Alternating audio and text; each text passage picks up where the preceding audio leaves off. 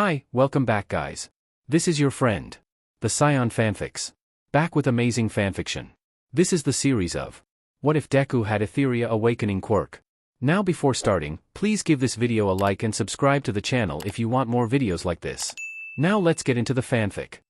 Watching over the Whispering Woods and its borders between it and Bright Moon wasn't the most exciting position to be part of, but it was necessary. Especially with the increase in horde attacks and the number of refuges escaping burning villages and encampments. Doubling guards on routes both busy and barren would help in terms of keeping escaping refugees safe and escorting them to safer encampments closer to Brightmoon's keep, as well as see and predict possible horde movements. But that would also mean thinning numbers that could be used elsewhere, but the woods itself made it more manageable. The canopy of thick vines, twisting branches, massive trees and other unknowable forces that made up and surrounded the wood are what kept the horde from aggressively moving through it and assailing Brightmoon. That, and what the rumors would have you believe. And how anyone who goes in, never come back out. Be it horde or rebel alike. Sometimes, when one would travel near the edge of it, you would hear the whispers of the lost calling out for help or whatever they had said before they had entered to whomever could hear them. Only becoming more twisted the further one went in. So, hearing the cry of a child was not too uncommon, as sad as it was. This time it was different somehow. It was a child no doubt, but it came out clearer than most of the cries from the wood. Especially when it came out as bunch of unrecognizable sounds or stranger still, possible words of some unknown language. But no would know it was the cry of a lost child from a place that never existed on Etheria. But another world unlike anything they knew. This is the story of a powerless boy and his journey through a strange, ancient world still full of life. The universe wasn't fair to Izuku Midoriya. Not only was he born without a quirk, but on top of that his friendship with Kaken instantly began degrading, faster, when he found out about it, and the bullying only worsened from that point forward. Only 3 years over when a quirk should appear and already wishing for his non-existent quirk to activate. To do something. Every night he hoped that something would happen. That he would wake with his quirk and become the hero he always dreamed of. Then he started dreaming of something else. A thick forest where barely any sunlight reached the ground. Tiny voices calling out to him that he never understood or sounded like nothing he's heard of before. However, he could only guess they wanted him to come deeper into the twisting tree line or warnings not to. He never did go further, thinking it was only some strange nightmare. That he should really stop watching those creepy documentaries about lost villain files before bed. Every other night then on, however, he would see the forest and the picture became clearer with each visit. He could make out the color of the grass he stood on, the turquoise vines twisting around the trunks of the ashen gray trees, how tall some of trees really were, the massive roots that upturned the earth around some of the trees were as if reaching out to someone. To him. Each time he would turn away and he'd wake up never to see that dream for the second time he went back to sleep. Only for him to show up at the edge of the forest again another night, and his curiosity only grew from then on. Months had gone by and Midoriya began writing and sketching what he saw in those dreams in a spare notebook he had lying around whenever he wasn't busy with school or taking notes on heroes. He thought about bringing it to school with him just in case he had a theory about the forest or another idea what the voices could be saying. He went against that thought as it could be mistaken as one of his hero journals in the heat of moment and accidentally write in it instead of the proper notebooks he had chosen for quirk theory and other hero profiles. Or possibly Kaken would burn it for a laugh, most likely mock him for keeping a bullshit dream journal UDMN Deku, and then toss it somewhere, and he couldn't exactly look up the information about what the forest tried to whisper to him that night, unlike any hero fan forum. Not without lack of trying when he had time off from school or from making hero profiles to find any footnotes about any weird-looking whisper forest that looked like the one in his dreams, or searching, is it weird to dream about strange forests, only to find bad horror stories, what dreams meant lists and the odd tourist attraction nearby. His curiosity and excitement of the forest only grew more with each night as it became more and more clear and how unique it was. Taking in as much detail as he could as what felt like only minutes, maybe seconds at a time, as he became more adjusted to standing next to the forest.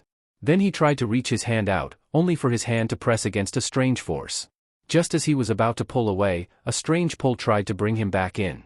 Struggling at first, scared, Izuku managed to pull away and woke shortly after. Izuku began to wonder if this was his quirk. To see faraway places in his sleep. But that didn't explain the whispers or the pull when he reached out. Travel? Instant teleportation through his dreams?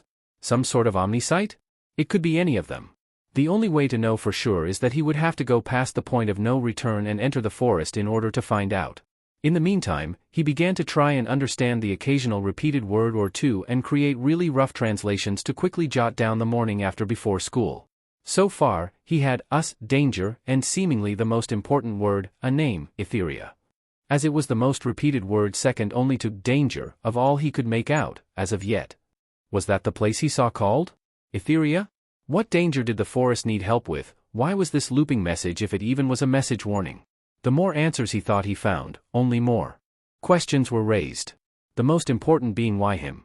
Why a useless, quirkless kid is getting these dreams? He had to know. He had to find out why. It had been weeks since he tried reaching out to the forest. Sitting at his desk in the middle of the night on a weekend trying anything that could help him crack this, but his theories were hitting a wall. No matter long he tried to comprehend the frustrating gibberish that the forest was whispering, he had only gotten those 3 words, and even then, they might have been a stretch of what they actually meant. But most of all, he was scared. Scared that it might just be that, a dream. A stupid dream that was never meant to mean anything, only making sense because his brain is filling blanks for him, only hearing what he wants to hear. He couldn't help thinking what the other kids or even the teachers would think of him if he told any of them. They would definitely throw it back in his face saying that he's crazy and or that it was a way to cope with his lack of a quirk. And that was the nice version. Izuku couldn't tell his mother, she would support him no doubt, but in a anything you say honey, not a I believe you way, and that was when he realized. He had no one to talk to about any of it. Or anything for that matter. No friends, no dad, only his mom. And that this was in fact crazy. A very tired, very frustrated green-haired boy grabbed the notebook from his desk containing everything he had on the forest. Sketches, theories, everything, and translations of the 3 stupid words he had. In his bout of frustration, threw it across his room only for it to flutter harmlessly down beside him on the floor. Izuku blankly stared at the book below him, slowly picking it up and holding it, almost tempted to crumpling it up with whatever energy he had left. Small tears began to form at the edges of his eyes, finally realizing that this whole thing was a stupid waste of time. Wiping away the tears, arms falling to his sides and notebook still in hand, he yawned and went to bed hoping to never see that stupid forest again. Only to be placed at the exact same spot every time he came here. Izuku looked angrily at the edge that taunted him for weeks, possibly even months. Even here he was still holding the notebook, the hours wasted when could have, oh, what was the point? He looked at the notebook one last time before throwing it into the forest. Expecting the dream to end then and there, instead his anger turned into surprise and then curiosity as he saw the notebook pass through that same sort of invisible force he found weeks ago and gently land in a small clearing beyond. He slowly reached towards edge only to recoil at the last second. What if this is that point of no return he thought of weeks ago? If he did this, there would be no turning back. He would finally get the answers he so desperately wanted. But what if he got stuck? Would he be trapped in his dream world forever? He would leave his mom behind just for the smallest chance to see beyond the edge? Or would he simply wake up when he crossed the veil, and the dreams would end there for good? He had to know. He pressed his hand against it, the veil shimmering at his touch. The whispers grew louder and more twisted as he pushed against the veil.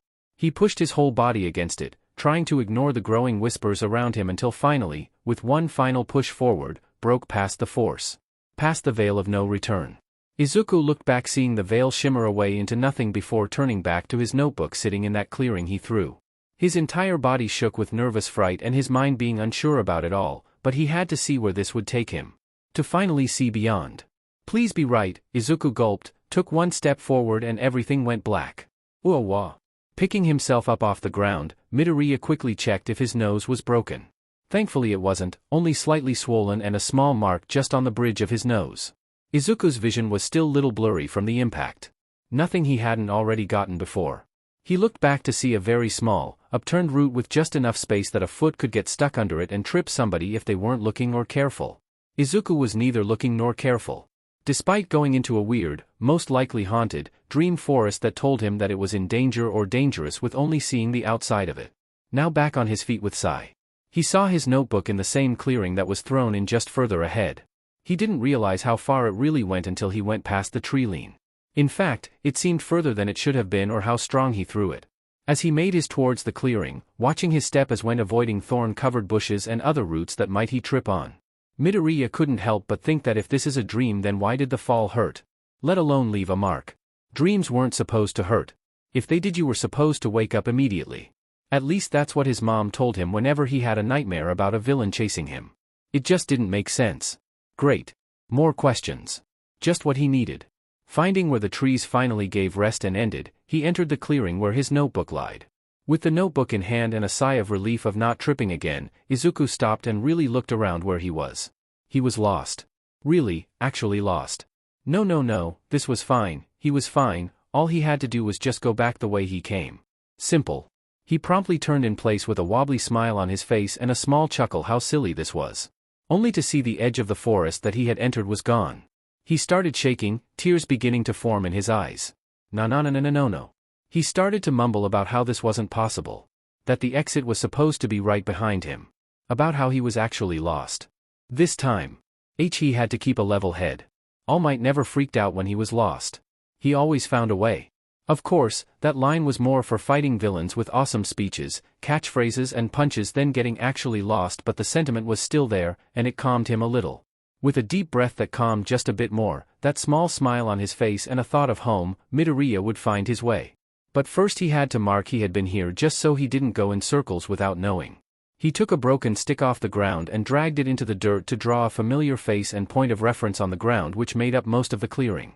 Anand, there. With the rough etch of his idol's face on the ground. Izuku now had a point of reference in case he did come back here by accident. Now had to choose a direction based on the face. Looking to the face for a moment, he finally decided to go left of the face's eye. Time to make his way.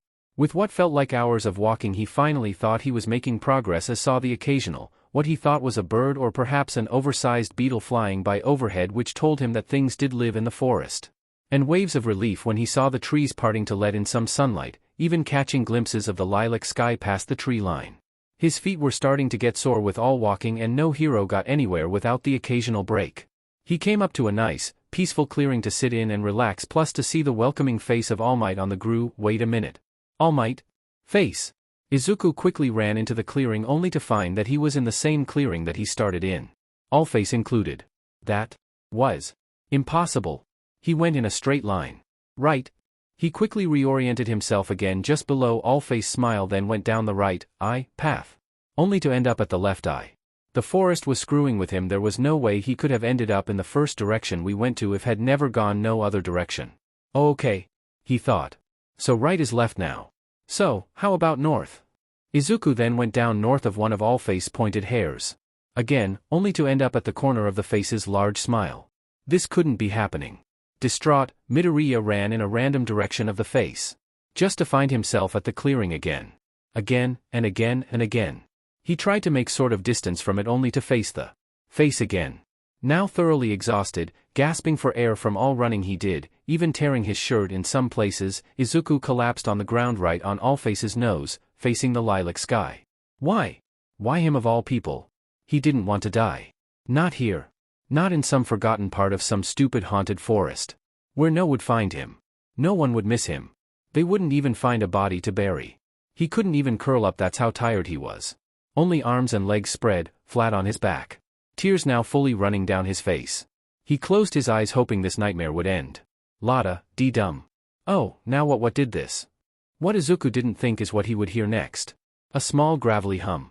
Slowing, looking up, Izuku saw a large purple bush moving just a few steps away from him. A basket filled with all sorts of colored flowers hanging from one its robed arms and a broom in the other, only to put down and kneel over to take flowers from the basket and plant them where Izuku dragged his stick to make All Face, filling in the dirt after it was secure and moving to the next empty space. It already filled a small chunk of All Face's jawline with flowers and making its way towards the ears.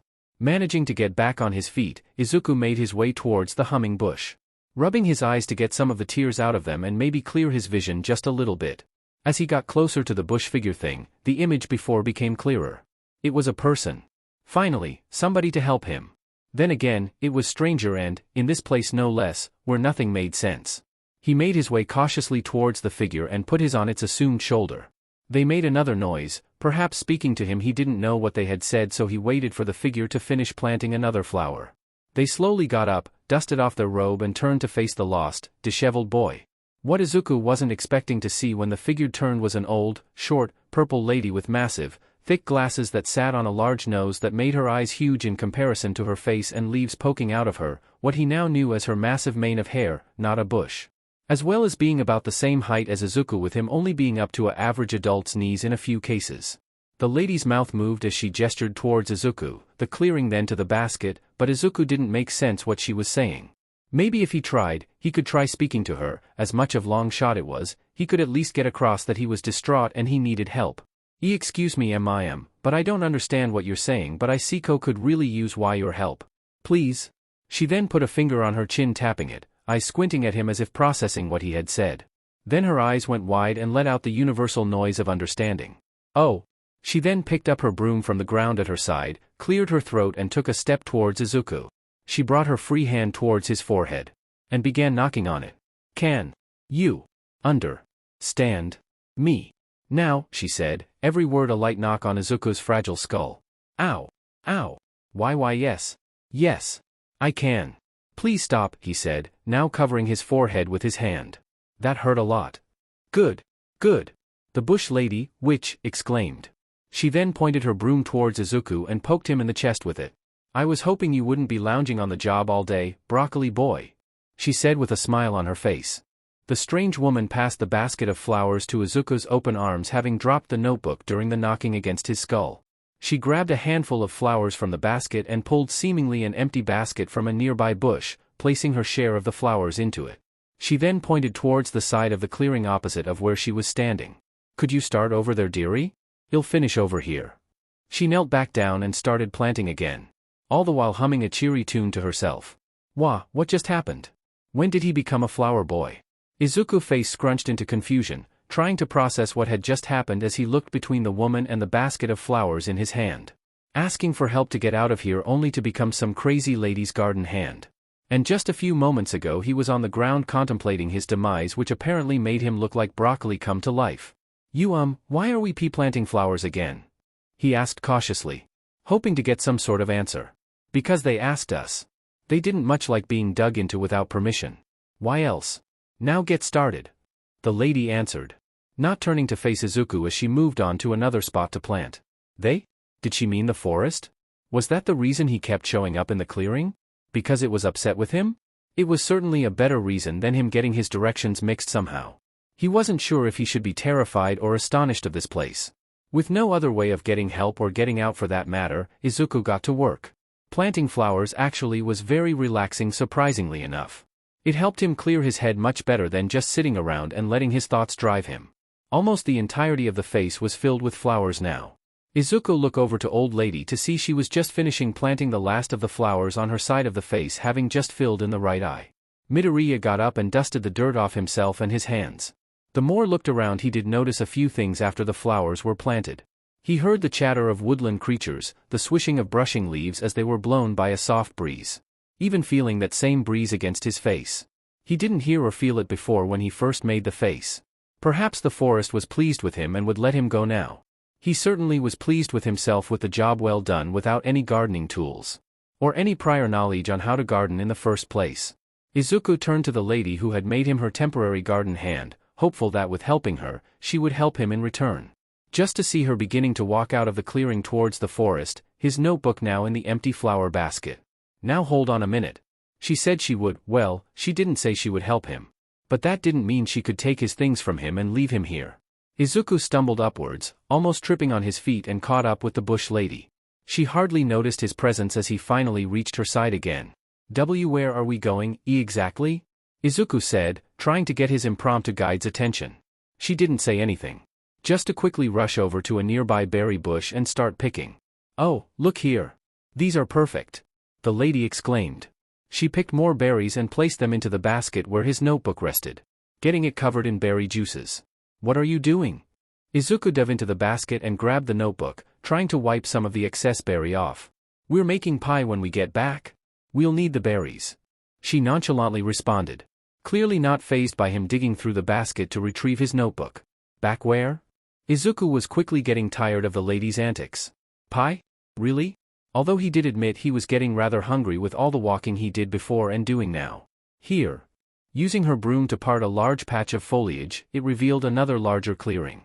A hut with a small chimney sat peacefully at the opposite edge of where they were standing. Smoke already bellowing from the chimney. Come, or we'll be late. The lady made her way off towards the hut, with the boy right behind.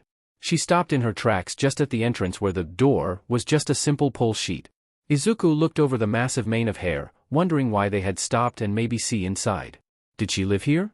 After a moment, mumbling something to herself, she entered the hut with Izuku close behind. She placed the half-empty basket of berries next to a nearly identical, completely full basket of berries. Those are for tomorrow. Or yesterday? Oh well. Can never have enough, I say. She went over to the stone oven and left her broom to the side. Izuku could only watch as she moved across the one-room hut as if doing this thousands of times. Preparing crusts and tins for the pie they would be making. Tomorrow. Tomorrow? What did she mean tomorrow? He couldn't stay in some hut in the middle of nowhere. His mom would be worried to death about him. His mood instantly soured, and his thoughts took over any sort of calm he once had. Noticing the shaky sniffles of the green-haired boy, the bush lady walked over to him. I know exactly what you need. Pointing to him. A calming, cheery smile on her face as she looked to him. Izuku looked up to face the old woman, still sniffling. Trying to wipe away the snot running down his nostrils from both his own sadness to all of the strange smells that entered his nose when he came inside. A good night's rest. Even vegetables need sleep. How do you think they grow? She spoke with a sweet smile. Izuku's face dropped. More flabbergasted and annoyed than sad. Sleep? She wanted him to sleep here of all places? Thinking about it for a second, it was a better idea than just wandering the forest until the middle of the night and collapsing from exhaustion. He did see that the sky did change. Only becoming slightly dimmer and there weren't any stars. So maybe it was night here. Wherever here is or was. During this entire thought process, Izuku looked over to see a small blanket and pillow had been set for him in the middle of the room away from any stray pie tins. Izuku stared at the makeshift bed and, with a gulp, began to lie down on the mat. It was actually really comfortable and already felt himself drifting to sleep. Guess he really was that tired. The lady stood at the doorway, taking her glasses off and wiping them with her robe. Get some rest, dearie. Raz has a big day ahead of us. Raz placed her bottle glasses back on and with a flourish, left the hut, closing the curtain behind her. So, that was her name. Raz. He never did ask for her name at any point since he met her. Before he could think of any more questions, sleep finally took him once more as he drifted away. Izuku tossed and turned in bed. Now feeling a heavy blanket on top of him. Turning with one eye vaguely open to see his signature 5th edition Sliver Age All Might alarm clock reading 8 a.m. Wait. Izuku jumped out of his bed. His bed. Tossing over his All Might blanket in his astonishment. He couldn't believe it. He was back home. He noticed that the notebook was still in his hand. Izuku quickly rushed over to his desk and began writing everything that happened, his vigor and interest renewed with that last visit to the strange forest. Quickly making an entry on the bush lady Raz on an empty page and already writing new theories about her and the forest. Sketching as much of her appearance as he could remember. A knock came to his door, and concerned voice echoed behind it. Izuku, honey? Are you okay? I heard banging and shouting. Did you fall out of bed again? I'm okay, Mom. Jay just had a crazy dream. All right, sweetheart. Breakfast is ready for you, come down quickly or it'll get cold. Okay, thank you. With that, he turned back to the finished sketch and wrote Raz underneath portrait. Stomach rumbling, he closed the notebook and made his way to the kitchen. Eager to taste whatever his mom had made. What he didn't notice until later that day, is that there were still berry stains on the back of the notebook. It was real. It had to be. It was right in front of him. That was Izuku's thought process when first stepped into the forest. Only being able to see the outskirts of the strange place every other night. Now he could enter it whenever he went to sleep that night. It was upsetting at first to wake up on the floor of the old hut when he had just fell asleep in his comfy bed. But to feel the breeze through his hair, the smells, sights, sounds, and even touch the ashen trees. Izuku asked them if it was okay first, having learned a couple nights ago that the forest was alive in its own strange way, and he didn't want to end up like when first came here. It was breathtaking and unbelievable. He wasn't alone either. Other than the forest itself, there was his sort of guide to the forest, Raz. Raz would show him how she manages to navigate the dense darkness of the forest in her own way, of course. Her own way being that most of the time, she would leave Izuku's side once he looked away to take more notes on nearby fauna or flora, and he would have to navigate the forest himself to find her or his way back. Half the time, he did find his way back to Raz or her hut just following the old, crazed cackles from the forest hermit or trails of dried leaves she left behind. Other times he would become somewhat lost again. But instead of going in circles and ending up in the first clearing, Izuku would find himself in a different part of the forest entirely. From large cave entrances with sleeping beasts within that Izuku narrowly avoided, to ruined huts from what he guessed was other people. even spotting some edible foods here and there when he got hungry. This time, however, as the boy wandered, the ground turned from the soft dirt into a smooth crystal-like flooring. His shoes clacking against the strange material. Broken and lopsided stone towers with strange lines built into them, paired with the frequent sight of debris from the towers, made up the sides of an imposing walkway up leading to somewhere. Before long, did the path finally end. A massive crystal temple long faded from its glory stood before the boy. Despite how decrepit and faded it was, it still glistened and sparkled in the light. Mouth agape with awe, Izuku took out his notebook and began sketching as much of the ruin he could, trying to get as much detail as possible. He walked further down the faded crystal path towards the entrance of the temple, taking it in and sketching as much as he could before finally coming to the door, nearly bumping his head against it. It was slanted upwards, implying the diamond-shaped door led downwards, perhaps deeper into the otherworldly structure. Izuku placed both of his hands on the door, scanning or feeling for any sign for how it opened or if it opened at all. No luck, however, as it seemed completely sealed. He did notice the same repeating lines, points, and shapes on the door as with the towers leading towards it. Izuku took a step back to get a better look at the door. Maybe it says something if looked at the right way. No matter how he looked at it, however, even standing on his head at one point, he couldn't understand what the purpose of the symbols on the door meant. Perhaps it was simply decoration? Either way, Midoriya added it to his new ruins section of his Theories and Mysteries of Etheria Vol. 1 notebook. Izuku did finally find out that the place he did reside now was called Etheria. And the forest was simply a part of it. He only did, however, when Rez muttered it when she was scaling a similar-looking ruin like a pro acrobat, with the boy lagging behind for more berries as bushes grew in and on top of the overgrown towers. Then on the ground itself. Shaking the strangeness of his guide away for now, Izuku started to go through whatever notes he had on Etheria so far as he made his way back to the hut. Filled to the brim with questions on Etheria itself, he had detailed sketches on all the ruins he had accidentally discovered with Raz on ingredient gatherings, profiles, profile of the one humanoid person he's met so far and questions about them. Questions beginning like, how old was Raz, how long has she lived in the forest, how was she able to speak perfect Japanese only from one conversation with Midoriya when it was clear she was speaking possibly the local language. Why had he only met Raz so far and not anyone else? Despite obvious signs of other people in the forest. He really hoped that he and Raz weren't the only normal people here. Or they were the only survivors of some sort of apocalypse. Izuku nose deep in his notebook, crafting more theories about the temple's purpose and sketching the door from memory, did he find himself at the edge of a cliff shortly after. Only noticing when sunlight touched his skin and a more open breeze hit him. Izuku looked back at the forest confused. He was for sure in the middle of the deepest parts of the forest. How did he end up out here? Wow! Izuku turned around and there at the cliff's edge, did Izuku find himself at a miraculous view. What he saw in the far distance was a great castle, shining and sparkling in the sun light. Built into the side of an even larger mountain, the magnificent marble keep wrapped around the mountain with what looked like tents and houses built at the base with swampland surrounding it. What grabbed his attention most was the large, marble and gold opulent tower that seemed only stone's throw away from the entrance and what gently floated above it. A large, shimmering oval stone which glistened with something like moonlight. This was amazing. He had to capture this moment. He had to. Oh, if only he thought of bringing a camera. How would that work, tumbling the notebook in his hands, excitement in his eyes and nearly hopping in place. Izuku opened the notebook only to find there weren't any empty pages left.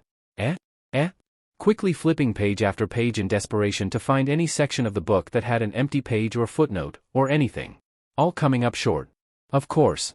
Just when he found some sort of civilization and unable to even get down from where he was and unable to at least see other people from how far he was when the notebook was full. Ugh. He'd probably never find this place again too. Why did the forest only take him to amazing places once then never again? It was because of that reason Izuku brought the notebook everywhere he went. For that, just in case he found something spectacular. All of his previous excitement had sunken to the bottom, knowing he should have brought another empty journal with him. With a muddled sigh, Izuku sadly made his way back towards the forest, back turned from the only civilization he would probably ever see here. His good mood now sufficiently stuffed, dragging himself back wherever, occasionally looking just to see how far he actually was going. Izuku tried to alleviate some of the disappointment by going through the full notebook, reading on every ruin he's seen before and comparing it to the castle he saw. It was hard trying to compare something that you might never see again to get the finer details in a sketch, but it helped keep his mind off things and distract him. Mumbling as he went, Processing the purpose of the moon-like stone and the keep itself, Izuku heard something he never thought he'd hear in the forest. It was faint but definitely there. Crying, someone else was out here. Crying. Another person. Or it could be another trick of the forest. Or Raz's cackling but muddled by the forest itself. Or some sort of adapted predator trying to lure him in and eat him. Izuku should just keep walking and ignore it, his analytical side of his brain told him. But the side that wanted to become a hero told him to go and help whomever this was. That was the purpose of a hero. To help those in need. No matter where you were.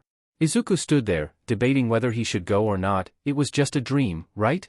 He would probably never hear or find the crying again after tonight. Like other nights. Then he heard screaming. Then Izuku's legs moved on their own. Why was he running? Why was he running? He shouldn't be running. He should be, running in the other direction away from the possible danger. But his body wasn't listening. It was bolting towards where he heard the scream last. Nearly tripping over Root and himself as he went. The forest going by as Izuku ran faster than he ever had before. Izuku was getting closer to the source of the scream, and it was getting louder. Then a horrible chittering noise took its place with what sounded like lasers zooming by and struggling.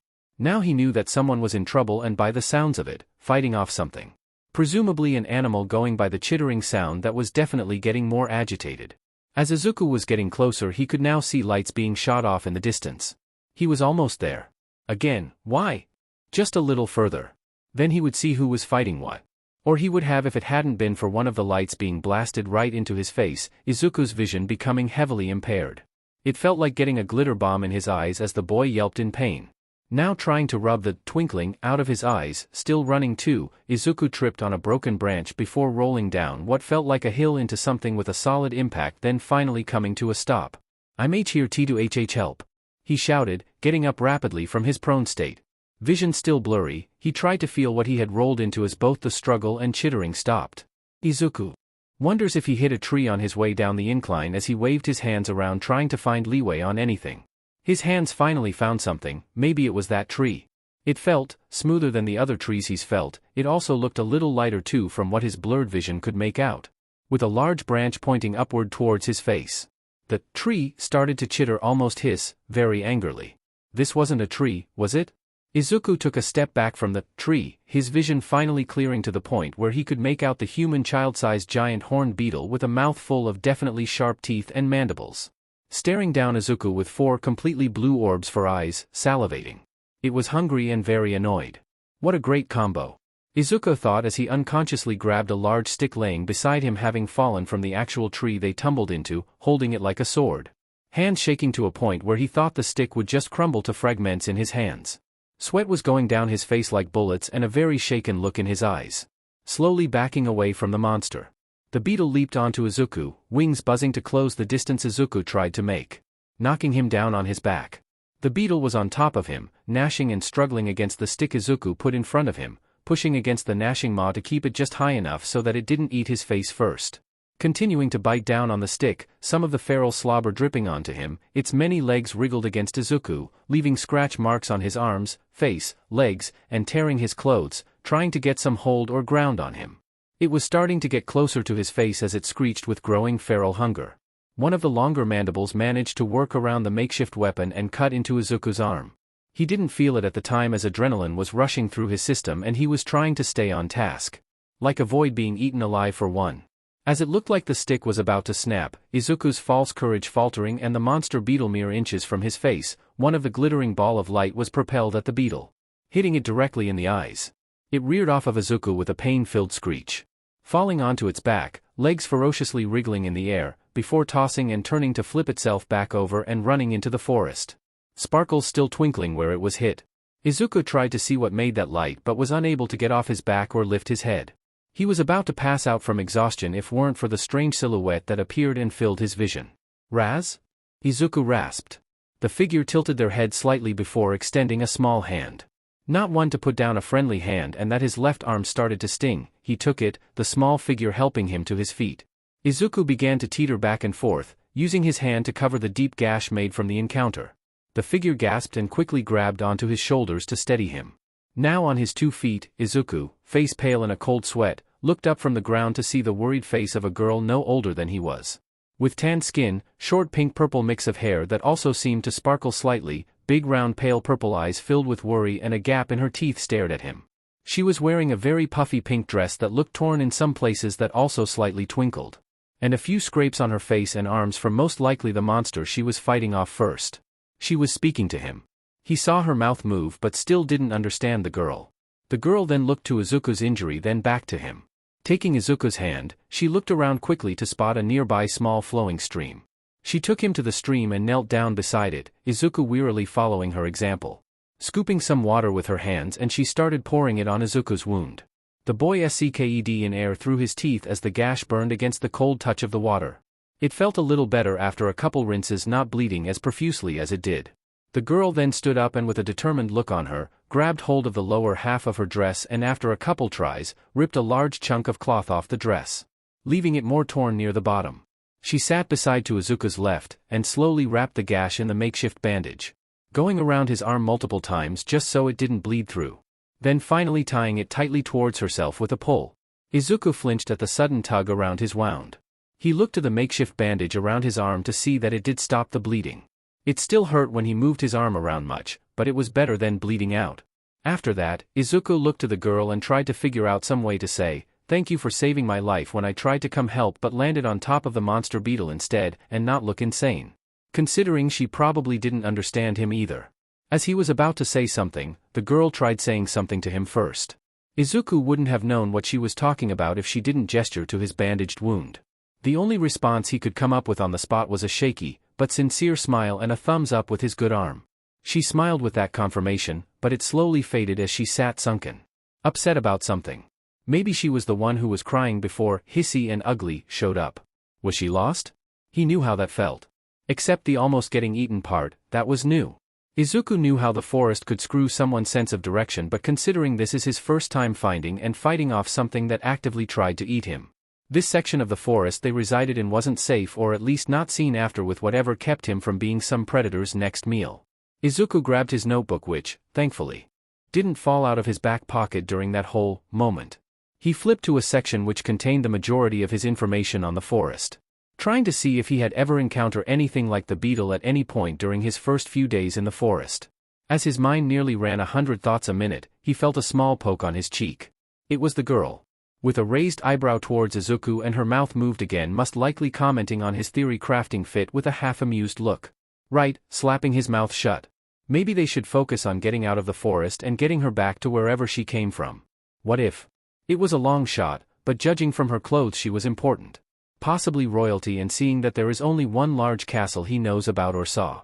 Izuku grabbed what remained of his battle stick and dragged it into the softened dirt. The girl merely watched in confusion as he began drawing what could be possibly her home. Finished with the rough etching, Izuku gestured for the girl to stand besides. She hesitated at first but obliged after a pause and made her way around the etch. She now stood beside him. She looked to the etching, recollection filled her eyes.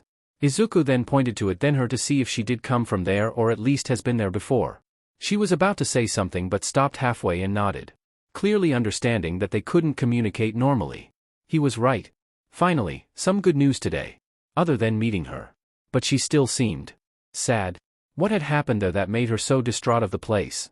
Maybe he would find out eventually if he stuck around, that is. The girl shook her head, slapped her cheeks, and grabbed Izuku's still good hand with a bit force, now squeezing tightly. What was she up to? It looked like she was focusing very, very hard, judging by the scrunched look on her face and the blush on her cheeks. Izuku wondered what she could possibly be preparing for, but before he could make a sound or anything, in the blink of an eye and a flash of glittering light, they were suddenly on the same cliff edge Izuku was before minutes ago, overlooking the great castle. Both were completely disoriented from the sudden jump from deep forest to open cliff face. It also looked like one of them was going to throw up. Izuku ran to nearby bush and threw up, leaving the teleporting girl for a moment to empty his lunch. So, she could teleport. That's amazing. He would totally make a quick profile if he wasn't sick to his stomach. And if the notebook wasn't full.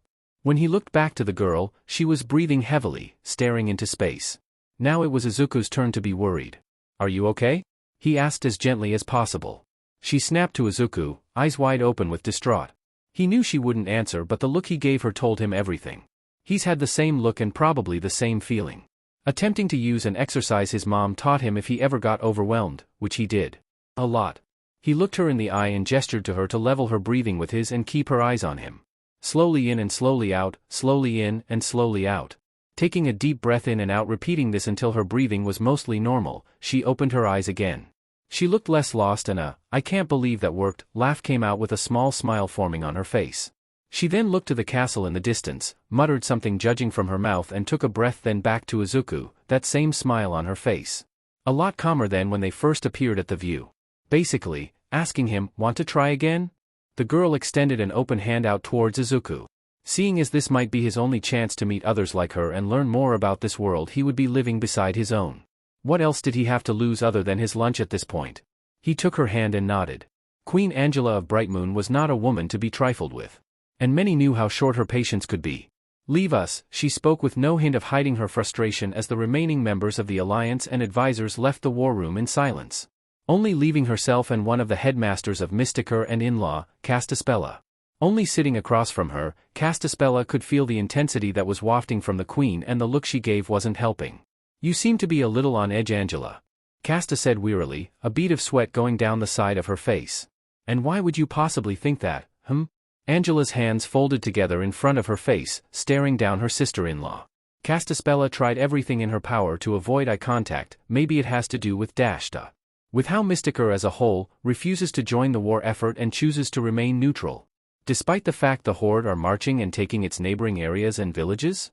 Or is it the fact that I have lost my husband, your brother, the king of Brightmoon, the greatest sorcerer in Etheria, to the Horde? Well, and with his death the remaining princesses have pulled their support to protect their own borders and families, and I'm left to keep what's left of the alliance together? Or maybe how I had to tell my only daughter, who is only 8 years old mind you, that her father isn't coming home. And now she's been missing for hours after seemingly having awakened her powers." Angela rested her head in one of her hands, rubbing one of her temples. "So, yes, Casta. I am a little on edge at the moment. Perhaps I should mention no one has found her yet." Angela got up from her seat and left the table. "Where are you going?" "Finding my daughter," Angela said matter of fact as she strode to the door of the war room. Castaspella getting up from her seat as well, right behind Angela. "She could be anywhere. You can't mean to look all across Brightmoon and the entirety of the Whispering Woods, are you?" Angela stopped just before her hand reached the door. "What else would you have me do?" She turned to Castaspella, a look of both grief and anger on her face, wings flaring. "Simply wait here for the scouts to tell me they found a mangled body of a child? Or worse, a message from the Horde? And risk yourself being captured as well?" Castaspella said with no hesitation, looking softly toward the grieving woman before her. Angela took a step back. I know you're terrified." Casta went to stand beside her sister. She continued, "I am too, for what the future might hold. For everyone, for all of Etheria.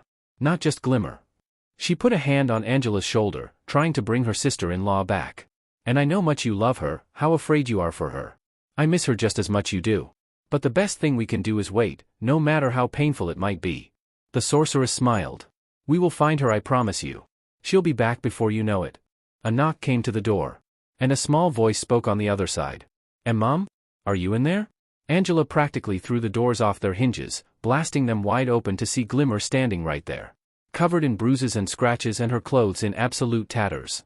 But she was alive. "Glimmer!" Angela rushed to her daughter, scooping her up in a mother's embrace. Almost dancing around the room. "Glimmer!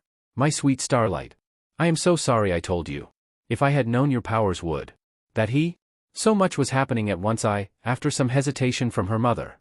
Glimmer began to speak. "It's okay, I would have found out sooner or later, I guess," Angela sighed, gently setting her down and kneeling down in front of her. "But you shouldn't have found out, or at least I should have waited before your powers manifested and you were trained properly in them." Angela let out a sigh of relief, probably the only breath she had taken since holding Glimmer.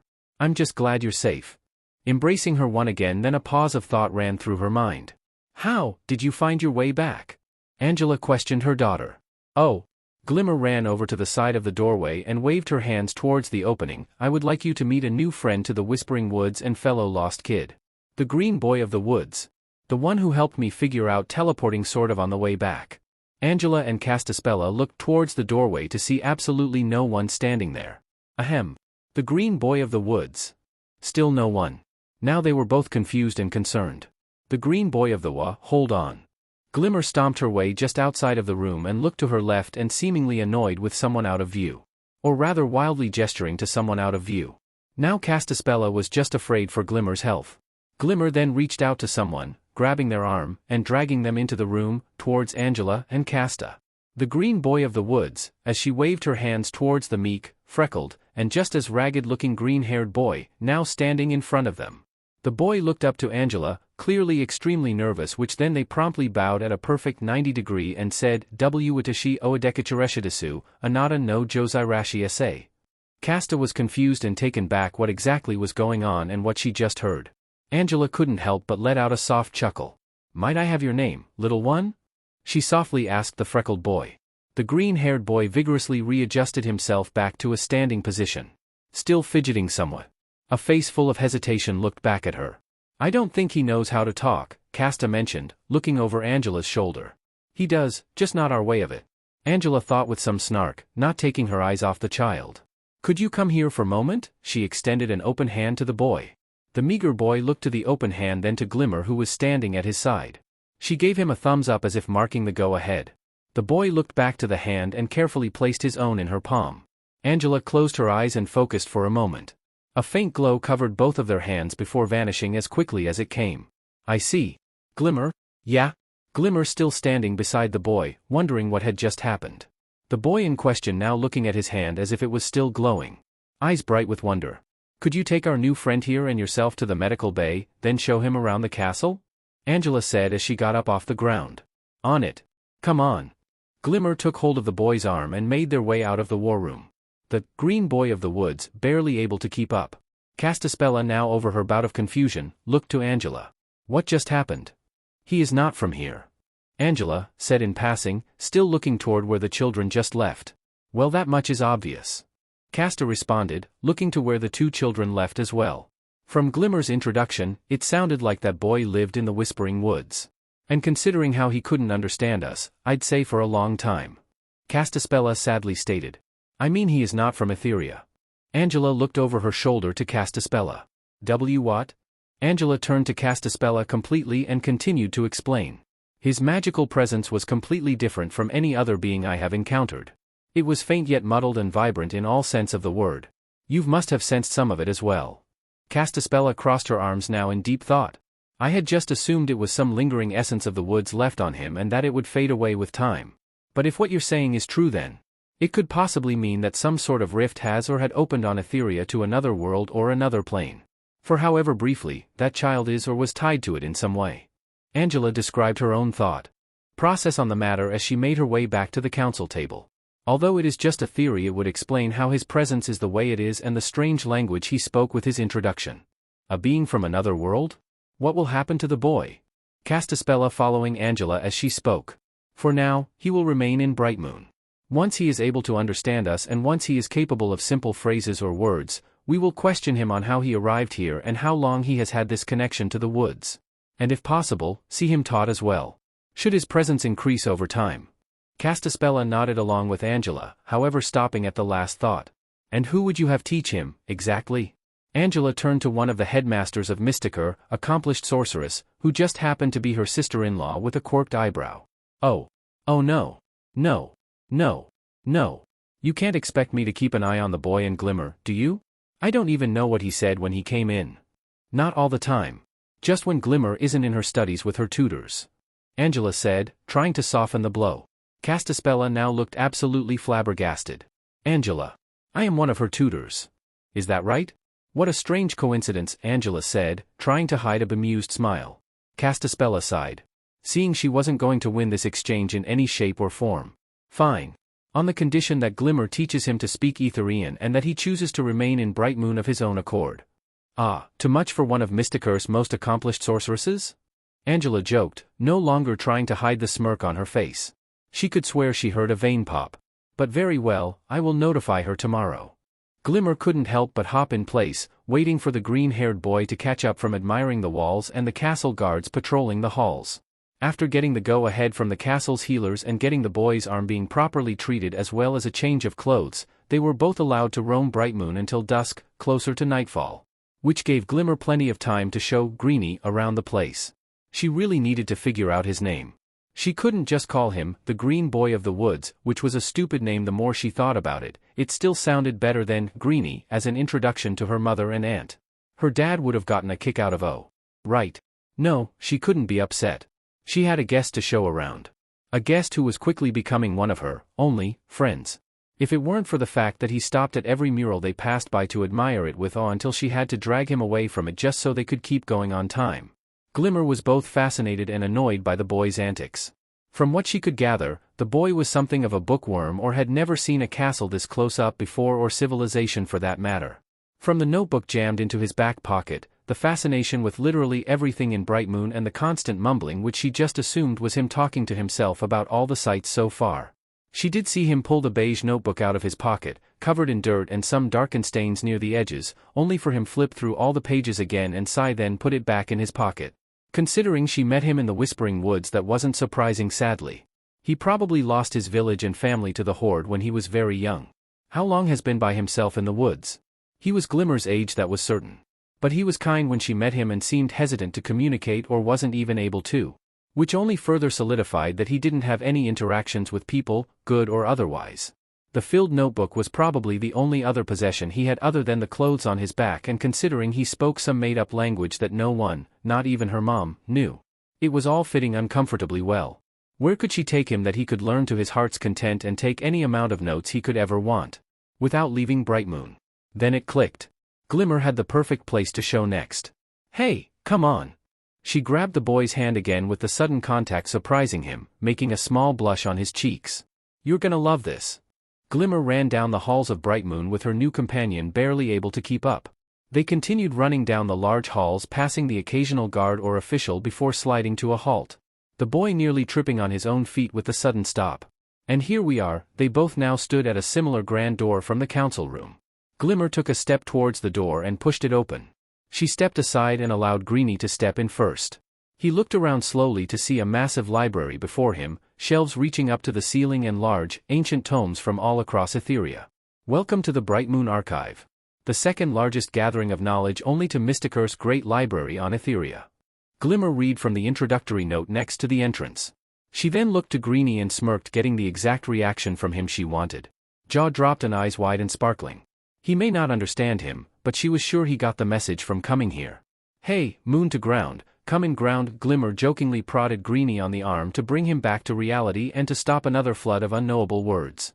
He quickly snapped back to the present and rubbed the back of his head, nervous blush, and all. Goma nasai, the boy meagerly said. Only to stiffen up, snap his mouth shut again and just bow to Glimmer. With that exchange, Glimmer had to guess he was sorry for spacing out like that. It only made her feel bad for him more. Hey, it's alright. Everyone has their little quirks. You just really like books, huh? She finished with a friendly punch to his arm. The boy eased from his position and faced Glimmer with that smile which could light up a room. She was going to be his first friend, and as his first friend she had to figure out his name. With that, they both began to wander the archive. Well, Glimmer was looking for basic books on common with Green close behind. It took some digging, but she did find a couple basic tomes on the subject. They both took their findings to nearby table and opened one up. Okay, Glimmer started, pointing to a couple simple phrases in the tome. Let's start with where we are. Etheria. Try that. Tapping on the word for emphasis. Green looked to the pointed word and nodded, clearing getting what she was trying to do. Unfortunately, he absolutely butchered the pronunciation, adding all sorts of noises that had no place in any language. He looked to Glimmer with a shaky grin which she shot down. Green's head dropped in disappointment. This was going to take longer than she thought. After a few solid hours of trying other words and introductions, a thought came to Glimmer. Don't you have anything in that notebook of yours? Anything that could help? She turned to him and pointed to his book, trying to get hers across. Green blinked in confusion a few times before realizing what she meant and reached for his back pocket. He pulled out the beat-up notebook and opened it next to the tome. What was weird about it is that he didn't have to flip far into the book, as she could see 3 very mangled and almost illegible words with series of symbols beneath them. Other than that, they were definitely Etherian. Green took the notebook and moved it as closely to the word without covering it and looked back and forth between the two, writing and erasing both the mangled word and symbols below it. EET, her, EF, IA. Green was now blaster focused on getting this memorized. Maybe she would learn his actual name sooner than she thought. It was slow, but it was progress. and she couldn't help but get into the new mood that the green-haired boy brought to their study session. "So, this is where you two are." Angela made her towards to the table where the two made their study session. "And already in study. I suppose I didn't have to tell you after all." Angela looked over to see multitude of tomes the two were going over at surprising rate to say the least. "Hi Mom." Glimmer glanced at her mother, barely acknowledging her presence before returning to the tomes and the boy. "All right, try this one." She pointed to another word, part of an introduction from a passing glance. The boy struggled to pronounce it, but it was getting better, more understandable. "As much as I hate to cut off good progress. It is getting late, and you, both of you, should be getting some rest." Angela smiled at the groan that her daughter gave. If only she was this interested in her own studies. "But Mom, we're on a roll. Look." Glimmer looked back to Green. "Try Etheria, like we practiced." She gestured towards the wing being before them. The boy opened and closed his mouth multiple times with only a few noises actually leaving him. Then after a solid moment he spoke. Etheria, eh?" Green questioned his own sounding of the word and winced. "See? Progress," Glimmer stated proudly. Angela simply smiled at what was happening before her. Green, as Glimmer referred to the boy, let out a relieved sigh. She let out a chuckle. "Yes. Progress. Well done. But with progress comes rest for progress tomorrow." Angela slowly closed the tome that both were completely focused in. "Mum. We were almost at hello, just a little longer." Glimmer pouted at not being able to teach Green anymore. Is that why she doesn't take her studies seriously? Because she wasn't the one giving them? "They will be here when you get back, or if you would like, you can take them to your room so you can study there." Glimmer's expression changed to hopeful and excited at Angela's decision, with the boy picking up on the mood of the room shortly after. But Glimmer's face dropped. She didn't like that word. Angela continued, switching to a more motherly tone. "No late-night sessions, and I don't want to hear how it affects your studies poorly. Should you say yes? Do I make myself clear?" Glimmer nodded, but still upset that her session was cut off. Green on the other was just confused, only being to pick up on a few words here and there. "That is all I wanted to say. Good night." Angela turned from the children's table and began walking to the exit. "Mom, wait." Angela stopped just before the door and turned back to Glimmer. Is it okay if he stays in my room for the night? Just so we can start bright and early." Now there's something she didn't think her daughter would say for someone she just met. Then again, she didn't have many friends. Only having one other she met during their trip to markets a couple days ago.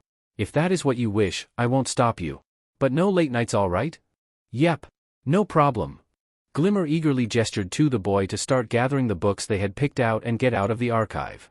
Both of them now carrying all the tomes they took out. Even a few on history. Glimmer left the archive with Green right beside her. Angela sighed. It was good they were getting along, despite the language barrier. One less thing to worry about, and today was nothing but worries. Izuku, now carrying 2 heavy tomes, followed his new friend? He still wasn't sure, to another large door. After a moment of words being spoken to Izuku and him not getting much of it, she pushed it open to reveal a rather nice bedroom. A small staircase leading to a lower area where a small bed was. A couple dressers, tables, bookshelves took enough space around the room's corners and walls, with large pillows scattered across the more open spaces of the room, with a few hanging lamps for light and large stained glass window just north to the door, with a step just below the window poking out of the wall to allow you to sit and look out. He was almost overwhelmed at the space. Plus, the fact he was possibly learning a whole new language did him well not to realize he was in a girl's room. Yep, this is not a girl's bedroom, this is more like a living room. With a bed. Living rooms could have beds. Now, trying to avoid that thought, Izuku didn't realize that the girl had cleared a space for the books and set a sleeping bag and pillow for him. She shook him slightly and pointed to the cleared table. They had made good progress, Izuku thought. He almost had the beginning of an introduction and a few words. He was hoping to learn her name though. Maybe tomorrow, as he put the books down on the table. Only to have another smaller book shoved into his hands. Izuku looked to the girl, who had a big grin on her face, and then looked down at the book. It looked like a leather-bound journal with an ashen color to it and a small crescent moon-shaped white-colored buckle on the front to keep it closed. It was kind of like one of his notebooks back home. Oh, and she gave it to him. No strings attached, no hard feelings or threats of burning it after. Just a gift. Like a real friend. Izuku felt like he was going to cry. He opened the journal to see that the first page was made up of hastily drawn symbols. Some of them looked like parts of the words they practiced today, and then it clicked. These were letters, an alphabet of a kind. Izuku grabbed his own notebook to compare the word he wrote down. They matched with only a few discrepancies. He then grabbed the hand of the girl next to him and shook it. thanking her with each shake, happy tears now officially falling down his face. Izuku stopped before overstepping his boundaries. He had to be careful. He had to earn this gift with dedication to learning to speak to her properly. To thank her properly. The girl only laughed and made her way to her bed. Izuku did the same and started to wriggle into the sleeping bag. She clapped her hands, and the lights went out. With that promise made and his eyes growing weary, Izuku vowed to learn all he could whenever was in Etheria. Izuku awoke in the familiar bed of his room back in Japan, turning over to see it was just becoming morning with what little sunlight broke through his curtain-covered window. Taking the large blanket off of him and got up with very relaxed yawn. He then made his way to his dresser to get dressed for the day. But first, he placed the leather journal on top of the dresser, then reached into his back pocket to get his notebook. Wait, leather journal? Izuku did a double take at the same journal his friend gave to him last night. Back in Etheria. The place he really was starting to believe wasn't a dream world at all. But just to be safe, Izuku quickly ran through the entire thing, going over the first page dozens of times. After seeing it was exactly as how he left it back in his friend's room. His head was filling all sorts of more questions. At least until he heard his mom calling him. Shaking his head from the mind-blowing possibility, Izuku finished getting dressed.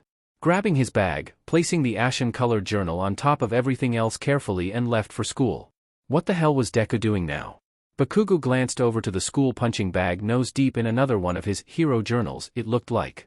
Sitting on one of the benches at a park just outside the school. He wouldn't think anything of it usually.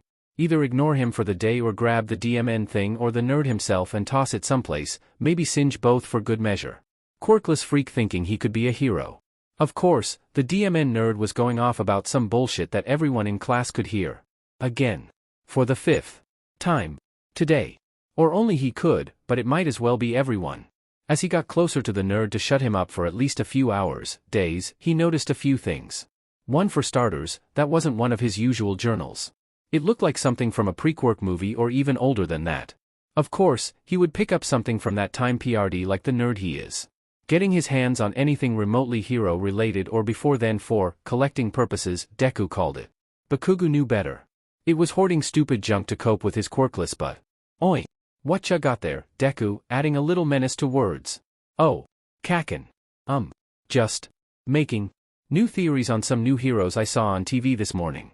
Bakugo rolled his eyes. I meant the book, dumbass. My last one got full, and I thought I should try a change of pace with a different one. Deku quickly closing the book before Katsuki could get a look. This was different. Deku always got the same kind of school notebook to take his crappy hero notes in. This one looked nothing like that. It looked important, more expensive. Deku was hiding something. Really? Then you won't mind if I take a look. Katsuki swiped the journal from Deku's unsuspecting hands. Kakin wait. Deku yelped as he got up from the bench just to be pushed to the ground by Bakugo. The blonde opened the journal, as Deku pleaded to give it back, expecting to see lame hero notes or secret plans to not get stomped by him. Instead, he found bunch of garbled nonsense with regular Japanese written underneath. Some phrases and others random words. The hell is this? The hell is this, huh? Bakugo flipped through more of the weird book, seeing only that the second page had actual writing in it with the next few pages just more garbled than the rest being blank pages. There's nothing but gibberish in this thing. Is this some cheap trick, Deku? Bakugo was getting sad at thought of being tricked. There wasn't anything in this thing. None of Deku's regular crap anyway. Why yep. Just a harmless joke journal haha. Could I have it back please? Deku meagerly said, still laying in the dirt where Bakugo pushed him. Was he telling him what to do now? Oh, this was more important than Deku let on. I don't know Deku, a smug grin on Bakugo's face grew as he continued. You tricked me Deku. Friends don't play tricks on each other like that. Waving the journal in his face like a fan. Tell you what. If you tell me what this actually is, I'll give it back to you, alright? Bakugo looked to Deku, his face twisting in thought. You promise? Deku looked up to him. Bakugo nodded. Deku let out a sigh. It's a gift, from a friend. A friend? Deku had a friend? Who in their right mind would willingly be a quirkless freak's friend? Nearly everybody hated him. Bullshit. Tell me what it really is, or it's going up in smoke. Bakugo was becoming impatient now, waving the book in Deku's face. Sparks popping off of his hands as he planned to blow it sky high. It really is just from a friend I swear. More garbage. Now he knew he was lying. Deku, only villains lie. You know what happens to villains, right? A grim smile was now forming on Bakugo's face. Deku's was starting to fill with fear. they get burnt. Bakugo activated his quirk, consuming the journal in a small puff of flame and dropped it to the ground. No! Deku yelled in a panic. Already on his hands and knees, trying to grab hold of the burning book. The bully shook his head, watching Deku pathetically try to stamp out the smoking journal. This is what happens to liars, Deku. Who'd want to be friends with your quirkless FRE, the hell? The smoke had cleared and both of the boys' faces turned to shock to see the ash-gray journal to be in perfect shape. The buckle shimmered, unaffected by the blast or flame. It was fine. The hell was this thing made of? Before Bakugo could grab it again and incinerate it this time, Deku scrambled to grab it first and ran. Hey! Get back here! The bully growled. Deku ran faster into the school, quickly slamming the door behind him. Ugh, whatever. He'd figure out what that journal was or meant to him and how it didn't even light to his quirk sooner or later. Especially sooner if he beat the info out of Deku. Looking back constantly even with the doors firmly closed behind him. Izuku was terrified that Kaken was going to chase him, then use his quirk on him and the journal for good measure. Speaking of journal, Izuku slid down the wall of the hallway to rest for a second and catch his breath. He examined the journal from cover to cover, which somehow survived Kaken's explosions. No blackened marks from heat or sparks. No burnt pages, not even any soot on the buckle. Absolutely nothing was damaged. Perfectly in shape as the night he got it. The buckle especially caught his attention. Izuku brought his free hand to the buckle. As he made contact, the buckle began to faintly glow to his touch. Bringing his hand back, the buckle's glow faded. Is that why?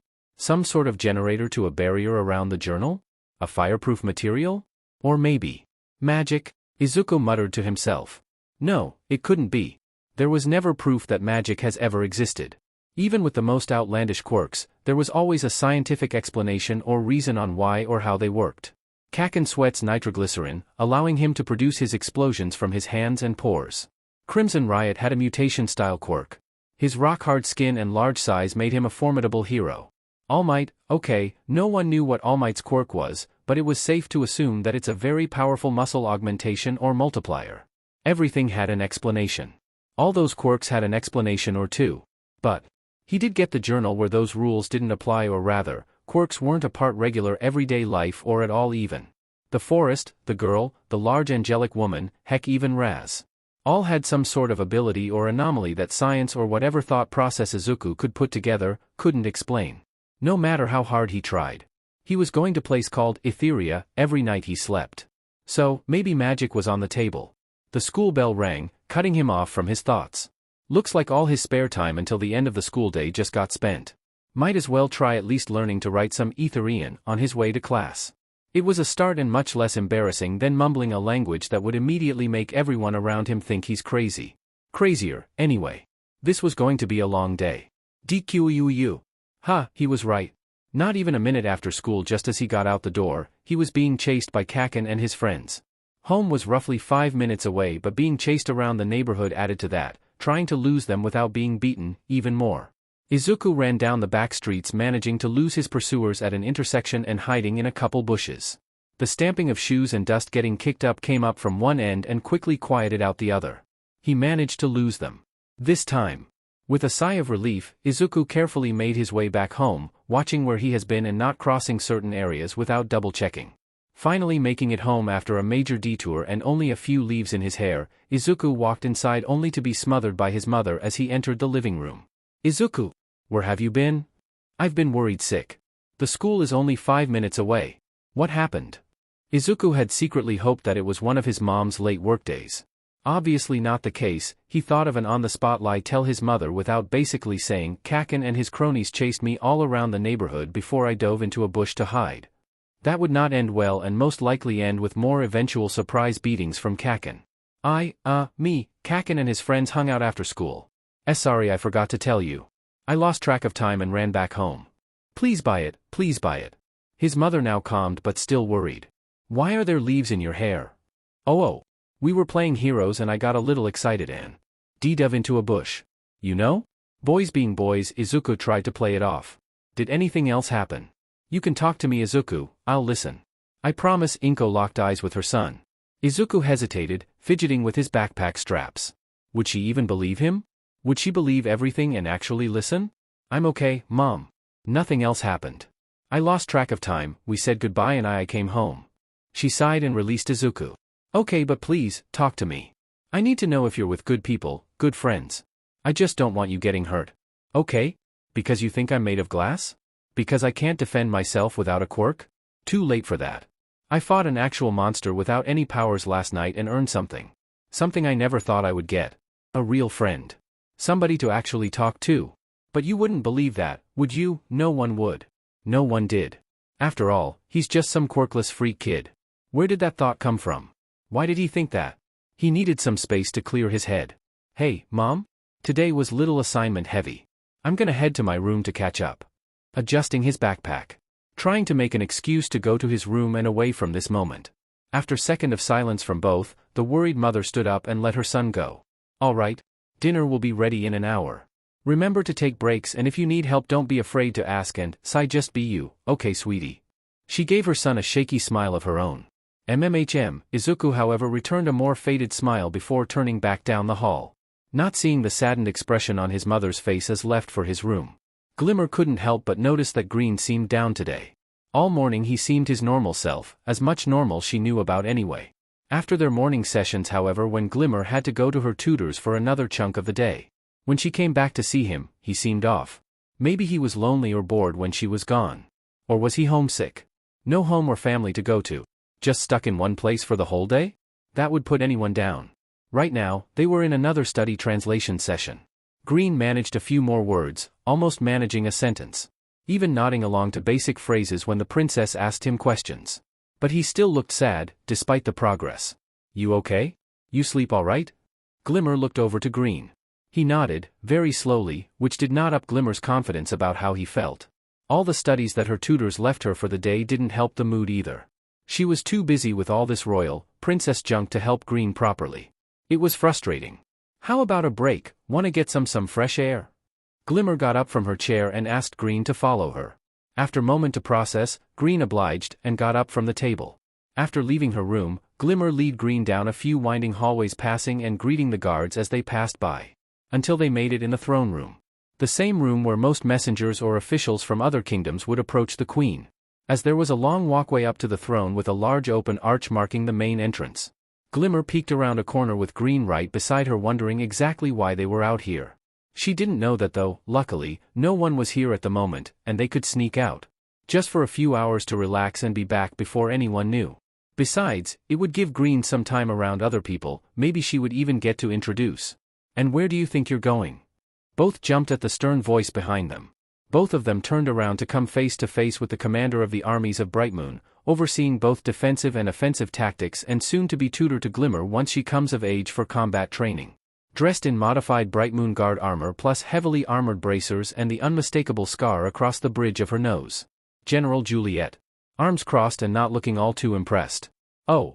I wanted to show Green here around Brightmoon some more, and since I've shown him all around the castle, I thought next best place would be the market town in the lower areas. Just briefly of course, then we'd be right back. Glimmer prepared her best, pleased by it, smile, nudging Green slightly to follow the same. A tense moment of silence took front and center, black eyes stealing against pale purple. Susu, where's Mom? A single drop of sweat went down Glimmer's face while Green's was covered, trying not to make eye contact with the fierce woman. The Queen, your mother, is currently in a meeting with several village chiefs at the moment. Discussing distribution of supplies to and from Brightmoon and possible new refugee groups entering the encampments surrounding the castle. Juliet stated, still keeping an eagle's eye on the two. Cool. So we're just gonna get going. Don't want to interrupt any important, general, stuff. So, see you later. Glimmer attempted to leave the situation and take Green with to her original plan. The general stepped in front of Glimmer, stopping the two from leaving. Princess Glimmer. Oh, titles now. Great.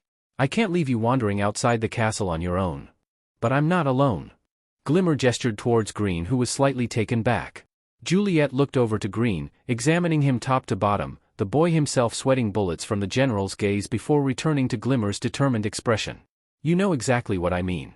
If you wish to explore outside the castle you need an armed escort, I know. Glimmer face palmed in annoyance. But that was the last thing they needed. Green was nervous just around Juliet alone and never been outside the castle since they met. The attire of the castle guard would cause quite a number of heads to turn their way and most definitely make Green uncomfortable at all the attention from everyone staring. Can't there be an exception? Just this once? Please? Glimmer pleaded, clasping her hands together. If the boy had proper combat training and you both were a little older, I would allow it. But you're not and he isn't. So I can't in good mind let you leave. Juliet countered, still standing in their path. Glimmer's expression tanked. They were so close. Just a little further and they would have been out. Green went over to Glimmer's side, trying to comfort her. If only they could leave the castle without using the obvious exit.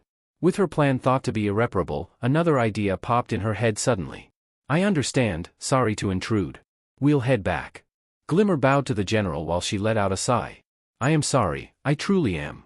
But with your power having just awakened, the Queen has ordered that you cannot leave the castle without a proper escort. She's buying it. Yes.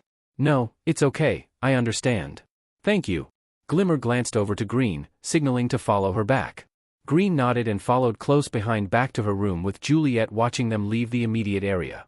Now in the private confines of Glimmer's room, she quickly went to work clearing a space in the middle of the room. Then large grabbing pillows and bringing them to the empty space. Green only watched on with his head tilted. A few times, he tried saying something, but it never came out right. Plus, Glimmer was busy so if he did say anything, she would have probably never heard it. She then grabbed Green's hand and brought to the side of the pillow pile. With a deep inhale and exhale, she began to focus. Green's eyes grew wide realizing what she was trying to do. But before he could try and speak his mind, in a flash of lilac light filling their silhouettes, both teleported from the side of the pillow pile to just above it before falling onto it. Both simply stared at the ceiling, simply lying in the large pile of purple cushions. Glimmer started to laugh. It worked. Yes. All right. Let's try. She got up from the cushions and made her way to the window, pushing open a small section of the stained glass to allow viewing of the outside. She ushered Green to come over to the same spot. Green awkwardly moved from the extremely soft cushions to Glimmer's side. We're gonna try getting over there. She pointed outside to a small open area, just past a very deep drop into the swamps below. She then looked over to Green who was clearly nervous and tried to speak some objections, but it only came out as garbled nonsense. Hey, I know this is our second real practice run, but I really want to show you the rest of Bright Moon. Take our heads out of whatever funk we got going on, Glimmer said, trying to console the green-haired boy to come with. Green still looked unsure of this even though this wasn't as large of a gap as their first teleports the previous day. I understand if you're a little scared. Viridian eyes met Glimmer's pale purple. She had his attention. Good. But this? This is nowhere as big as our first. We fought off a monster together, made our way back to Bright Moon without an obvious map. From the Whispering Woods no less. Green slow began to nod along to her words. He was understanding her. Perfect. We got this. Glimmer extended her hand out toward, palm facing the floor. Green looked to the hand then back to Glimmer. It looked like he was trying to say something to her. It's okay if you can't talk back yet, we'll have all the time to. Izuku. Glimmer stopped. I'm sorry, was he? MMMY, and na name. Izuku. Glimmer was stunned but smiled after finally getting it. Glad she finally learned her friend's name. Wait. Can you say anything else? Anything at all? Izuku tried several times to say any other words other than those three, only to come up short. Izuku shook his head after the attempts. Glimmer sighed but was still happy that the lessons were working. Well, nice to meet you, Izuku. Ready to try this teleporting thing out again? The boy now named Izuku left from his spot to grab the gift journal then returned to her side. Glimmer brought her hand out again and Izuku took it. Hang on. Glimmer said with glee, as both vanished from the room in sparkling light. Glimmer was starting to love the rush of teleporting. It was like a whole new world opened up to her. Being able to instantly disappear in one place and reappear in another, able to cross massive gaps in the blink of an eye, make dramatic entrances to save people and zip around to confuse foes, to feel the momentum of falling through your hair only to be completely safe the next moment, finally being able to reach the sweets jar in the kitchens. It was amazing. Especially with friends. Having made the leap with Izuku, Glimmer stretched out, taking in the outdoors and fresh air. This feels so awesome. Right, Izuku, Izuku. She turned back to her green-haired friend hunched over by a bush, hand on a nearby tree. Heaving. Well, at least he didn't throw up this time. Little steps. Glimmer walked over to check on Izuku, just to see how he was holding up. She put her hand on his back. You holding up there, buddy? Izuku, after a slight coughing fit and still hunched over the bush, gave a thumbs up. Great. Because our next stop are the markets. Just got to follow the tree line till we're on ground level. Glimmer took one step forward only to stop in thought and turn back on her heel back to Izuku. Unless you want to try zipping over instead. A huge grin formed on the princess's face, barely able to stay in place due to possibly more teleporting. Unfortunately, or fortunately for Izuku's case, it looked he still wasn't up for another long-distance teleport. At least not yet. Glimmer's expression dropped slightly but still kept a good smile. Alright, not now. But next time, right? After a pause of consideration, Izuku nodded. Glimmer leaped in excitement, turning over to the window from the clearing they landed in. She took a breath and smiled brightly. Because when you're with me, we're gonna do lots more of that. Pointing to where they just were. SSSL slow W? Slow LY? Izuku tried to mutter, having made his way from his bush to Glimmer's side. Oh. Yeah, gotta slow it down for you. Maybe not so big jumps at first. Sorry about that. Glimmer apologized, rubbing the back of her head, giggling. Izuku looked at her with exasperation. Glimmer started laughing, then Izuku added a low chuckle of his own. Sounds like someone was feeling better. At least a little bit. Alright, enough slacking. Let's get going. Glimmer took charge as the two made their descent down to the markets. Although Izuku couldn't understand everything his friend said, he was starting to pick up on certain words. Like how the two were heading to a marketplace kind of like the ones his mom used to take him to when he was younger. At least, that's what he assumed she said. It was either that or she was taking him somewhere called Morble's Vase. Which did sound like a fancy antique shop, but he was going with the first assumption. Izuku was so close to actually having a conversation with her. The only thing stopping him were just a few words and trying to actually say them to her. He did say his name and that she should slow down properly, considering she acknowledged his words instead of giving a look of either sympathy or confusion. It was working, even if her way of teaching was direct, to be blunt. Always pushing to try new words or phrases, and if he did almost get it even barely, they would repeat it over and over again until it was near perfect, or at least she understood it. Nodding to him to stop, and moved on to the next. He really had to learn her name. It was Glee something. She knew his name now and he was happy with that, but not the other way around, unfortunately. Izuku only had that because of their confrontation with that important-looking woman who stopped them from leaving. With that confrontation he also understood that the girl was in fact royal, or at the very least important enough to be stopped at the door. Being stopped by a fiercer-looking guard. In a castle, where she was considered royalty. The last line of thought only made him realize what was happening. We're sneaking out. Oh, this wasn't good. It was only a matter of time until someone checked the room and see no one's there. Until they sent someone to find them. And most definitely be what was considered grounded until further notice. Oh man, what is considered grounded to someone with the ability to literally disappear in one place and appear at another? Assuming that there's no rules for that kind of power, or any power, since they aren't as widespread as back home. How did they rein in people with powers? Or was she special and some people get unique powers while others are trained in more common practices? Like magic or practical combat? Was magic actually real here? If so, how does one train themselves in magic? Are they born with it, like quirks, or can anyone learn how to use it as long as you have the time, knowledge, and resources? So many questions. He had to write this down. Completely consumed on thoughts of how, what, and why anything worked, and writing more into the journal, practicing his Etherian on the way. Nose deep in his journal, distracted by his private study session, Izuku bumped right into his friend, who'd stopped for some reason. With what felt like several hoops of stopping and starting, they had finally reached their destination, the lower towns and markets, and no one was the wiser. Just before Glimmer was going to turn around and tell Izuku they made it, she felt the same green-haired boy bump right into her, slightly staggering for a moment before turning to face him with a not-so-happy face on her. Glimmer saw Izuku jump after realizing what he had did and brought the journal to chest and deeply bowed. "Gyougomen nasai," Izuku said very nervously, before standing straight and bowing again repeatedly. Glimmer could only think that what he was trying to say was sorry. She didn't even say anything, and he was bowing to her. A lot, actually. Stopping that right now. Okay, it's alright. Just pay attention to where you're going. Glimmer's expression softened and came closer to the greenette. While we're out here, we gotta watch each other's backs, okay? Izuku stiffened at the thought something bad might happen. Not that anything will happen. But, you know, just in case. Glimmer quickly added, Izuku slightly relaxed at that. Alright, one more thing. Glimmer stood directly in front of him, the main road to town behind her. How many words can you understand right now? Glimmer looked Izuku in the eye and pointed to him when she said that.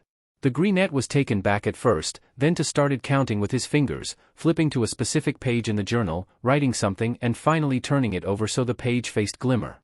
Man wars, you understand right now? Glimmer looked to the scribbled words, then back to her student with a raised eyebrow. The same student who was currently trying to avoid eye contact with a wobbly laugh. Glimmer let out a sigh. Close enough, we'll work on it. Just let me do any talking, she shrugged. Her friend relaxed, having seemingly passed her test. Barely. If we're lucky we won't need to. Glimmer murmured to herself. She's never been in the markets without her mother, or if she was busy, a heavy escort.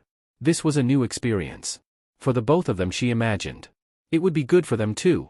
Glimmer would get some air from her studies and Izuku get some interaction other people than her. Not that she didn't like him. Quite the opposite. His good nature and what she could gather on him was really neat, and she really wanted to get know who Izuku really was. This was the best thing for that. Ready, Izuku? The brunette stood beside her and said yes. Or at least that's what she's going with. With that being said, both went down the path before them. There seemed to be a lot more people out today. Correction, there are a lot more people out today. The market seemed so much busier today, or maybe it's always like this. Without the usual 3 or more guards going down the way or a very tall angelic woman with wings, sometimes both that would make people stop, turn to see, or get out of the way. The markets looked all the more packed. Meaning they could blend in all the more. Shaking her head at the spectacle before her, Glimmer grabbed hold of Izuku and made her way through the crowded marketplace. Determined to enjoy the few hours off. Maybe pick up a few knickknacks for each other. Wading through the packed crowds, Glimmer began to show Izuku around. Showing as many shops as possible that she has been before and some that she hasn't. Every so often glancing over to her friend, checking if he was keeping up with her and through the crowds. When she did, Glimmer would see the brunette vigorously taking notes in the journal, eyes filled with amazement, almost stopping people to ask them questions before recoiling back in anxiousness. Etheria housed all sorts of people of all shapes and sizes. Ranging from the small mushroom-like clo that reside near the forest's damper areas, to the Mothran with their unparalleled weaving skill, vibrant wings, and colors, to the majestic sea elves that resided near Selenia's waters or ocean coasts. To say this was only the tip of the iceberg would be generous. While she was looking elsewhere, talking about more of the shops she wanted to show off, Glimmer felt a tug on her sleeve. Hey, what's wrong? She turned over to see Izuku's attention was caught somewhere else. He looked upset and worried. What are you looking at? Glimmer followed Izuku's sightline only to find what was so upsetting, and she didn't like what she saw either. A group of refugees seemingly having recently escaped an attack. The group was made up of mostly women, children, a few men, and 2 elders. All of them wearing burnt or ruined clothes. Some of them bandaged head to toe. One woman having only one arm and an elder missing a leg, walking with the help of a crutch. And possible new refugee groups entering the encampments surrounding the castle. The words from the general she pushed aside so quickly echoed in the back of her head, watching the shambling refugees. Oh. This. She didn't want either of them to see this. Thankfully some of the people surrounding helped them move through the crowd towards the castle. It looked like they were volunteers. Those who'd assist in the more grievously injured refugees to the castle more quickly. As both couldn't help but watch, Glimmer overheard some conversations. Conversations she wished she couldn't hear. Another attack? When's Bright Moon going to help? They were trying. Didn't you hear? The other princesses pulled their support from the rebellion. All those people that they couldn't reach. Now they're only defending themselves. The other princesses? Did what?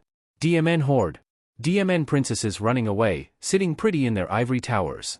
Can't bother with helping the lesser folk anymore, they. She wasn't like that. No, this wasn't right. It couldn't be. The rebellion was trying their best. There was just so many people and apparently so little of them left. This couldn't be. It shouldn't. No. Glimmer thoughts took over. They were trying. It was the horde. It's their fault we can't be everywhere. They kept taking everything. Why we can't try harder? We should be trying harder anyway. All this needs to be stopped. Just as the thoughts were becoming an all-consuming wave, she felt a small, comforting hand on her shoulder. Oh, okay? It was Izuku, clearly worried for her. Pulling the princess back to reality. Again. Glimmer wiped the forming tears in her eyes away. Staining her sleeve in darkened stains.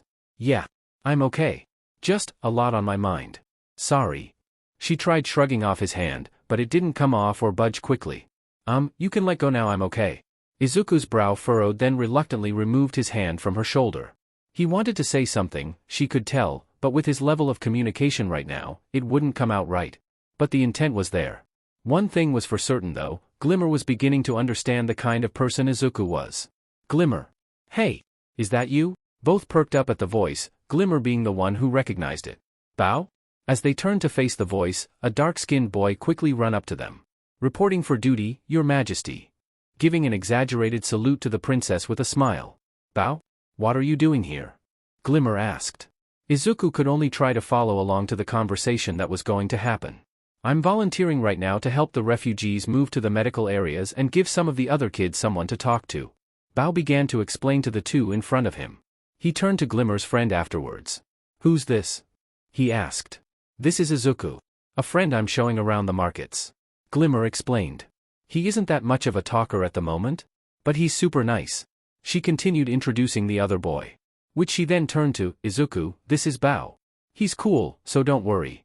Glimmer giggled slightly. Bao rolled his eyes, a smile still present on his face. "Not the best introduction, but I'll take it." He extended a hand to Izuku. "It's nice to meet you, Izuku. Where you from?" Izuku took his hand and gave it a decent shake. He opened his mouth to try and speak, only to hesitate right before anything came out and mumbled instead. "He's currently staying at Bright Moon. With me." Glimmer interjected, easing the moment before it became awkward. Bao tilted his head towards the princess. Then his eyes grew wider as he got the point and turned back to the greenette. "Really? Huh. You got some friends in high places right now, Izuku. I hope I can stay up there someday." Bao trailed and all three looked towards the looming castle. The shining runestone overseeing it all. "Anyway, enough of that. You said you were showing him around, Glimmer?" Both snapped from the view back to Bao. "Oh, yeah. Just showing him around. Clear our heads. You know?" Bao nodded along to her words. "There's still a couple shops I have to pick up some supplies from. Want to come with? Maybe pick up a few things for the three of us?" He finished, leaving his offer on the table. After a thought, Glimmer turned to Izuku, who wasn't sure what to make up of this, and just shrugged. "Oh, right. Couldn't talk all that well." Another guide to show some of the spots Glimmer didn't know would work well and another person to talk to would be nice. With that in mind, she turned back to Bao and nodded. "Sure. The more the merrier, right?" Bao fist pumped and his smile grew wider. "Awesome. Come on, let's get going." The duo, now following a third, continued through the markets to the stops Bao had to make. With only a couple stops left now and each one carrying a basket full of supplies ranging from food to books, to toys for the children and other medical necessities that the shops were willing to give, Bao struck up conversation to pass the time. "So, how did you two meet exactly?" Bao asked. "He doesn't seem like somebody you'd just walk into." Walking beside Glimmer with Izuku a fair bit behind them. She knew that for sure. "It's a long story. I doubt you'd want to hear that." Glimmer chuckled, waving her hand in a passive motion. "We've got time and I'm a good listener. So bore me." He grinned with his counter-argument, keenly curious about how the two met. Well, right before she could tell her story, however, they heard a crash, gasps and shouting. The three looked over to see someone just crashed into a market stall, get up and start running again. They looked like one of the beastkin, humanoids with closer appearances to animals than the other peoples of Etheria, mostly living on the outskirts of a desert known as the Crimson Wastes. Said beastkin was more lizard-like and currently running right towards their group. Glimmer didn't have enough time to run or to even think, just seeing the massive beastkin come barreling down towards them. The lizard pushed Glimmer and Bao to the side and continued running like out-of-control horse or horde skiff, quickly approaching Izuku, who was paralyzed with fear. It was clear that they wanted a free ticket out, and what better than a defenseless kid? "Izuku!" Glimmer got from the ground and focused all she could to be in between the two. And thus, it happened. The same lilac glow surrounded her before she teleported right in front of her friend. She then brought her hand behind her head and created a small ball of light in her hand. After it filled her palm, Glimmer threw it right into the eyes of Izuku's would-be kidnapper, impairing their vision greatly and making them retch in pain. Trying to clear their eyes only made them steer off course away from the two and into another nearby shop. With a resounding crash into the store side, which was a pottery shop, the assailant groaned in pain as pots and broken plates fell on top of them. After which several members of the crowd surrounded the beastkin and apprehended them. And who says sparkles can't hurt somebody? Sticking her tongue out, Glimmer then turned to Izuku to see if he was still with them. "You okay? Are you hurt?" The greenette stared off into space before jumping back into the moment. Viridian eyes met pale violet. He nodded, still shaken about the encounter. Glimmer sighed with relief that he was okay and how that actually worked. "Now I see why this is a long story." Both looked over to see Bao dusting himself off and heading towards the two. "So, teleporting, huh?" he added with a raised eyebrow. "Told you. I'll explain on the way." The three gathered themselves and the remaining supplies that didn't get trampled and continued towards the drop-off. Wow, that was actually a lot. Told you. I mean, fighting off a monster and getting out of the Whispering Woods? That's kind of hard to believe. Don't forget figuring out how to teleport the same day. Still trying to, actually. Well, that does explain why he can't talk. You've actually been teaching him? Yep. And you can use magic now? MHM. And on top of that, you teleported both him and you down a cliff back to Bright Moon? Well, it sounds a lot cooler when you say it like that. But pretty close. Wow. That sounds really cool. But I'm happy he found you or vice versa before anyone else did. Or rather before either of you got eaten. Yeah. Me too. After making all their rounds to necessary shops and story time taking up the time to the drop-off. The three now had some spare time on their hands. So, I was thinking we should have a group name. If we're going to be friends. Bao started. Said group sitting in a circle in nearby meadow, close to where they dropped off the supplies. Okay. Like what exactly? Glimmer interested in entertaining the idea. Considering they were probably going to hang out a lot more once they were older and allowed more freedoms. How about friendship team? Sounds pretty jazzy, eh? Bao began the suggestions. Nah, I'm thinking more of a terrific trio, duh. Glimmer countered. That seems really boring though. Bao looked back to Glimmer, already thinking of much better group names on the spot. And friendship team sounds good too? Glimmer said with some sass. Both continued thinking and purposing team names back and forth while Izuku was just along for the ride. Only realizing he could start practicing again while the two were figuring out a name. Izuku, the greenette looked up from the journal to see the two now. Staring at him. We're kind of at a standstill. Glimmer started. You have any ideas? Bao finished. Izuku tried to say something only to stop himself and just started writing in the journal, going back and forth between pages. The two waited patiently for a response before the greenette flipped over the journal so it faced them. Pow pow squid? Glimmer read aloud what he had written. I'm just going to guess you meant squad? She giggled. Izuku turned the journal back to him and squinted at the sentence. Oh. He muttered just to nervously laugh afterwards. Bao held his head with hand, now in deep thought. Squad. Squad. I've got it. He exclaimed with a snap of his fingers. Oh yeah? What is it? Glimmer asked curiously. Best friend squad. Glimmer started laughing. Ha ha ha ha. That's awful. She snorted as her laughing started winding down, wiping a tear from her eye. Bao slumped from how quickly his group name was shot down. But in a good way. She reassured. Bao perked back up with that. You could have started with that. Bao crossed his arms. Sorry. How about you, Izuku? You get that? Izuku titled his head side to side, shaking his hand in a sort of fashion. Both shrugged. That was probably the best the two were going to get at the moment. So, all in favor for best friend squad? Glimmer held a vote, all three raising their hands. She didn't bother with the other half of the vote with there being only the three of them. Then as my right as Princess Glimmer of Bright Moon. She declared, standing up and overacting as much as possible. I declare today as the formation of the best friend squad. The boys clapped at the performance and Glimmer bowed. So, what's the first decree of the squad, Your Majesty? Bao hunched over, resting his elbows into his lap, holding his face. Glimmer giggled, sat back down, and scooted back to the group of friends. She brought her hand out to the center of them. Always have each other's backs. No matter what. How does that sound? Glimmer said with a grin. Without a second of hesitation, Bao brought his hand into the center just above Glimmer's. Sounds good to me. Glimmer turned to Izuku, a soft smile on her face. What do you say? Ready to be part of the best friend squad? Go-G go. Why yeah. Izuku brought his hand to the center as well. All three now had their hands atop one another. The friends brought their hands back to their sides and stood up. We should probably head back before they know we're gone. Glimmer stated. Izuku nodded with her. Wait. Did you guys sneak out? Bao questioned, surprise on his face quickly turning to worry. Well kinda. Anyway gotta go. By Bao, the two waved goodbye to one of the founding members of the squad and headed off. That seemed like a really bad idea. Bao shouted out to the friends as they started walking off. Maybe. But hey, there'd be no best friend squad if we didn't. The princess shouted back. Bao watched on as the two made their way back to the castle, entering a sprint after seeing how late it really was. After a hefty trek back to the spot, Glimmer teleported both of them back into her room. It was little off from how they started. She staggered a little and felt out of breath. Izuku was there to steady her and she thanked for it. Thanks. That one took a lot more out of me than I thought. The princess wiped some sweat from her forehead as she leveled her breathing. Guess zipping around all day takes a lot out of a girl. Glimmer giggled tiredly. Izuku making sure she was fine before the princess insisted to let her go. She then looked to the journal in her friend's hand and pointed to it. How much you get in there anyway? Izuku opened the journal with the princess by his side, showing her all the notes he made and progress writing while out. There were a few words she couldn't quite make out, but all in all it was stark improvement than the beginning of today.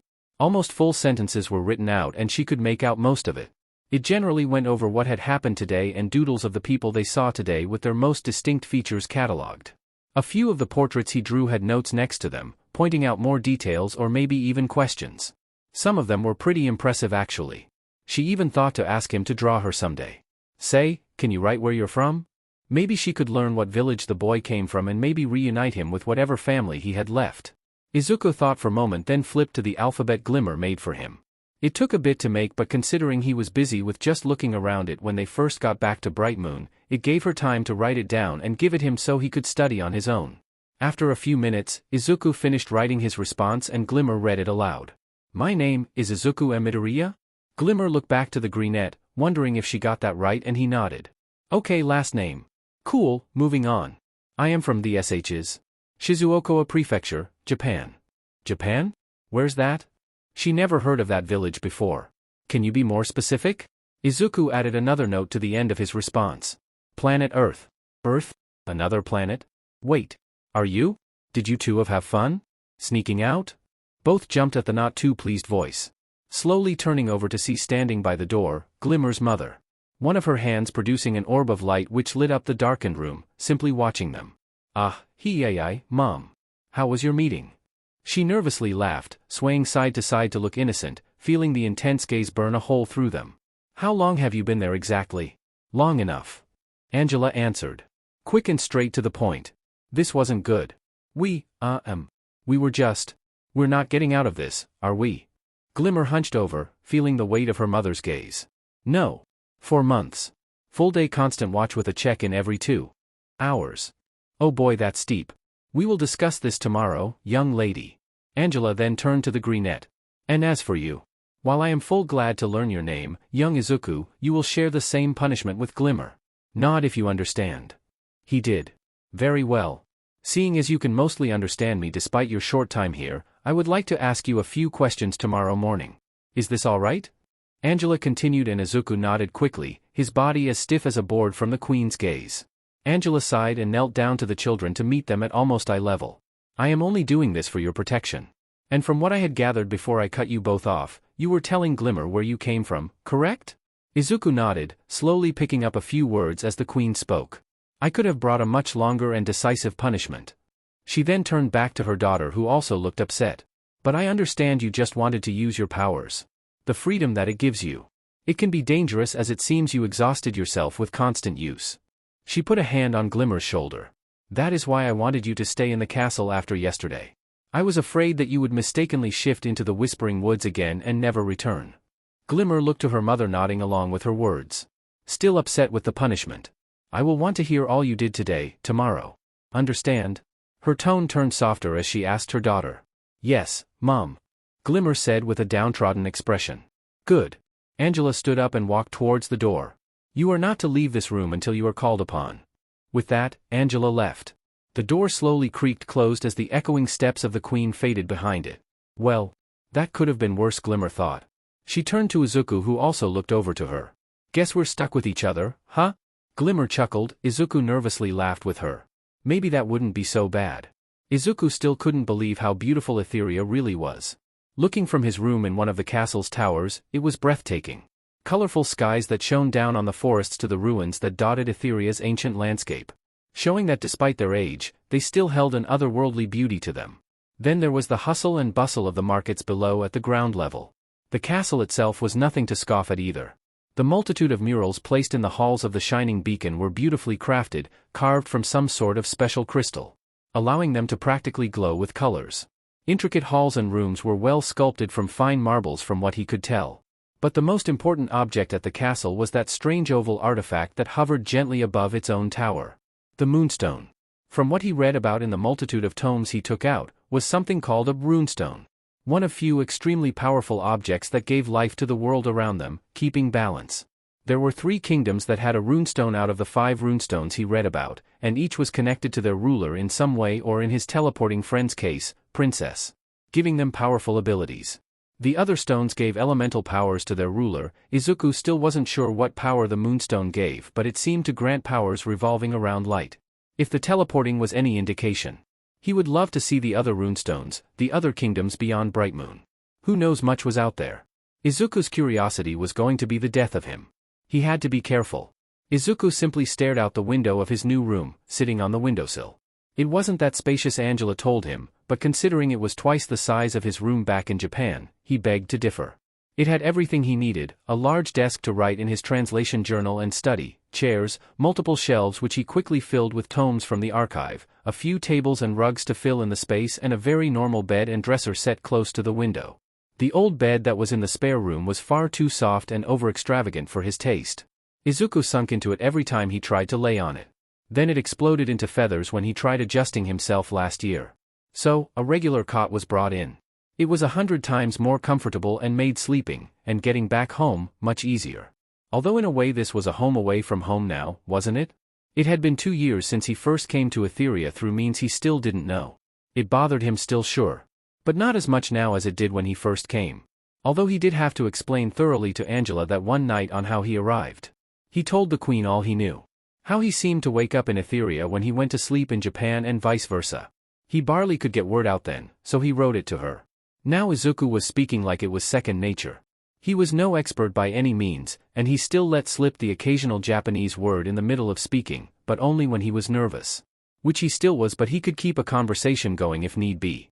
Izuku started to bring an old music player with him to test if he left something in Etheria it would stay there and not be in his hand when he woke up. It worked like he thought it would. It was also nice just to have some music to listen to when he wasn't busy. Since he couldn't use his phone here. He first found it at an old thrift shop around his district. It was filled with old pre-Quirk songs and still in good shape too. Most of the songs were pretty good with only a few minor hiccups which he got rid of and replaced with a few songs he liked. It cost a whole year's worth of allowance, but it was worth it. Izuku put some on some earbuds and hit play. A soft ukulele began to fill his ears. He looked out his window and began to make some notes in a hero volume he brought with him, humming along to the melody. Watching the soft clouds roll by. It was peaceful. "Hey, whatka doin'? Wav?" Caught completely off guard, Izuku panicked, his arms waving around trying to steady himself, which only quickened the inevitable, and he promptly tumbled onto the floor with a bam, almost face planting onto the floor. He quickly checked if the player was okay before getting up. Thankfully, he himself cushioned it during the fall. Izuku took an earbud out and looked up to find none other than Princess Glimmer standing over him. Having teleported into his room without his notice. "Why, you're getting way too good at that," Izuku mumbled, looking up to his friend. "What? At scaring you or zipping around without you noticing?" The princess grinned, offering a hand up. "Both." Izuku laughed, taking her hand, and pocketing the player. What are you doing here? Shouldn't you be in studies right now?" "Well, I'm glad you asked, my freckled friend, because you, my young Izuku, are coming to one of my spell lessons today." Izuku's eyes widened. "Are really? When? Was he going to learn actual magic?" This was a once-in-a-lifetime moment. If the journal could have its own source of magic and still work on Etherian, if he could learn it then. A flurry of murmurs began to leave Izuku's lips as the limitless possibilities that magic could provide to him made up his every thought. Maybe even help him be a hero he always wanted to be. What spells could he learn? What spells should he learn?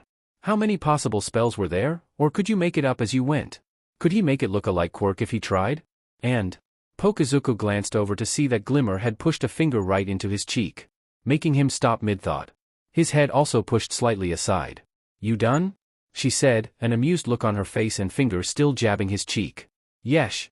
Glimmer removed her finger and Izuku scratched the back of his head. "Sorry. It's just this is really exciting for me." "So, when are we going?" "Right now." Glimmer grabbed his shoulder with a grin and teleported the both of them out his room. In the next moment they were in a large open training room. Glimmer's precision with teleporting had grown dramatically when her training was in full swing after the few months of having her power, and after the months both were grounded. Now able to teleport with a thought instead of intense focus. Izuku was still getting used to the drastic change to his area whenever it happened. Which it did a lot, but he stopped getting sick, so that was something. "Gee, Glimmer," the greenette turned to the princess. "Please warn me when you do that. And I didn't grab anything for today." I don't even know what we're learning. Do I need a staff? A spell book, a special crystal? What? Glimmer simply smirked and said, "You'll love it, trust me." Before Izuku could raise his item objection again, Glimmer cut him off. "And you won't need anything." Glimmer reassured him. Izuku blinked a few times. "Promise. Promise." Glimmer assured, "Just got to wait now." Both went over to a nearby bench by one of the ends of the room and took a seat. "Who are we waiting for?" Izuku asked, wondering who could be showing them the ropes. "Mom told me we're doing a special lesson and to come get you. Aunt Casta is coming over to teach us today." The princess explained. "Both of us? With what?" "For me, I think it's going to be more learning to use my powers more precisely and just some general practice. Maybe learn how to use the offensive side of them. Not sure what she'll have you do though." Glimmer shrugged with the last statement. That wasn't exactly a good thought, but it was better than nothing. The two, with what time they had, just talked to one another about whatever came up. From what could Izuku's training regiment would be, how he was adjusting to his room, what studies Glimmer were enjoying or stuck on, and other random topics to pass the time. It was nice even though they saw each other every other day, and that was on busy days. "So, what's it like?" Glimmer asked Izuku. Izuku tilted his head in confusion. "What exactly?" Glimmer paused, trying to find the words for what she was trying to say. You know, Japan, Earth, all that? You don't really talk about it. Or like too for that matter." She asked, hoping she didn't hit a sensitive subject with the greenette. "Oh, he doesn't, does he?" When he told Glimmer that he was from another world altogether literally the minute after his questioning with the Queen 2 years ago, she was skeptical. Which made sense for the most part. But a few days after is when that it all started to click. How he couldn't speak, how didn't see single person in or out of the woods, the village she's never heard about, how he's never even heard of the Horde until a couple days ago. And that was its own can of worms when he did. She was still accepting of him, of course, but there were still tons of questions he always put off. Saving till the next day and the next day, and the next day. Now with nothing stopping either of them. This was her chance. It's not the most interesting place compared to Etheria, Bright Moon alone. He lied. He really wanted someone to talk to about heroes with. "If you came from there, I really doubt that." She punched him in the arm and leaned back against the wall, relaxing. Her face went from a soft smile to more neutral expression. She stared off and continued. I've just been thinking that whenever I try to bring it up you get sad or upset or defensive. It just makes me think that." Glimmer looked back to Izuku. "That it might not be as good for you over there, you know? That you're not happy. Do you even have friends back on Earth?" Well, I mean if you want be specific you are." He got the look from Glimmer. Clearly not buying any of it. "And no, I don't. Not really." Izuku's head dropped in shame. "Why though? You and Bao are some of the coolest people I know." "Sure, you're a little dorky but that's part of the charm." She thought he was cool? That felt good. "You make people want to be friends with you, Izuku. So why don't you have any?" "Tell her why. Tell her why you don't have any friends. Why everybody hates doesn't like you or want to hang out after school. Why the teachers looked the other way when he was being bullied. Can't have the next generation of heroes be sullied by what they did back in school, right? Or stain their chances of getting into U.A. The ones who were blessed to have a power while he was stuck with nothing, treating him like nothing. Because he was quirkless. You're what? Oh I'll sticks. He mumbled that, didn't he? And nothing. Just meant to say I was a little quirky." Izuku tried to change the subject, but Glimmer was having none of it. "What's wrong? You know me, I won't think any less of you. No matter what. We're part of the best friend squad, remember?" Despite being against it in their first couple weeks of the squad's formation, she seemed keen on keeping the name. And what was the first decree of the squad? Always have each other's backs. "I'm sorry. Couldn't hear you. What was that again?" A knowing smile began to form on Glimmer's face with Izuku slowly following suit. "Always have each other's backs," Izuku said again, this time with a little more confidence. "That's more like it. You know I'll try and understand." "So?" She scooted closer to Izuku. "Spill." "Oh yep. This is where he died. It's just a friend, who is a girl, who is really close. Nothing to worry about, just busy yourself by talking," Izuku thought. Might as well start from a decent point. Trying to suppress the blush in his cheeks. "People from Earth have unique powers called dash." "Ah, there you two are. And I thought I was early." Castaspella strode into the open space, towards the two. With a small bag tied to her sash. "Oh, thank the stars, that was close." He almost had to delve into quirks which would definitely have led to his lack of one. But thankfully their teacher had arrived. Glimmer however thought otherwise. We're finishing this after today, all right? He was about to say something contrary to that statement when Glimmer got right into his face. Which did scare him a little. And don't even think about running because I will find you. She was serious. He still had the bruises from the kitchen incident last time she was serious. And those were just about cookies. Did I interrupt something? Castaspella questioned the two, hoping she didn't interrupt something important. Glimmer got off the bench first and answered. Just a little discussion between friends. She emphasized, friends. Yeah, there was no way out now. What's today's lesson? She asked as Izuku got up from the bench and walked up beside her. Wondering too what they would be learning. Castaspella shrugged off the strange answer and began her lesson. Glimmer. The princess in question stood straight. You will be starting off with a series of illusory targets conjured by me that you will try to hit with your light projectiles. This will become more difficult as the targets become faster and smaller. We will move on when all the targets are destroyed. She nodded at the instructions. Castaspella nodded back, then turned to the other. Izuku. He straightened up as well with only a tinge of anxious anticipation. You will be practicing basic casting and spell circle creation. Do not be discouraged if nothing happens at first. I will cast the spell and you copy my motions after. Izuku nodded. This was a step forward for him. To learn something only talked about in fairy tales and storybooks back home. Very well. Let us begin. Castaspella extended her left hand outward and bent her right back to herself. Two fingertips began to glow a light blue on her left hand and with them drew a large circle in front of her. The circle itself started to fill with an inner circle and 4 diamonds formed at the cardinal directions of the circle with another diamond in the center as she slowly drew it. The circle was complete and began to rotate slowly. Casta brought her left arm back and moved with her right palm facing the circle.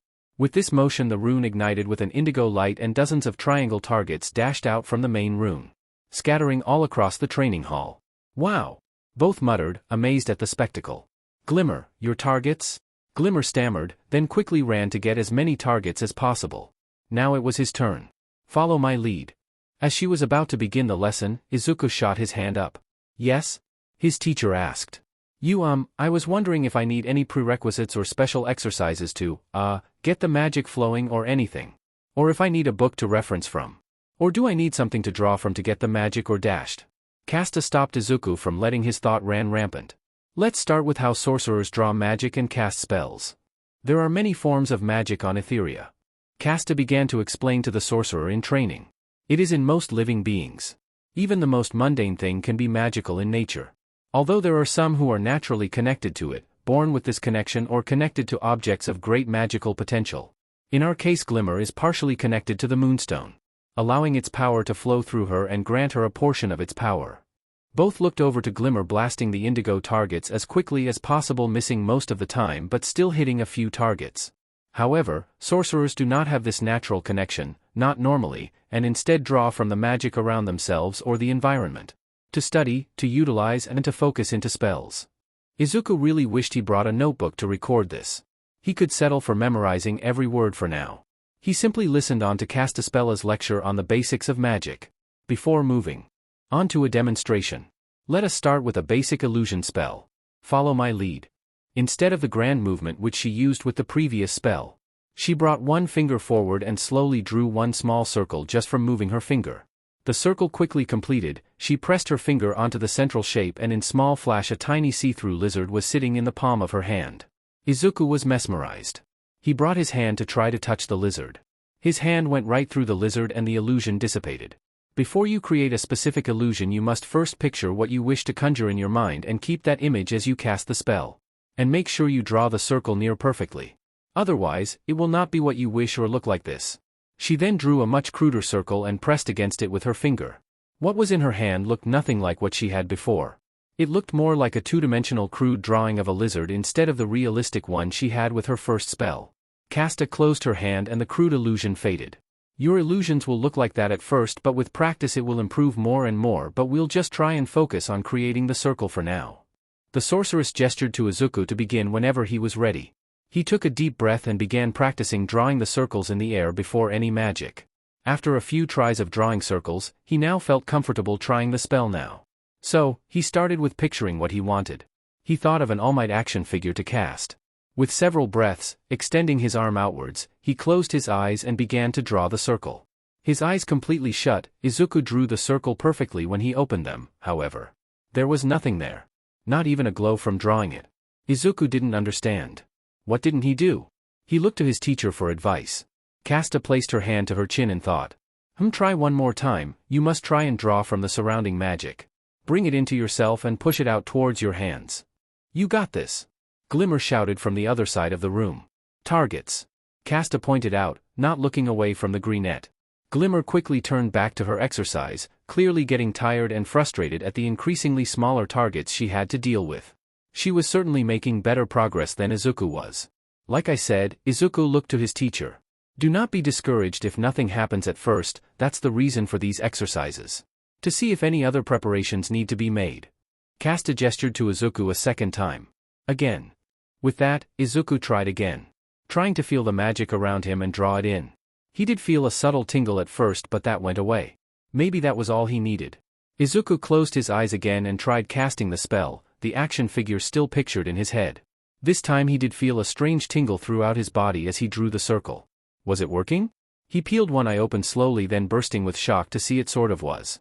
The circle was incredibly rough, as well as having a lot of gaps as it went around and having no central shapes or other lines, suggesting that the magic was being cut off every so often. It collapsed into sparkles and faded shortly after. But he still did it. There was proof he could do it. He could learn and master it. He could be a hero. Well done, but it would seem that your ability to manipulate the surrounding magic is a little choppy. Did his instructor really just say, choppy? See how the circle was in pieces? Casta explained, pointing out the flaws in his spell work. The flow through your body is incomplete in a way. Since you've never had to use magic before, we are assuming that your body is not ready to draw that much energy at the moment, or wasn't prepared to draw from the surroundings at all. As the flow is stopping and starting, causing the incomplete spell. Casta untied the small bag from her sash and pulled out a small glove. Try wearing this. She passed the glove to the young sorcerer. Izuku grabbed the glove and began to examine it. It was dark blue in color and very soft to touch. The first two fingers were missing. Another keen aspect of it was the stone stitched into the glove sitting on the top of the hand.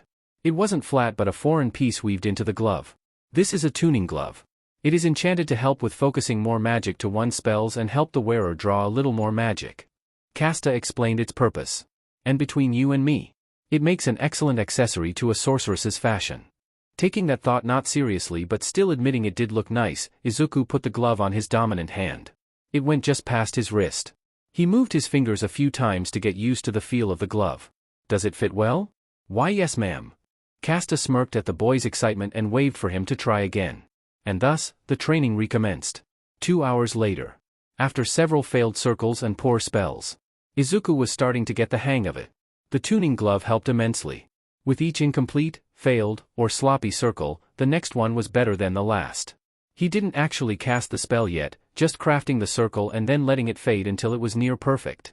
It was still a little wobbly, but it was getting there. Glimmer had finally hit all the targets and was now practicing hit and run tactics on a dummy.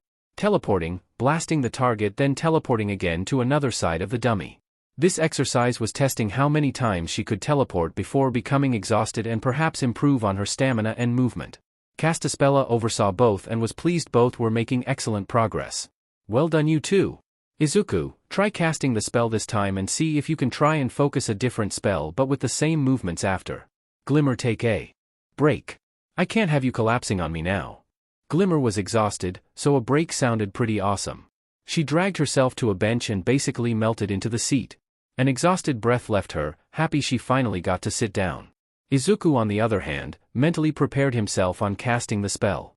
He kept making the circle but always hesitated on actually pulling through and casting. He could do this. Just breath, think, and do. Simple, right? His mind said otherwise.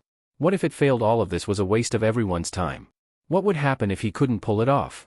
What happens if it does work and instead of an illusion it blows up in his face?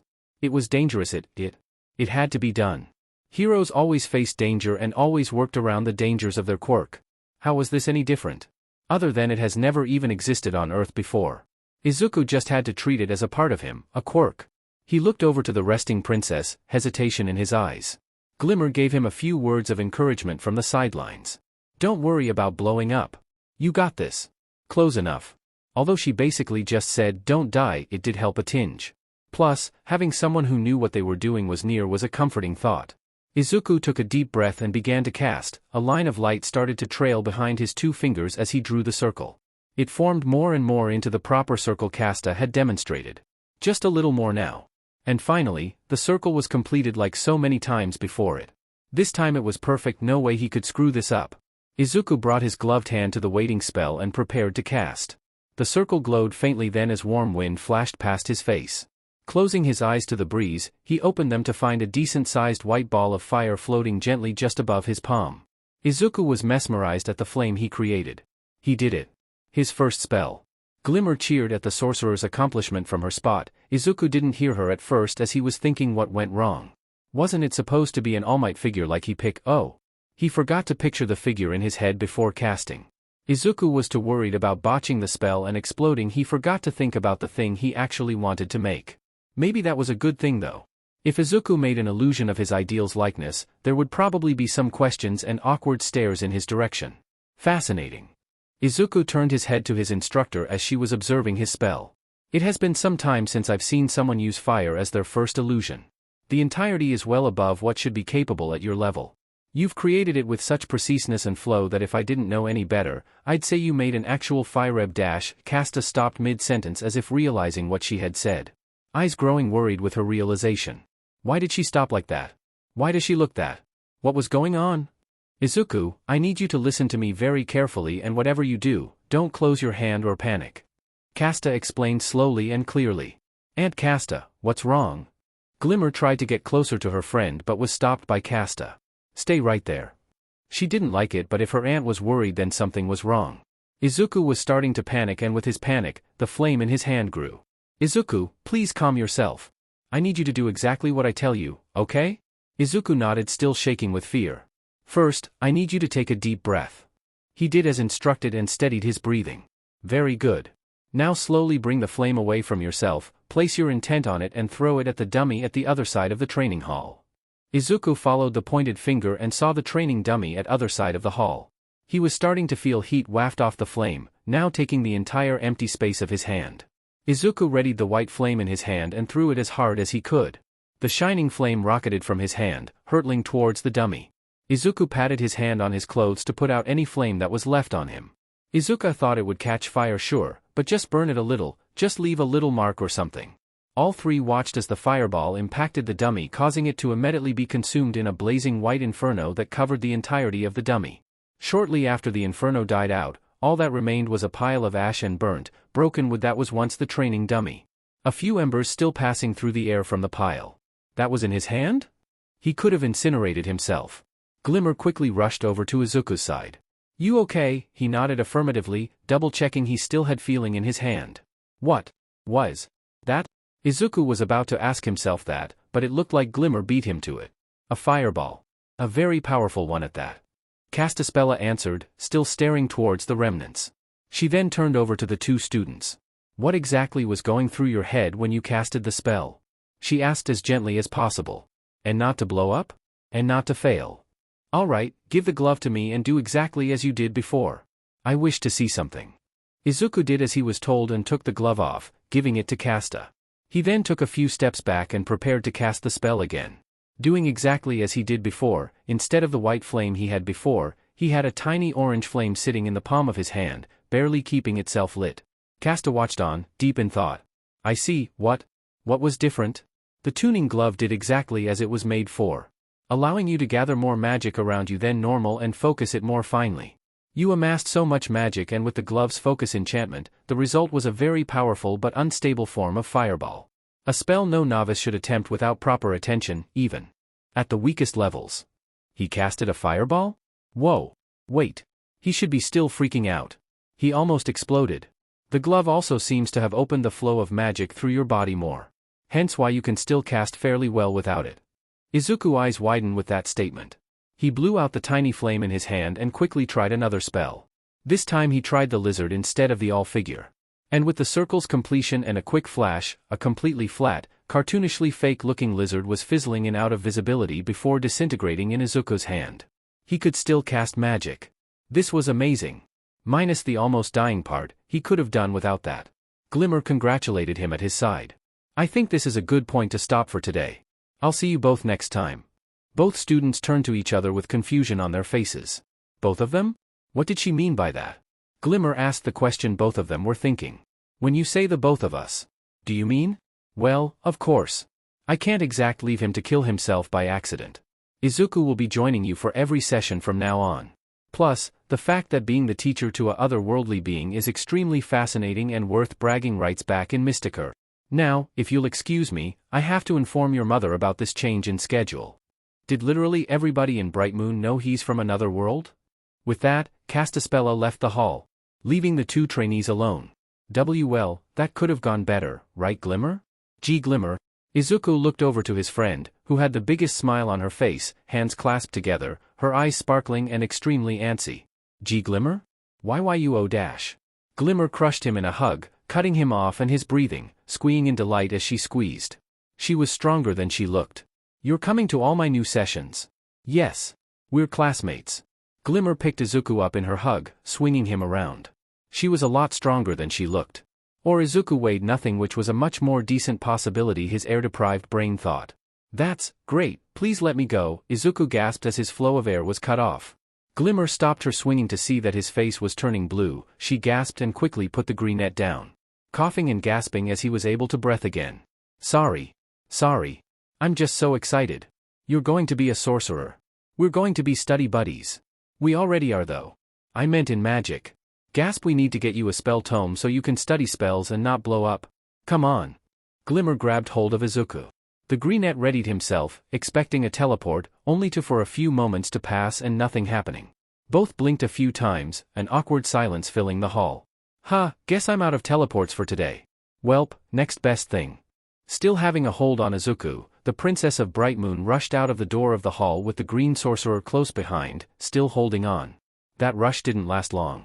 Another one of Glimmer's tutors met them both in the halls and took Glimmer with them to another lesson. This one about introductions, dialect, and properness at events. The two said their goodbyes and went in their own directions. Now he had free time, he supposed he could go to the archive and pick up that spell tome Glimmer mentioned. Izuku walked over to the grand doors of the archive, one of the first major sites he'd seen at Bright Moon, and entered. Izuku wandered the archive searching for any sections about magic or spells to be specific. The search was going in good direction but nothing specific. There were tomes on magic theory, magic applications in today's age, how magic came to be. That last one would be an interesting read but not what he was looking for. After several minutes of digging through the archive's magic section, even going to some of deeper parts of the archive itself, Izuku finally found something that resembled what he was looking for. He pulled out a large, dusty tome from a forgotten shelf of the archive way in the back. He blew the dust off the cover and revealed no title to the tome but a faded silver taking the edges with intricate designs of vines, with a sliver flower inlaid into the lower left corner and the upper right corner of the thick leather-bound tome. The name of the author was nowhere to be seen. Maybe because of simple age or wear of it. Izuku read on the spine, spell and runes. That's it. He then took out the tome and brought it back with him to his room, placing it down carefully on the hard desk. Even then, the tome's weight made a rather hard bamp noise when it hit the desk. Izuku opened the tome with some effort to a random page and started to read. As he read more and more of the tome, it revealed all sorts of information on not just spells but a separate type of spell called runes. Runes, as Izuku read, were spells drawn onto objects, surfaces, or parts of clothing and allowed for the effect of a spell to remain in a state of inactivity until needed or activated by the caster. Mostly used in traps and situations where you can't cast a spell quickly enough. The tome also remarked on how the author would place runes into the cuffs of their sleeves to allow instant projectile casts without everyone outing them as a sorcerer. But a quick shot instead. Was this a journal? If so, who was the author? Izuku tried looking for any information on the name of the author or what had happened to them, only coming blank both figuratively and literally. Figuratively speaking, because the only thing he had on the author were little footnotes on what situation the spell was used or would be most useful in, and how it worked out in the end, which was vague, so Izuku only had a faint grasp on what kind of person the author was. Literally speaking, because the journal ended abruptly 3/4 of the way in, leaving a solid chunk of blank parchment behind. The first page just after the cover had a bunch of random shapes, lines and dots piled together, taking up most of the space on the page. It sort of looked like the same sort of shapes he'd seen on the temple ruins door years ago. It still didn't make sense, but maybe the archive had a book about how to read or translate it. He would look later and flip to the last filled page. The last page's footnote being about some great bounty they would be collecting from some royalty and how this would set them for life. Shame too, she's rather beautiful in a way and has a fire in her eyes despite that. Fun to talk to as well, huh? That sounded more like a pirate than a sorcerer, but the tome didn't lie. Whoever this was, they knew a thing or two about magic. Izuku looked for a page that would go over what he had learned today. And lucky enough, he found a whole section on illusions. Izuku stood the book up and got up from his desk, took a few steps back and began practicing what was on the current page. Now that he had a reference to work with, he could practice on his own. But he would start with the safe spells first, no fireballs or energy blasts, yet.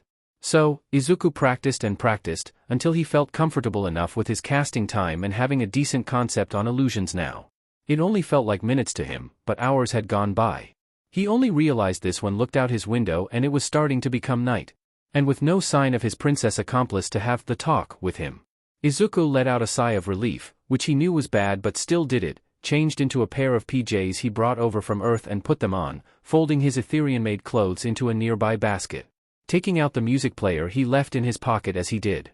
Before going to sleep, he closed the tome and took it with him to bed thinking it will come with him back to Earth so he could practice more spells while he was away.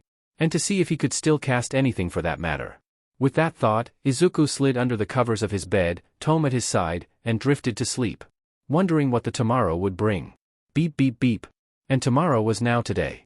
The sorcerer in training moved the All Might blanket from on top of him and stretched, sleep still in his eyes.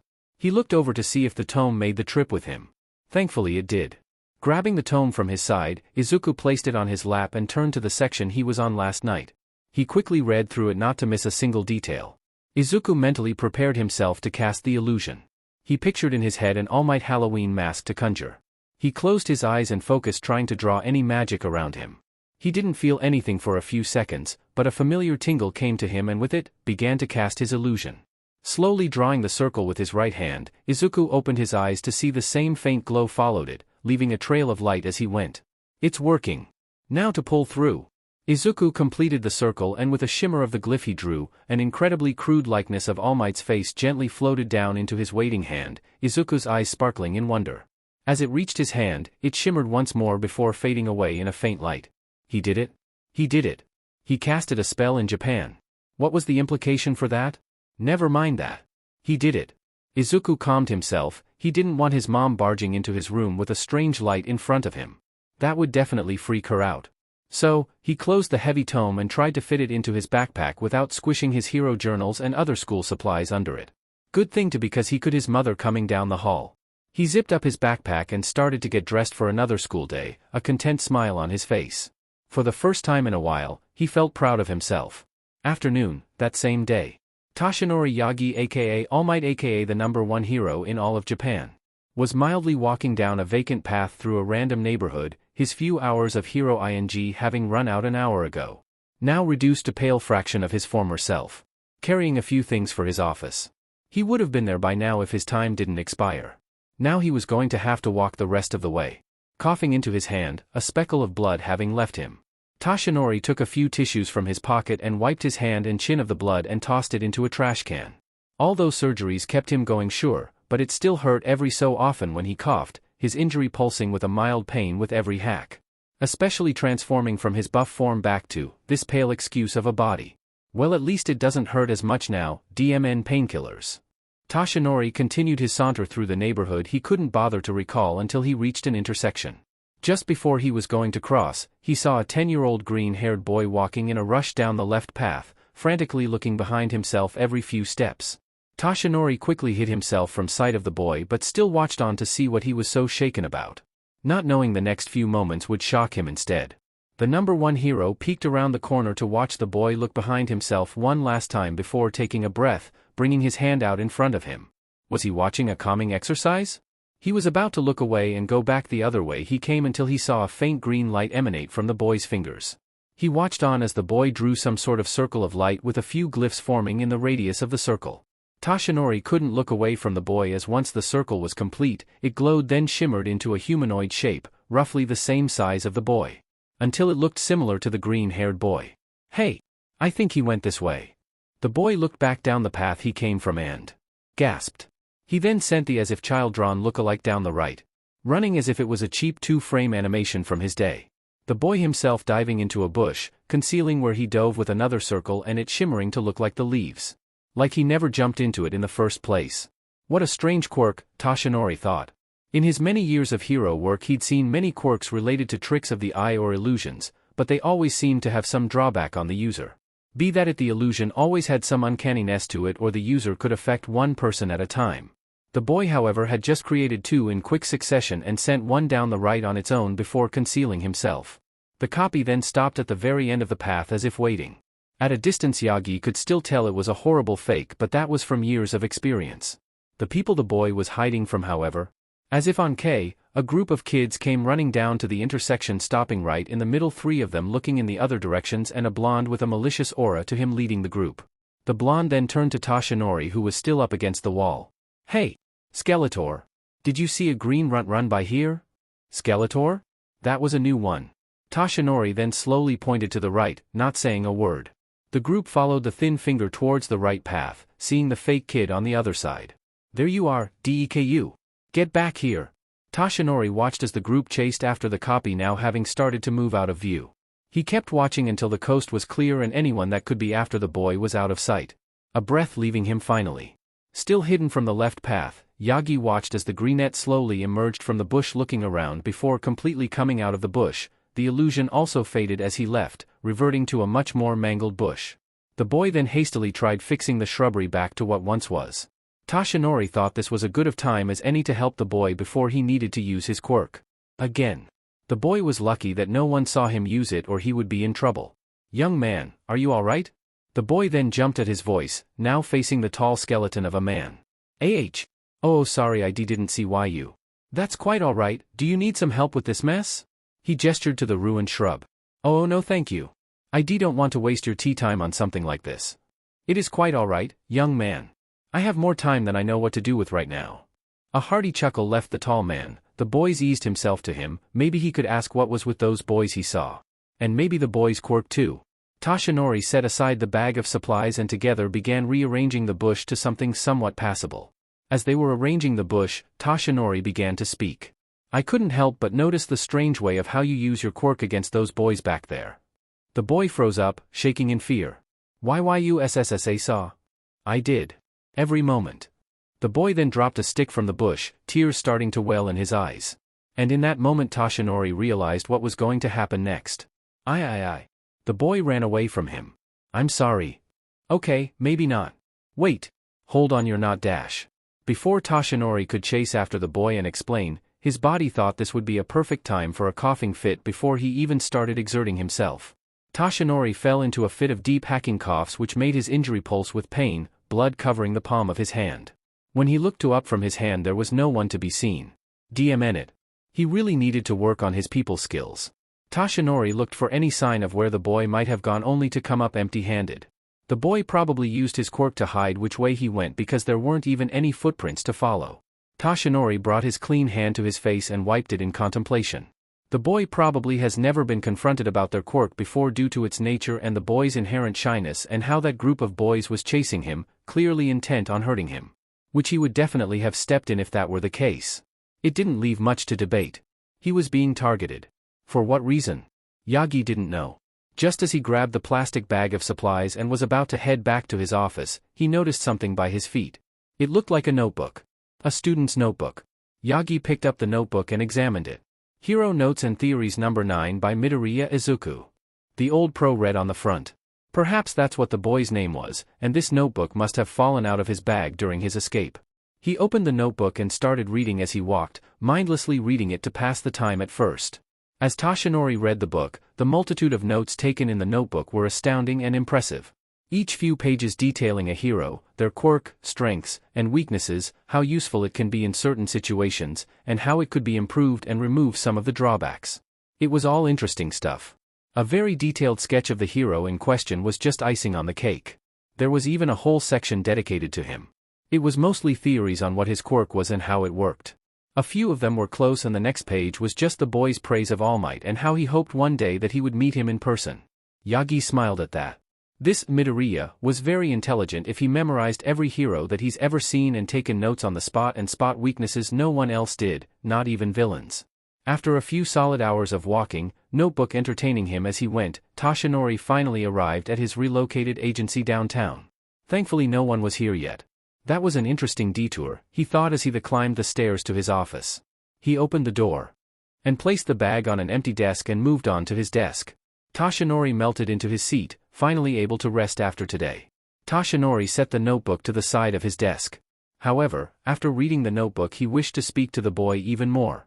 Now determined, he booted up his computer and began searching for a Midoriya household. After some digging, he found a phone number tied with the Midoriya household. He grabbed his office phone and dialed the number. After a few moments of ringing, someone picked up. Hello? Midoriya Inko speaking. Hello, my name is Toshinori Yagi. Do you have a son named Midoriya Izuku? Yes. Are you from his school? Is he in trouble? I swear he is the sweetest boy you'll ever meet and would never dash. Oh. No. I'm calling because I found something that belongs to him, a notebook, and I was hoping to return it, maybe speak to him about what's inside it. Oh, I'm very sorry about that. What notebook if you don't mind me asking? Hero Notes and Theories number 9 by Midoriya Izuku, does that sound familiar? Yes, that does sound like his. He always wanted to be a hero growing up. Taking notes on anything hero related to help him in any way. That sounded nice? Wait, wanted? Meaning he doesn't? What do you mean wanted? Does he not want to anymore? Well, he still does but, sorry I'm getting off track. When would you like to return it? That was strange, probably something to go over in person. I was hoping for some time tomorrow afternoon when he is home would be best. How does that sound? I'll make sure he is home after school. Do you have this address? If not, I can send it to you after. That sounds excellent. Thank you. Goodbye, Miss Midoriya. Toshinori hung up the phone and leaned back in his chair, contemplating his conversation. But stopping his thought, determining he would learn more about the situation in person tomorrow. Who is Midoriya Izuku and why did his mother question his resolve to be a hero? And maybe learn why he seemed so afraid being seen using his quirk. Why did he run like that? Nothing would look more suspicious than that. He could have just explained his situation and been on his way, but Izuku had to freak out that he had been seen using his quirk in a public area and book it from the person who just wanted to help him. How was Izuku supposed to know someone was watching him cast those illusions? He thought the coast was clear.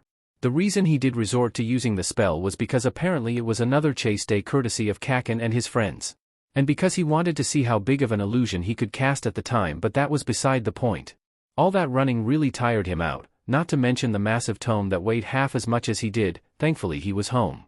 Izuku went straight to his room and started to unpack and unwind. Izuku really had to watch his surroundings, especially if he was going to be a hero. Villains could strike from anywhere and he had to be ready. Maybe the tome had a spell for sensing nearby people. That would help. Just as he was pulling out the huge tome and putting it on his desk, Izuku rooted around his backpack for his school supplies and hero journal. He had one up in school stuff but was missing a hero journal. Okay, that's fine. You have more than one and that one was getting pretty full. It's fine, there's more notes to take. Just relax. Where is it? Where is it? Izuku then frantically looked in every crook of the backpack, even flipping it upside down and shaking it to see if it was stuck at the bottom and would just fall out. No such luck. Where could have it gone? Okay, retrace your steps. Where did you take the journal through your day? He got up, just leaving Etheria, packed his things into his bag, went to school, etc. It was pretty calm during the school day and Izuku didn't take it out until a scheduled break, so that rules out school and leaving it at home. That left after school as he was being chased. He did have to quickly grab his things and put his shoes on in a hurry. But everything was secure before he casted the illusion and jumped into the bush. The pointy, rigged shrub. The one that caught his backpack as he was trying to leave it. Probably opening the backpack open just enough that it dropped from his bag as he was running from the scene, didn't it? Oh, of course it did. It probably got swept up by the wind when he ran. So there was no way he could find it wherever it went. Well, it could have been worse. He could have lost the tome. But he definitely would have noticed the weight difference if he did drop it. Izuku did have a few assignments to do for tomorrow. It'll certainly pass the time, at least until he went back to Bright Moon, where he could go back to practicing spells and maybe delve into the rune section of the tome. It's not like Izuku would see the man again after today. He probably went back to whatever he was doing after Izuku ran and apologized like a lunatic. Even less likely that the man had his hero volume after that whole deal. Why would he take some crazy kid's things? With nothing better to do, Izuku got to work. Maybe he could get a little practice in after he got these assignments done before he had to sleep. Bright and early was the opportune time to practice some new spells and improve on ones he already knew. His room in Bright Moon was the perfect amount of both functional and spacious. Izuku still had a clear view of the open tome from his side of the room, which was turned to a new page. This one about creating a circle of magic which would stay in hand and be able to fire small projectiles from it. The tome mentioned how these projectiles were pretty weak compared to something like fireball or just firing magical energy straight from his hands. But it could be rapid-fired as long as you kept supplying the spell with magic. A side note by the author mentioned that it could transition into a more powerful long-range spell. Izuku was also still a beginner, so starting weak was the best thing for him. He really didn't want a repeat of yesterday, even though it was impossible without the tuning glove. He was still wary of the possibility, however. Alright, please don't blow up. Izuku took a deep breath and began casting. He followed his fingers as he created the circle, occasionally glancing at the tome to make sure it was correct. Nervous about the whole thing as this was his second attempt at a more offensive spell. The first almost killing him on his first day. As the circle neared completion and glyphs of various shapes began to fill the radius of the circle, then Izuku placed his intent onto the spell. With it the circle completed and shrank until it was about the size of his palm. Unlike the illusions he's casted before, the spell circle remained in his palm, awaiting magic to be fed through it. Maybe this is how runes work? They simply await a feed of magic for activation. Until then, they were inert. He watched in shock as the circle began to fade in his hand as no magic was keeping it sustained. He sighed in disappointment when the spell completely dispersed. Guess he took too long. Izuku also had to learn the difference between the two. As somehow runes could sustain themselves depending on the object or the amount of magic poured into it before the rune was complete. Spells required a constant feed of magic as they were cast. If this requirement is not met, the spell would either fizzle out and fail or be far weaker than what the caster would want, and with what magic he could gather, that time was very short. There were ups and downs to both. Izuku settled for figuring out the difference in depth later. Right now, he had to try the spell again. And this time no getting distracted, just get straight to blasting. But first, maybe he'd ought to set some targets to hit. Going around the room and grabbing random junk scattered across it, Izuku prepared some makeshift targets to hit with his spell, but in actuality were just mounds of pillows with random junk strapped onto them. Ensuring he was a decent distance from the targets, drawing a line on the floor to measure the distance, Izuku took a deep breath and began casting the spell again. In a few moments, the spell was complete. Identical to when he first drew it, sitting safely in his hand. Here we go. Izuku raised his arm, palm open, towards the target and passed some power to it. A tiny bolt of magic shot from the circle in his palm only to fizzle out before hitting the target. Was he too far? Or did not put enough magic into that bolt? It was working though, so he must have done the spell correctly. Perhaps just a little bit more. Izuku readied himself again, passing a little more to the spell. Another bolt shot out from his hand. It was a little bigger than his first one but still fizzled out, only a few mere inches from the target. Izuku had to be careful still. He had to find the perfect middle point of hitting the target and not draining himself or exploding his hand. Just a little more. Once more he readied his arm and fired. Another larger bolt blasted from his palm, finally hitting the target, causing it to rock back and forth before settling back to normal but leaving no mark. That's it, just like that. Izuku prepared to fire 2 bolts from his spell, now having finally figuring out the amount of magic required to hit his target. The first bolt hit his target but, in his excitement, and the rapid fire caused his arm to pull up in recoil, and the second bolt fired, slamming just above the target, hitting the wall beyond it. Whoa! Okay, there is a recoil. Good to know, easily fixed, but good to know. Izuku steadied his spell arm with his free arm on top, mitigating any recoil that rapid bolts might make. Hopefully. Izuku took a second to gather magic into the spell. He didn't want it to fizzle out when he was this close to figuring it out. He then fired 2 bolts into the target, both hitting the target with only the second one slightly ajar from the center. He then moved on 3, then 4, then 5 bolts before the bolts began to sputter out from his hand and land on the floor. 5 bolts were his limit on this spell for now. Izuku stopped feeding the spell magic and it promptly faded from his palm into nothingness. That actually took a lot out of him. But it was a new spell and an offensive one at that, so that made sense on his end. Still, he was making amazing progress on his spell work. With the target still up, maybe he could practice a few more spells. Izuku walked over to the tome and flipped to a random page that looked simple to do. only finding moderately difficult runes that required intense preparation at his level and spells well out of his reach for the time being. Izuku moved back to illusions, something that could always need improving. Maybe he could conjure a more tangible illusion this time or make his regular illusions more lifelike, thus making people fall for them more easily. Before he could start, however, a sturdy knock came to his door. As he walked over to answer the door, Izuku began to wonder who it could be. Maybe it was Glimmer. She really wasn't that much of a morning person as he got to know her. But wouldn't she have just teleported into his room? It was still morning, so maybe she was being nice. Izuku opened the door expecting his friend to be there, only to have a taller figure stand as his doorway. As he slowly looked up to face the figure, side cut of pale blue hair and dark skin, wearing a silver breastplate, bracers, and boots with blue accents, with a fashionable white coat over her shoulders with the sleeves under the bracers. They looked to be in their early 20s, just becoming so. What he had to guess was a princess stood there looking down to the young sorcerer. Before she could start speaking, she noticed the makeshift targets and distance line at the opposite end of his room with an all-too-knowing gaze. Someone's been busy. Izuku began to sweat. Before another word could leave the princess's mouth, Izuku closed the door, spinning on his heel back to his room. He ran back over to his desk. He closed the tome shut and started cleaning up his mess before she saw anything else.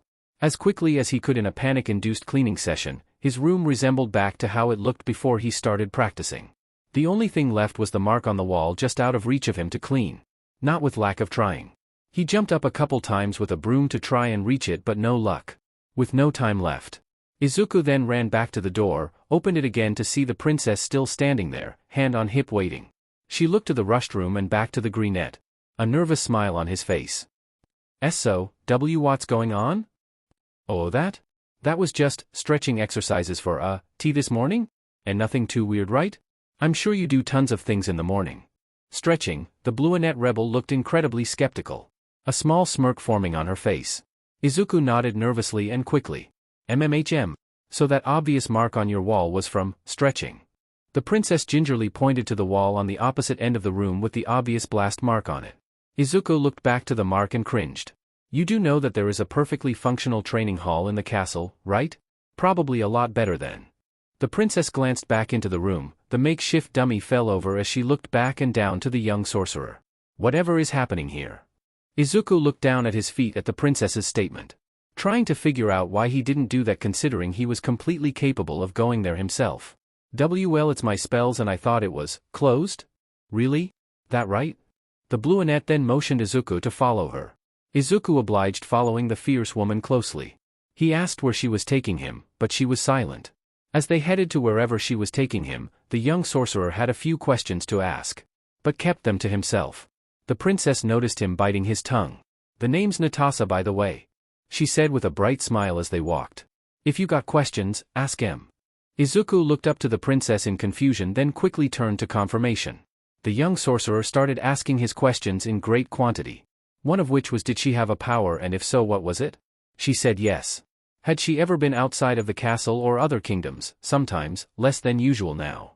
The questions continued until they reached the familiar doors of the training hall. Natasha pushed open the doors, revealing an empty hall before the greenette, who in turn looked to the princess with another question. Was it actually closed or is everyone late? Nah, the hall is open at all times. It's just no recruit training drills have been scheduled for today. I usually bet on myself against all the rookies to hit the most targets if there is one. Which I usually do. The princess strode into the hall with Izuku behind her. Natasha led the young sorcerer to the middle of the hall before turning on step, facing Izuku. She then pointed to a few dummies a few meters away from them.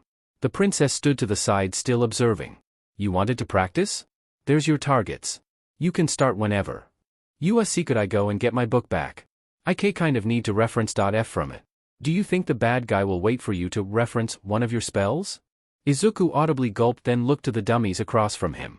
With nothing but time on his side right now, Izuku started practicing the spells he could remember. Starting with the rapid bolts. He casted the spell and began to fire bolts from the circle. First hitting only one target with the 5 bolts. Izuku kept repeatedly hitting the dummy with bolts until all 5 hit their mark. Izuku looked over the princess, who was still watching, occasionally glancing to a rack of practice staves beside her. Not bad, Greenie. Now try and hit each target once with your bolts. Let's see if Casta has actually been helping your hand to eye junk. Then try faster until you can't hit consistently anymore. Izuku nodded to the princess's direction and prepared the spell again. He hit a target, then slowly move on to the next one in line. He hit each one in the chest, then aimed right at the start again, this time faster. He missed the last one and tried again at that speed, until he hit all of them in one go. Again, and again. Each time getting faster until he couldn't hit the third or fourth dummies.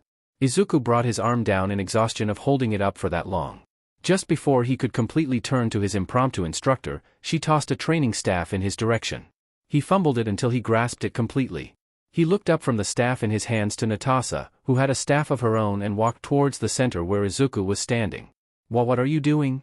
Natasha now stood across from Izuku, after a quick twirl of the staff in her hand, adopted a fighting stance.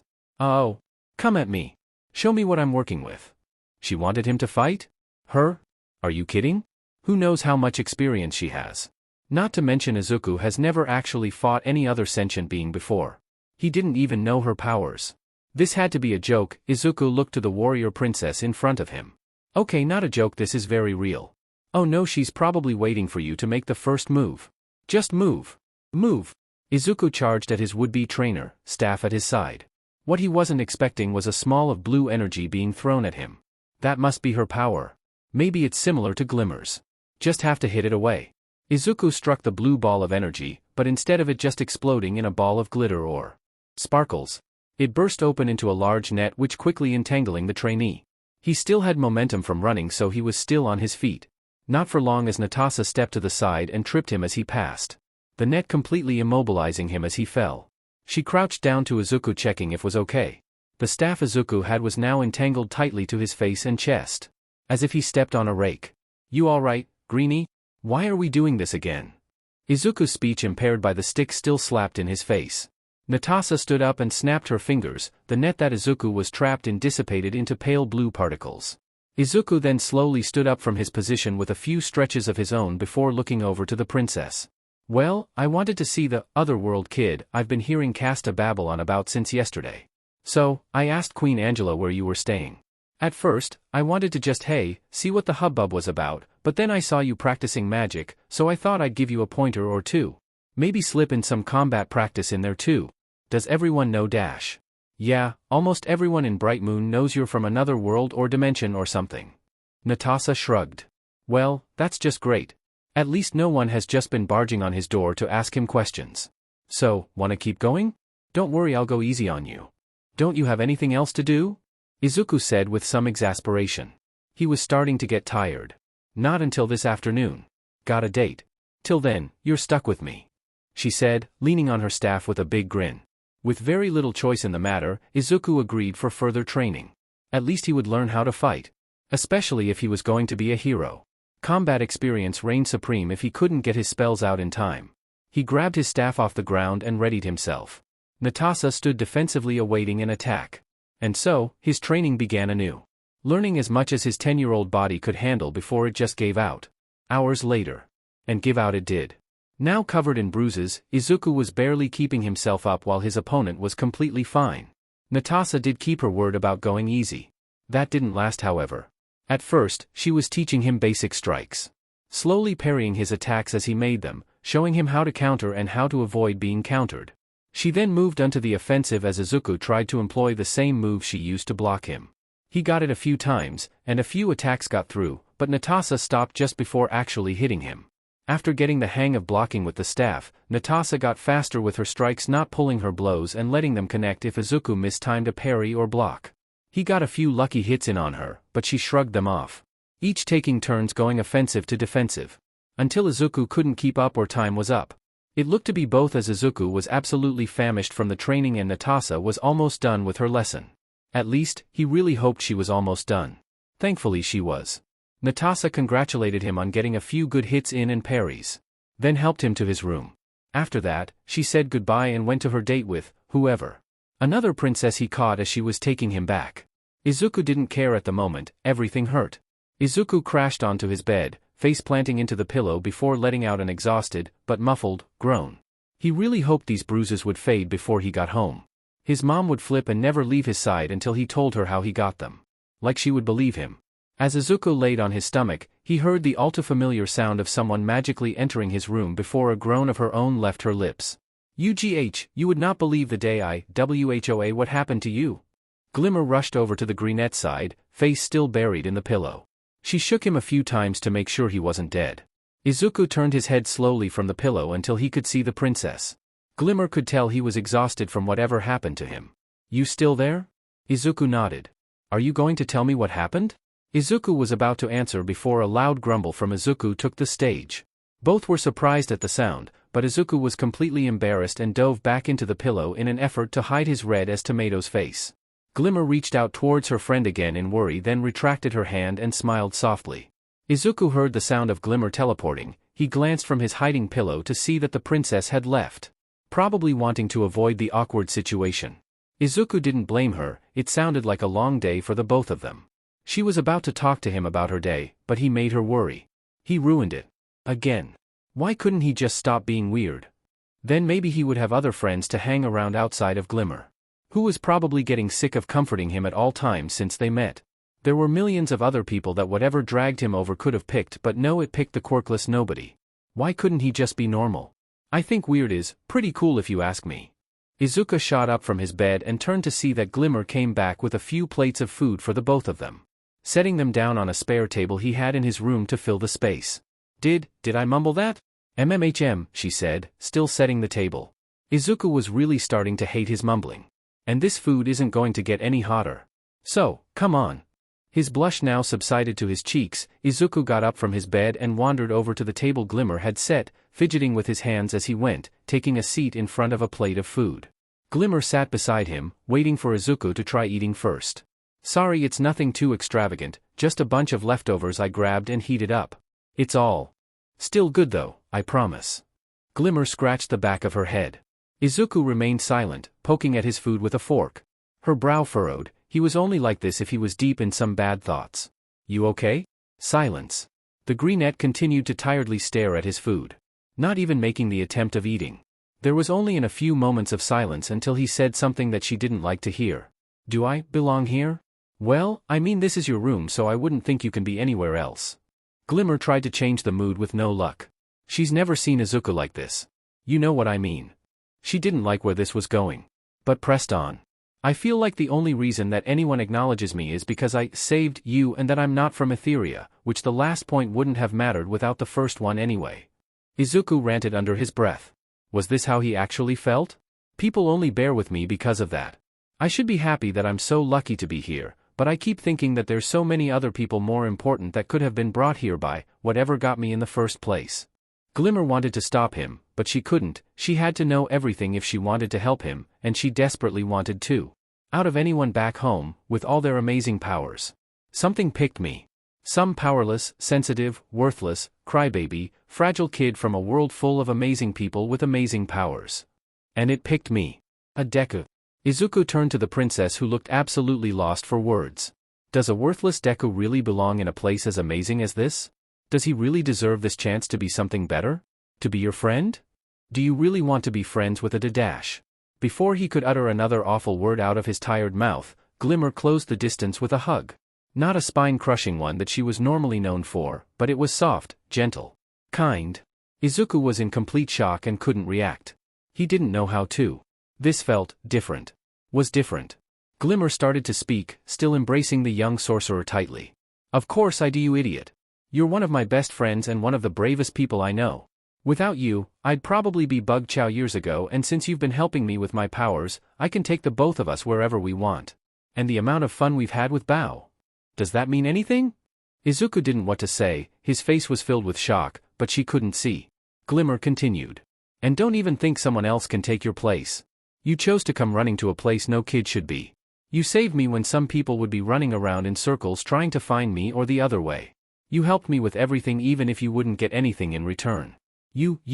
Izuku heard something he wished to hear ever since he was diagnosed quirkless. That one sentence no one would even give him the time of day to say or even bother to think. You are not worthless. You can be anything you want to be if you believe in it hard enough. And I won't stand for it if anyone says that Izuku Midoriya is anything but amazing. Izuku started shaking in the princess's embrace, tears started forming in his eyes, and after a second to process, returned Glimmer's hug tightly and started crying in her shoulder. The only sound in that room, in that moment, were the soft sniffles of a boy's dreams reigniting thanks to his best friend in all of two worlds. Izuku? Sniff ye yes? What is a Deku? I don't think it means anything good if you said it like that. You don't have to tell me your life story or what Earth is like, or Japan. That can wait. I just want to know what it means, okay? Okay. Glimmer released Izuku from her hug and both sat back down. Izuku then explained what Deku meant to her. To say she didn't like it was the understatement of the decade. She despised the word.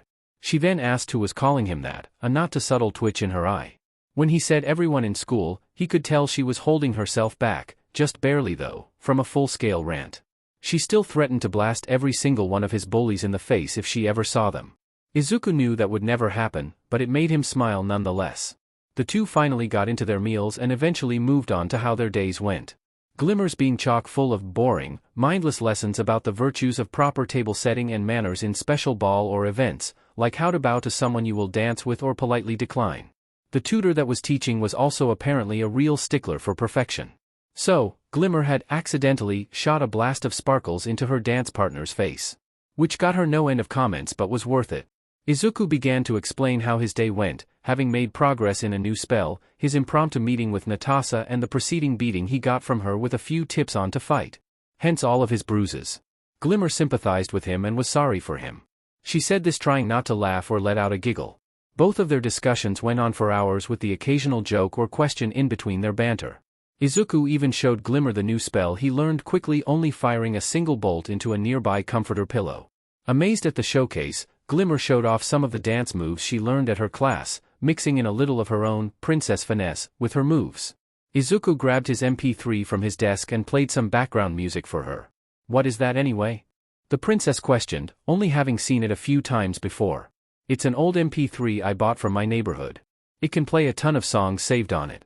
Glimmer walked over Izuku, who was scrolling through the playlist, looking over his shoulder. Here's something you might like. Izuku plugged in some earbuds into the device and passed one to the princess and pointed to his ear. So, it's kind of like an earpiece? Glimmer put the bud in. Kind of, yeah. But you can't talk with it. Just listen to stuff. Izuku hit play and an automated voice played before the song, putting the opposite bud in his ear. Now playing, Lilac, by IU. An electronic beat hit them both at first, but slowly moved to something more upbeat and natural. Glimmer wasn't sure at first as the lyrics were in Japanese, so she didn't understand any of it, but the feeling was there, she definitely could feel that. Izuku was swaying along to the beat, eyes closed, even mouthing some of the lyrics she didn't understand. The princess wasn't at that point until they reached the chorus. When the drop hit, Glimmer immediately began humming along to the melody. Both were now swaying along to the music, enjoying it as it lasted. Glimmer didn't understand any of it, but she still very much liked it. The song slowly faded out as it ended. Izuku paused the playlist before it played anything else. Wow! The greenette nodded in understanding. He was the exact same when he first heard something like it. Glimmer was about to ask him to play another but realized what time it was and regrettably sighed. Both cleaned up the table and set the dishes aside for now. Just before Glimmer grabbed the empty plates, she stopped in thought. Hey Izuku. He turned from the table to the princess. She inhaled and exhaled deeply. Now determination filled her eyes. Can you promise me that you will tell me everything someday? And I mean everything. Japan, Earth, the powers people have. Everything, not just you. But I will want to hear that too. Izuku blinked at the request. It made sense, after tonight she deserved to know, but he wasn't up for more emotional baggage that night. Just before he was about to answer, Glimmer stopped him. It doesn't have to be tomorrow or the day after, heck, it doesn't have to be in a few years. Whenever you're ready. I'll be here. She smiled. And that was it. The smile that set it in stone. Izuku knew what he had to do. I promise. Glimmer nodded and grabbed the two empty plates off the table. Both said goodnight to one another, and she phased out of his room, leaving him alone again. With a yawn from today's massive roller coaster of emotions, Izuku got ready for bed, hoping not having to deal with another deep talk like that for a few months. Japan, Dagoba Middle School.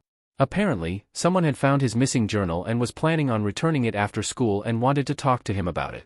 So, the idea of ignoring possible confrontation for the next few months had just flown out the window. Great, great. The young sorcerer mumbled to himself, trying to figure a plan how to get out of this meeting with a Yagi Tashinori, his mom mentioned. Of course, he was in the middle of class, so everyone just stared at him awkwardly, including the teacher at the front of the class. He, of course, got called out by his teacher in front of everyone to stop bothering everyone else. Izuku hid under his arms in embarrassment as a majority of the class giggled at him. The words that he heard everyone mutter around would have stung more if it weren't for the fact there was someone who believed in him, and that was enough for him. Midoriya household. After another day of surviving school, Izuku was almost home. Thankfully Kaken didn't feel like chasing him today, so he actually got home on time. Just as he made the turn to his home, Izuku noticed a very nice-looking two-door cruiser had pulled up into the driveway of his house, and his mom's small van was right in front of it. Was he here already? Izuku rushed to the door and let himself in, taking off his outdoor shoes, and creeping further down the hall to the living room. Izuku heard his mom asking some questions, then he heard another familiar voice respond, then cough. No. It couldn't be. Izuku peeked around the corner to see his mom sitting at the kitchen table and across from her. Oh, you've got to be kidding me. The same skeletal, blonde man sitting across from her with a cup of tea in his hand. So that was Yagi Tashinori. This time, he was wearing a very loose-fitting blue suit instead of the plain white shirt and cargo shorts he met him in. The tall man glanced over to Izuku's hiding place around the corner with his mom following the man's gaze. Izuku ducked back around the corner, hopeful he hadn't been seen. Izuku, is that you? It's okay, this the man I was telling you about this morning. Izuku didn't move, afraid that he would have to explain what happened yesterday. Did I mention he's from the All Might Agency? What? Izuku awkwardly shuffled over from his hiding spot, now keenly interested why someone who worked with All Might, his idol, was interested in him out of anyone. Heck, he even expected the man to be more interested in Kaken than him. Izuku continued shuffling right to the table and stood stiff as a board next to his mother, nervously avoiding making eye contact with the man. Yagi's piercing blue eyes looked straight at Izuku, but a light chuckle left his lips and a bright smile formed on his face. Ah. It is very nice to meet you for the second time, young Midoriya. He said with a chuckle. Izuku shuffled in place and nodded. Still unsure how much the man told his mother. Inko asked Izuku if he could have a seat, they were going to be talking for a bit. He obliged and slowly made his way to an empty seat. After taking a seat, still avoiding any major eye contact with their guest, Yagi reached into his suit and pulled out his hero notebook. I believe this belongs to you. Yagi slid it across the table to the greenette. I was hoping to discuss its contents with you. He actually read it? He probably thinks he's a nut job. And he works for All Might. All Might. If this Yagi told his idol anything, it was to avoid the crazed fan Midoriya Izuku. This couldn't get any worse. From what I read, you possess a great deal of knowledge on the hero industry and heroes themselves. Keeping very detailed notework that would even make some Quirk specialists blush. Wait, what? Not to mention, from what I gathered, you have almost every Japanese hero's quirk recorded, including strengths, weaknesses and drawbacks to the user. Not to mention tips on how to counter these drawbacks. I have worked with many heroes in my time and I wish could tell half of this stuff to them. An open smile grew on the man's face as he was speaking. What was happening? Was he praising him? These past few days have just been full of weird feeling emotions. I was hoping to ask a few questions about it and yourself. Is that all right? Yagi asked, taking a sip of tea. This is amazing tea, by the way, thank you, Miss Midoriya. Inko thanked him for the compliment. Izuku, on the other hand, was trying to figure out what was happening right now and mindlessly accepted the line of questioning. Thank you, this won't take long, I assure you. Yagi opened his mouth then closed it again, then looked to Inko. Miss Midoriya? Might I speak to your son in private for a moment? Inko was confused at first but understood nonetheless. She excused herself but not before kissing Izuku on the forehead. I'll just be in my room, okay? I won't be gone long. Inko then left to her bedroom, leaving the two alone at the table. Izuku started to sweat, looking down at his quivering hand sitting in his lap, wondering what the man would say next. Before anything else happens, I just want to say, you are not in trouble. Huh? Izuku shot up to face Yagi. I came here to discuss your notebook's contents with you, yes. But I also wish to speak to you about what had happened yesterday. Right, when he ran away like a lunatic, he remembered.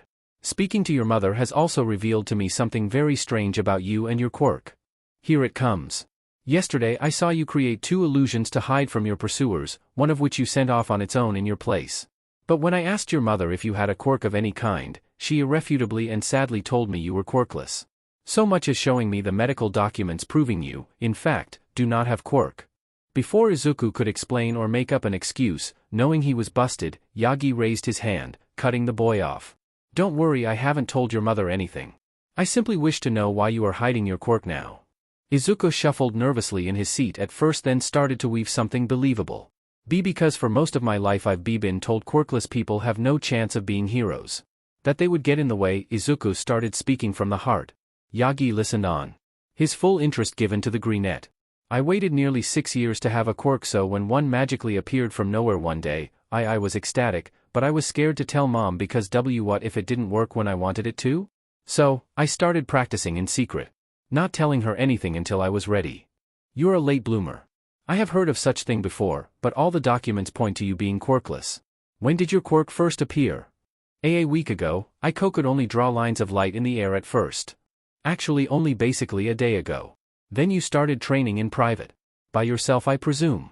Yes sir. He didn't need to know that an actual sorceress was teaching him. No one did. Does she know anything? Izuku shook his head. I see. Do you plan on re-registering your quirk status once your mother knows? Izuku had thought of that plenty of times when he first started practicing. She would need to know if he wanted to register into Udata properly and enter its legendary hero course. I understand your hesitation. It can be a scary thing to show a quirk you don't have full control over. But you're a smart kid, there is no doubt, so I'm sure you can figure it out and know what happens if you use your quirk in public and they find to see your status says you're quirkless even though they saw otherwise. He did know. False information, a strike on his credentials. Goodbye Yue, the sooner, the better young Midoriya, and be more careful until then. Izuku nodded. Yagi leaned forward, folding his hands together and placing them on the table. I have one more question, then we can have your mother come back. Izuku nodded again. Do you want to be a hero? Even before. When you were quirkless. Yagi stared down the greenette with his question hanging over him like a pendulum. Did he? That was the question of the century, wasn't it? He just questioned himself last night back in Etheria before she. What was he thinking? He already knew the answer. Izuku answered with fire in his heart. He knew who he had to prove wrong and he knew who to show his gratitude for believing in him. More than anything. Yagi was surprised at the sheer determination that he saw in the boy's eyes. He slowly nodded to Izuku's answer, finally understanding his conviction to be hero was as strong as his golden years. The old hero knew the boy would make the right choice and be one of the better ones out there. Yagi smiled at the greenette and motioned him to bring his mother back. After Inko had returned, the three then discussed several other things about Izuku's notebooks, when he first started writing them. How many volumes he has. Yagi asked a few random trivia questions about a random hero to see if the greenette could answer. He passed that test with flying colors. After a solid hour questions and quirk-related topics Inko lost track of, Yagi had to excuse himself. Thank you very much for your time. As he walked to the front door. And thank you again for the tea, Miss Midoriya. Oh, I'm sure it's not as good as the coffee at the number one's office. You'd be surprised. Yagi muttered under his breath, recollecting how the office coffee tasted like dirt water. As for you, young Midoriya, I would like for you to have this. Yagi pulled a small business card from his pocket and handed it over to Izuku. The young sorcerer held it up to his face as if it was the golden ticket to a day with All Might. If you have any questions or if you would like to come visit, do not hesitate to call. Don't forget what we talked about as well. Izuku nodded excitingly. I will be watching your progress with great interest, and I hope to see you at UA. With that, Yagi closed the door behind him and left. My, that was scary, someone that works for All Might. You must be absolute, Izuku? Inko looked down to Izuku, who was still mesmerized by the card. It had a similar aesthetic to All Might's Golden Age costume with his signature smile in the corner of the card. Inko excused herself to go make dinner. Izuku was deep in thought when noticed his mother pass by to the kitchen. He had to tell her, or at least tell her he had a quirk now. How would she react though? Would she freak out? Be sad? Happy? Izuku didn't know. All he did know if he wanted to get into U.A and be the best hero he could be. Izuku had to get his quirk registered and his status changed. And Mom? I have something to show you. What is it, sweetie? Was he really sure he wanted to do this? She had to know eventually. Do you want to be a hero? Izuku already knew the answer. He took a deep breath and raised his hand to cast a spell. Light already forming at his fingertips. More than anything. Come on. We're gonna be late. Hold on. I'm almost got this spell down. Besides, you can just teleport us there. I am not your personal chariot around the castle, you know. Alright, I'm coming. After the constant banging at his door from a certain impatient princess, 12-year-old Izuku Midoriya closed the spell tome that he was so focused in and made his way to the door. Opening his door came to face his friend, who yanked him out of the doorway and began marching to the training hall. Glimmer didn't teleport them, probably out of spite. So much had changed in 3 years. It was kind of hard to believe. All starting that night.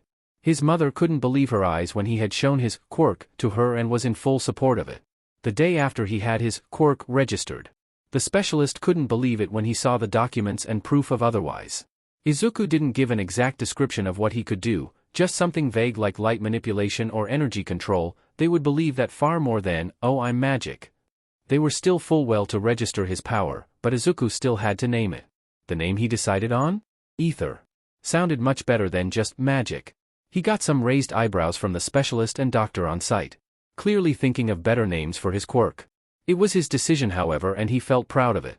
So, they shrugged it off and let him have the name. Of course, that was just back home. What about Etheria? Izuku's friendship with the Princess of Bright Moon only became more solid after that night. His training was in full swing now.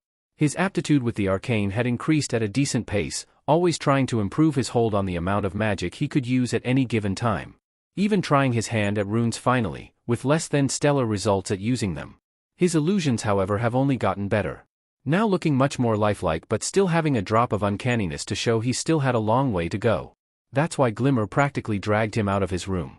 It was magic training day. Castaspella had a special lesson prepared for Izuku after he mentioned runes to her.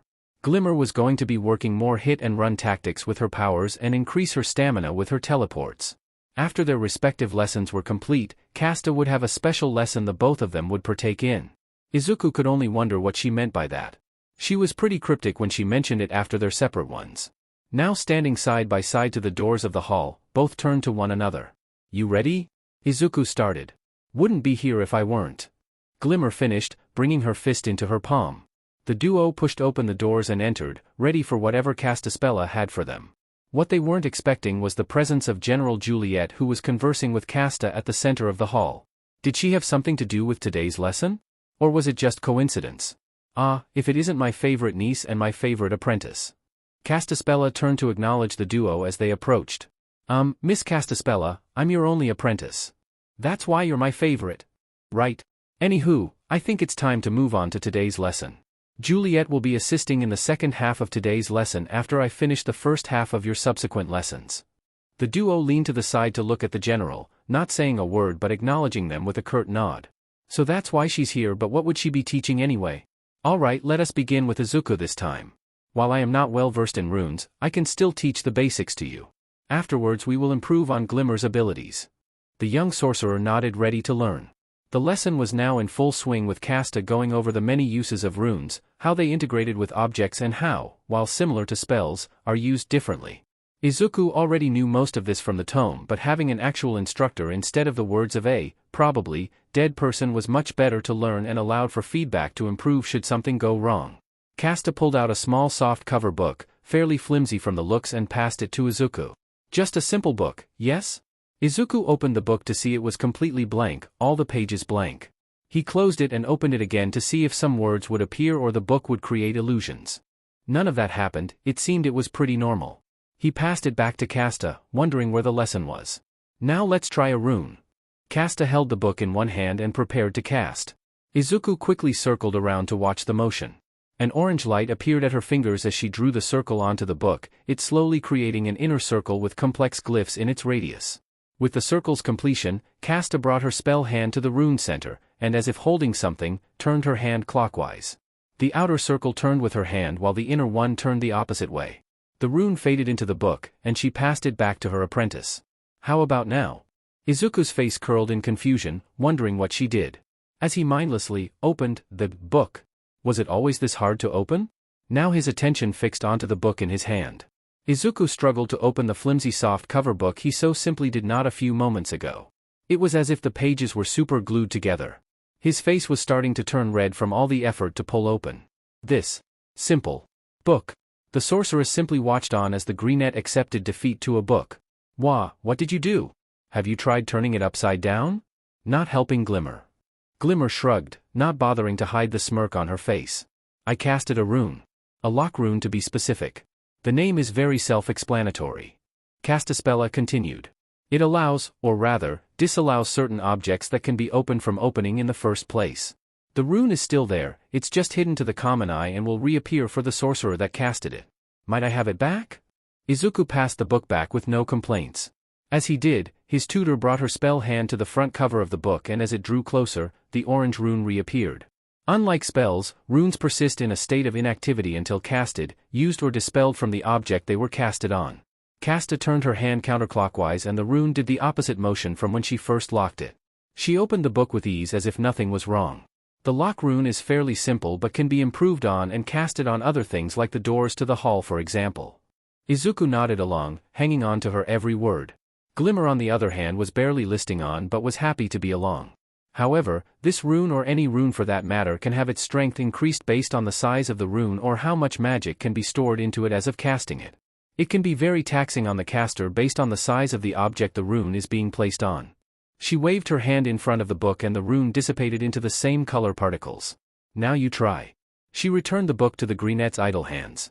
As soon as it arrived in them, Izuku immediately placed it on the floor, knelt down and got to work creating the rune, following the exact same motion his instructor did.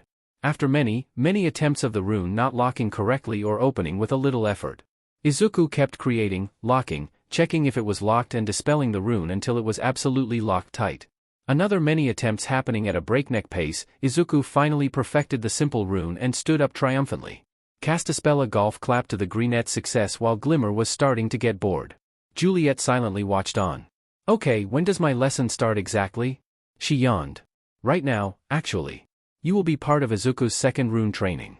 Both looked to their instructor, one with worry and one with stars in their eyes. "I knew that would grab your attention." The sorceress then turned back to her apprentice. "Your second rune will be a very big leap in practice as it can be difficult to use, but I believe you can do it. Observe." Castaspella motioned the two trainees to take a few steps back. After the two were a decent distance now, Casta bent over and began creating the rune on the ground. Both watched on with tilted heads as Casta created a much larger rune than before, it being about the size if himself and Glimmer stood side by side in size, or a large exercise ball. After making the complete circle, the rune flashed briefly before fading into the ground. "Now, release." Casta slammed her hand onto the ground and the rune ignited in a pale blue light. Then a massive pillar of stone erupted from the ground where the rune was placed, almost reaching the ceiling in its height. Izuku's and Glimmer's jaw dropped. "Whoa! Whoa indeed!" Casta peeked around the obstruction, not even being fazed by it, walking around the pillar until she was in front of it. This rune creates a massive obstruction of whatever material the rune was placed on. Although impractical in head-to-head combat due to the length and magic needed to create it, it can be used as an excellent ambush tool or trap, and the best part is, Casta clapped her hands twice and the pillar receded back into the ground with no trouble, evening the ground as it returned to the rune. After, it was as if it never happened to begin with. Not even a crack in the earth remained, the ground was pristine. It cleans up very well. Only if the rune remains intact, however, then the pillar will remain. Magic was weird, but Izuku loved every moment of it. "Izuku, you will be creating several of these runes at smaller scale. When you create them, you will then activate and deactivate one of your several runes at a time randomly. This will both help your control over multiple areas while also improve on your hand-to-eye coordination due to the rapid repetition." Izuku nodded ecstatically, hopping in place. Glimmer was still waiting when she was entering the picture. "Glimmer, you will be standing on them. Teleporting to different one as the one you're standing on falls. You'll be constantly on the move as Izuku improves on his control." What? While Glimmer's mood instantly exploded from boredom into full-on grinning at the exciting lesson, Izuku's twisted from the excitement of learning into abstract horror that Glimmer might get hurt on his account. "Can you believe this? You're creating my obstacles. This is so cool." Glimmer's excitement turned into shaking the young sorcerer rapidly. Izuku was still processing what he heard, trying to find why Castaspella would do this. "Well? Can't let you have all glory today. Get to it. Please see. I'm so bored." Glimmer shook him again. Izuku had a choice here. Either go through with the lesson, make pillars of stone rise and fall which his first friend will be standing on and might fall off and get really hurt and maybe break something but would be forgivable afterwards. Or not go through with it and feel the wrath of one very annoyed princess that could teleport him off a cliff that would definitely have sharp rocks at the bottom with barely a passing thought. But she would be perfectly fine. Izuku looked over to Glimmer, who was still standing beside him, looking at him with stars in her eyes, barely able to stay in place. He went with the first option. Without further ado, Izuku got to work at recreating the pillar runes, making the circle large enough that a foot could fit inside of it. Glimmer was all too eager to help with the exact size of the runes as she was standing right beside him as he made the first of many runes. He still had to check if he made it and it would work correctly, so the first one was more of a test rune than anything. It flashed briefly and faded into the earth, leaving a barely visible circle marking where it was. The duo took a few steps back. Izuku raised his hand and slammed it down next to the completed rune. It then ignited in a pale green light before a medium-sized pillar of stone erupted from the ground. It was about the size of 4 of himself roughly, still tall, but far safer than Castaspella's demonstration pillar. He slammed the ground again and the pillar receded back into the ground, the faded circle still in one piece. One down, several more to go. Well, he couldn't keep his fellow trainee waiting on him. Izuku continued creating runes, putting them in a zigzag fashion until there were 8 runes placed. All the magic he had to use really drained him, but the first half of his part was done. Now for Glimmer was in already position, stretching out just a few steps from Izuku's runes. Let's go. Izuku looked dumbfounded but shook his head and got into position just at the side. He first activated the closet rune comparable to Glimmer and a pillar rose from it. Glimmer teleported onto the pillar, waiting for the exercise to start. Ready? Set? Go! Casta yelled from the sideline, signaling for the two to begin. Izuku got started and brought his hand to the ground, causing the pillar Glimmer was standing on begin to sink back down. He then brought the other hand down to the ground, making another pillar erupt. Glimmer teleported with ease. This all you got? Come on, I know you can go faster. Okay, let's go a little faster. Izuku made another 2 pillars rise while making the pillar she was standing on fall. She teleported to the first one, then leapt to the safe pillar, still in good spirits. Izuku amped up the pace. Pillars were raised and as soon as a foot touched one, Izuku made it fall. Both were now getting a good sweat in. Izuku trying to keep his focus on both the teleporting princess and on the runes he was activating, ensuring it was still fair but difficult despite her power. Glimmer was teleporting as quickly as the pillars were rising, leaving no room for error on her part. One misstep and she would fall or go down with the falling stone. Alright, that's enough. We can move on now. Both turned to Casta and started winding down, right after Glimmer teleported right beside Izuku and ruffled his hair a little. Izuku readjusted his hair, vowing to get a haircut at some point, so she couldn't do that anymore, blowing a raspberry out at the princess. She returned the favor by sticking her tongue out and both ran over to their instructor. How do you feel now? Castaspella asked, inspecting the remaining runes from the sidelines. Pretty good. Feeling pumped for what's next? Glimmer answered, shadowboxing, filled with energy for whatever came next. And you, Izuku, being mentioned, he straightened up and responded. Are ready for whatever comes our way. That's what I like to hear. Juliet, I leave the stage to you. Casta stepped aside, allowing for Juliet to take center. The Bright Moon General immediately garnered attention from the two, who were just a tad nervous from the way she was staring them down. As if she was about to drill them like. Listen up, recruits. Yeah. That? Both stood at attention. Today marks the beginning of your physical training. It will be grueling, but when I'm done with you, and I say when I'm done, you two will be an unstoppable team of protection and hope. Both liked the sound of that. Izuku was going to be part of a hero team before he even became one. They then looked to each other, knowing what to ask before the general continued. Is it alright if we bring a third? Both said at time. Juliet tilted her head. Who do you have in mind? The duo then took turns explaining Bao to Juliet and how he always dreamed of being a freedom fighter and was a born archer and how he was an essential member of their team. After a few minutes of convincing her, Juliet allowed it. They would have to wait for tomorrow, however, as today's lesson was focused on the two. You will be facing many opponents as a team, bouncing off your strengths to benefit one another. You will also have to make up for each other's weaknesses, but first you must learn them. Today, you will be partaking in a duel overseen by myself and Castaspella. Casta waved from one of the side benches. So, we're fighting each other? That is correct. Please prepare yourselves now, then meet at the center. Izuku was flabbergasted. He was going to have to fight Glimmer. While there were some truths in Juliet's words in how in order for a successful team to function, the whole team needed to know one another's strengths and weaknesses. But Izuku was sure there was a better way of finding out than fight each other. Maybe on the field or intense training. With that thought, Izuku realized that this was considered intense training. Glimmer nudged him with her elbow to get his attention. Do you want to do this? It's okay if you don't. I really don't want to win this easily. Want to at least get some challenge. Wow, that was very considerate. Wait a minute. He knew she was egging him on, and he knew that she knew that he had some built-up frustrations from before he came to Etheria because of Kaken and school, who he still didn't mention to her. He knew that he shouldn't let her win. He couldn't. He had to be the mature one here. And what makes you say that? Glimmer smirked. She won. Oh, just that I have a far better control over my powers and that I could easily whoop you if it came down to it. She casually waved Izuku away, inspecting her nails. Oh, ho ho ho. Those were fighting words. Well, if I recall and I do, I managed to fool you a couple times with my illusions a couple weeks ago, so I think I'm doing great.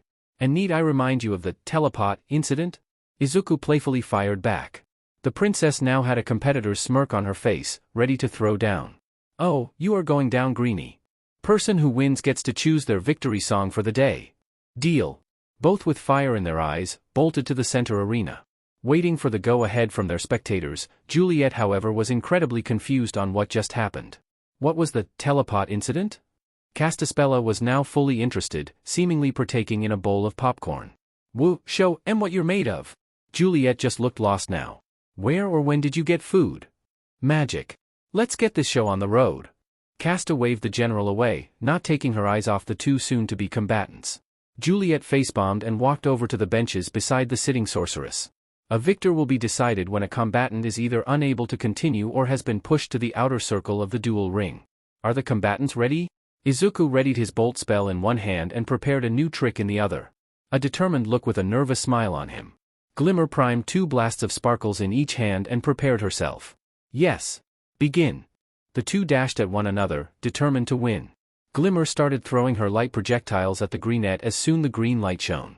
Izuku rolled out of the oncoming assault, and began firing his bolts at the princess, moving as he fired. The princess however dodged with ease thanks to her power and was quickly closing the distance between them. Priming another blast in her hand.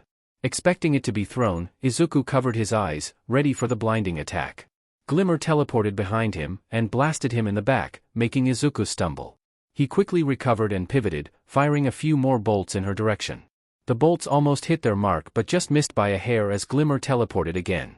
Izuku ran to the center of the ring, ensuring it would be difficult to be thrown out then from the edge. Another barrage of blasts came hurtling towards him.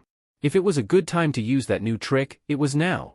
Izuku raised his offhand and drew Spell Circle and when it was completed, transformed into a large transparent wall, shielding him from the blasts. That caught Glimmer off guard. Yes. Barrier spell. How about that? Izuku taunted. Glimmer shook her head and readied another assault. Neat trick. But can you cover more than one spot? Glimmer began teleporting all around Izuku, throwing her blasts then zipping away to another spot and repeating. He was firing his bolts where she might go but there was no clear sign of where she would pop up next. He couldn't hit her like this. He had to wear her out. With the amount of teleporting she was doing, she had to stop and rest at some point. Izuku readied 2 more barriers covering his flanks. The only she could hit him was directly in front. No way he could miss. Then the blast stopped. Izuku looked around. There was no sign of the princess anywhere in the ring. Where did she? Look out below! Izuku's head shot straight up as he saw more blasts and Glimmer falling right above him. He didn't have enough time or power to make another barrier. Izuku dove out of his safe zone and looked back. She and the blasts had crashed into his makeshift safe zone, causing the barriers to shatter and fade. Glimmer got up from her crash and readied herself. Now she had the center. Got any more tricks? Glimmer started sounding tired. All that reckless teleporting really got to her. Izuku raised his spell. Nope, Izuku was 2 from the constant spell use and those barriers were a brand new spell he just learned this morning. So that was even more exhausting for him. Most of all, they were his ace in the hole. Now that Glimmer knew he could only make them for one direction, she could teleport around them and flank him. But he had to guess she was out or too tired to do a more exact one. Guess it was the old-fashioned way. Both entered a dash around the ring, trying to hit one another with their blasts as they circled one another. After falling on both ends, Izuku and Glimmer were getting frustrated. They charged at each other again, this time going in for close quarters. They clashed in the middle, now struggling to push the other out. If Izuku had the planning, defense, and arcane prowess, Glimmer had the speed, power, and determination to push forward. And push she did, all the way to the edge. He really wished he took those self-defense classes his mom mentioned now. Glimmer fought to push Izuku out, one of her hands in his face. Izuku's eyes were already hurting from whatever sparkles the princess could muster. He needed a plan, or he was going to lose. Think. Just before Izuku completely went over the line, he mustered one last barrier between himself and his aggressor, pushing her back. Whatever magic he had left, Izuku fired a single, measly bolt into the barrier, thinking it would go through. Instead, it moved forward, pushing Glimmer away, closer to the other side of the ring. Not what he thought, but cool combos. Glimmer fought to push the magic wall back, but she was starting to lose her footing and the edge was getting closer. Glimmer coalesced what power she had left into her fist, making it glow with light. She punched with the barrier all she had, and the barrier shattered with a tremendous crash. She promptly collapsed onto her knees, still in the ring, still in the fight. Both now stood at opposite ends of the ring, staring each other down. Exhausted from their magic use. Glimmer teetered slightly before managing to get on her feet. She wiped her cheek with her bruised fist, still staring down the greenette. Casta was on the edge of her seat. Who was going to win? Juliet watched on silently, wondering what either's move would be. After some very suspense-filled seconds, both yelled and charged at their opponent, raising their fist, their final attack. As they clashed in the middle, both punches connected to their opponent's cheek, making both fall onto their backs, onto the floor. Juliet walked over to the exhausted trainees, laying flat on their backs, breathing heavily. "Can either of you get up?" Her expression neutral. They looked to one another and attempted to get up. After some pathetic attempt at trying to get up, only to look like flipped turtles, the two tiredly shook their heads. This duel was a draw. Then well done the both of you. That was an impressive display. Despite there being no obvious winner. Both groaned at the technicality but were still happy that their tutor approved. Amazing. Bravo. Excellent work you two. Casta congratulated the two on their performance from her seat, having emptied her bowl during the last intense moment. If you think this is tiring, then you haven't seen anything. You will have another session tomorrow, and don't forget to bring the third you mentioned. Juliet started walking away from the exhausted sorcerer and princess. Still on their backs, Castaspella left to get some water and bandages, but neither noticed.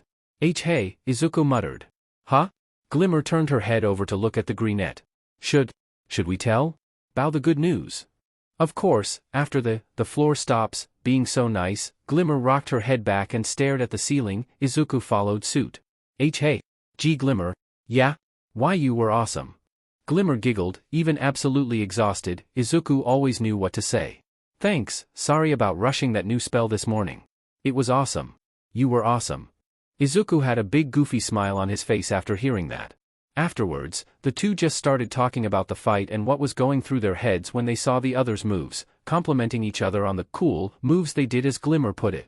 So, who's getting their song? For the day? We'll just take turns for the rest of the day. Izuku closed his eyes, his breathing finally steadied. She blinked a few times at the greenette. A few moments later, a content sigh left her. Sounds good. She too closed her eyes, resting with the comforting thought. A few days later, Japan. Juliet wasn't kidding when she said the training would be killer. He was lucky enough to get out with any sort of motivation for the rest of the day. Still, it was nice to see Bao more often now he was officially allowed into the castle proper and part of their training group. The only downside is that the general adjusted the workload to 3 people. So, everything was probably harder for them. It was working though. Izuku picked up a few self-defense moves from the general. After Glimmer flipped him a few times with the same moves. Everyone was learning something new and improving. Bao was hitting targets left and right with his Bao, Izuku was creating cover for his team, firing powerful spells, and Glimmer was teleporting in and out, delivering decisive blows to the backlines in their exercises. But now it was the time to relax. It was a weekend, and he was currently downtown to pick up a few things for the house. His mother had given him enough money to pick up some ingredients. They were having katsudon today. Izuku was right out the door when she told him that. She was going to be working late at the hospital and couldn't get them herself on time, hence she asked her son to go in her place. Albeit reluctantly. So, here he was, finally heading home after picking up everything they needed. With some pork on the side to add a little more flavor. Izuku checked his sliver age, limited edition, All Might watch to see he was a few minutes ahead of schedule. Perfect, he could get started on dinner before his mom got home. As he thought his day was going to be simple and quiet, a crash and sounds of a struggle from a darkened alley drew his attention. Izuku ran to the edge of the alley, hid around the corner, and slowly peeked inside. The noises he did were those of a struggle. 3 kids about his age, a boy with red, jagged hair, holding tightly a pink-skinned girl who looked knocked out, and in front a long raven-haired girl. Cornered by a tall, thin man, his eyes hidden by small pair of shaded glasses, obviously being the culprit. Izuku had to do something or else who knows what would happen. No. A hero will come and save the 3. There was no need to intervene. He just had to call a hero and... "I'll leave us alone." the raven-haired girl shouted, her confidence fading as the villain loomed closer. When a hero gets here, you're in for it. The red head shouted with immense anger. If you hadn't gotten in the way from my prize, maybe this would have turned out differently and your pink beach wouldn't be out cold, the villain spat. Now, come on Missy, I've seen the quirk of yours, we're gonna get along real nice. Unless you want the other to be splatters on the walls. And no. I won't let you. See, there wasn't much of a choice there. The man grabbed the raven girl by the hair and started to drag her away. She screamed. No.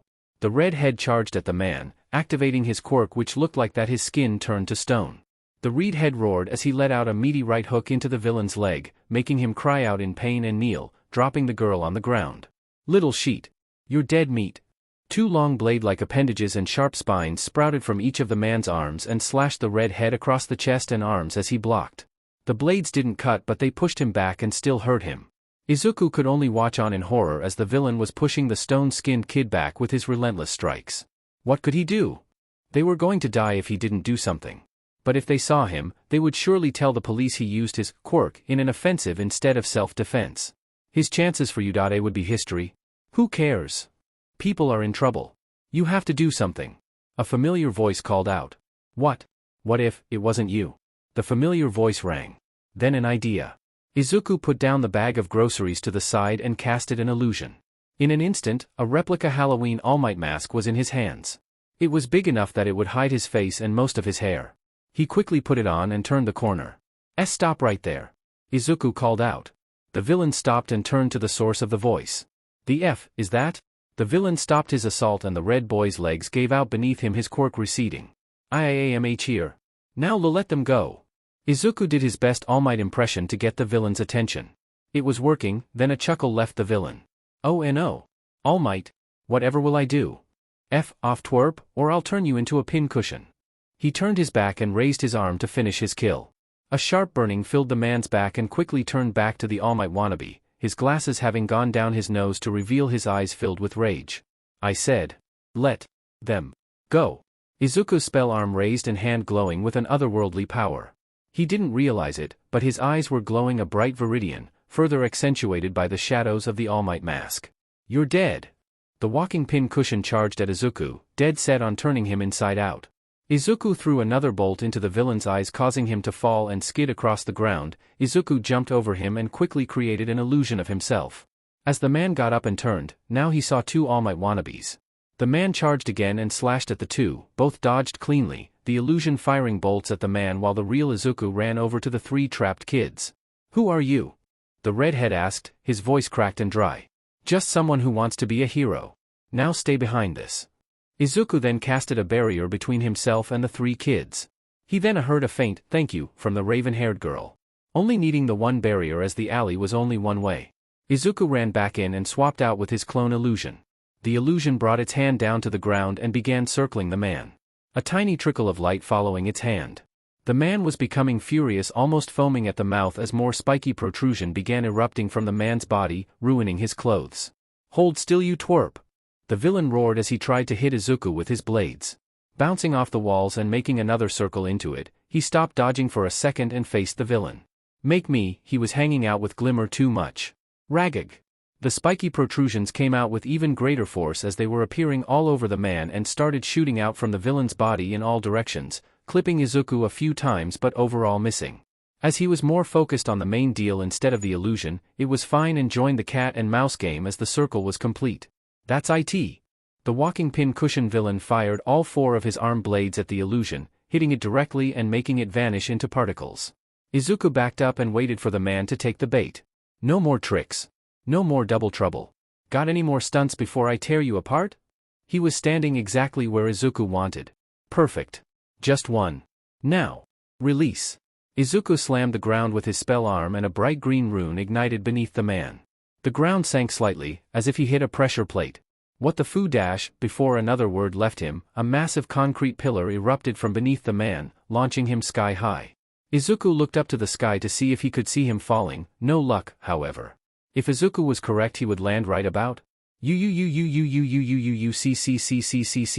dash, crashed. The walking pin cushion crash landed right into a large, closed dumpster. The metal lid dented by the man's fall, almost fitting his silhouette perfectly. He struggled to get up from his predicament as the lid was now stuck to his back thanks to his quirk. Is that all you got? Twerp. The man looked delirious and a punch drunk, a stiff breeze could knock him over. Izuku had other plans, however. Nope. 3, 2, 1, a much smaller, brick-made pillar, about the size of a fist, erupted from the wall and cracked the villain across the face with great force, making the villain spin and fall flat on his face. No longer conscious, his quirk receded back into himself, and the dumpster lid followed his example and crushed him. He won. He won. Wow, that was scary. He could have died. Thankfully the mask hid all of his fluctuating emotions. Phew. Izuku turned around and lowered his barrier protecting the group. The raven-haired girl was somehow creating long strips of bandages from her arms and enwrapping both the red-head and the pink-skinned girl who was starting to rouse. Is he actually down? The red-head asked the masked Izuku. The still conscious kids turning over to see the man wasn't going anywhere anytime soon.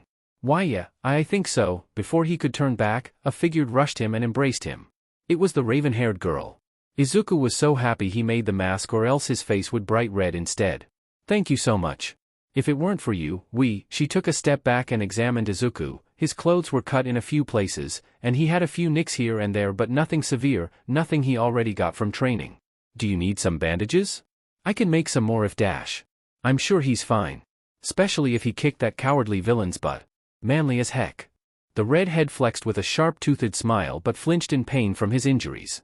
Izuku looked over to their third who was cradling her head. Awa. What happened?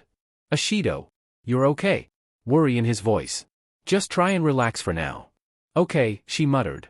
The raven-haired girl created a whole phone from her arm and began dialing. I'll call the police and an ambulance. One moment. She walked away towards the entrance to the alley, trying to get a signal. Name's Kirishima Ejiru by the way. Thanks for the rescue.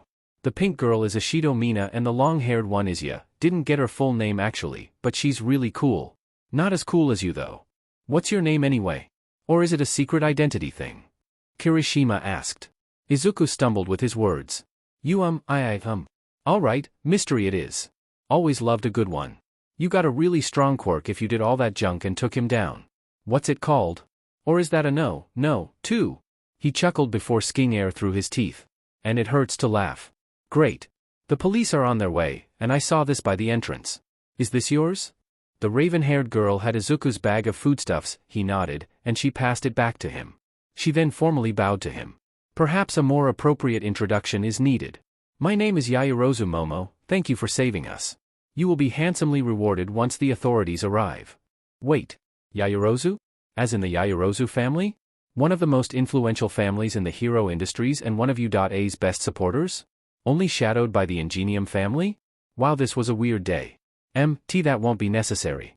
I didn't save you for a reward. Yaoyorozu looked up to her rescuer and Kirishima leaned closer to hear. I didn't even know who you were until you said just now. I saved you because it was the right thing to do, in other words, I don't want a reward. Izuku continued. Heroes should help those in need not for fame or money, despite what other heroes are like. It shouldn't matter who you are, they should do it because it helps bring people hope for the future and I hope to help that future shine. Silence. A very long silence and stares. Or, because it was the right thing to do. You can know? Izuku was really thankful that the mask was hiding his embarrassment. Why did he say that? Super manly, Kirishima's eyes were now sparkling with hype at the young sorcerer's words. The raven-haired girl was at lost for words. She took a second to find her own and responded. I see. Will you be staying with until the authorities arrive, or will you be going? She asked.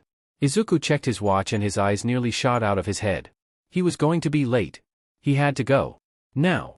Asarigato you're welcome bye. With that jumble of words, Izuku dashed out of the alley leaving the three alone. Wait.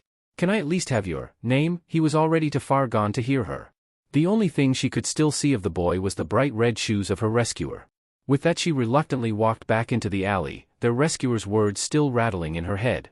When she looked back to alley however, the obstructions of stone that he created had mysteriously disappeared. She ran over to Kirishima who was dumbstruck. What happened to the pillars? As soon as Almask ran and you went after him, they sank back into the ground and wall. Weirdest thing too. The redhead scratched the back of his head in confusion.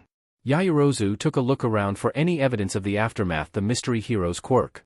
There was nothing. No marks or crags from the pillars in the ground or wall, no remnants from the wall he had created. It was as if it all never even happened in the first place. Just before she could ask another question, the blaring of sirens of both the police and emergency services arrived on scene. She ran back to the entrance of the alley and waved them in. A few officers quickly apprehended the villain in suppressive cuffs, and a man in a long trench coat walked past the detainment of the villain to the group. He took off his hat and put it to his chest.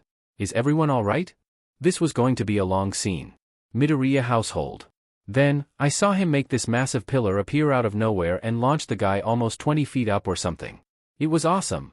Came a testimony from a sharp-toothed redhead about he was rescued by an unknown third party.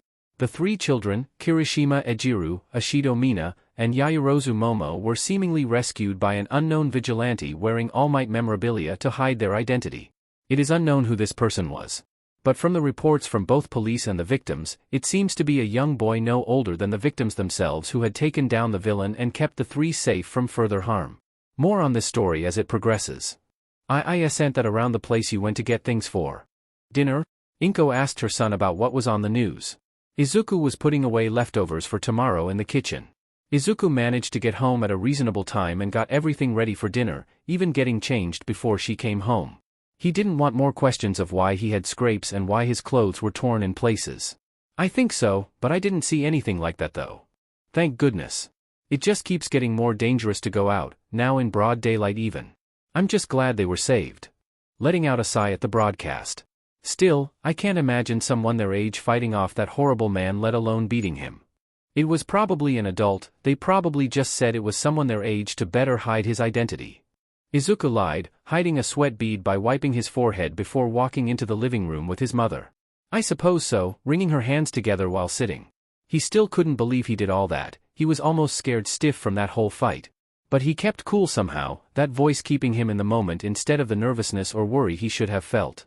Izuku checked the time, it was starting to get late, and seeing he had a school day tomorrow, it would be the perfect excuse to go to his room and prepare for another training session. Just had to tell his mother. "Hey Mom? I'm a little tired and we're starting this big project tomorrow, so I'm just going to my room to start early and get some rest." Izuku was beginning to walk away until his mother stopped him from leaving. "Actually, can I talk to you for a second? It's about your sleeping habits." Izuku tilted his head but obliged. "Ever since your quirk showed, and no, I couldn't be happier for you, you've been going to bed more often than not, even with so much time still in the day a few times, and I just think, is everything okay? Why are you so tired? Is everything at school all right? Talk to me." How would he even start? Because if she did believe him, she wouldn't, she'd probably ban him from sleeping until it was fixed. "It's just been a couple of crazy days, that's all. I'm fine now, I've actually made new friends recently across seas and they usually get up in a few hours, which is when I call them. Sorry if I have been making you worry." "New friends? What about Katsuki?" his mother questioned. "He's still my friend, don't worry." Izuku lied, Kaken was starting to get on his nerves ever since he got his bullshit fake quirk and was still a Deku to him. He even started pushing him around more at school. "These ones actually want to listen to me talk about heroes and all my notes." "Doesn't Katsuki listen to you?" "He hasn't for years. He still does, just not as much anymore. He's busy trying to be the next number one. Not with that violent attitude of his, he won't, and he's hated anything that didn't tell him how great he was or thanked him for using his quirk on." "Can I meet your other friends then? Just to see if they're actually good?" What do you mean? "Of course, they're good, they're great even." "Why would you think that?" Izuku's expression saddened. "Bad choice of words. I just want to make sure you're not forgetting about the friends you already have and that they're a good influence on you." Izuku wishes he could forget all the burnt uniforms he had to replace under his mother's nose, just so she didn't worry more. All the bruises he had to hide with her makeup. From both her and his princess friend. "They're good people and I trust them more than anything. Please, I promise I'm okay." His mother held him for a moment before finally, reluctantly, letting him go. "If you're sure? Good night, see you tomorrow, have a good chat with them." Izuku nodded and left to his room. Today was going to be an interesting story. Wonder what the others would say? All Might Agency, morning after. "And you describe anything else about the vigilante that rescued you?" A reporter brought a large microphone to the face of the raven-haired Yaoyorozu Momo. After a moment to recall, she began to speak. 1. He was not a vigilante, he was just a good person at the right place and the right time. 2. He hid his face behind an All Might Halloween mask, so I didn't see much. The only things I can determine is he had green eyes, He was about our age and was wearing bright red shoes when he ran away after saving us. Did he not want any kind of reward? Not even money. I told him who I was, and he firmly told me that he saved us because it is what heroes do. Not for money or fame. He stood by that belief despite seeing my Quirk being able to create whatever he wanted. Speaking of Quirk, did you see what this mystery heroes was? The girl shook her head, unable to accurately describe what she saw. He did so many things at once, I first thought he had more than one Quirk even. He had created an almost exact replica of himself while fighting off the villain and created a barrier of light that protected us from stray spikes or debris. Is that so? The old hero continued to watch the broadcast. Is there anything else you might want to say? Even to our mystery hero if they're watching? I have one thing. She turned to look directly at the camera. If you are watching this, know that I will find a way to repay your kindness someday, and if I ever meet you again, I hope it is as comrades in the hero field. Thank you. I hope to see you at U.A, mask or no. She returned the microphone to the reporter. There you have it. The heartfelt words of a thankful hero trainee.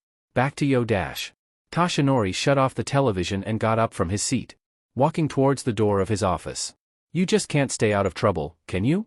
Should have found a pro to help instead. Good work, mystery hero. Muttering under his breath. A smile on his face, knowing exactly who the girl was talking about. As he reached the door, he puffed up into his buff form and left the office. Time to get to work. All Might jumped from the entrance of his agency into the sky, jumping from rooftop to rooftop, and began his early morning patrol. Izuku, Glimmer and Bao find themselves in a group huddle before another one of Juliet's training exercises. This one promising to push them to the limit of what they're capable of. The exercise in question involved a group of fake hostages being held behind a fortified position on constant watch. The objective was to eliminate a set number of targets, minimize collateral, rescue the group of hostages, and enter the safe zone on the other side of the outdoor training yard. With the guards being scavenged and re-outfitted horde drones with their blasters set to extremely low. You would still feel a sting if you were hit, but nothing life-threatening, and they could only turn on the spot, not move. The three were discussing possible ways of going forward and getting out with the objective without being ousted. And before Juliet simply started the exercise before they were ready. Which she did a few times over the 4 years' worth of training. Are you sure that'll work? I mean, I kind of liked Izuku's plan. Bao spoke his mind. Oh sure, let's just let the guy who can create cover on the go, make a box and get the three of us stuck in one spot. While also draining his reserves for quick cover later. Glimmer retorted. Izuku chuckled nervously, not thinking of that drawback. Not to mention that Izuku's barriers have a set durability, so we have to be sparing. Sorry dude. Glimmer apologized to the green sorcerer. Izuku shrugged in the huddle. It makes sense if you put it that way. Draining myself on one giant barrier might be dangerous since we don't know how many guards there are. Izuku tried to think of other ways of using his spells. Which is why we need to be on the move. The more spread out we are, the less likely we'll be hit and get some form of advantage and get out quicker. Bao quickly added on. The princess's plan now in both of the teens' heads. Besides, one of us can take a lot more fire than anyone, making the bots look away while the other two get the dumb hostages. Glimmer and Bao glanced over to their third member, whose head dropped at the prospect of being shot at more. Are you three done yet? Or do I need to give a little push now? Juliet shouted to the three, who jumped at the voice. All three remembered the last time she gave them a little push. All three shuddered. One more second, thank you. Bao shouted back, bobbing his head out for a second. Then returned to the huddle. Okay, so we're going with Glimmer's plan then? Bao double-checked with the other two members of his team. Izuku sighed but nodded. Glimmer elbowed him in the gut and nodded with Bao. Alright, let's get started. The three left their huddle and got into position at the opposite side of the yard. Seeing the upscaled terrain and other obstacles they would need to get by in order to reach their objective. Bao could already see a few hidden bots beyond the small hills. Are the three of you ready? With that statement from the general, Bao readied his arrows, Izuku prepared his two main spells for offense, and Glimmer primed her light for a fight. All three standing at the starting line. Juliet raised her arm. And quickly brought it down. And begin. The team dashed to their objective, ready for anything. Angela had just concluded another mission debrief from the scouts. Having returned with horde movements and currently entrenched areas. Still incredibly far from Bright Moon, but close to other unprotected villages and neighboring kingdoms. She wishes she could send out more, do more, but the rebellion was losing many of its major routes with its allies. Taking its most massive blow when Saishi took a seat at the war table. Angela had to focus on protecting what she could, as horrible as it was. The scouts had mentioned that they couldn't cover as much ground as they usually could be due to an increase of horde patrols on their routine missions. 1 or 2 villages were left out because of it. One of them was a small farming hamlet called Willow's Rest, residing on the other side of the Whispering Woods. Without the main roads from Bright Moon to it, it was very remote. The easiest path being walking around the entirety of the wood, easily taking the better half of a day on foot. Perhaps she could send? No. She can't, they aren't ready. Not yet. Then, when would they be ready? Angela wasn't blind to the progress that Glimmer and her team were making. Single-handedly beating some of Juliet's most difficult scenarios that gave some rebellion veterans trouble. If the general's reports were to be believed, they were possibly one of the more active trainee groups at Bright Moon despite not going on any mission outside the castle. Angela brought her hand to her forehead and rested it there, staring into nothing as she was deep in thought on what she should do with the group. A prodigy archer, a sorcerer from another realm and her own daughter. She let her fingers go through her strawberry blonde hair, trying to figure out why she wouldn't let them prove themselves. She glanced over to the familiar seat beside her. It was much taller than the others, only shadowed by her own. It was getting dusty from not being moved or used. With a half-moon design placed onto the backrest of the chair just above where one's head would be if they sat in it.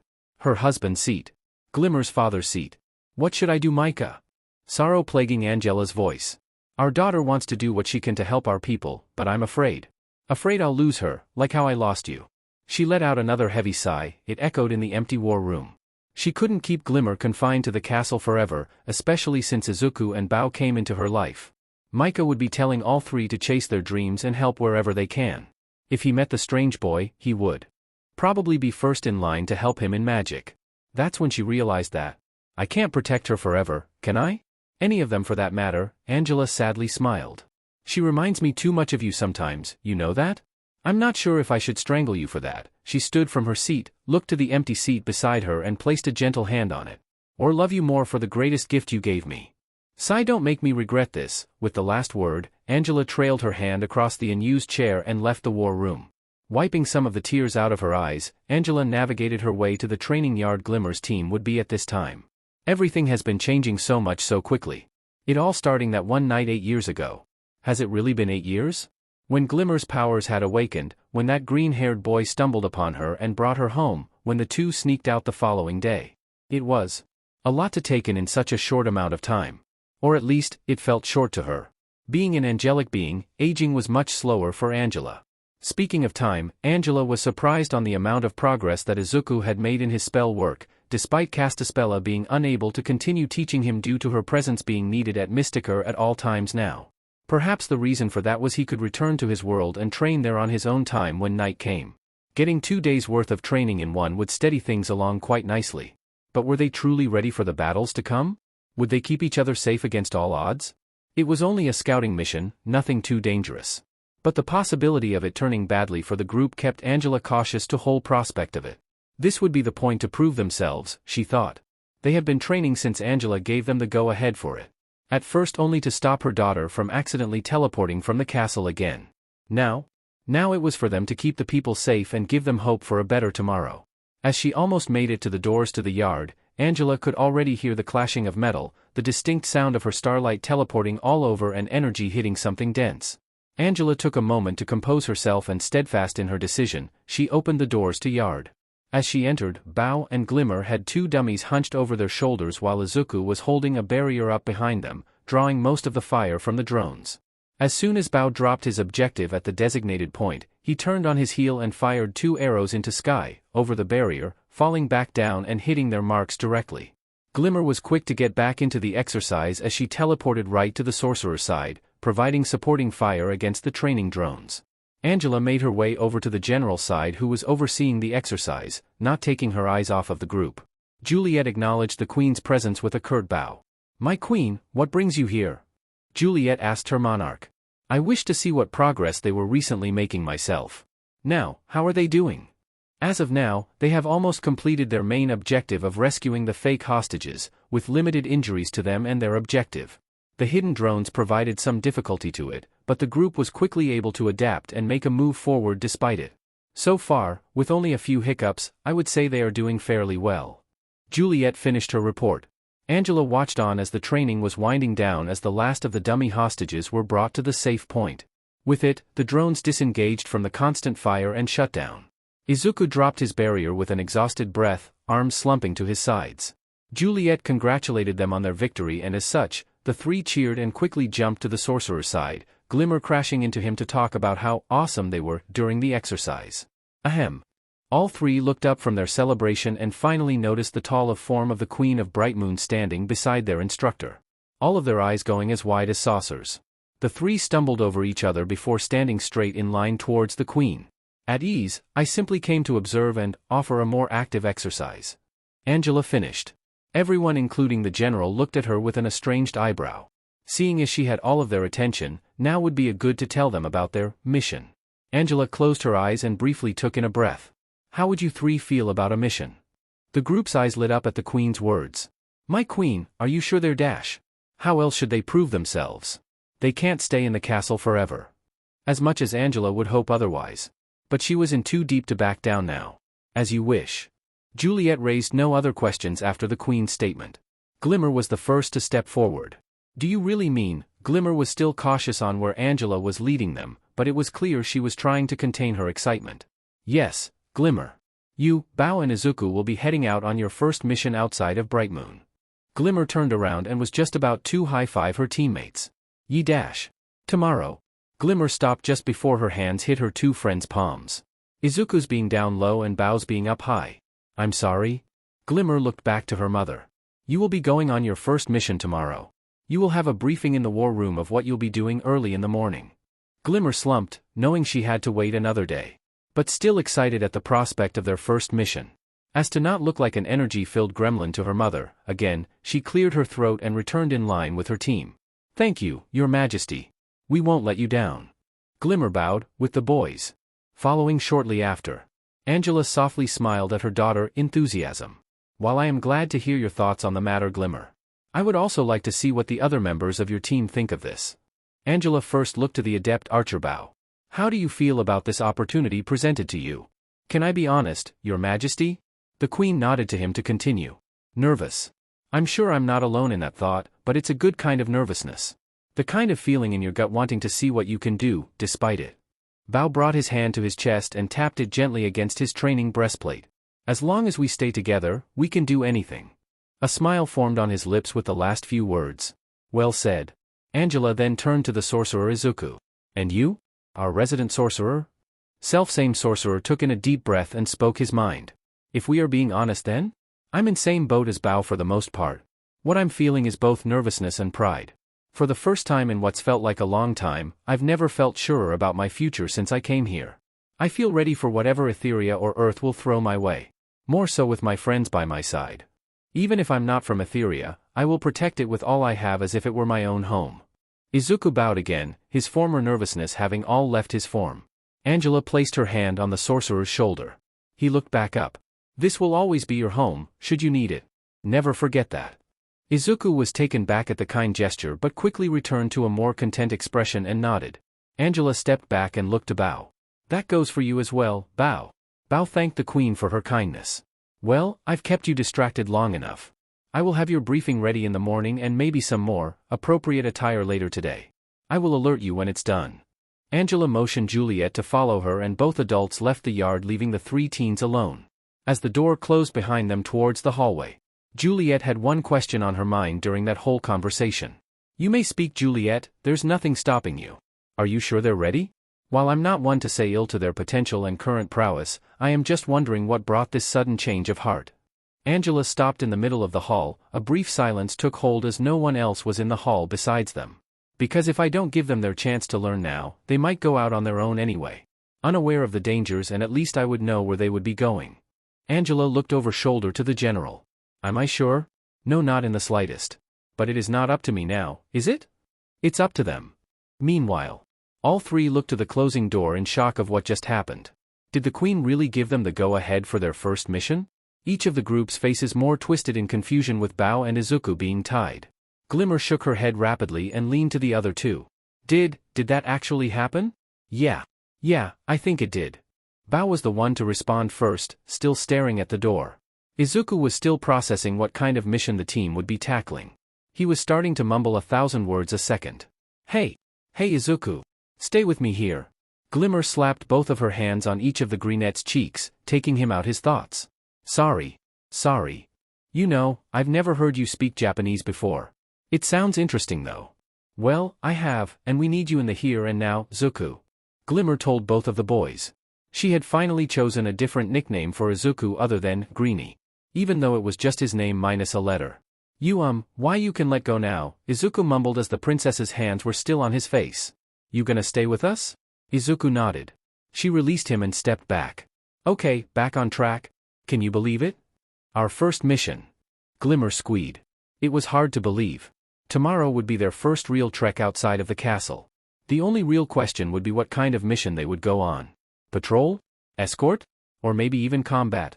It was hard to guess at this point. The only way to find out would be to wait for tomorrow. What kind of mission do you think we'll be doing? Can't be anything too dangerous, right? Bao spoke up.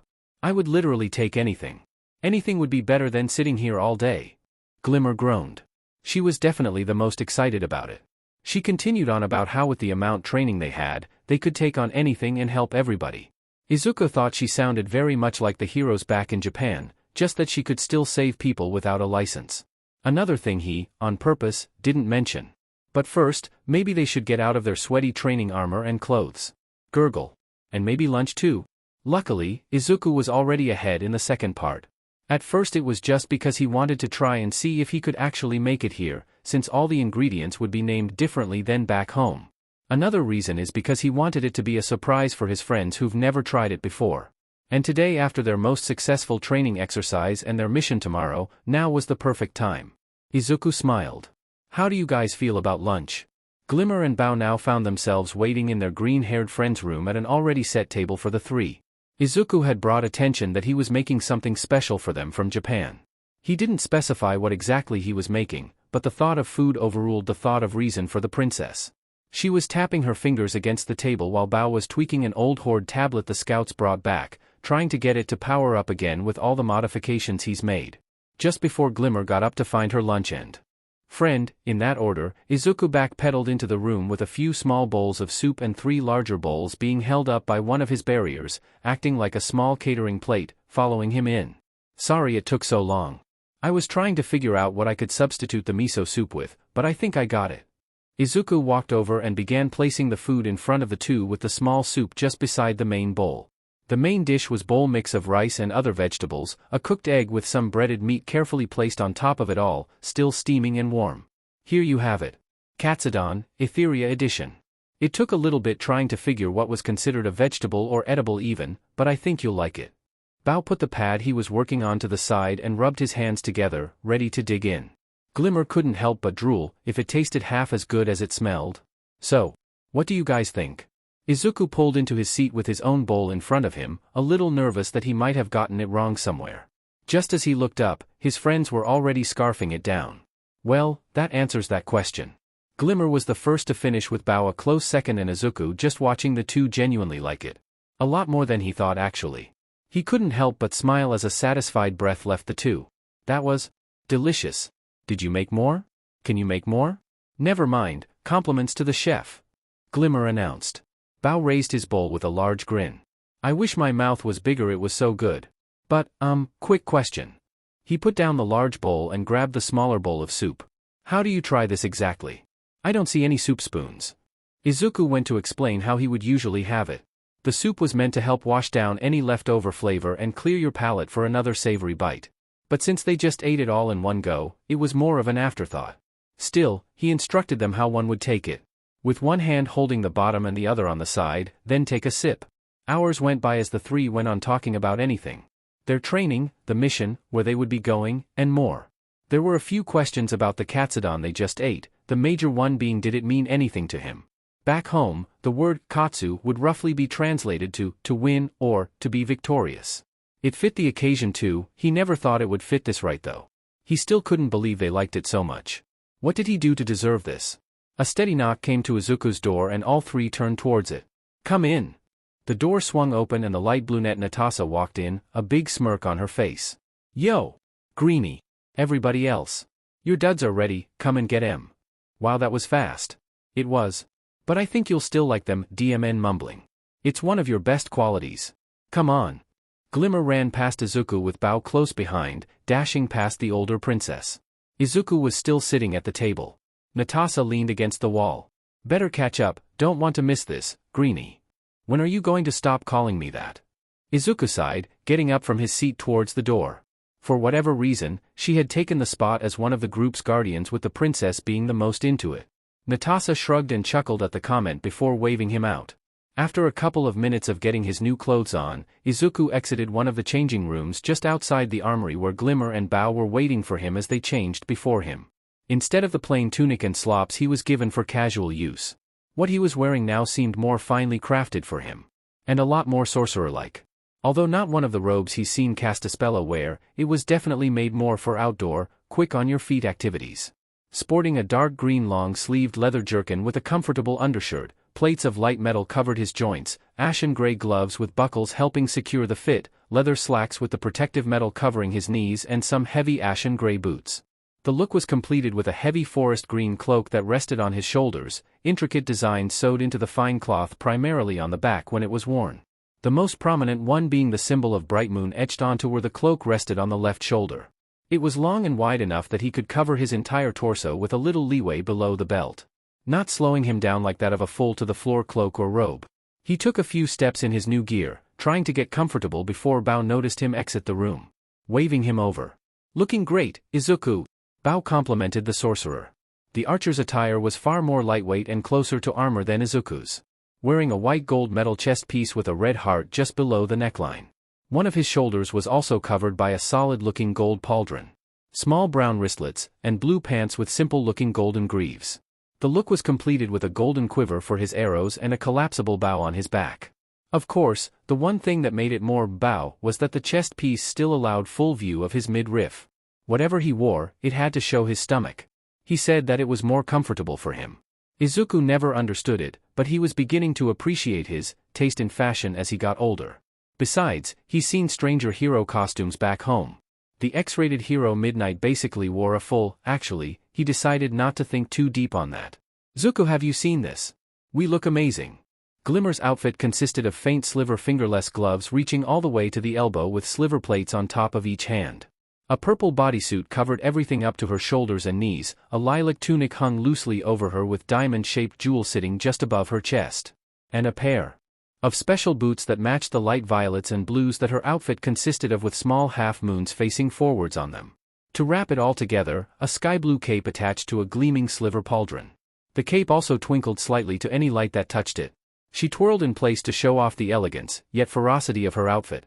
All their gear fit perfectly well and nothing bad ever came to their minds as they complimented each other, or rather, Glimmer gushed about everyone's outfit. While she was externally gushing, Izuku was internally. It felt like every time he came here, he was one step closer to being the hero of his dreams. Always learning a new spell or how to use it in a specific scenario, learning how to fight, how to save people before even stepping into U.A, it was always a big leap towards his ultimate goal. But that begged the question. Would he be more of an actual hero here in Etheria or back in Japan? There weren't many people willing to stand up for what was right. On top of that, powers were not as widespread as back home. So, there weren't as many heroes like on Earth, where almost 80% of the population had some sort of power. There were heroes without them like Bao, he was a great example. But just the thought of him being a legal hero back in Japan or Earth for that matter would be difficult. He would be considered quirkless or have his keen senses mistaken for one. But here? All he had to do was train, no matter who you were, train and help wherever you could. No legality, no vigilantism, no being reprimanded or punished for trying to save people with your quirk. It was confusing for Izuku. Juggling two very different lines of heroes would be tricky. Hey, Earth to Etheria, come in Earth. Glimmer teased, shaking him out of his unnecessary thoughts. He didn't need think about that. That was for future Izuku. Sorry, just got caught up how nice we look. What did I miss? Well, Bao got the camera feature on his tracker pad working. So, we're taking a group picture, or we would be if you stopped dozing off. I get we look good but come on. Glimmer took the greenette's arm and lead him to the side of the archer, ready to take a snap. They had to lean in real close to each other to actually fit in the shot, but after a little bit of fuddling around they found a good pose to go with. Izuku was on the right with a bright smile, Glimmer in the middle, arms wrapped around the boys' necks. And Bao on the left holding the pad with his off hand. Everyone looked to the camera and smiled, all of them waving peace signs, ready for the signal. Okay everyone. 3, 2, 1. Best friend squad. Best friend squad. Click. Day after, edge of the Whispering Woods. As soon as their morning briefing was done, the squad set out for the village of Willow's Rest. Even though it was a simple recon mission, it was still their first and any experience would be good. Maybe after this, they would receive more vital missions in the future. But first they actually have to get to their destination. On foot. How long have we been walking? Glimmer groaned. Are we there yet? Bao was nose deep in his tracker pad, having downloaded a map from the war table to their destination and so they wouldn't get lost. It's only been a few hours. But we're almost there? I think. Glimmer tensed up. You think? I'm getting some sort of interference from the woods, just by standing beside it too. I can only imagine how quickly we'd get lost if we went in. Bao then started to tweak with the affixed antenna on the pad, trying to fix it. As long as we follow this path, I think we'll be fine. And at this pace, back before dusk if we're lucky, he remarked. I hope you're right about that, getting the recon's leftovers. Glimmer then looked back to their green sorcerer friend, who was still keeping up a decent pace but occasionally glancing towards the forest, recollection in his eyes. She slowed down and started walking beside the greenette. How are you this fine day, oh green boy of the woods? Izuku rolled his eyes, a small smile forming on his lips. You know, when I found out you actually called me that when we first met, I felt like some lost pet you found in the woods that you wanted to keep. Good thing I did too. Otherwise, you wouldn't be here, huffing it like the rest of us. She giggled before bringing her hands to the back of her head in relaxation. Izuku chuckled too, she always liked his laugh, soft, but genuine. Since she didn't get to hear it often enough, she cherished every time he actually made him genuinely laugh. Anyway, what was it like living in there? Can't have been all that bad if you looked pretty healthy when you literally rolled into my life. Glimmer snickered, trying to make small talk to pass the time. Bao slowed down too, now walking on the opposite side of Izuku. I kinda want to hear this too. I've lived by these woods my whole life but never went into the deeper parts my dad's told me about. Was there anyone else when you lived there? Izuku scratched his cheek, a small blush forming on them from all the questions and attention he was getting. Well, there was one other person, she was. Miss Raz. Please be careful. You might fall. Bah. I say. Bah. No one got any pies made without risks. She then proceeded to scale an almost 90-degree angle incline to reach the berries on the top, using her broom as a steeping branch. With each leap forcing the broom into the hard stone and standing on it before leaping, grabbing the broom, and repeating the process until she was at the top. Izuku could only stare dumbfoundedly at the spectacle. What are you doing down there? The berries are up here. The somehow nimble old woman shouted from atop the cliff. Oh I see. You wish to catch them when I throw them down. One moment. Wait what? Get the basket. I've always wanted to try thrown berries in my recipes. She then nonchalantly threw a basket of berries over her shoulder, off of the cliff, falling towards Izuku. Wait, bam. The basket landed on Izuku's head with a hearty smack, knocking him to the ground. Raz nimbly scaled down the cliff back to the main ground, retrieving the basket, which was still okay. Izuku on the other hand. Well done dearie. We should do this more often. Mara will love these. The forest which hummed along, not looking back to the boy who was flat on the ground. Oh awa. Interesting. He couldn't help but wonder what happened to Raz. When he left with Glimmer, it was the last day he ever saw his guide to the forest. He did start leaving letters at the edge of the forest a few years ago about how he was doing. He would drop them off one day and the next day he checked, they were gone. A raspy cackle echoed every time he dropped them off. So, she might still be out there. Perhaps she only appears to people who are truly lost and help them, in her own way. She did live in a magical forest after all. He felt sorry to whomever would tag along with her berry trips. Hey guys, over there. Everyone's attention was immediately grabbed by the princess's outburst. All looking forward, finding their destination, Willow's Rest. From the outskirts they could tell the reason it was called that. A large oak tree stood in the center of the hamlet with stone-made huts, market stalls and decorations surrounding it. Become more farmland as further one got from the landmark. The group wandered into the town. Instead of the common sight of townsfolk, it was quiet and barren. They first investigated the houses furthest from the landmark, just to see if they were really alone. Izuku went to the right side while Bao and Glimmer went left of the dirt path that made the roads to and from the village square. Hut after hut, it all looked the same, no people in any of them. Izuku went to go reconvene with his team, Just before he exited another hut, he noticed something in the dirt. They looked like boot prints, heavy boot prints leading into the house then coming out, dragging something struggling behind them. What happened here? Izuku looked up to see his team coming back. Any luck? He asked. Bao shook his head. All the huts we looked at were trashed on the inside. Some of them had signs of struggling on the outside. Izuku's investigation led to the same conclusion with the last hut. The picture was becoming clearer. Something or someone dragged all of the townspeople from their homes. Where? They didn't know. The only way to find out would be to get closer to the main square. Guys? You might want to see this. Izuku and Bao quickly joined the princess's side to the main road that led to the square. The path was covered with boot prints and similar drag marks, but that wasn't the main draw. It was the tread marks from something heavy moving into the square with rectangular prints in between the tracks. Whatever took these people, it was there. All three nodded and readied themselves, moving carefully into the square. Then they heard a scream of pain and moved faster towards the square.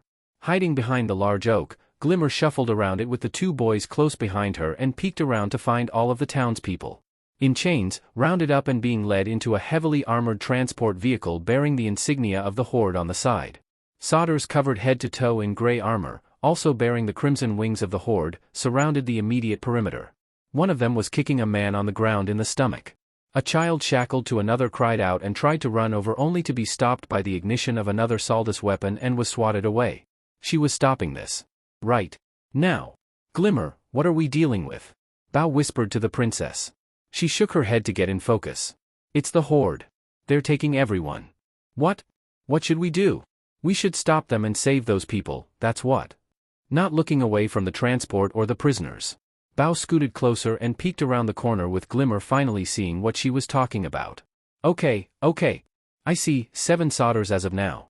They have the place locked tight, no way we can start this without being noticed. Glimmer agreed. They would have to be loud and quick if they wanted to save those people. There was only one question, what made those rectangular prints? Beep beep beep BWE. All three turned to what was making that sound. A light green sphere-shaped robot with 4 spindly limbs attached to same color plates for legs had spotted them. The singular red lens that made its eye started to glow brightly. Bao quickly fired an arrow into its eye, causing it to short-circuit and crash. That was close. They were sure they had. Bui bui BWEE, or maybe they should shut their traps as an alarm began to blare on the top of the transport. Okay, doing this now. Let's do this. All three rushed around the tree towards the group of Solders. Izuku. Barrier. Bao. Covering fire. Glimmer teleported in and started throwing her blasts at Solders, hitting them plenty. Before one could sneak up on her, a transparent shield appeared right before her would-be attacker, deflecting the blow. The princess turned on her heel and blasted the grunt in the face, knocking him over. Bao. Free the prisoners. I got Glimmer. Bao nodded to Izuku and made a mad dash for the prisoners. A few Solders had arrived with double the number of drones they had then grunts. Bao flipped over a few Solders and fired concussive arrows to the back of their heads, rendering them unconscious. Bao had finally reached the transport and went quick to work to free a few prisoners before getting back to the fight. Izuku created 3 copies of himself to confuse the detachment of grunts he was fighting. Each feigning a punch before the real Izuku went in for magically charged one, cracking the armor with a few of them. He was lucky he had gloves, or this would hurt his hands a lot more. He ducked under the beams of heat fired from 3 incoming drones coming from the nearby houses.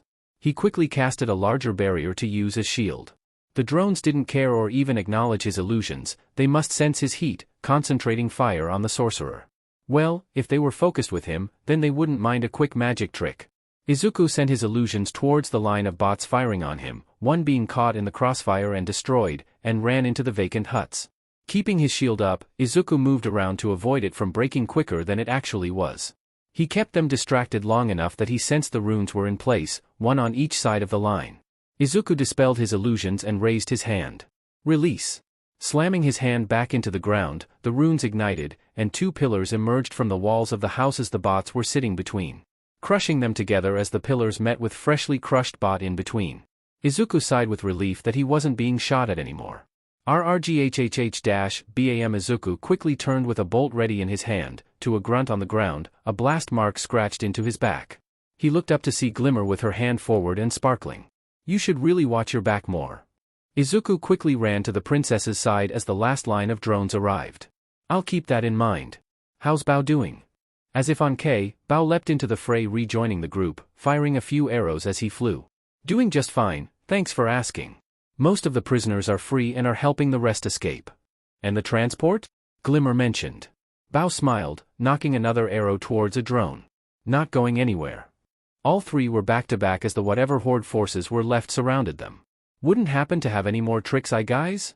Bao let loose his arrow into a drone. It directly impacted its eye, casing it shudder and shake as sparks began to fly. An arc of electricity jumped from one bot to another, causing them to smoke and explode on his side. Note to self, make more electric arrows.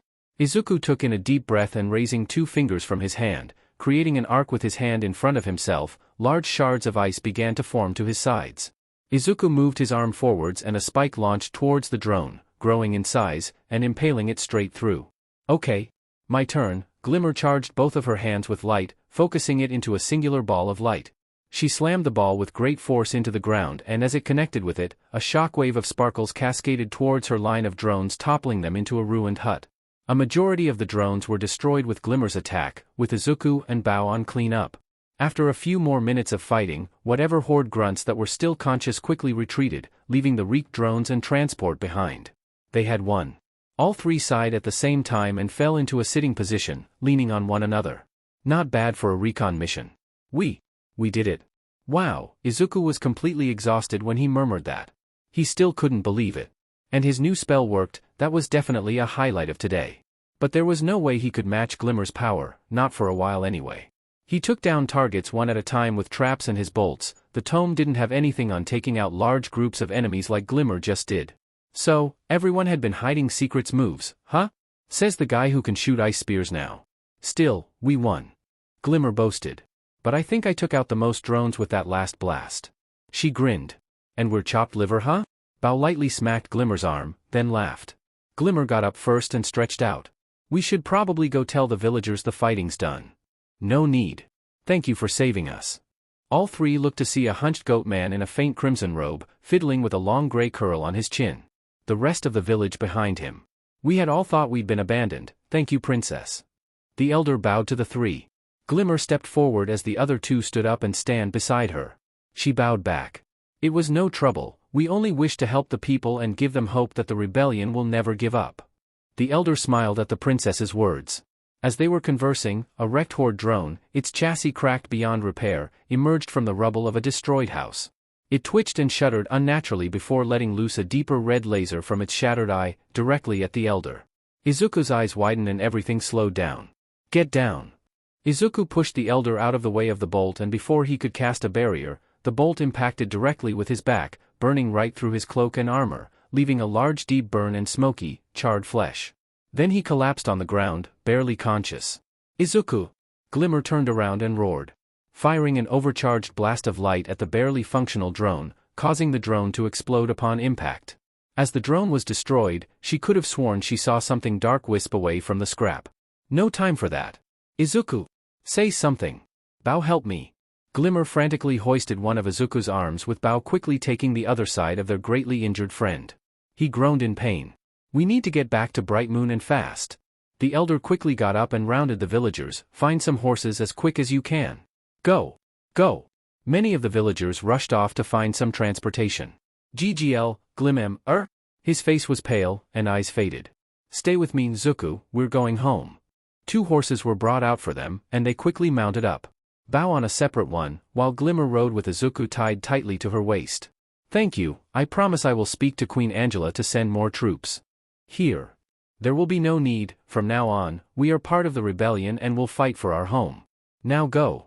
Glimmer thanked the elder again and the two rode off. Not knowing they were being watched by the shadows themselves. Deep in the darkest chamber of the Fright Zone? So, the rebellion had themselves a sorcerer now, a foolishly heroic, but somewhat competent sorcerer. If Mystiker had finally decided to join the war, the rebellion would gain much more ground and get their troops out faster. She knew better, however. Those arrogant fools would never ruin their years of keeping to their code of neutrality for the sake of knowledge and the protection of it. Cowards, all of them. But if that was the case, then the boy would be a free sorcerer, not locked or chained by the rules of the Ministry of Mystiker. He could keep getting stronger. For the time being, he would be out of the picture for a while. Until then, she would need to keep an eye out for the boy's presence should he ever return to the field. A sorcerer of any kind allied to the rebellion would become a problem. The Shadow Weaver waved her hand over her scrying spell and the image of the 3 rebels faded. Before she could place a hand on the ridged surface of the black garnet, a screen blared to life on the wall. Of course, now. She prematurely kneeled to the screen as it flickered to her glorious lord. Who would no doubt be asking Abu. Shadow Weaver? Why have I just received a report that an entire battalion of drones was destroyed, and an armored transport vehicle lost by no more than 3 rebels? Her lord spoke, a deep monotone hiding his anger. Lord Hordak? There is a perfectly reasonable explanation for this. Pause. Hordak's pure red orbs for eyes scowled at the corrupted sorceress, a metallic claw tapping against his throne. Speak.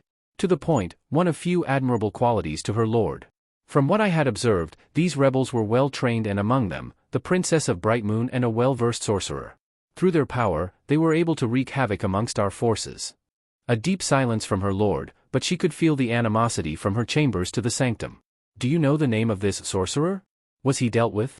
Although he survived, he will not interfere for quite some time. Shadow Weaver glanced as although her lord's face remained neutral, his claws were digging into his steel throne, bending the edge of the armrest. Return to your duties, the screen blinked off. Means to an end? Means to an end? She pushed down her murderous thoughts and grabbed hold of the deep crimson runestone. Arcs of red energy seeped into the sorceress and with it, became refreshed? Much better. Now then, time to check on her star pupil, and that idiotic pet of hers. He could still feel the wind rush by. The pain still fresh and all-consuming. You need to get him back. Don't you dare close those EY. He could feel his friends holding him up as his vision faded. What happened? He needs . Tee him to the medi . Being laid on his stomach, stark pain still aching through him. Op-ed most of the bleeding? Get as many band . Rely conscious. Major loss to motor . How he could barely hear them. Not leaving him. Neither is Bao. When it all started going dark. Stay with me. Izuku. Glimmer. Izuku shot up from his laying position, hand outstretched to nothing, breathing rapidly with a cold sweat. His body started to ache as if he got hit by a truck. He clutched his stomach, now feeling the bandages that covered his torso. Izuku felt incredibly sluggish, and more weight was on his back than he remembered. He wiped the sweat from his face and looked around his surroundings, vision finally starting to steady. He was back home in Japan. In his room. And judging by the time, 7 o'clock in the morning, a solid hour before school. Izuku tried turning out of bed to get changed, only for a bright, sudden pain to fill his being, making him stop. What happened? That's when he finally noticed a piece of paper taped to his bandaged body. He slowly removed the paper from his chest. Recognizing the writing immediately, he started reading the note. Izuku Midoriya. If you are reading this, then night has fallen, and you have returned to your own world. You had sustained a grievous injury to the majority of your back on your last mission. The healers and doctors have done all they could to stop it from being fatal or it preventing you to use your arms correctly. If Glimmer and Bao had brought you any later, it would be possible that you would no longer be with us. As he read the message, it was all coming back to him. Him pushing an innocent man out of the way. A stray laser bolt. The agonizing pain. As such, you are forbidden to leave whatever housing you occupy and or do anything that requires great amounts of weight, effort, or sudden movement until you return to Bright Moon, where you will be fully examined and treated. We will discuss what happened in more detail when you return. Regards, Queen Angela. Oh, so that's what happened. That would explain why felt the way he did. Izuku tossed his blanket to the side, checking to see if his legs had sustained any damage too. Although numb from not being used, they looked okay from what he could tell, the only light being through the blinds of his window. And thankfully he had some pants on too. That still didn't answer what his back looked like. Trying to reach around and feel it was very uncomfortable as the bandages also wrapped around his shoulders and the pain started spiking when he tried reaching behind himself. Maybe he should get a better look at himself with a mirror. As slowly as he possibly could, the flash of pain now downgraded to a dull ache, Izuku got out of bed. His legs felt like jelly as they shook with unfamiliarity when they touched the soft mat next to his bed. He waddled to his door, which was still locked shut, thankfully. Izuku really didn't want his mom walking in when he looked like this. As he reached the door to his room, a thought popped up. His mom. If he walked out like this, she would drag him to hospital under 24-hour surveillance. And considering he still didn't really know what happens to his body when he goes to Etheria, he really didn't need her finding out like that. Izuku leaned against his door, ear firmly planted against it, trying to listen for any signs that his mother was awake. He didn't hear anything from the hallway. opening just a creak to peep into the hallway. Again, nothing. Not even the bubbling of the coffee maker. He opened the door completely and carefully stepped into the hallway, making his way to the kitchen first before the bathroom. After a few more quiet steps, Izuku scanned the main area of the living space, starting with the kitchen. The only sign his mom had been here was a stained mug of coffee sitting in the sink. Turning to the fridge, there was another note, from his mother this time. Judging from the note, she had to go to work much earlier than normal today and wouldn't be back till tonight due to a surplus of meetings and patients at the hospital that she had to be there for. Also promising to come home as soon as she could if she finished early. While a sigh of relief did leave him knowing he wouldn't be seen like this, Izuku couldn't help but frown at the message. She constantly had to work double time in order to pay for both the bills and saving up for the tuition supplies fee for U.A even with his help on the latter. Izuku still saw her every other day, but she was always tired, always sore after the long day. Ever since Hisashi left them to fend for themselves. He wanted to hate the man, he really did, but how can you hate someone you didn't really know? That you rarely met? The only communication from letters and voice calls from abroad. Izuku barely even remembered his face. The sound of his voice? Izuku shook his head, getting out of his thoughts. He came out for a reason. Now that he knew his mom wouldn't be home till later tonight, he walked to bathroom, his original objective. To see the damage in full and to see if he actually couldn't go anywhere. Making it to the bathroom, Izuku prepared himself and flipped the light switch. Before he saw himself, Izuku turned the tap on and splashed water in his face to clear any leftover sleep in his eyes and to see everything clearly. Leaning against the sink, Izuku looked to the mirror. And to put it bluntly, he looked awful. He felt awful. Heavy bags under his eyes, bruises on his swollen cheek covered by small bandage. Probably the side he fell on. Arms were still okay with his knuckles bruised from hitting the armor. If it weren't for the gloves, it probably would have been worse. Izuku's entire upper torso was covered in pearl white bandages, stretched tightly all around him, all probably to hold the increased weight on his back. Izuku turned around slowly and looked over his shoulder, trying to ignore the irritating buzz of his muscles under the bandages. The message said it was bad, but he didn't think this bad. Layers upon layers of heavy-duty gauze and bandages was strapped from the bottom of his waist to the base of his neck, just below the collar. A darkened stain, just a little above his waist, all the way to in between his shoulder blades, seeped onto the surface. Probably got that from moving too much this morning. It left an impressive hump on his back, nothing outrageous, but definitely noticeable if he wore a shirt or his uniform. Since he really didn't want to start cleaning out possible blood stains from his uniform again, and the off chance that Bakugo would corner him and try to fight him, most likely tearing open whatever was holding him together in the brawl. Izuku grabbed some hidden painkillers in the back of the medical cabinet and set them aside for later. Afterwards, he left the bathroom towards the living room to call the school he wasn't feeling good and wouldn't be able to attend today. They were questioning him on why at first but shrugged it off when he told them it was injury-related and they couldn't exactly confirm his case themselves. He pocketed his phone and went back to the kitchen to get some breakfast and to think about how he was going to spend today. Not doing much, apparently. A few hours had gone by and Izuku was sick of sitting around. In any other case he would have loved to have a day off from Kaken's threats of a fight behind the school, since he kept them up. Every single day. Starting when the teacher, bemused, told his entire class he had a quirk now. However, who would he use as a punching when he wasn't there? He really didn't want anyone else getting what he was getting. On top of that, whatever pain reliever the Etherian healers gave him was wearing off and the mild buzz was becoming more and more painful to sit through. He had sent an illusion to grab the painkillers in the bathroom, but it simply just phased through its hand. Found that out when it came back empty-handed. The only two errors in his copies being that the eyes were like mirrors instead of regular eyes and jittered occasionally as if it was living static. Even if it did bring them to him, could he even get it open with the amount of strength he had at the moment? Whatever. He could still use his legs and get them himself. Izuku would have to work on creating more tangible illusions once he got back. They seem to be based on the amount of magic he focuses into the clone. Hence why multiple ones are far more fragile than a singular solid one. Good thing he left his spell book at home instead back in Brightmoon. The original author wasn't going to miss it, and that last chunk of blank pages was begging for experimentation. It gave him something to do, practicing smaller scale spells that required the least amount of movement. Seeing the effect and writing it down for later. He tried his ice spear spell once, but that crashed on top of him when had to stand up and create the arc.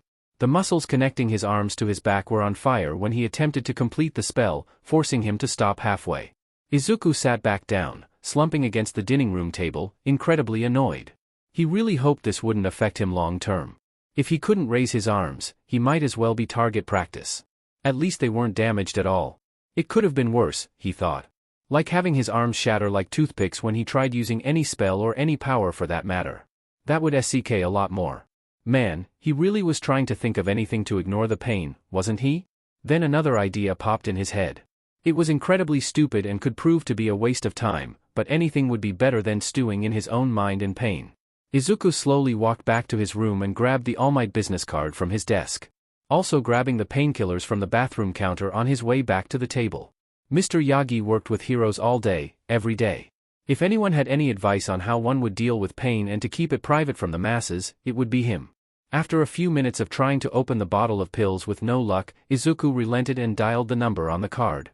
This wasn't the first time he called the man, far from it. Over the years since he received Mr. Yagi's number, Izuku had been calling him every few weeks to simply talk and discuss heroes. Both good and bad sides of the industry. Whenever he had questions about a certain hero, Mr. Yagi would answer in full detail, as if he worked right beside them before. Thanks to him, Izuku's hero journals were chock full and already at number they always bounced off one another. He's even seen the old man on jogs near the beach when Izuku's training with the general went into full swing and he thought it would be good place for a morning warm-up. Trading stories whenever they sat to have a break. Even bringing tissues along just in case. Izuku liked talking to him. It was a nice break from everything. Speaking of which, young Midoriya? Well, this is a pleasant surprise. Although shouldn't you be in school? Yagi responded to the call. Okay. Explain your situation without making him call someone else. Hello Mr. Yagi, and about that I couldn't go today. Izuku could practically hear the man's face scrunch in confusion. Are you not feeling well? I highly doubt that is the reason you're calling me, young man.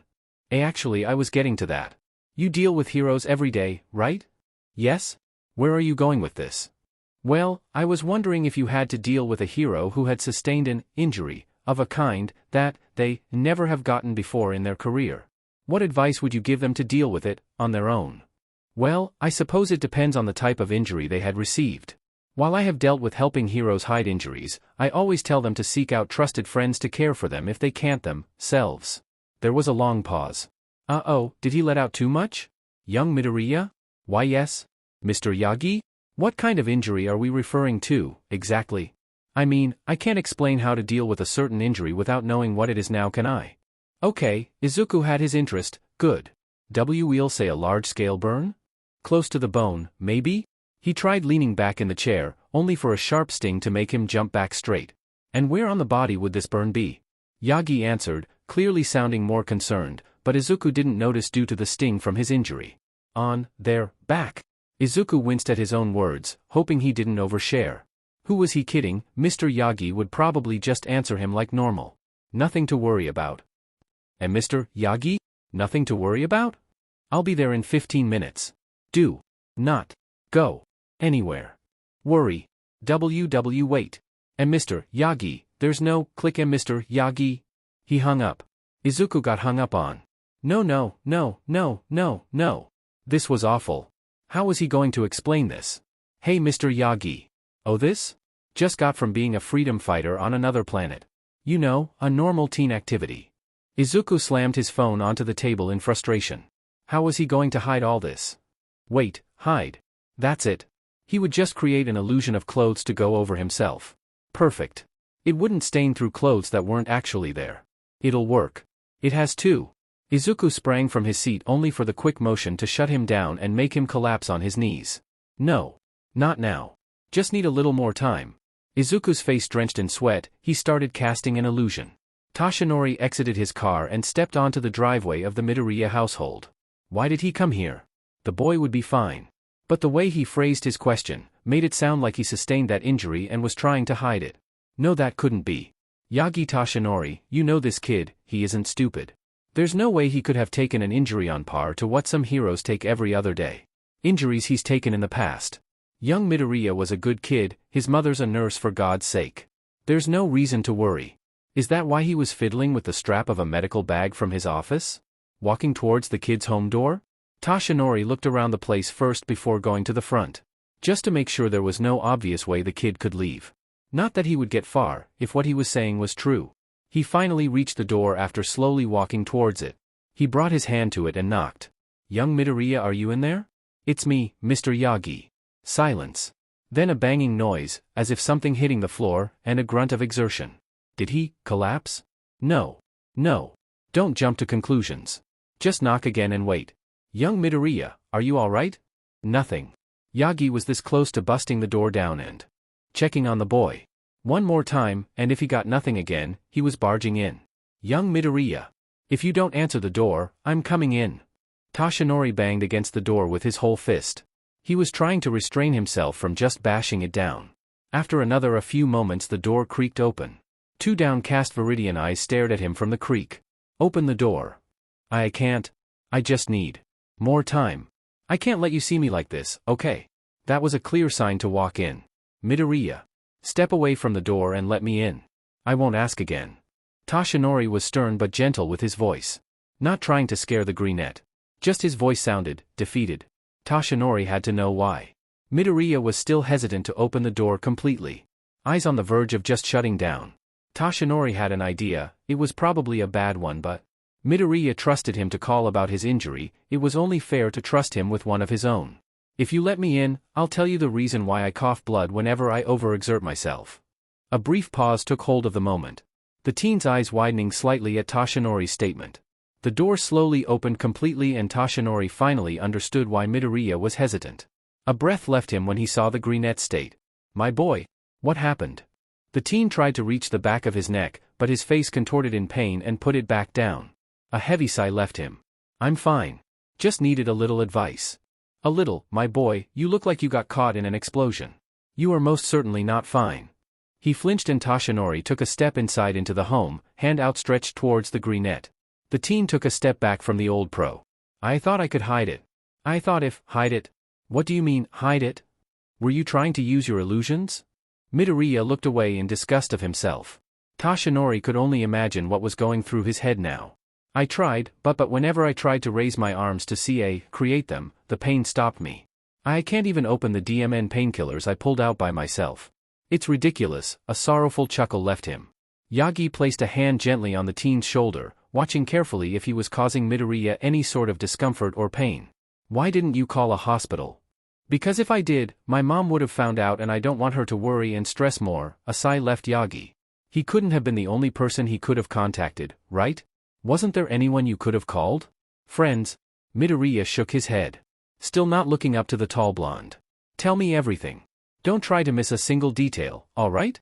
Another creeping silence as both stood, one filled with questions, the other wishing he didn't need to answer. He faintly nodded and turned around, exposing the large hump of bandages cover his back in its entirety. But that wasn't the thing that scared Yagi the most about the teen's health. It was the large darkened, dried stain that had seeped its way onto the surface. What had happened to him to cause something that would keep most rookie heroes bedridden? Hopefully, he would have some answers and help the teen through some of it. The two slowly arrived at the dining room table. A seat was laying on the ground on its side. Is that what he heard fall? Before he could ask, Midoriya walked over to the fallen chair and tried setting it back up, his arms shaking and biting his lip to prevent any sounds of pain. Yagi's eyes widened when he saw the dried stain begin to slightly reflect some of the light as if it was fresh. Toshinori urged him to stop and to go have a seat at the table. He would get the chair himself. The greenette paused, face unreadable, then wandered over to the table, taking a seat. The old pro grabbed the fallen chair, dragged it to the table, set it beside Midoriya and took a seat. So, where would you like to start? To be honest, I wish I didn't need to. Midoriya began to spin his tale. Last night, after an impromptu training session away from anyone who could see him, he noticed a group of miscreants practicing their quirks by a major trash area. He thought nothing of it at first until he heard a small-scale explosion go off behind some piles of garbage. The miscreants ran past him as smoke began to bellow from one of the piles. An old man was also passing by. Another explosion soon went off, flaming pieces of shrapnel and garbage flew through the air. A large piece of hot metal launched itself towards the wayward pedestrian. Midoriya dove in the way and received his burn. As the old pro listened to more of the boy's story, pieces began to fit perfectly, while others seemed off. Why had no one reported an explosion in that area? In fact, it was spotless when he drove by that same area getting here. If it was last night, then there should have been a cleanup crew or at least an investigation. But he didn't bring up the holes in the teen's story and listened on. Supposedly afterwards, the old man had a medical-related quirk that numbed nerves and patched him up as best as he could as thanks, due to Midoriya's request to not call anyone. Then he waddled home through the window and slept it off. With the story finished, Toshinori couldn't tell what was true and seemed like a fabrication. Perhaps he was saving someone, just not from an explosion. That he had received his injury from something similar, such as a quirk from a villain. The teen did have a knack for saving others, of course, not legally some would say. Yagi not one to say for sure. Someone has returned to their vigilante work it would seem. It was the only conclusion he could come up with. Perhaps he lied since, what he knew, the person he was talking to worked for the #1 hero. Toshinori couldn't help but smile. Mr. Yagi? You just don't quit, do you? Midoriya tilted his head in confusion.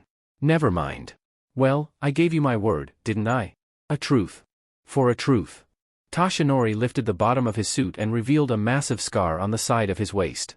Discolored beyond compare, as if something twisted a chunk of him off and it was hastily glued back on still missing pieces.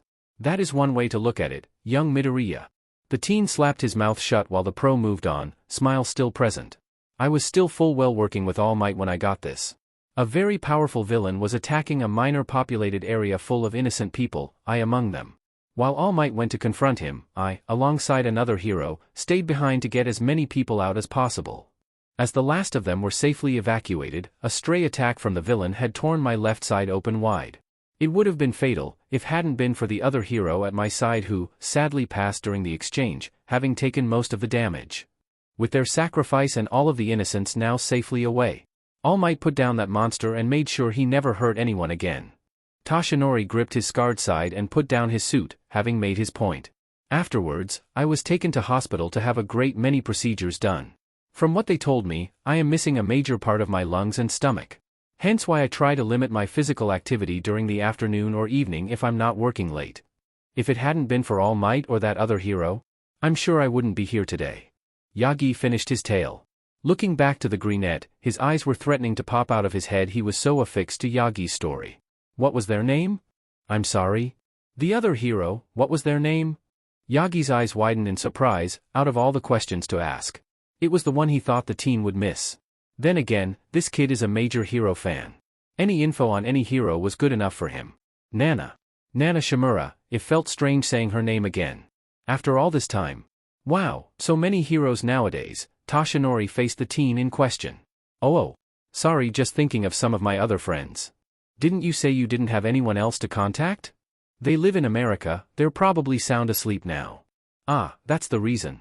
Any other possible contact would have been unavailable at this time if they lived in the West. Midoriya looked away for a time, his content expression becoming a subtle frown. Yagi grabbed the unopened bottle of painkillers and opened them for the teen, sliding them back to their original spot on the table. Midoriya looked back to the man, quickly shaking off his sour look. I'm sorry, just, whenever I think about them, they just blow me out of the water in what they've accomplished together. All three of us, I should say. Do they help in your training? All the time whenever they're awake. Always pushing me forward, always try to save someone. One of them would say. Actually, she'd probably tell me to get some rest, and if I shrugged it off, drag me to bed herself and knock me out, if she was here. A sad laugh from the teen echoed in the empty space. They're far better heroes than I'll ever be. Pardon me, but that is blatantly false. Midoriya shot up from his slump, facing directly with the tall blonde. I may be biased when I say this, considering I have never seen your friends, but you are one of the most heroic souls I have met in a long time. The teen's face practically screamed, what, in a surprised manner. Toshinori let out a sigh then continued. A few years after I had received my injury, I became jaded to the idea of heroics or lack thereof. Nowadays, heroes only care for money or popularity or how quickly they could take down the villain, never mind the damages. No longer about simply saving people out of the goodness of one's heart. That was the last thing on a majority of people's minds. I kept thinking of that day. How some of the new heroes are lucky they never had to experience something like that again. How the people who cheered for them to succeed will only quickly jump on to the next big thing and forget about the past heroes that made way for the next. It was all a joke to them. Why should I try anymore? Instead of just pretending to be what they want?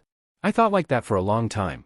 But imagine my surprise when I see a 10-year-old boy helping a poor man up from his coughing fit, only days having passed when they met.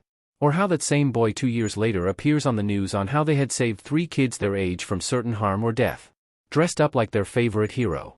Or the multitude of simple good deeds around their neighborhood that would have gone unnoticed due to their nature of not wanting anything in return or how they didn't need their power to do good. You reignited a spark I thought I lost in me all those years ago, only kindling it more as I saw your deeds shine through.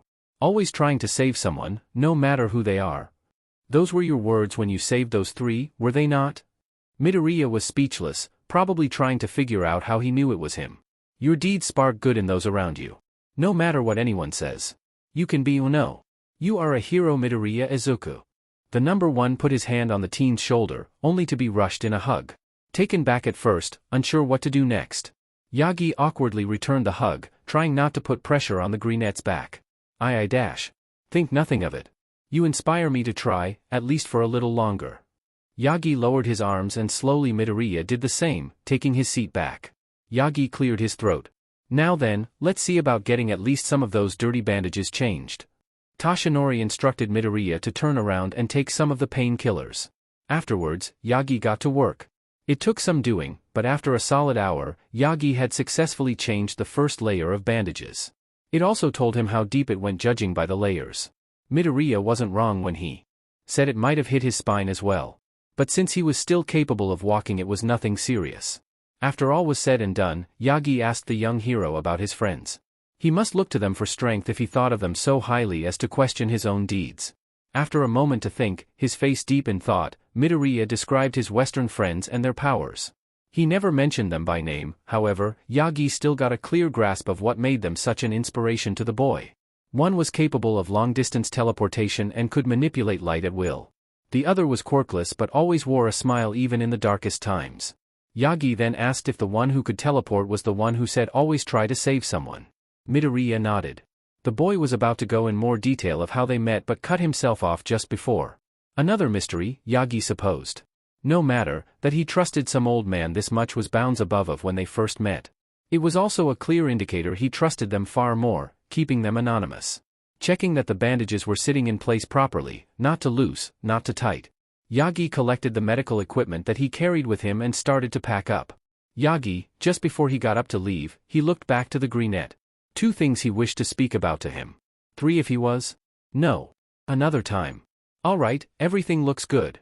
Make sure you don't twist too much, limit the movement of your arms, and get some rest. Got it. Midoriya nodded, taking everything to heart. If the pain becomes too much, even with the medication, call a hospital. Understand? Midoriya nodded again. This one a little less jazzed. You're killing me here, kid, Yagi muttered under breath, ensuring the teen didn't hear him. He really was willing to bear it however long it would take to heal. It's not like he was going to get better in a few days. That was a solid few weeks, maybe a month bedridden. Thank you, Mr. Yagi. I'm sorry I lied. Midoriya bowed to the old pro, still sitting in the chair. Don't thank me yet. But I am glad you at least called someone. That is a big step that most heroes don't even bother with. With what, sir? Calling for help from others, despite their pride. And don't call me sir. Makes me feel older than I actually am. Midoriya apologized quickly, so much so, Yagi thought the bandages would come undone with how quickly he was bowing. Yagi spat a little blood in shock and surprise. After settling the boy down from his rambling apologies, Yagi whipped the small trickle of blood from the corner of his mouth. Speaking of heroes? There was another topic I wished to discuss with you. Midoriya stood straight, wondering what it was Yagi wanted to talk about. While you are far more skilled than I first thought, your combat and quirk prowess speak volumes to that. There are still a few critical details that you need to learn if you want to excel at UA. Which is why once you are completely healed, I would like to teach you myself and show you the ropes of how some of the pros do it. Yagi brought his thumb up and smiled. Midoriya was completely taken back with Yagi's offer. If you do accept, I'm not pressuring you to say yes right now. There will be a few things I wish to be clarified. Is that all right? Midoriya accepted the conditions but not the offer yet. Good. Call once you're ready and we'll discuss it more. Yagi got up from his seat and walked towards the front door. Midoriya close behind. Yagi exited the home and just before he stepped onto the walkway, he turned back to the teen. Don't forget what we discussed, get plenty of rest and get as much liquid in yourself as possible. Another thing. While I am honored you called me to assist, the fact that I was the last person to call speaks enough of itself. It is admirable to draw strength and courage from one's comrades, but you will be working with dozens of heroes every day. Both in UA and on the field. Expand your circle of trust, the 2 you mentioned won't be able to help you every day. Midoriya begrudgingly nodded to the pro's words. You're a good kid, Midoriya. They can't help all the way over here, can they? Trust others, I hope you understand that. Take care of yourself. Yagi waved goodbye as he walked to his car and drove off. Midoriya looked on from the doorframe watching the old man go. One thought bouncing around in his head after hearing Yagi's last words. If only you knew, Midoriya closed the door. Wishing he didn't need to. Back in Etheria, morning rise. It was a little difficult to go to sleep with a massive hump made of linen on your back, but Izuku made it work. It was also a little difficult to his mom from coming into his room. She had received the call from the school on how her son wasn't in today due to him being sick. He told her that he wasn't able to get out of bed, covering his body in a large thick blanket he had. After a little tossing and turning, Izuku started to rouse in the medical wing of Bright Moon in one of the many beds, daylight beaming in through a nearby oriental window.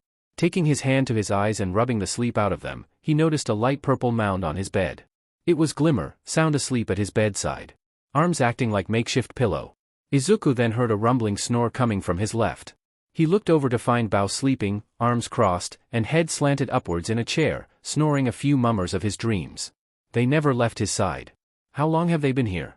That chair didn't exactly look the most comfortable. Neither did sleeping on someone's occupied single-person hospital bed. Izuku brought his hand to the arm of the sleeping princess and started to slowly shake her awake. A few seconds of shaking and the sparkling princess started to rouse. First drowsily pushing away Izuku's arm. Come on, Zuku, 5 more minutes, she face-planted back into the bedside. Izuku started to laugh softly when her head shot back up, eyes wide. Izuku! Glimmer hugged him tightly, arms hanging around the sorcerer's neck. Thank the stars you're okay. Glad to be okay. Gee, Glimmer. Izuku tapped the princess's back as if she was pining him. She reluctantly released him and looked across from his bed to the snoring archer. She stood up from her seat. Bao, get up. Izuku's awake. Bao sluggishly arose from his slumber with a few head shakes. Wah! Glimmer, this is the 3rd time you said, oh my stars, you weren't kidding. Bao shot up from his chair and dashed over to Izuku's side. Now having gotten their final member awake, Glimmer looked back to the bed-ridden Greenette. How are you feeling? Better now, I guess. How long have you guys been here? Since we got back from Willow's Rest. We were worried about you. Bao butted in. That long, huh? Anyone want to fill me in on what happened while I was out? Izuku attempted to adjust his bed so he could better face the two. Glimmer was already turning the crank to help him sit upright in the bed. If you stopped moving. I really don't your burn to open up. Again. Bao agreed wholeheartedly. Instead of berating the sorcerer on his refusal to stay still when he should be resting, Glimmer did her best to recall the events of yesterday and their rush to get him back and hospitalized. It was a harrowing story of riding on horseback all the way back to the castle proper, him tied to her, carrying him up to the main hall only to run into the queen who rushed them to the medical wing. That was mostly it. Glimmer winded down the story to a close with how he was brought here and mostly healed. The major damage and blisters closed up and bandaged. The healers would come later today to administer the last of the treatments and then he would have to wait for it to heal. Which, fortunately, would only take a few days, a week tops. That was comforting thought, he wouldn't be out for too long and he wouldn't have to wear all these bandages. He could probably be back in school if everything went well. The only drawback, it would leave one hell of a scar. Good luck trying to explain that, Izuku? There was just one thing left. Angela asked the two to inform her when he was awake. Apparently, that could wait however because they had to tell him that he was invited to a wedding in a few days. Natasha had finally professed her feelings for the wind manipulator princess, Spinnerella, and proposed. Which was before they got back. How convenient. Still, he's never been to a wedding before, especially one between two powerful individuals. It would probably be a nice change of pace and to get their minds off of things. Like them staring at him, Bao with a hint confusion and Glimmer with a raised eyebrow and resting her head in her hand. He was mumbling again. Yep, Glimmer replied, pronouncing the P with a pop. Of course. The princess started laughing with Bao joining shortly after with a few chortles of his own. Good to have you back, Zuku. Izuku was going to thank them for staying all this time but was cut off by the princess. Not saying a word, Glimmer teleported away. The boys simply stared where their friend last stood. Do you know what she's up to? Izuku asked Bao. He shrugged. I never know what she's doing. Until either it happens, or she speeds us through it. Just as he finished, Glimmer returned with a large speaker and Izuku's music player. So that's where that went. Where did she get the speaker? Glimmer. What are you doing? Izuku murmured, trying to get the girl's attention. She raised her hand towards Izuku, holding up one finger while scrolling through the playlists. It took a second, but Izuku finally connected what she was doing. Since they won, that means someone would get a victory song. First come, first serve. Whenever they did well in exercise, that was their agreement. Since it was their first mission. Oh no. Oh yes. Wanna know why? Please no. Why did he translate the lyrics for her? Because I'm. The speaker roared to life and her victory song began to play. Here we go. I'm the disaster of passion. Glimmer sang out. Bao and Izuku simply watched on as she mouthed along to the lyrics, using the player as a makeshift microphone. The boys smiled on, a bead of sweat down their temples, their third rocking out. Well, at least the castle knows he was awake. As well as the rest of the sleeping denizens of Brightmoon. Several days later. It felt good to be back on his feet. It only took the majority of the bandages coming off to realize how much they weighed him down in his weakened state. He could only take off a few layers every other day, but the wound was healing decently now, only having one layer on and be able to move his arms far more. It also showed the scar that it was all hiding. It did look like something exploded on his back, the scar tissue reaching from the top, just above his shoulder blades, all the way down to his waistline. Reaching out to either side. You could only see it if Izuku's back was completely facing towards an observer. At least he could wear clothes over it. It was sensitive from all of the treatments that were administered, so he still had to watch where he sat and laid on. He did have to hide it from his classmates, but since they barely acknowledged his presence anyway, it wasn't hard. Just the occasionally glance his way on why Deku was sitting at his desk funny. Although he wasn't completely healed. Izuku couldn't leave the castle until the sensitivity faded and everything was closed properly. Izuku still had a few more days before he could go out again. Wandering the empty hall on the way to his room, Izuku noticed Her Majesty standing to the side of an adjacent hallway he was walking by, staring up to a mural of a man crowned in brilliant regalia. He was about to pass by, as to not bother the queen. "Might I have a word with you, young Izuku?" Angela spoke, eyes not leaving the mural. At first, he thought he had disturbed the queen in some way, but Angela's words did not have any anger to them. Just a subtle calm. He walked over the queen's side and looked up to the mural. "Do you know who this is?" Although he had passed it many times over the years, he didn't have the slightest idea who the man depicted was. Whoever they were, they must have been great if they were on Brightmoon's marble walls. He was. A small, sad smile adorned the queen's features before continuing. "This is Micah, king of Brightmoon, accomplished sorcerer and Glimmer's father." "Glimmer's dad?" She never talked about him much. She sighed. "I am not surprised. The day you arrived here with Glimmer in tow was the same day I received the report we both lost him." "Oh." She seemed so happy that day. "Because you were there for her." Your arrival and subsequent stay in Brightmoon kept her mind off it and allowed her to confess to another, instead of myself. "What happened to him?" Izuku said, already knowing the only possible answer. "He gave his life fighting against the Horde, for freedom for all of Etheria. The same battle I'm now sending you three. We are at war, Izuku Midoriya. What you and the rest saw and experienced at Willow's Rest was only a fraction of what happens nearly every day. They take more friends, allies, families. To raise the children to resent the world and turn them into soldiers. The only thing stopping the Horde from invading Brightmoon is the Whispering Woods. We lose more than what we gain. Your injury made me realize something I had forgotten when I sent you out." Angela then turned completely to face the sorcerer, who was completely shocked at the next few words that left Angela. "You are not Etherian. You have a home of your own, a family, something to go back to. Even with the war raging on. I can't ask you to fight a battle not your own. Which brings me to my question. Do you still wish to fight for a world not your own? One that you might not return from? I will hold no ill will should you say no. I understand completely if that is your answer." Izuku stood in stunned silence, trying to figure out what to say. As much as he didn't want to admit, the queen was right. This is war. One that has been raging on long before Izuku came. People have died. He's seen the destruction wrought by the Horde and its war machines. He could only imagine what other machines of destruction they possessed. Or how long this had been going. It was crazy, he was only 16 and he was fighting in a war. But here was a choice. He could say he doesn't want to fight anymore and just live peacefully until he found a permanent solution as to why he came here whenever night fell back home. A loving mother who would always support him and nothing else. But then, he would be turning his back against another home. One that accepted him for who he was as a person, not because he was born without something special to him.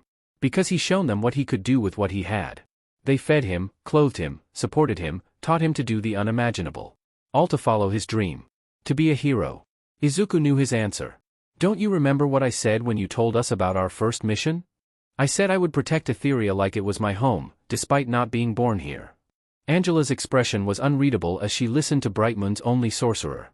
I might have not been born here, but I'm sure as hell I was raised as if I was. Where I'm from, people are looked down on if they don't any kind of power. Even if they do good, they're cast to the side for the more powerful to take their place instead and credit. I was treated like nothing for years by my peers. But here, I'm treated just like everyone else, even despite my magic. I've learned here, laughed here, fought beside two of the bravest people I will ever meet and even prouder to call them my friends. Because you bet, I don't have any of those back home. Pointing at himself to accentuate his words. You're right. I'm not Etherian, but I will fight for my home just as courageously as if I was. I wouldn't be much of a hero if I didn't fight to keep people safe. Izuku smiled, his soul ablaze with courage. It was the queen's turn now. Her face unreadable, processing the sorcerer's declaration. Is that your final decision? No other words were spoken by the queen. Izuku said yes, putting his dominant hand to his chest. Angela sighed, looked to the mural one last time and back to the greenette. One sorcerer for another, I suppose. She bowed curtly to Izuku. Thank you. Izuku was quickly taken back and told her that she had nothing to thank him for. In fact, he should be thanking her for all these years. You are far too modest for someone of your potential. If that is your stance on the matter, then I raise no objections. Angela softly smiled, before clearing her throat and returning to a more neutral tone. I have one more thing I wish to discuss with you then. Izuku titled his head in question. What else did she want to talk about? As you know, Glimmer, while a brilliant leader, when she wants to be a hem requires console from time to time. And as a princess, also makes her a prime target for the enemy. Seeing as I can't be there for her when you three are out, I would like you to be her advisor and to keep an eye on her during your skirmishes. What? What? Are you sure? Does Glimmer know about this? She will. When she decides to join us and not skulk around the corner like a child. Angela's vision narrowed down the hall behind Izuku. He heard an eep and the familiar swish of his friend teleporting away. How long had she been there? When you started your speech, she thought I didn't notice her. Oh. Shaking his head from the moment, Izuku returned to the conversation. Why me? I'm sure Bao would a far better advisor than I would be. Izuku waved his arms around in a nervous panic, a small blush on his face. While I admire Bao's courage and skill, he is not a leader, and his skill could be used elsewhere should you be away. But I'm not much of a leader either. That might be true, but you are rational in the face of adversity. I have read the after reports from your exercises. While Glimmer would prefer to only think on her feet and charge head-on. It is a quality that could be turned against her should you face a smarter or just as headstrong opponent. An offended scoff echoed across the barren hallway, this time behind Her Majesty. If you have objections, you are welcome to come here and voice them. Angela didn't look back, still facing the greenette. After a few moments, Glimmer appeared beside Izuku, arms crossed. Izuku jumped a little at the sudden appearance. Glad of you to join us. Angela glanced to Glimmer before returning to Izuku. As her advisor, and by extension an advisor of Brightmoon, you would be allowed more freedoms. The major one being you would be allowed access to information the common solider wouldn't and allowed entrance into specified areas without Glimmer needing to be present. Being able to learn and practice more spells did sound appealing. But since she was always up for a visit to Mysticur, he didn't really need to go alone anyway. Then again there would be the off chance that she would be absent, and she had to attend meetings on the same day. Izuku could go in her place if that was the case. That was if Glimmer was okay with it, of course. She was being uncharacteristically quiet beside him. That is if Glimmer is all right with this development. Angela turned to her daughter. Do you find Izuku to be an acceptable choice? The princess shrugged. I mean, I already listened to his suggestions anyway. I doubt this'll make much of a difference. It's better than getting someone I won't like or know. Izuku wasn't sure how to take that. Angela nodded. Very good. Izuku, do you accept this position? If she agreed, then who was he to refuse as well? Izuku accepted the offer, in the same thought process that this wouldn't change much or anything. Angela accepted his answer and told the two she would make it official after the wedding in a day. Speaking of which he still had to find something decent to wear. Angela excused herself and left the two alone in the hall. Izuku tried to excuse himself as well but was halted by the princess who had grabbed his sleeve. Before Izuku could ask what the matter was, Glimmer pulled him into a hug. The sudden embrace caught the sorcerer off guard and a decent blush began to emit from his cheeks. It took a few seconds before she spoke. Thanks. For sticking around. Oh, of course, I owe you guys so much, it's what friends are for. Glimmer returned to Izuku's side after releasing him. Right, friends. What I'm about to do next is entirely as your friend. Izuku was confused, then suddenly a rush of pain invaded the back of his head. Glimmer having punched him there. So, you think I'm a bad leader, huh? What? No. I just agree that you can be a little, hot-headed? He really wasn't helping his case. Oh. So, I get a little, hot-headed, huh? I'll give you a hot head when I'm done. Glimmer ignited a ball of sparkles in her hand. Izuku started running. I'm sorry. If you were sorry, you would be standing still. Glimmer yelled down the hall, chasing the greenette. A Japanese sorcerer's handbook, spell, Ice Spear. Written in the blank pages of the unknown spell tome by Izuku Midoriya. Spell name, Ice Spear. Spell type, spell circle concentration. Description, by concentrating in one's surroundings and gather magic more attuned with cold, the caster can freeze and coalesce the moisture in the air to create precise but deadly projectiles of pure magic ice. Only growing larger as they seem to freeze the surrounding moisture and add it to its mass as it travels towards its target. Unusable in extremely dry or hot areas. Caster's notes, if the amount of damage against the drones of when I first used it were any indication of how dangerous this spell could be, I should be cautious when using it against live targets. Look into ways to better form the spears into more blunt chunks and to control their size. Something was ticking Bakugo off and it looked a lot like Deku. Ever since he got his quirk, which he still called fake news, Deku had been acting differently. Over the years, Bakugo had been trying to get the nerd to use his quirk in a fight, just to show how much better his was than the freak's. But whenever he thought he had him cornered, either at school or heading home, he would downright refuse or just vanish like he was never with them in the first place. Kind of like the day before Teach told the class Deku had a quirk. Bakugo would make some sparks at his desk or make a small explosion in front of the nerd. The reactions would vary between terrified and startled. Deku would constantly mumble about whatever he didn't care during his scare tactics.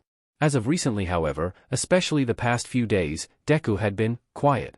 Normally whenever he did try to pull a scare, Bakugo would get some pathetic reaction and he and the rest of the class would get a good laugh for the day.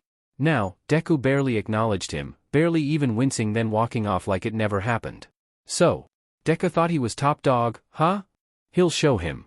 It would have to wait till after school though. Don't want anyone seeing the massacre that he and his cronies would do to the nerd to show him his place beneath his boot. First, let's give him a reason to show. The bell rang, cueing everyone to pack up for home time. Bakugo waited for all the other no-names to get out and he made his move. He sauntered over to where Deku was starting to pack up, one of his precious journals sitting smack dab in the middle of his desk. Perfect. No. An even better idea popped up. Bakugo signaled his extras to the other side of Deku. Just before the nerd's hand could grab the journal, Bakugo swiped his journal. While the nerd was caught off guard, the extras made off with his school bag. Now flaunting it like some sort of prized catch. Deku whipped around to Bakugo, those same, weak, cowardly eyes staring at him. Glad I got your attention. Now here's what's gonna happen. Bakugo motioned his grunts to start rooting around in his bag, at the greenette's dismay. Shithead tried to get up, but Bakugo quickly got him to sit down, shoving his igniting hand on the nerd's shoulder. After some rooting around, extra number 1 pulled out a small box. What is this? The explosive blonde glanced to the nerd to see if it meant anything. Judging from his quivering, it was jackpot. Bakugo then motioned extra number 2 to dump the rest of the bag's contents on Deku's lap. He couldn't help grin at the quirkless freak's reaction, a mix of shock and anger.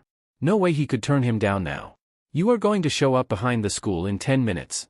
If you're not there, I'm torching this. He flaunted the journal in the greenette's face. And the shitty box. He pointed to extra number 1's hand, still waving the box around. You think you're better than me just 'cause you got a bullshit quirk? Not FING likely. 'Bout time someone showed you your place.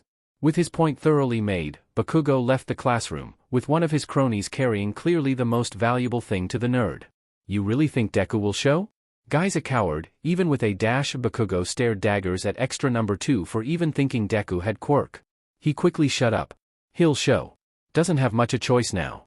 Considering I got this. Bakugo swiped the box from extra number 1 and opened it. Inside was a card with a bunch of flowery nonsense on the cover, and under it, with some small pillows holding it in place, was a small silver locket. The hell was he using this for? Whatever, he could probably sell it for a quick buck if Deku didn't show. The blonde then opened up the card. Inside was a few pictures of flowers and a bunch of made-up gibberish written inside. Who the F was this for? Valentine's for aliens? Bakugo crammed the card and locked it back into the box and shoved it into his own school bag. He couldn't wait to show the nerd his place on the pecking order. 10 minutes later. Bakugo checked his watch. Almost 10 minutes. Still the nerd didn't show. Whatever, he'll just catch him on the way back home before he had to deal with the hag. Extra number 2 mocked the nerd openly for not showing, seemingly correct that he was a coward. Bakugo already knew that. It was about showing him who's boss, and to show with his pathetic quirk Deku could never be a hero. No matter how much bull he put into it. Just as the three were about to leave, there stood the nerd himself, holding his bag strapped tightly. Those same eyes again. Alright. I'm here. And now give it back. Bakugo smirked and dropped his bag to the ground. Behind the school was a decently open yard area for PE activities, and off to the side 2 sheds sitting side by side.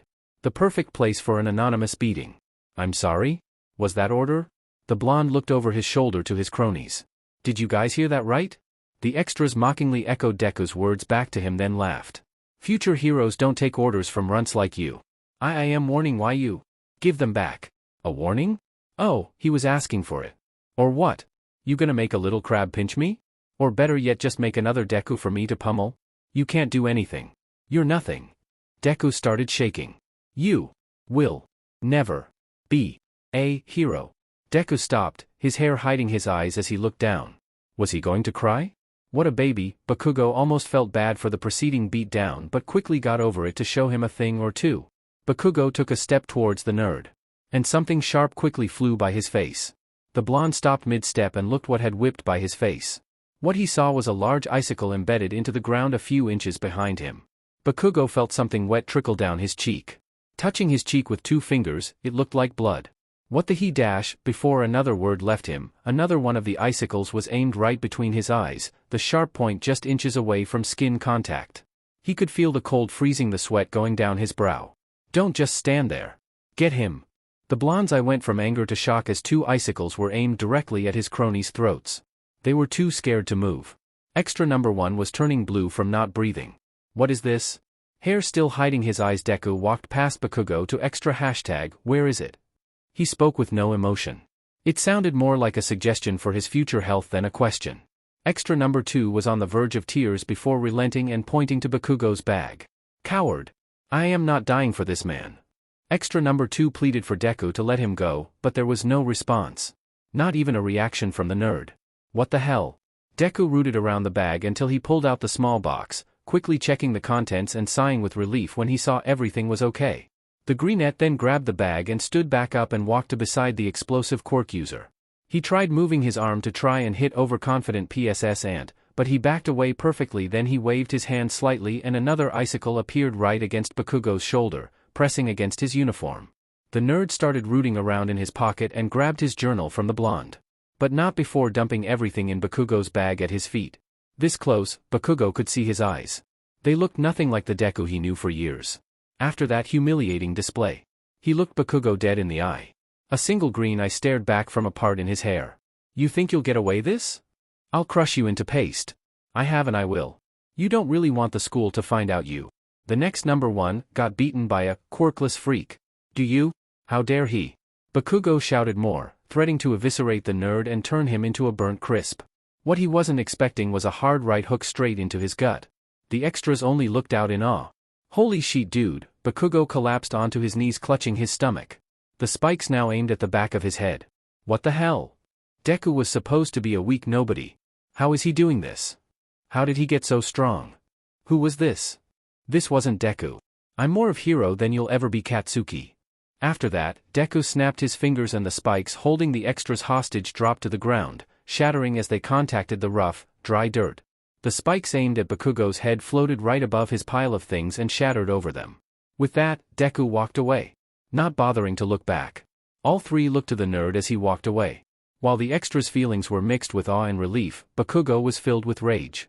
The explosive blonde stood straight up and made a mad dash to Deku, his palms bursting with smoke and sparks. I'll never lose to you. Never. Bakugo leapt to Deku, arms outstretched to deal some real damage. Deku ducked under the blonde as he launched himself. Bakugo redoubled his assault and charged again, blasting forward with his quirk. Deku was dragging his shoes in the dirt. Whatever. Bakugo didn't care. The nerd dies, here and now. Deku then tapped his foot to the ground and a column of dirt erupted from the field and uppercut the explosive Quirk user in the jaw, sending him up a few feet before falling on his back. Bakugo shot up and only found that the nerd was gone. Where did he was just ARRGGGHH. The blonde then flinched as a quick pain filled his jaw, silencing him. How did Deku do all that? No. That couldn't be him. That was one of his tricks. It had to be. Did Deku really do all that? Extra number 1 murmured to number hashtag, both hiding behind the equipment shed, wanting to avoid being impaled. I don't know, but he beat Bach Dash. What was that? Bakugo roared, smashing the ground with his fists. Sparks bellowed from his palms. The goons quickly retreated back behind the shed. Bakugo then got up and started walking, adjusting his shoulder as he left the scene. He did not win. It was a fluke, not a real fight. Deku got a cheap shot. That's how he won. Which he didn't. Deku would have fought head-on, despite the eventual beatdown. Not hold someone at basically gunpoint and going for a low blow during the whole thing. Bakugo didn't fight Deku.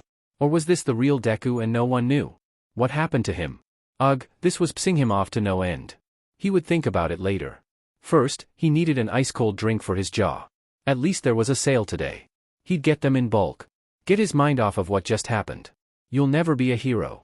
Yeah right, I've already saved more people than he would even bother with, Izuku muttered to himself as he took a longer route home to vent what happened not even 5 minutes ago. Izuku thought he was having a pretty good day. Had it all planned out. He would get up this morning and pick up Natasa's and Spinnerella's wedding present from the pawn shop Izuku frequented. An engraved sliver locket where they could fit a picture into. Then make a decent-looking box and card during his free time to wrap it all together. The art club really helped him with that one. Afterwards, head home, add some finishing touches, check the recorded footage of when he slept last night, then present the gift to the newlyweds when he got back to Bright Moon. What Izuku didn't account for was KAC Bakugo being a JRK. Being a JRK again. Everything just came crashing down on him at that moment. And he snapped. He still couldn't believe he actually hit Bakugo. A real good hit too. It made him feel some type of way. Both good and bad. Bad in that he shouldn't have punched him in the first place and that it would bite him back later for sure. That and he shouldn't have done it in the way he did. Izuku basically held them at knife point.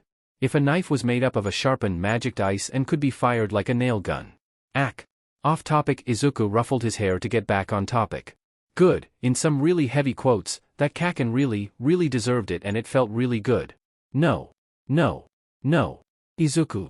You shouldn't have done that at all. You should have just spooked them with the spears and grabbed your stuff and left. Not make them terrified of you by holding practically knives at their throats. On top of making Bakugo even more likely to fight him. Well, at least no one would believe him. If he wanted to keep his reputation at the very least. At least the gift was safe. It took nearly all of his savings, but he thought they would like it. Plus, it's a gift from another world. That probably upped the uniqueness of it. Now Izuku was just walking around trying to alleviate some pent-up aggression from his soured mood. All thanks to Kaken. Again. Why does he hate me so much? Izuku shouted to no one particular. It reverberated around him as he noticed he was walking through an underpass.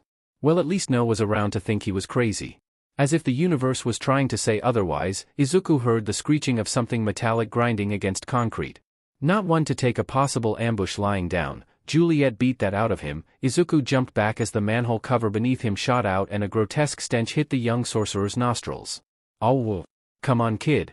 I wanted to make this quick and quiet. I just need your skin for a few. It wouldn't hurt. As he heard the echo of a voice from the open sewer. A large mass of disgusting smelling slime spewed from the hole, now bearing a massive tooth-filled grin and beady yellow eyes.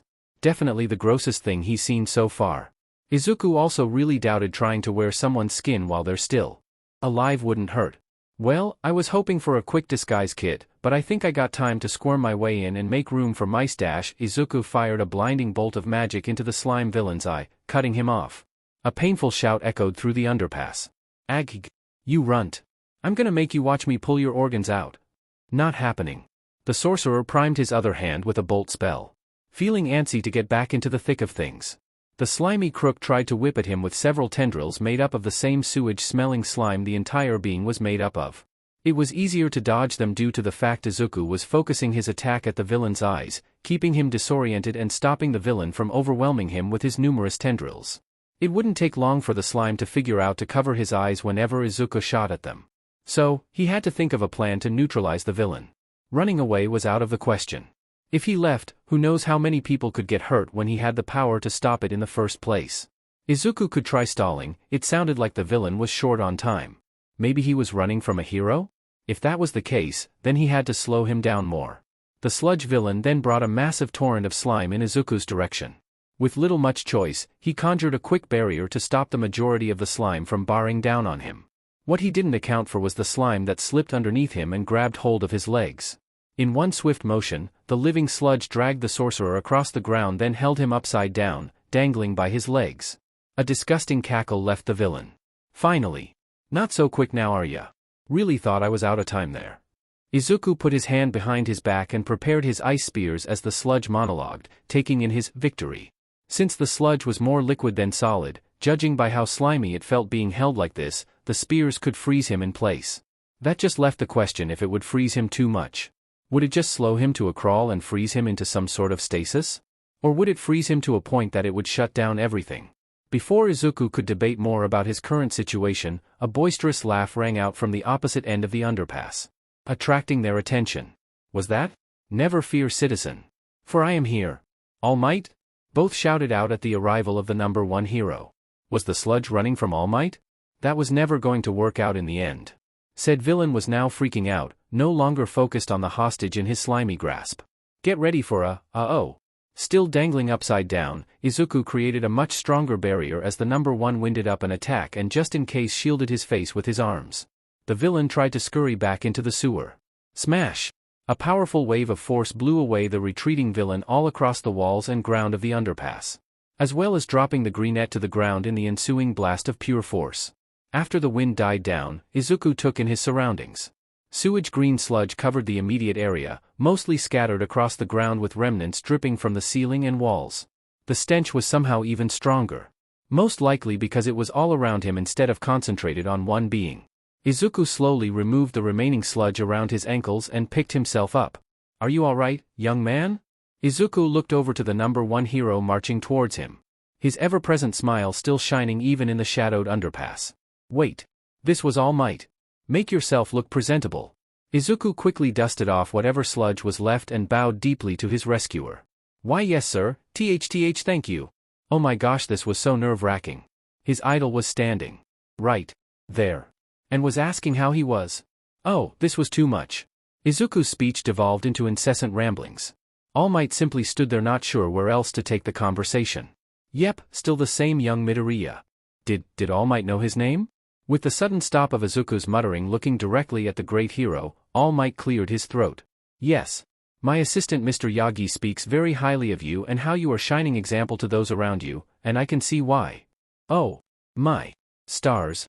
He was getting recognized by All Might. He had to get an autograph. This was a once-in-a-lifetime opportunity. Izuku pulled out the crumbled notebook from his pocket and a pen from his bag and asked for an autograph. Very, very nervously. All Might let out a boisterous laugh. I would be more than happy to. But first we must clean. The pro posed with his last word.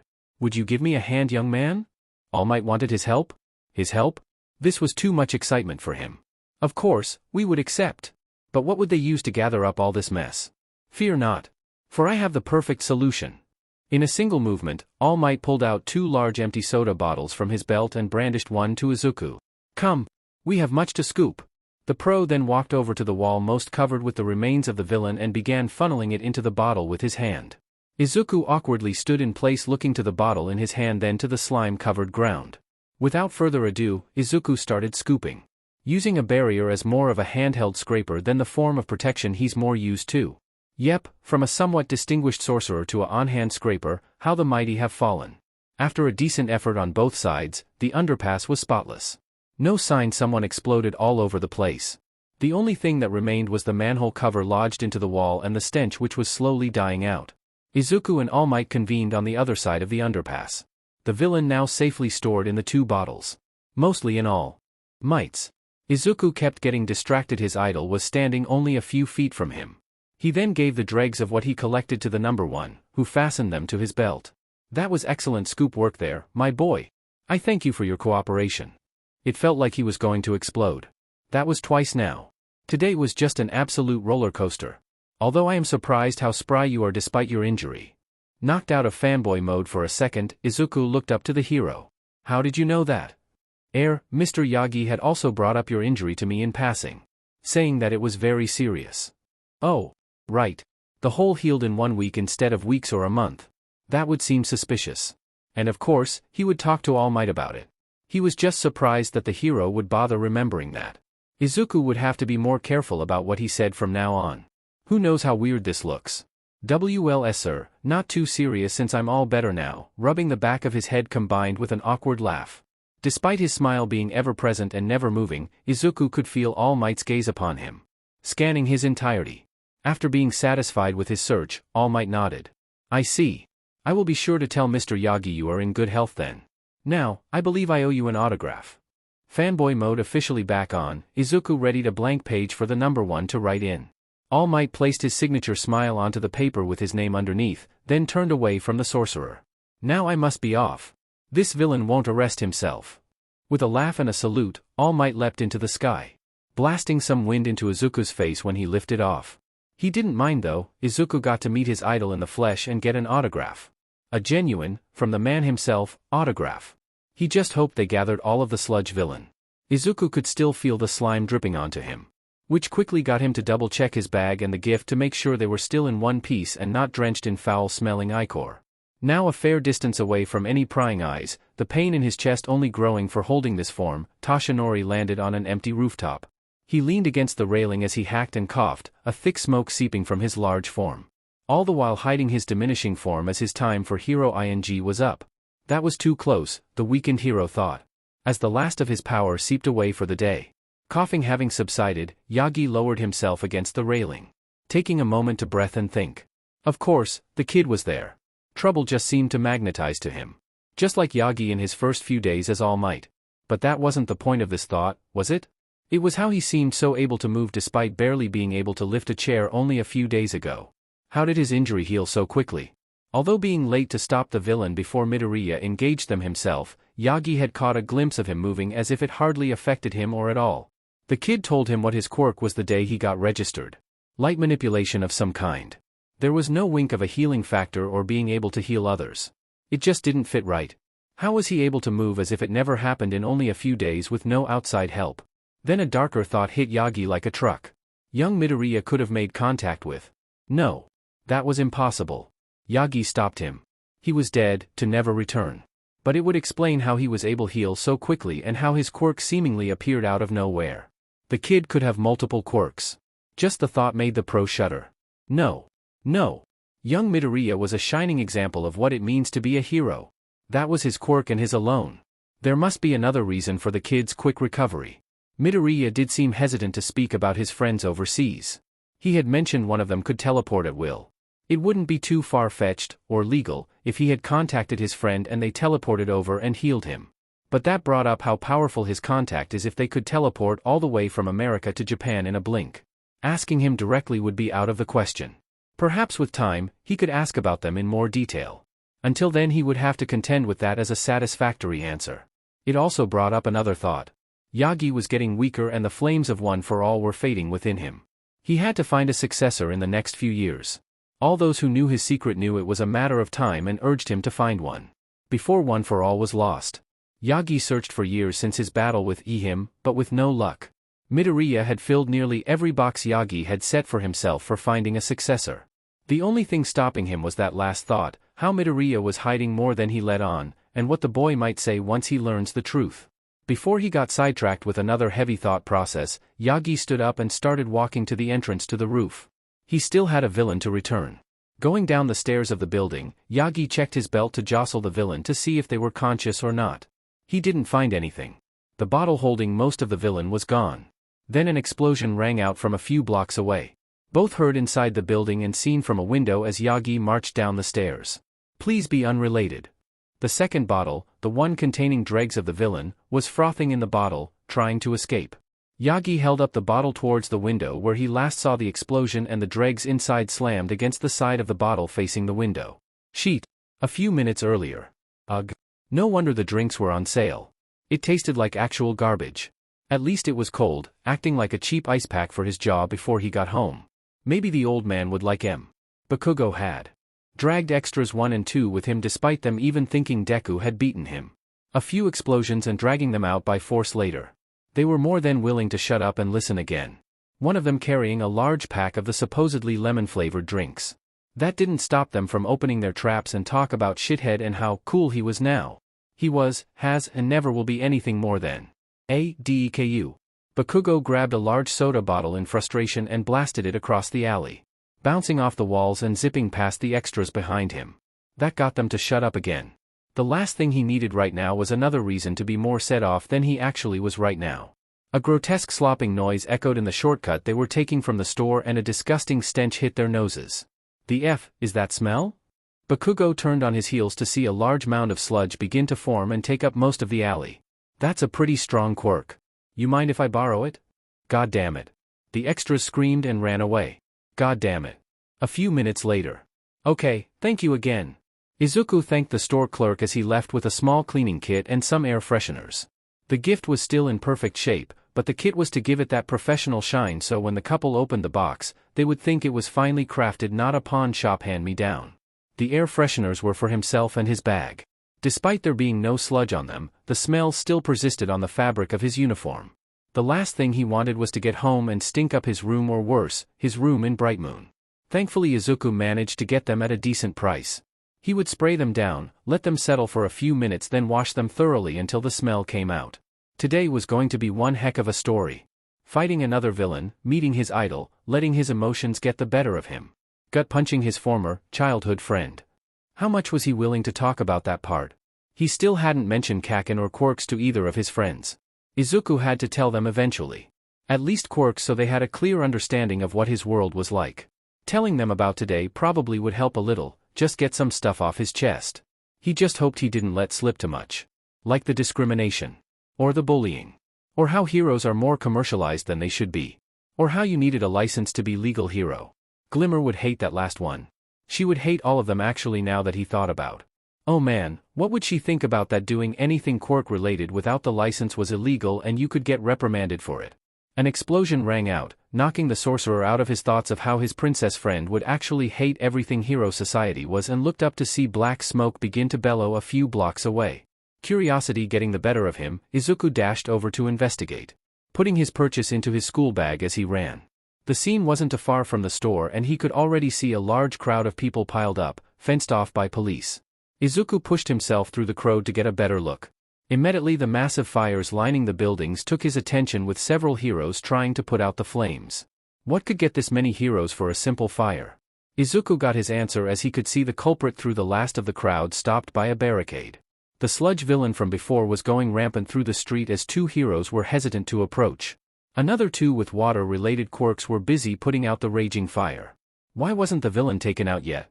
Death Arms could easily shake the earth and contain the villain in a tight crater with no way to escape. Although busy with the fires, backdrift could cause the sludge to lose density with sustained water coverage. What was stopping them? Let the kid go, villain. I'm not gonna ask twice. A hostage? Was that why they couldn't approach? If that was the case, where are they?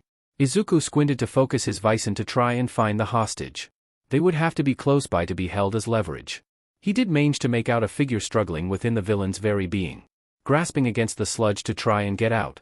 It kind of looked like Buzz-Off Hero. A more humanoid hand was pointed at Death Arms and an explosive burst fired off from its palm. The hero dodged just in time, but now more of the street was on fire. How did the villain acquire a quirk like that? He couldn't do that when they fought. The figure finally managed to dig themselves out from the chest up for a few seconds before the slime began to envelope them again. Oh no, you don't leverage. I need you to get out of here. Then Izuku could see the hostage's face filled with stress and slight fear. The red eyes that tormented him for years stared back for only a moment, and Izuku knew who the hostage was. Kaken. He had to do something, he had to save him. The heroes couldn't do anything. What gives you a chance? Subconscious telling him off. If the heroes couldn't then, and now with Bakugo blasting anything whenever he was free for even the briefest of moments, getting close would be near impossible. It was only a matter of time before the villain got away. What could he do? Of course I do, you idiot. You're one of the bravest people I've ever met. Was that? You are far too modest for someone of your potential, but that was only. Thank you for saving us. We thought we were abandoned. That made him. Words and moments rang through his head as his hands raised and started to glow. Everything slowing down to him in that one moment. You are not worthless. You can be anything you want to be if you believe in it hard enough. An illusory mask and scarf began to wrap around him, hidden within the distracted crowd. And I won't stand for it if anyone says Izuku Midoriya is anything but amazing. Midoriya Izuku, Japanese student, waited by the start line. Raring to go. Midoriya Izuku, sorcerer of Bright Moon, dashed forward. Ready to tell the world he was here. Running on nearly one lung was probably the reason why his insides felt like they were imploding. It was karmic justice for him losing the villain at some point between leaving Midoriya and landing on that roof to collect himself. How could he be so careless? He should have just walked to the nearest police station or agency. Instead, thinking to do this grand leap into the sky that made his fans yelp with glee when they saw him flying by. Not realizing his belt was loosening as he flew. DMN it. Using the dregs as a makeshift compass to lead his way. Yagi arrived at the scene, on the verge of throwing up whatever food he was able to eat. He poked his head around the corner, not bothering to push through the large crowd of people gathered front and center, to scan the situation. It wasn't looking good. The whole street was on fire. 2 of the 5 heroes were unable to help because of the fire and the large crowd that they should have cleared already when the fires started. Another was far too distracted with trying to douse the inferno around them from spreading to other buildings or harming the people. And what his eyes could tell him, the villain had a hostage now. Far more secure than last time. How could he let this happen? He was All Might. Always willing to save the day with a courageous smile no matter what happened to him. Now he was nothing but a helpless civilian. The only thing he could do was watch. Yagi couldn't risk shortening his time more than what he had now. Still. If only I wasn't so weak, head dropping in shame, clutching his side. Wait, is that a kid? Get out of here. Wait. Kid? Yagi perked up and looked back to the burning street to see someone in a black student uniform dash towards the danger. Their identity hidden behind a All Might Halloween mask with an illustrious lilac scarf wrapped around their neck, flowing with some sort of ethereal quality. It couldn't be. Hey, isn't that the masked vigilante from a few years back? A member of the crowd mentioned. Yeah, I think you're right. The one that saved those other kids, right? That could be any vigilante. Lots of them wore masks to hide their identity. Completely different. The masked hero then created 4 copies of themselves surrounding them before rushing the villain. Once again, the universe humbles Yagi Tashinori. Yagi could only watch as the now 5 strong vigilantes started blasting the sludge villain all over. Concentrating fire on the tendrils that failed to whip at any of them and the eyes to only better their chances of attack. While the villain was impaired, one of the masked vigilantes, most likely the real one, jumped onto the villain and started clawing away at the slime holding the hostage to the villain's body. Oh, no you don't. The angered slime whipped at the vigilante, knocking them off. Now on the ground, the masked hero was slow to get up, favoring to draw something to an angled piece of rubble before completely getting up. What was he up to? The vigilante then leaned against the rubble, waiting for something. Move. Move. Yagi urged him quietly. Unable to stay quiet seeing someone so young was actually fighting. As the fighting continued, the copies were being destroyed as the tendrils began to hit their targets. As soon as it contacted one, it would dissipate into faint particles before vanishing. Then there was only one. The real one. Not wasting any time, the slime lashed against the standing still hero with full force. Move! Yagi shouted out. The hero dodged the first half of the slimy appendages before a faint green glow appeared behind the hero on the rubble. The hero jumped up slightly, now sitting right in the middle of a large glowing circle.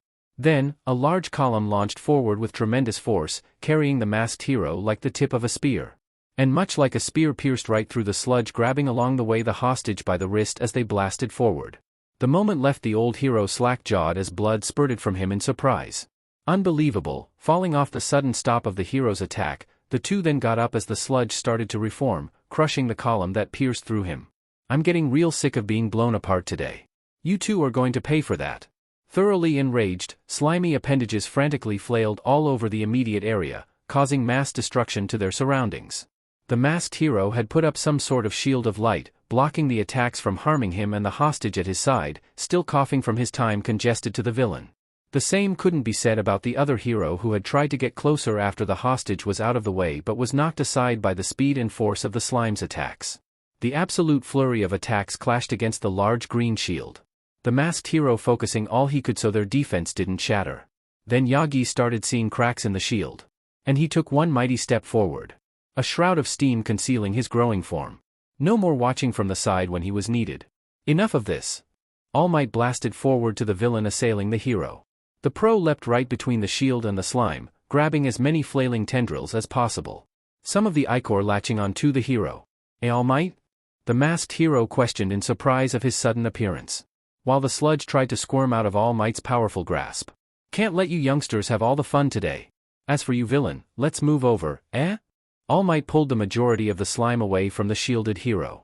As if literally taking his words of making some distance, the masked hero blasted his shield with a strange bolt of energy, making the shield move forward, pushing against the large mass of the villain, all the way towards the middle of the street. Excellent work, young hero. Let's finish this. The masked one nodded and dropped the shield, it vanishing completely, leaving the villain completely exposed. It's about time I cleaned up this mess? Do you remember this, villain? All Might readied his fist for a great attack. Detroit, the villain tried to escape the opposite way but was stopped by the young hero's light shield. Not again. Smash! An even greater blast of pure force blew apart the slime across the entirety of the street, scattering in even greater pieces. The same force caused a majority of the fire to be extinguished in a hurricane of powerful wind. Clouds began to roll in and it started raining. Afterwards, All Might raised his fist in triumph and the crowd behind him roared in celebration. In the ensuing celebration and roar of the crowd, Yagi glanced to see Midoriya slip away from the scene into a ruined alleyway, leaving the other heroes to check on the student hostage.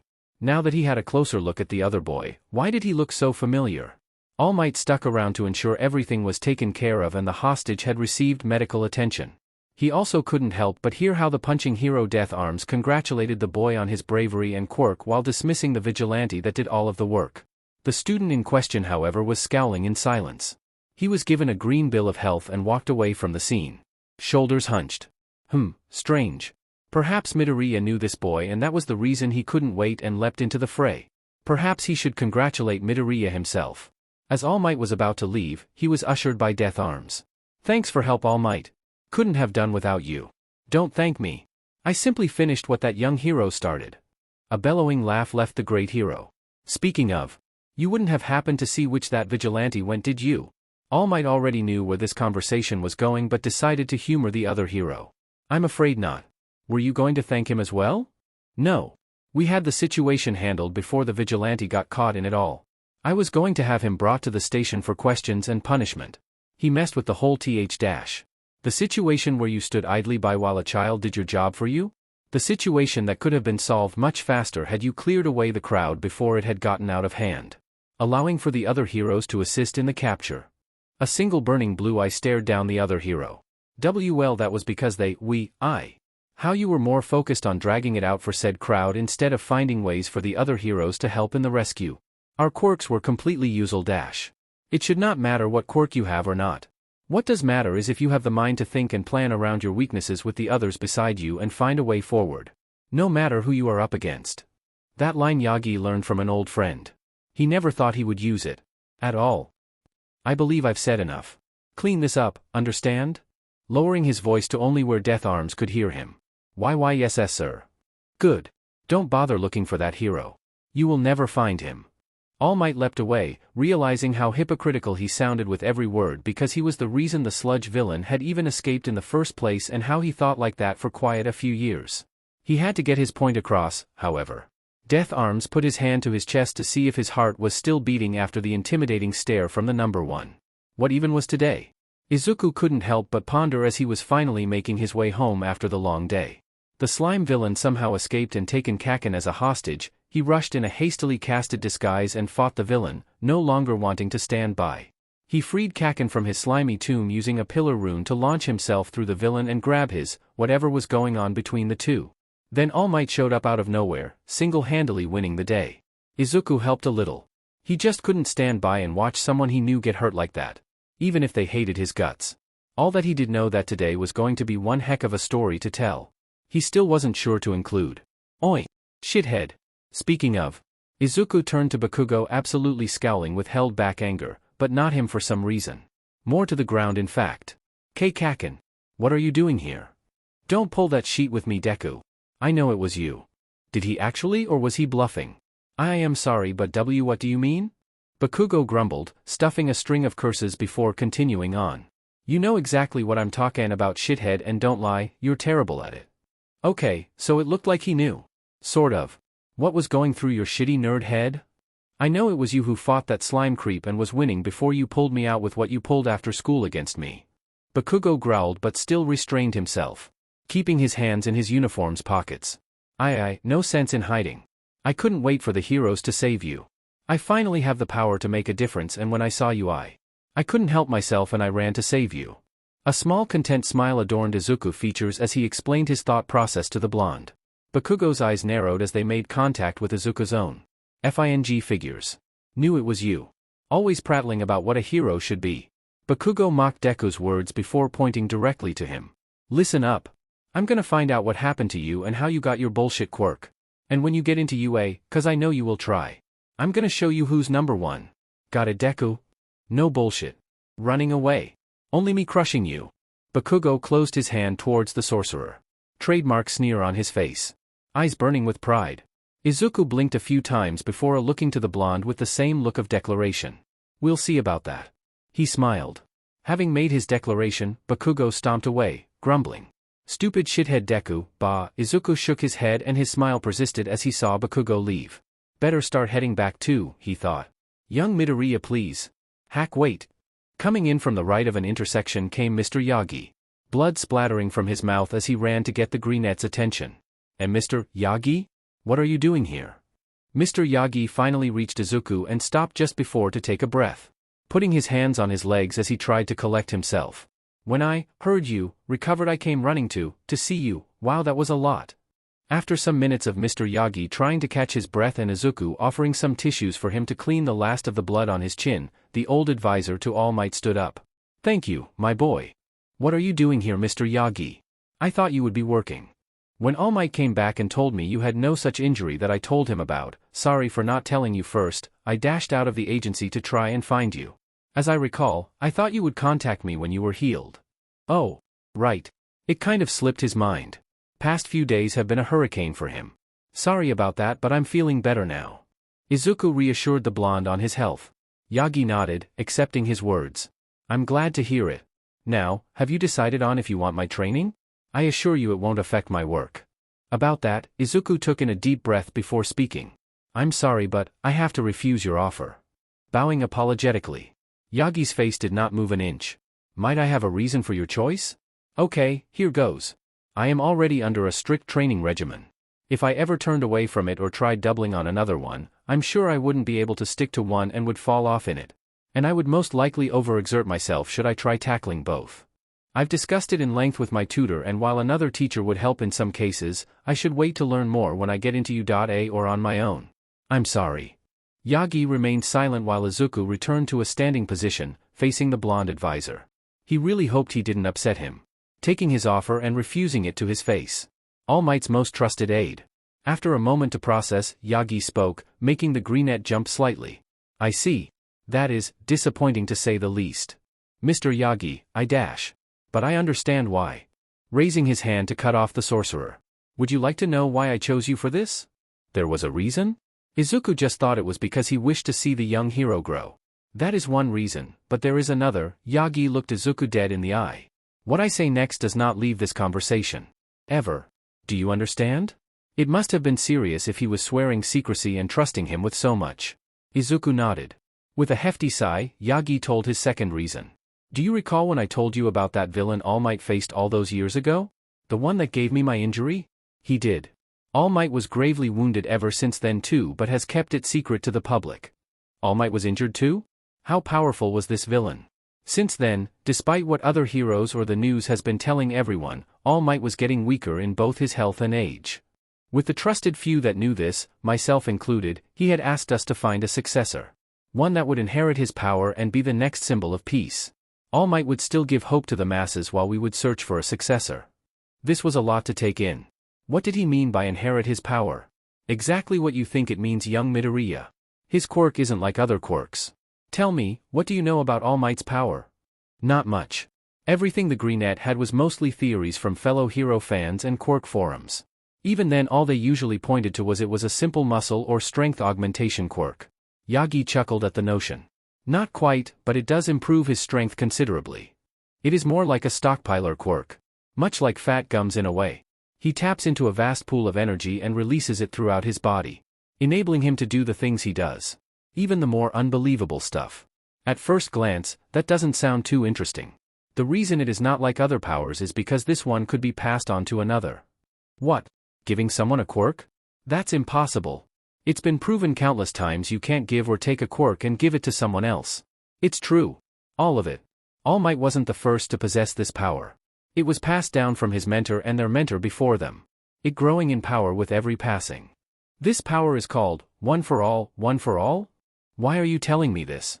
This was all unbelievable. Then again, who was he to say that? Because I think you could be his successor and inherit one for all. You and your deeds speak volumes to that. Filling every box that he and I set to find in a successor. Every person who has had one for all has had one distinct heroic quality to them. They couldn't let others be hurt when they had the will to try and save them. A quality I see in you. Young Midoriya. Your countless deeds, both heroic or simply kind, have shown me that you would be the perfect choice for it. I've spoken with All Might to help train you when he is off duty to help in controlling this power. Should you choose to accept it? What should he say? What should he say? No wonder All Might knew who he was. Mr. Yagi has been telling him nothing but good things and qualities that would make him perfect. Should he accept? Everything was telling him to say yes. From Mr. Yagi trusted him enough to tell him this, and the fact that All Might respected him enough to even agree with it. It was not something he wanted. No matter how he looked at it, Izuku couldn't bring himself to accept. He had a power of his own, not some power that never belonged to him or even felt like he earned. Not like he did with his magic. He earned it, with people who saw he was strong even without a quirk. To be honest, if I still didn't have anything to show or I was still quirkless, I would have taken that offer in a heartbeat. But, Izuku pulled out a small ashen gray journal from his school bag. The crescent moon-shaped buckle a little worn from use and wear. He dragged his hand across the leather with a fond look in his eyes. Reminiscing even. I met this girl and she told me that I could be whatever I wanted to be if I just tried, and that I could be my own hero. Even with no flashy quirk of my own. So that's what I'm going to do. Izuku looked back to the blonde whose own face was unreadable, simply looking between the book in Izuku's hands and the sorcerer himself. Be your own hero? Is that your answer? Izuku nodded. Wholeheartedly. Yagi chuckled, scratching the back of his head. You certainly know how to disappoint an old man, don't you? This friend of yours must mean a lot to you. She does. She's my first real friend. Even when I was quirkless. Yagi sighed but nodded to the sorcerer's answer. Well, I hope I shouldn't need to tell you not to flap your gums to the first person you see about one for all, right? Izuku nodded. Even offering to help in his search for All Might's successor. Since you know, I can't exactly stop you even if I said no. Alright, I'll hold you to it then. Yagi grinned and offered his hand in passing. Izuku accepted and shook it. With it, solidifying his word. Yagi then made his excuses and started to head back down the way he came. Not before turning back quickly. Oh. And nice work with the sludge villain. That was another reason why I chose you. Yagi shouted from the street. How did everyone know it was him behind that mask? Afraid not. But I know how much of an All Might fan you are. And some advice, next time pick a disguise that won't immediately give off your personality or one that you haven't been ousted in before. The old blonde laughed as he walked away down the street, leaving Izuku taken back and embarrassed. He knew he should have made a different mask, especially since Mr. Yagi knew his last bout of vigilantism had the same disguise. All Might must have told him about it. But it's been a long day and all he wanted to do was to get home and prepare for the wedding tomorrow. Izuku, with a little more pep in his step, walked home. Eager to get just a little rest before another hectic day started. Yaoyorozu Manor, later that day. After a fair day of study, the creation quirk user was now relaxing in her room with her favorite pastime. Reviewing the periodic table. After all, she needed to know what material the item she wanted to create was made of beforehand. Otherwise, it wouldn't turn out well. She was about finished with her pastime before her phone beside her started to ring. The screen saying it was a call from Mina Ashido. Ever since she, Mina and Kirishima were rescued by what the latter two called Allmask, a ridiculous name, she mused, they had become fast friends over the years. Mina had affectionately called their friend group the Vigilante Appreciation Club, name pending, despite all three of them wanting to become heroes and enter UA. Instead of putting it to her ear, Yaoyorozu answered her friend's call and put them on speakerphone. Yamomo. How you been, girl? Yamomo cracked a smile at the energy-filled girl calling her. I'm doing all right, Mina. How are you doing? I've been great. Have you checked the news today? There's something you might want to see. Interest now thoroughly piqued, wondering what she meant by that. Yaoyorozu switched her television on to today's news network from the relaxing crackle of the fireplace channel. You got it on? It's gonna blow your mind. Kiri showed me and he nearly flipped my couch. Kirishima wasn't exactly the hardest to get excited, the raven-haired girl thought. She looked back to the broadcast from earlier today. It looked like another after report from a villain attack. Nothing she hasn't seen already. The crew on scene interviewing the heroes that had been there and how a majority couldn't assist due to a number of factors. One of which caught Yaoyorozu's attention. One of the heroes, Death Arms, was telling the news crew about how a vigilante had interfered and made the situation worse in some cases. Footage began to play showing the same vigilante fighting the villain head-on while Death Arms was hesitant. Yaoyorozu narrowed her vision to the vigilante. The image becoming clearer when she saw their red shoes, and All Might mask. Is that? Yep. Mina shouted from the phone. She couldn't believe what she was seeing. Their rescuer was there. Jumping into a situation and doing what they could to save someone despite them not being able to win. Even if it did look like they were winning for the most part. The broadcast winded down with how the day was saved thanks to All Might's intervention. Putting out the fire around them and taking down the villain. I don't believe it. Well, you better. 'Cause we're having a club meeting tomorrow about how we can find our masked hero. How is she going to do that? Simple. Their uniform was nearly identical to the one the other guy was wearing. Baku, something. We find him, we're one step closer to finding out our masked hero. Mina, you do know how crazy this sounds, right?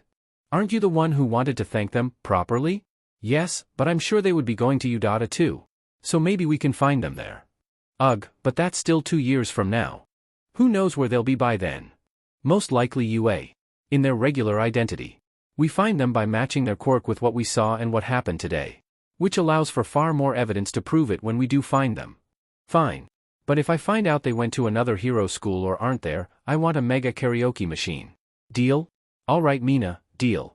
We'll discuss details in the usual spot. Yeah. Night Yamomo.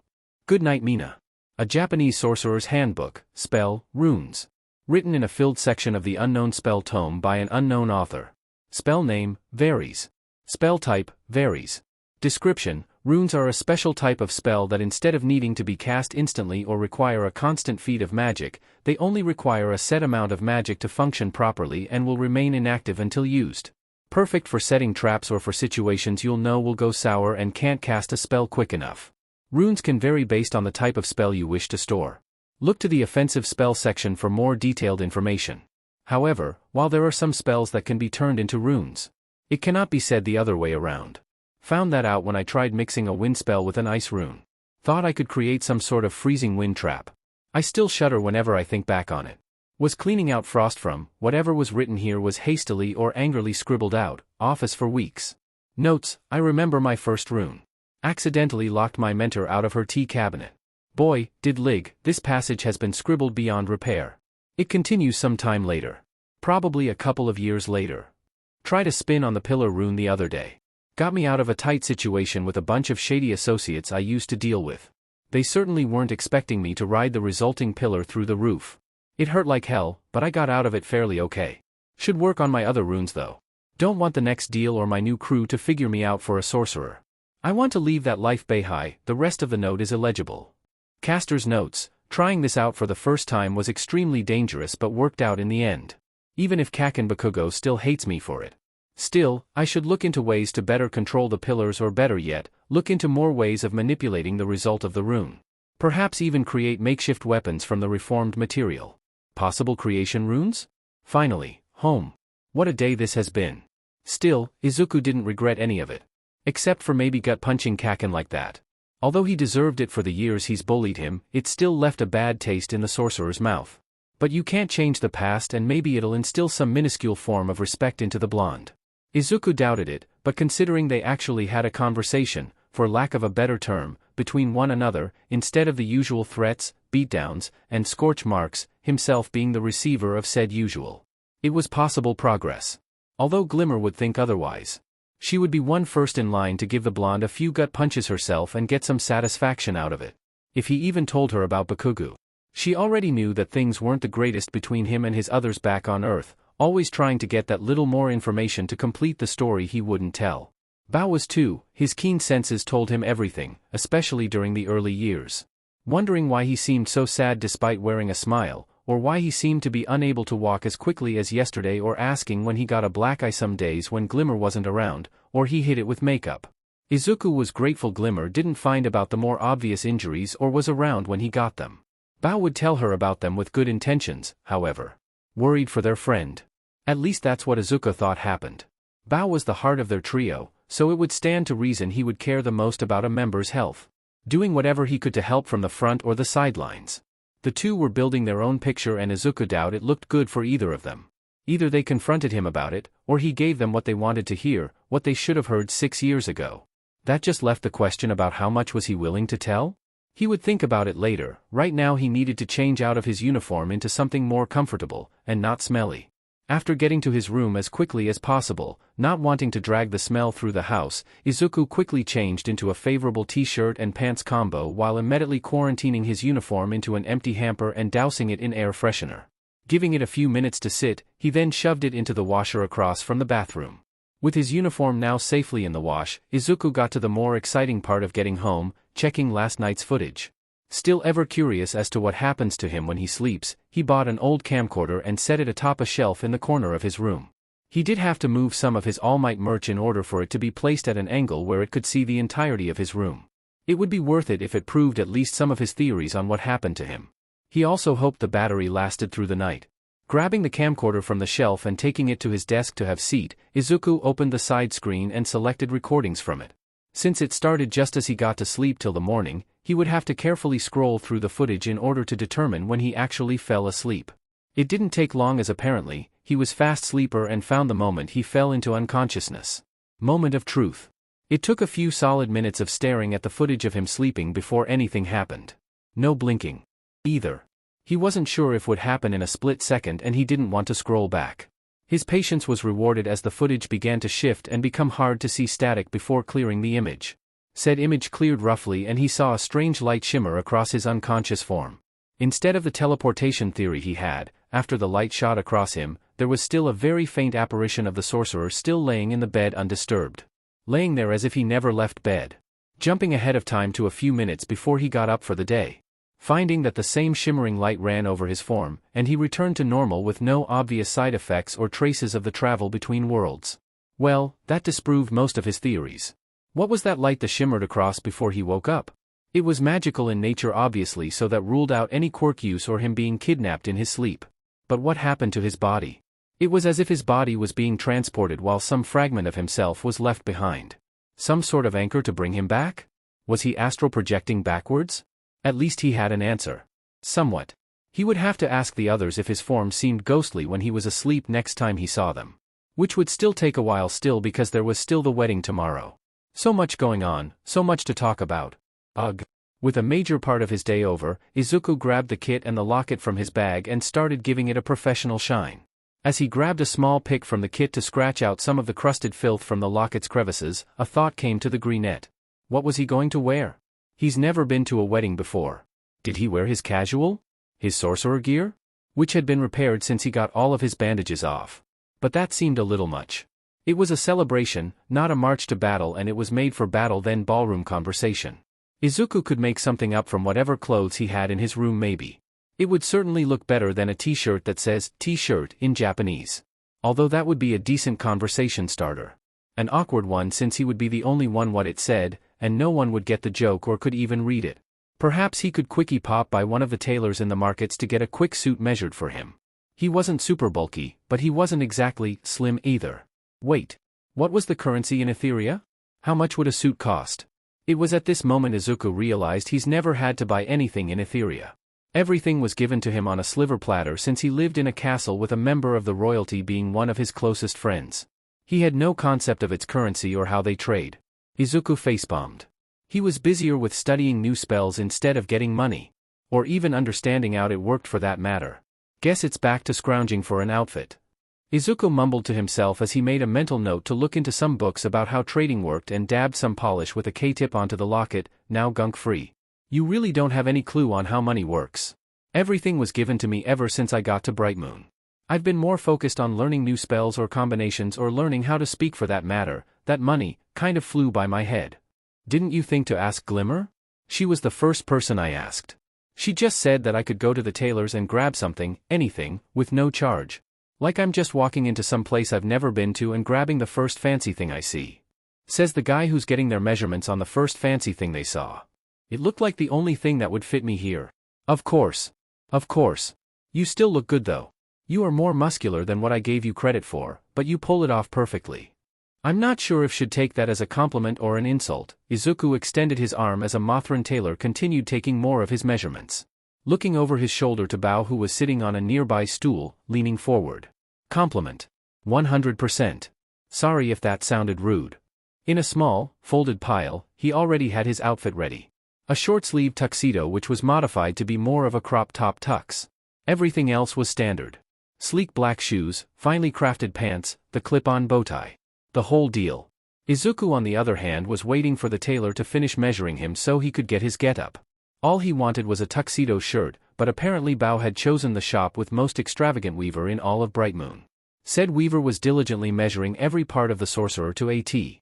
Not missing a thing or detail that would impede the function and fashion of the outfit. Was he getting a shirt or a whole outfit? At this point now that they were measuring his legs, he was going with the outfit. I'm sorry, but how much longer? As long as it takes. You cannot rush genius. Now stop fidgeting, you will ruin the entire feeling.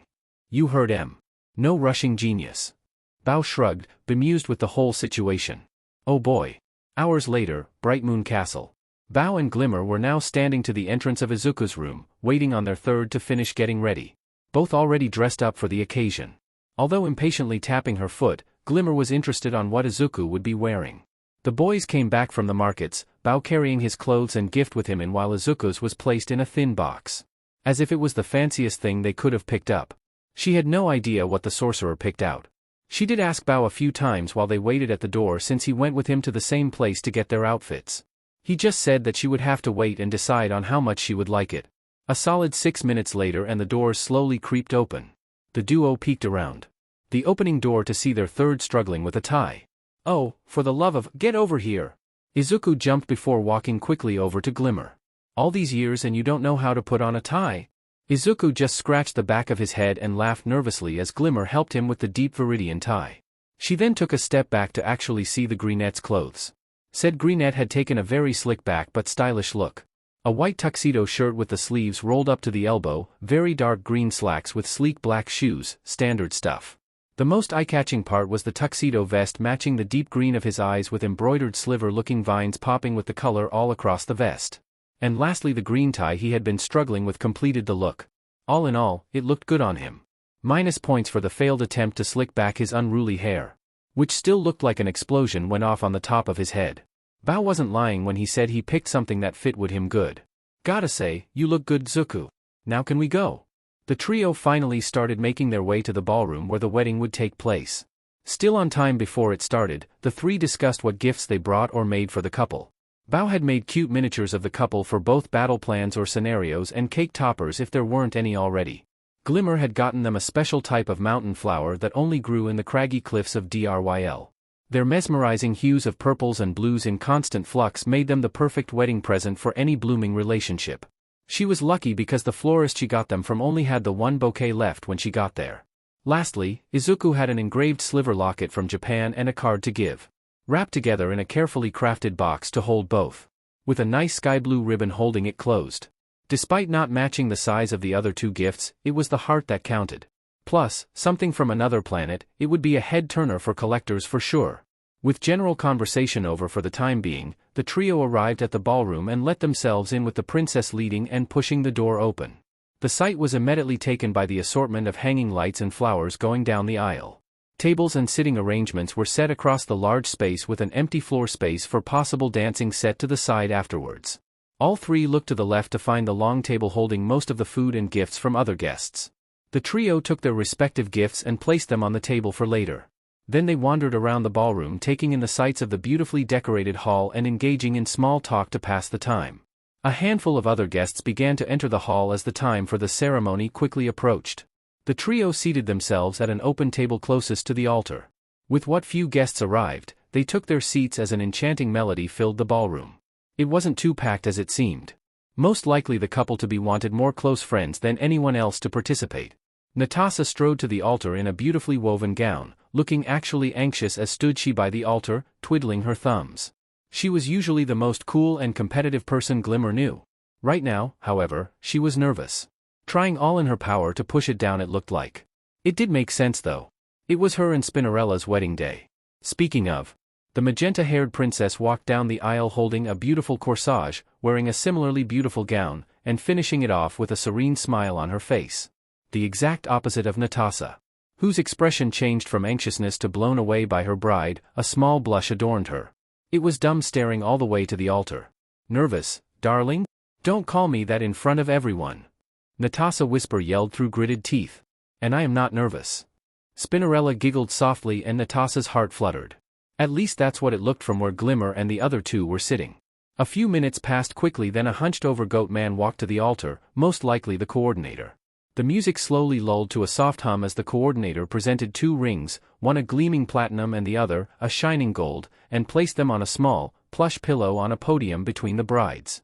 They then thanked whomever guests had come today, including the queen, and proceeded with the rites. Loving words were said with laughs and tears, vows made and solidified in their hearts, with heartful final words ending with a "I do" to a loving kiss. All who attended applauded for the newlyweds as Spinnerella swooped up her partner for life into a bridal position, carrying her to the large cake as the trio got up and joined them. Bao took the opportunity to place his gifts on top of the cake, seeing as there weren't any other top decorations. Time passed as the celebration turned to simple conversation between one another. Glimmer was speaking with some of the other guests while Bao was stuffing his face full of the turns-out marble cake, and Izuku was showing off the locket to Natasha. She then noticed an empty dance floor and someone who wasn't all too busy. Glimmer walked over to the sorcerer in question, and judging by her timing, it looked like their conversation was almost over. She took Izuku's hand out of the blue and started dragging him to the empty dance floor. He resisted at first, saying on the lines of, wait. I am not done with dash. Natasha grabbed the locket from Izuku's other hand and started looking into the finer details. With a not subtle nod to the other princess. Huh? Looks like you are now. Izuku's was speechless as Glimmer walked him over to the floor. I can't dance. I'll just humiliate myself. He tried to escape her iron grasp with no luck or no sense of her budging. Well, just think of this as payback for missing all of the princess proms over the years. Glimmer winked as she turned to face the greenette. Izuku still looked hesitant. You'll be fine. We'll just sway and I can teach you the finer points. How about that? She offered her hand in waiting. After watching her friend go through every emotion on the spectrum just by his face alone, Izuku took her hand and she quickly pulled him close as the music started up again. Don't step on my feet and follow my lead. He gulped and nodded. Izuku was about the same height as her, so eye contact was even. Just had to ignore the shaking. Glimmer started her lesson, taking the sorcerer through the motions and steps. Slowly getting faster as Izuku became more comfortable. He didn't notice that everyone else had joined them on the floor. Both began to sway faster and faster until Glimmer thought it would be a good idea to twirl him into the arms of Bao, who was already at the ready to receive. She missed her mark at least a table over as she sent her unwitting dance partner crashing into one of the aisle benches. Whoops, she shrugged apologetically as Bao helped him to his feet. She was expecting to get a shaky, I'm alright, or an apology from the greenette. She was actually going to say sorry first. She didn't get that far as she stopped mid-sentence when she heard him laughing. Happily, even. It was contagious as Bao joined in at the absurdity of the situation. It was starting to affect Glimmer too as her surprise turned into laughter as well. The afternoon turned to evening as everyone said their goodbyes and thank yous to all attended and to the newlyweds as they left hand in hand to enjoy the rest of their day together. The trio made their leave from the ballroom, but not before helping themselves to some of the leftovers and help clean up the hall a fair bit as well. Glimmer and Bao were eager to lounge for the rest of the day, having their fill of the well-baked cake. So, I was thinking we go to Mysticur tomorrow. I hear the baths are open again. Zuku, wanna come with us? It was when they asked their third on what he would be doing with the rest of the day that he stopped in his tracks, hand put around wrist. Izuku? You okay? I think I'm ready to talk. About Earth. Both of their eyes widened at the statement. Bao was the first to speak. Are you sure? Completely? If you're not comfortable then it's okay. If I don't now then I'll never finish the whole thing. Or even start. If this is a bad time, then I'll dash. No. We always have time. Glimmer cut him off. Needing to know more. Izuku sighed and continued. It's just that a lot happened yesterday back home, and I went through it a dozen times in my head that I should just tell you guys and get it off my chest. Most of it anyway. And today was what made me realize what I should have realized a long time ago. You're my best friends in all of Two Worlds and I should try to give you the same amount of trust that you've given me all of this time. Izuku wrapped his arms around the both of them and they returned it in kind. The three got out of their group hug and Izuku wiped his eyes from the tears that were starting to form. All Glimmer hoped for was why anyone would willingly hurt someone like him. All she wanted was answers. And maybe she would get some. At least why he was called useless as some sort of sick nickname. She really wanted a name to a face she wanted to break. So, do we get questions? Bao quizzically asked the otherworldly sorcerer. He just smiled. How about I get halfway through my explanation then we'll have questions, okay? Before that however, the three decide to convene to Izuku's room. Where do you want to start? Glimmer asked as the three started walking again. I think I have good idea. Here goes. Everyone on Earth has unique powers called quirks, ranging from the mundane to the extraordinary. Although Glimmer still did get a good idea on what type of world her sorcerer friend came from. She never did get a name. Izuku was still closed off from that part on why he didn't have any friends. What she did get however is a story on how he fought a giant living slime ball twice and used a column to launch himself through it. She hoped she would hear the full story about who was Izuku Midoriya when he was on Earth someday. Until then, this was good enough for her. 2 years later. Today I change my place in history. Today I'm going to start a brand new life. Done with suffering, had enough of misery. Finally on a path to somewhere bright. Tomorrow was the day. One more sleep and his dreams he thought impossible would become reality. To finally become a hero of Earth. Ugh, this was still confusing, even after all this time. Better to think of it as going the #1 hero school in all of Japan. There, much better. Izuku dried himself off from water splashed across his face and took a look at himself. And somehow, I finally feel like me. And he liked what he saw. A young adult and now recognized sorcerer of Bright Moon. With a decent athletic body and a few tiny scars strewn across it. Except for his face which just refused to grow up. Freckles still ever present. Izuku did finally get that haircut he thought of for years. An undercut only on the sides with the top and back still growing, even reaching the back of his neck a little. A little trim off the top just so his hair wouldn't get in the way of his eyes. It was a good new look for him, and he liked it. 'Cause I feel just fine, and I might just touch the sky. I might just touch the sky. 10 years since he came to Etheria. 8 years since he began to learn sorcery. 2 years since he started feeling like a hero. Now he was one in the eyes of many people. Just here. Only here. An alarm rang out just outside the bathroom. They had one installed as he got older. He couldn't thank them enough for that, and realized the time. He hit pause to what he was listening to in the shower. With one final look into his reflection, a determined look on him as he left to get ready for his sparring match. A certain princess wanted a rematch today, and since she knew about Udata now, it was the perfect excuse for on-the-spot training, she called it. So far it was 2-1 with Glimmer in the lead. Izuku was going to make it even point after today. It was unsanctioned but Bao volunteered to be the witness and ref for the match, making sure they didn't go too far. They never did and Bao got to fight in 2-versus-1 matches. Non-princesses versus princess. Always rotating who was teamed with who. It gave them all much needed practice for if they ever got separated against two even foes. Izuku strapped on his last boot and checked if everything was secure. After making sure everything was fit, Izuku walked to his door ready for the day. Only to find Glimmer just outside his door holding a large box with both of her arms. She excused herself and entered his room like it was normal thing to do. It was, and she placed the large box on Izuku's bed. He walked over to the princess's side wondering what she brought him this time. So? What's in the bow? Glimmer placed a single finger on the sorcerer's mouth to shut him up without looking away what was in the box. After carefully removing the lid, she reached in and grabbed something. Before moving any more, Glimmer padded to the spot next to her on the bed signaling Izuku to sit. He did so only a little confused on what was going on. Close your eyes. Glimmer, what did you Shoo shush.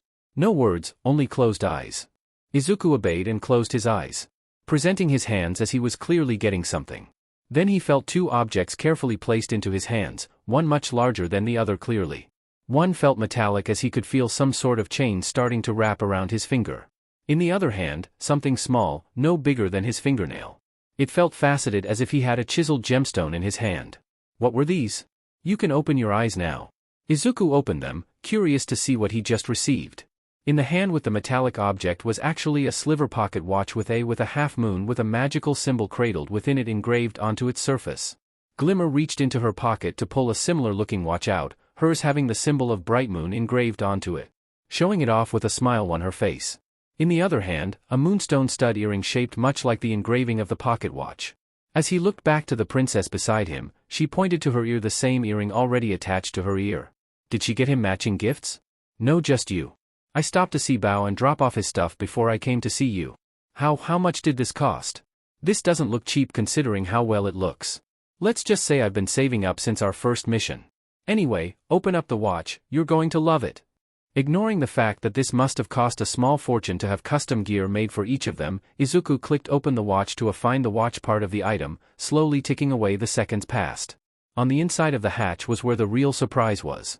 It was the picture they took together the day before their first mission. Best Friend Squad was written in bolded letters just in the lower left corner. All of them smiling, ready to see what the world had for them and ready to show it what for. Izuku was speechless. What do you think? Glimmer turned forwards as her feet dangled off of the bed, touching the floor. He silently closed it and gently it placed against his chest. The ticking matching up with the beat of his heart. I love it. Thank you. No matter what he said, it would never amount to anything to the amount of joy he was feeling right now. Glimmer smiled. Thought you'd like it. Figure it'd be nice to have a reminder, you know? She fell back, landing on the bed she was sitting on, staring up to the marble ceiling of Izuku's room. Whenever you can't do it, or if you don't have anyone else, I want you to look at that picture to remind yourself that you have people that care about you. Rooting for you. Even if they aren't beside you. I don't want to hear any of this Deku bull, alright? Never. Once again, he was speechless as Glimmer stood back up from the laying position. Never again. Glimmer stared forwards as the greenette could only imagine what she was thinking. She sighed and readjusted herself, sitting cross-legged, facing Izuku's side. Now, the princess plucked the earring from his other hand, twirling it between her finger and thumb. How about we get this on, eh? Izuku shook his head and chuckled as he leaned closer for the princess to place it on his left ear. There was a quick pinch but was quickly over as the earring was successfully placed and Glimmer stood up from the bed. She waved the sorcerer up. They still had a match to get to. The two left the room and walked to the open training field where their spare would take place. Halfway there, the princess started back up another conversation from a few days ago. So, hero school, huh? Why do you need a school to be a hero? Just do good and help those who can't help themselves. It's not first one's tech. With not much else to say, Izuku said the first thing that came to mind. I understand where you're coming from, but it's necessary. There are those who want to become better than themselves and improve their quirk. And most can't do that by themselves. They need teachers and like-minded people like themselves to be around and aspire to be. Trained to be next generation of heroes to keep people safe. Okay, that I get. But why do you need it? You've probably or definitely seen more action than anyone else you'd go with there. You don't need the training. Or at least, not. Sit with the beginners. Glimmer shrugged. That might be true, but I can't exactly say that my teacher is a sorceress from another planet that I go to every time I sleep. And that's just my magic. Like I really need to tell them I'm a freedom fighter for said other planet too. Glimmer looked at him ludicrously. Izuku, not even a week ago you told me how you ran into someone whose power was just they had a cactus for a head. Who could still speak perfectly with no visible mouth to use, by the way. That's just as ridiculous. That's beside the point. Even after all these years, he still stuttered when was nervous or anxious. What I'm getting at is that I can't say I'm already a hero if they catch me saving someone or using my power and they ask for my ID to prove it. Especially other heroes. Which is dumb, and if they catch you, which they won't. Izuku sighed. It was true. He did have a knack of getting into trouble and saving the day before any other heroes showed up to try and catch him. And even if they thought they had him, it was probably a dummy copy to lure them away while he made his real escape. Yeah, but that's the law there. Not everyone is like me. No one will be. Glimmer added on. And not everyone looks kindly to those who have villainous quirks. Which was a dumb thing people thought, and that would be the second thing he changed when he started up as a hero. Not everyone is created equal. Glimmer looked to him with hardened eyes before relenting with a sigh. I know, the same's here too. The beastkin at the edge of the Crimson Wastes, the other princesses, the war. Glimmer shook her head and returned to look at the greenette. I just want to understand why you need to prove yourself when you already have, Glimmer. But what I'm saying, I don't know how Earth works or how it figures itself out. The only impression I have is that it tried to push you down and you said no, and you pushed back. Thanks, Glimmer. I mean that. She raised her fist and Izuku brought his own to hers for a fist bump. Where would you be without me? The princess snickered while Izuku just laughed along. They finally arrived at the entrance of the open field with Bao waving them over, having waited just outside for them. "Hey, I was wondering but, could you help me out after our spare?" Glimmer raised an eyebrow as they started to reach earshot of the archer. "I was hoping you could help me work out the KNKS in a new spell I've been working on. I really don't want to slam into a wall again." "You slammed into a wall? How?" Bao asked as they reached the door. He turned over to Bao with a sigh. "Yeah. It'll make sense when I show you guys." The trio entered the open field. As Bao walked to the side, Izuku and Glimmer walked to opposite sides of the field. "Oh, I'll help all right. After I beat you," the glittering princess taunted. "I don't know about that. What I got might surprise you." Izuku took a single finger and drew a large circle of light before placing his hand through it. The ring shrunk slightly as it casually hovered around his wrist. He really wanted it to work this time. If not, Glimmer would help him out. He hoped. Without further ado, the two combatants rushed forward against one another. U.A entrance exam day. The next morning. Did the main entrance always look this big up close, or was it just him? No, it was definitely the entrance. They did have fit students and teachers of all shapes and sizes. That was certainty considering there about a dozen applicants passing him by as he looked up to the doors of his future. All he knew is there was an orientation to be held before any exams took place. All he had to do was enter the building in the next 5 minutes, just a few steps forward. Yep. That's all it was. "You got this, Izuku." The sorcerer took in a deep breath and walked inside, not realizing the three familiar faces passing by as well, saying good luck to one another and parting ways to their respective lecture halls. It took some time after he got into the building, but eventually, he did find his marked seat. It was right next to Baku. "Go." "Oh." The explosive blonde glared daggers and his mouth a thin line on the verge of becoming a sneer. He didn't say a word and jerked his head towards the front of the lecture hall, grumbling under his breath.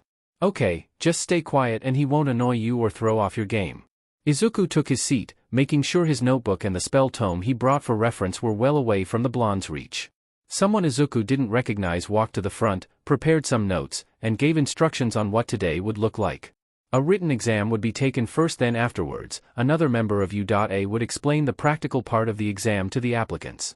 If you don't score high on the practical but do at the written part, you still could secure a seat in either the general or business courses if you choose to. But Izuku wanted in the hero course. So, he had to bring his best for everything if he wanted a shot to get in.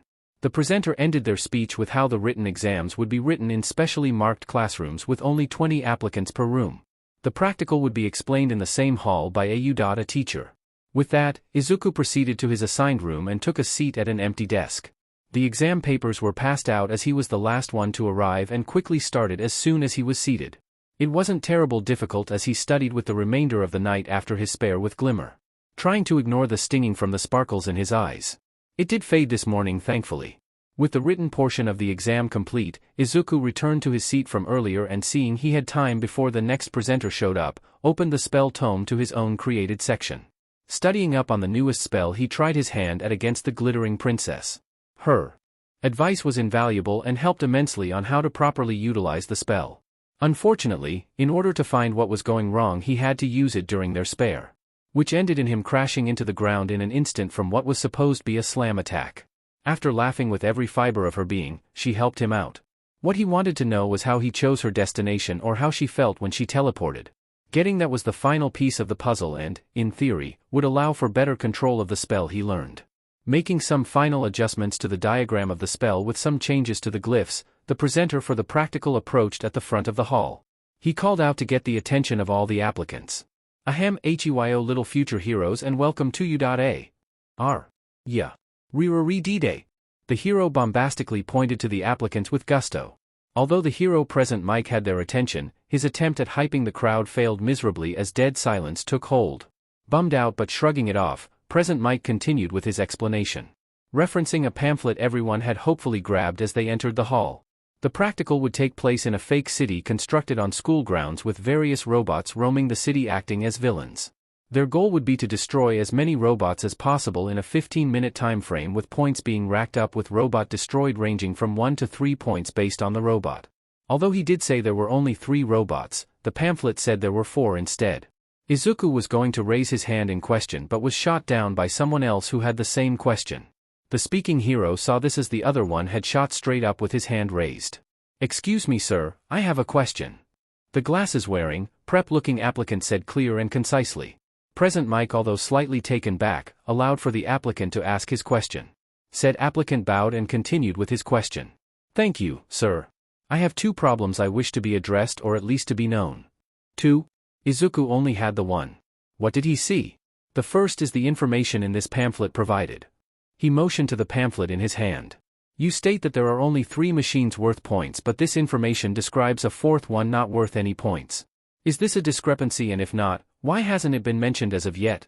This is much needed information to be known if we wish to succeed in this exam. A sweat bead dropped from the side of the radio show hero as he tried processing this information. Right you are, little listener. There are in fact 4 bots. Although this fourth one is more of obstacle or something that should be avoided than attacked head-on. Hence why we don't mention it until the end or just before the exam in recap. But thanks for pointing that out. Izuku could see the applicant glow with pride at the confirmation from the hero. Thank you, sir. My second complaint is for you. The glasses-wearing applicant extended his entire arm with his hand out like he was about to chop someone. Izuku looked around, then pointed to himself. Yes, you. The green one. How could you enter this prestigious school looking like that? What? All he did was come in a tracksuit he had lying around. What else could be the problem? Your hair should not be cut like that, and don't think I didn't see that earring. These glasses aren't for show. You like a delinquent. A delinquent? Huh. Not to mention your incessant rambling is bothering the other applicants. You clearly have no respect for your peers nor for how a hero should look. You clearly do not belong here. The applicant finished his rant of the greenette and sat back down with one last glare towards him. Izuku sat there, slack-jawed. Resp, he regularly had meetings with the queen of a nation and several important figures at least once a week. He knew everything when it came to respect. Well, alright, let's move on. Present Mike awkwardly finished his lecture and guided the applicants to the testing grounds. The hero told all of the applicants to head to the testing grounds and to get ready to get sweaty. His exact words. He was very music-oriented. Izuku just didn't realize how much until he met him in person. Arriving at the entrance to the outside training, Izuku got a feel on how big this test would really be. If the giant doors to the fake city and the hundreds of applicants surrounding him didn't fill that picture. Izuku quickly went through the spell on last time before putting it away in his backpack and set it aside. The loudspeaker roared, telling all applicants to get to the starting line as the doors started to open. Running the spell 100 times in his head, Izuku joined the other applicants at the starting line. The loudspeaker jerked on again, this time the voice of Present Mike blared through the speakers. Alrighty. Are you future heroes ready? He sure hoped so. Izuku took in a deep breath and began drawing the ring of light. On your mark, the spell completed and the greenette put his hand through it. Ready to, the faint green ring of light hovered gently around his wrist and thought about his friend's advice. He closed his eyes and breathed. Show us what you're made of? Izuku's eyes burst open, shot his arm straight out, and pulled back. Izuku suddenly jumped forward in a streak of light a solid 30 feet from the starting line, stumbling for a moment from the sudden stop of momentum before getting his footing again. He looked to the ring of light around his wrist to see it was perfectly fine. He was perfectly fine. It worked. The spell worked. Yes. Izuku ran further into the city to find some robots to destroy, leaving the other applicants behind as they stared on in confusion on what just happened. Looks like our green-haired future heroes got the right idea. There ain't no green lights in hero work. Just go with all you got. The other applicants dashed into the testing grounds already behind the sorcerer hero. Nice. 3 points. These bots were going down much faster than he thought. Kirishima saw another 3-pointer scurry out of the rubble of a somewhat destroyed building. He activated his quirk and rushed forward towards the bot. Just before he could reach it, however, a streak of light shot out from a window of the adjacent building as another applicant blasted the bot with light-based blasts from his hands. The other guy was aiming for the joints of the bot instead of the main piece. The bot collapsed due to its lack of support and the green-haired guy did a 3-point landing just beside the reek, pulling out a small notebook and tallying his score. Kirishima walked up to the greenette and placed his hand on his shoulder. The greenette jumped back before looking who it was. Whoa! Sorry dude, didn't mean to scare you like that. Kirishima flashed a big grin with his apology. The greenette laxed with the red-head smile. Sorry. Was this one yours? He pointed to the wrecked bot beside him. Kiri looked over to the bot with the same easygoing smile and shook his head. It would have been, but you got to it first. Fair and square. I can't be mad about that. That's a wicked quirk you got there. What's it do? If you don't mind me asking, that is. Kirishima asked the strange quirk user. Well, to put it simply, I can manipulate. Look out. The greenette pushed past the red head and created a large green screen of light, stopping the massive arm of a two-pointer from crushing him. That shield looked familiar. He would think about it later. Time to return the favor. Kirishima slid under the shield and activated his quirk more in his arms as he punched out the legs of the bot, causing it to kneel but remain active. The greenette blasted the wall of light with another light bolt, and the shield pushed the arm back, causing it to spark and sputter with the push back. With the main form of attack hindered, the red head jumped up and smashed down on the bot's chassis, causing it to immediately shut down and collapse. With the immediate danger past, Kiri thanked the greenette for the save. He would have to be more aware from now on. He also asked for a name if possible. The greenette responded with Midoriya Izuku as his name. With pleasantries made, the greenette named Midoriya offered some advice on how to better break the bots, especially with Kiri's quirk in mind. The red head absorbed as much as he could before they had to part ways, wishing one another luck on the exam. Midoriya ran up the wreck of the three-pointer, aimed his arm outward and pulled back, blinking, to the rooftop in another streak of light before running off again. Kiri did the same, running down the street to look for more bots to smash. It left him time to think that Midoriya might be all mask. Both of their powers matched up.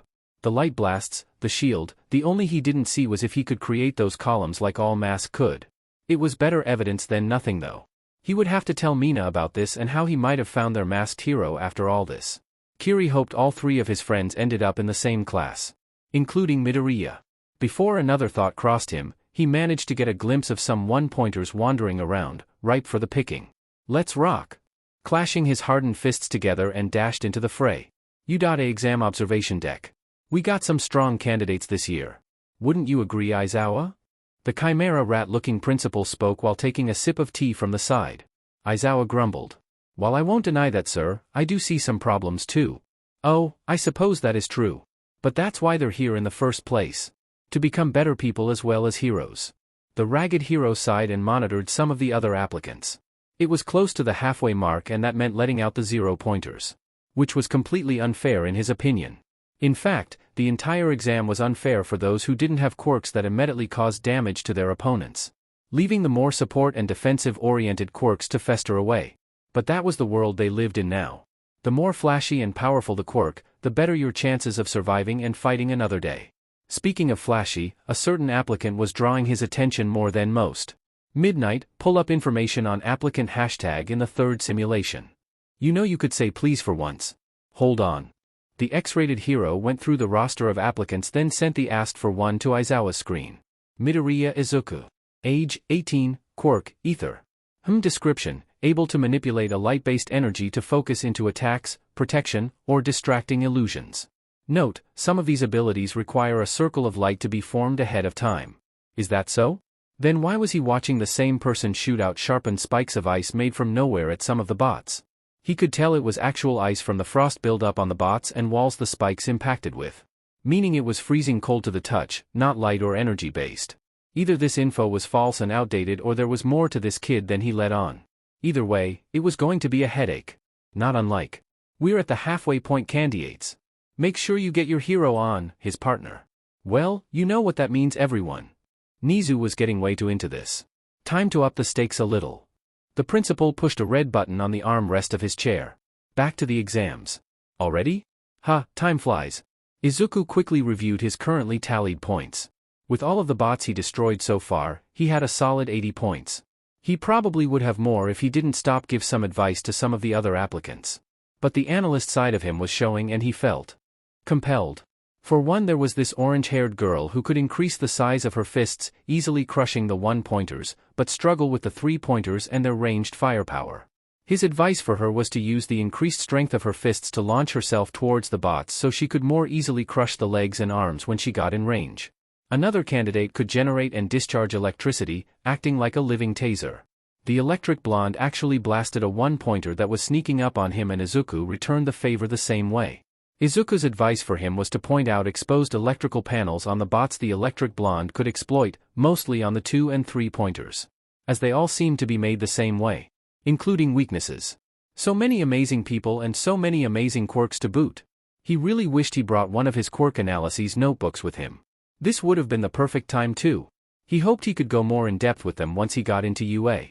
Oh, he couldn't wait to tell the others. But right now, he had an exam to get back to. He couldn't stand by, even with the points he had. The more the better. Now let's see if there's any more bots around. Izuku blinked up to one of the many rooftops that made up the simulated city. Is this how Glimmer felt when she first started teleporting? It was so freeing. Although not as powerful as her powers, being unable to simply appear in a thought of the wanted destination. The blink spell could still allow for mid-air dodges and rapid, unpredictable movements. He just had to adjust the distance as the max seemed to be between 6 to 30 feet and he had to have line of sight of where he wanted to blink to. He couldn't phase through walls or solid objects. As Izuku scouted out for any more bots to destroy, he couldn't help but wonder where all of the other candidates went. This place was packed just a minute ago, crash eh? Izuku turned around to see a massive leg having stepped between the buildings. It was only when he looked up did he realize what he was seeing. A massive, mechanized giant marched through the city, ruining the street with its massive weight. How did he miss that? That did explain where all of the other applicants went. Probably running away from that thing. Good thing it didn't notice him due to its size. Izuku made a hasty retreat running across the rooftops alongside the metal behemoth as it strode through the city. As he blinked from rooftop to rooftop, the rush wind passing by, did he notice a pile of rubble in the middle of the street. He thought nothing at first, seeing he was now a fair distance away from the giant, but then he something else beneath the rubble. Or rather someone. Struggling to get the rubble off of themselves. Someone else was also there, trying to lift the rubble with no effect. Wasting no time, seeing he had only a solid minute before the giant came to them, Izuku blinked down to the street and ran to the rubble. A purple-haired applicant was trying his hardest to lift the leg of a destroyed two-pointer off of a brunette girl was also struggling to lift the large piece of metal. Izuku reached them and quickly got to helping the other applicant trying to lift. It wasn't budging. Izuku told the purple-haired candidate to grab hold of the girl and to pull on his K, he had an idea. The other boy looked over the pile of rubble to the behemoth only a solid 20 feet away, giving them only another few seconds to get going. With no other plan, the tired-looking boy got into position. Izuku looked for a small gap between the ground and the metal. After finding a suitable spot, Izuku drew some pillar runes into the ground. The thought being that pillars would help push the metal up enough for the girl to get pulled out. Izuku sent some magic into the runes, and they activated, grinding against the wreck, and ever so slightly pushing it up and away. Izuku grabbed hold of the newly created gap and started pulling up with all he had. Now! Pull! Wasting no time, the boy started pulling the brunette out of the rubble, her using a free arm to help out and push herself. Her entirety was successfully pulled out and the other applicant got her back on her feet. The giant's foot was now right above the three would-be heroes, slowing coming down to take a step. Izuku pushed the other two away and blinked himself out of the shadow of the foot just before he got flattened. All three looked back from the side of the street to see the behemoth walk on its path, clearly unfazed that it was about to step on them. All three let out a sigh of relief at not dying. Izuku quickly double-checked with the other two if they were okay. The purple-haired boy was fine, only a few scraps here and there. While the brunette girl had gotten a sprained ankle and a few nicks from being pulled out of the wreck. They looked fine. Maybe he could. Babuer, we are out of time. Please, HYA. Hold on. Another, more tired and annoyed voice ripped the mic away from the other announcer. Please report to the exam entrance, and if you were injured, please make your way to the medical area inside the main building or wait for personnel to find you. Oh, damn it, out of time, like it mattered, the purple-haired boy muttered, clearly displeased with his results. The brunette however seemed perfectly alright with the timeout. It's alright, I'm sure you did great. And thank you for saving me, both of you. Bowing in welcome to the brunette, Izuku dashed off to the entrance. Still having the habit of running away before they asked for a name. Leaving the other two behind in confusion. Can you stand? The boy asked. Uraraka struggled and was unable to stand on her own. The tired-looking applicant helped the girl onto her feet, and they started walking together to the medical area or to find some personnel. Oh, I'm sorry. I didn't get your name. I'm Uraraka. A brief silence went on for a few seconds. It's Shinso. Huh? I'm not repeating myself. Nice to meet you, Shinso. Uraraka beamed. Thanks for coming to save me when everyone else was running away. Shinso looked away for a moment before returning to a more neutral expression. Whatever. Hey, did you happen to get that green-haired guy's name? He kind of ran off before I could ask. I'm in the same boat as you. He kind of ran off on the both of us. Oh, right. Duh. All I know is that he had a knack for helping people out. What do you mean? Earlier I saw him help some of the other candidates by disabling some of the bots with spikes. I thought nothing of it at first, thinking he was just grabbing points. Until he jumped down and gave them advice on how to better deal with them. He probably would have gotten more points if he hadn't stopped to help others get a chance. Letting others destroy the bots he clearly saw first. Wow. Uraraka took the conversation into a whole other direction. Do you want to be friends and thank him? Shinso stopped dead in his tracks. His mouth became slightly agape. His entire form shivered before giving his response. Do what you want. A small blush appeared on his pale face. Uraraka beamed again. Sounds good. Let's keep going. Hey, I'm not your walking dash. Wait, ugh, he realized he was until they got to the medical area.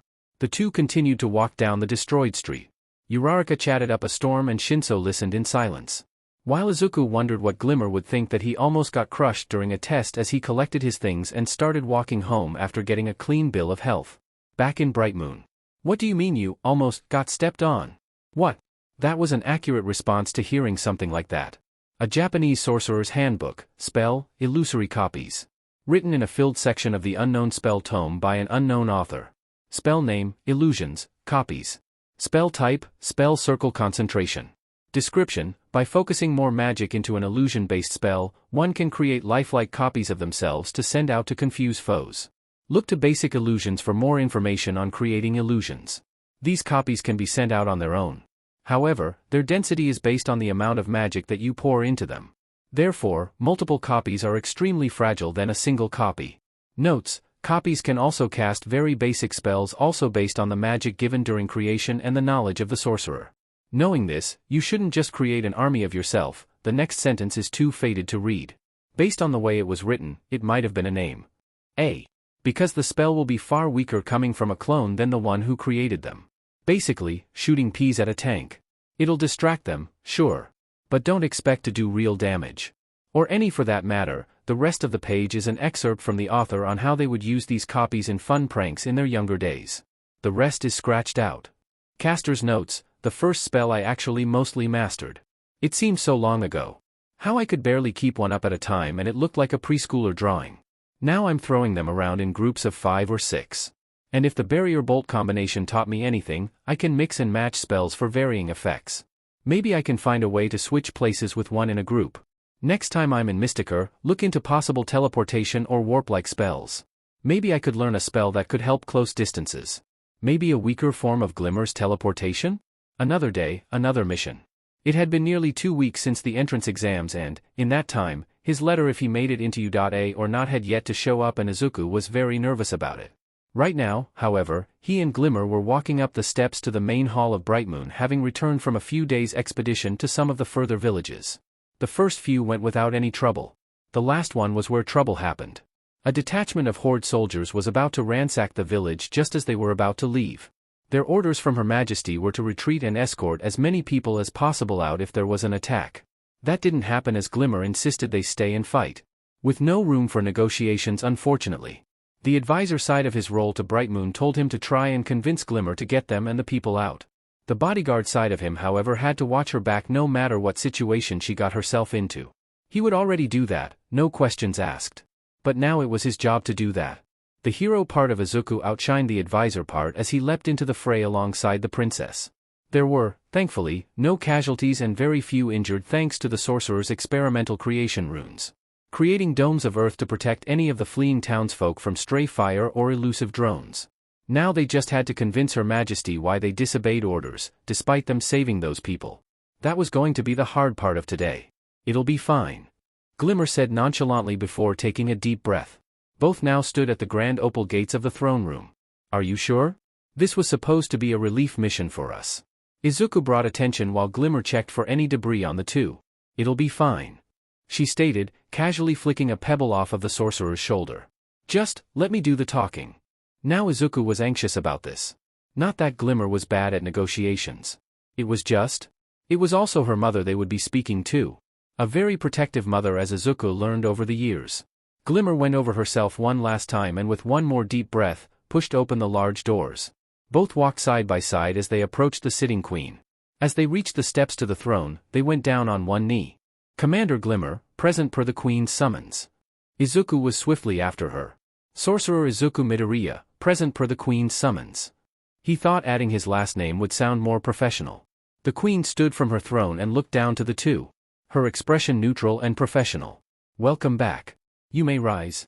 Both returned to a standing position as the queen continued. Now, which one of you would like to tell me why you engaged Horde forces instead of following orders? Izuku glanced over to Glimmer beside him, her composure far calmer than when they first walked in. She had the stage. Because I can't be expected to stand to the side and let innocent people die or worse. When I have the power and will to make a difference.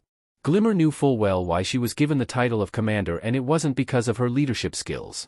You disobeyed direct orders explicitly telling you not to engage. What do you think would happen if you were killed or captured?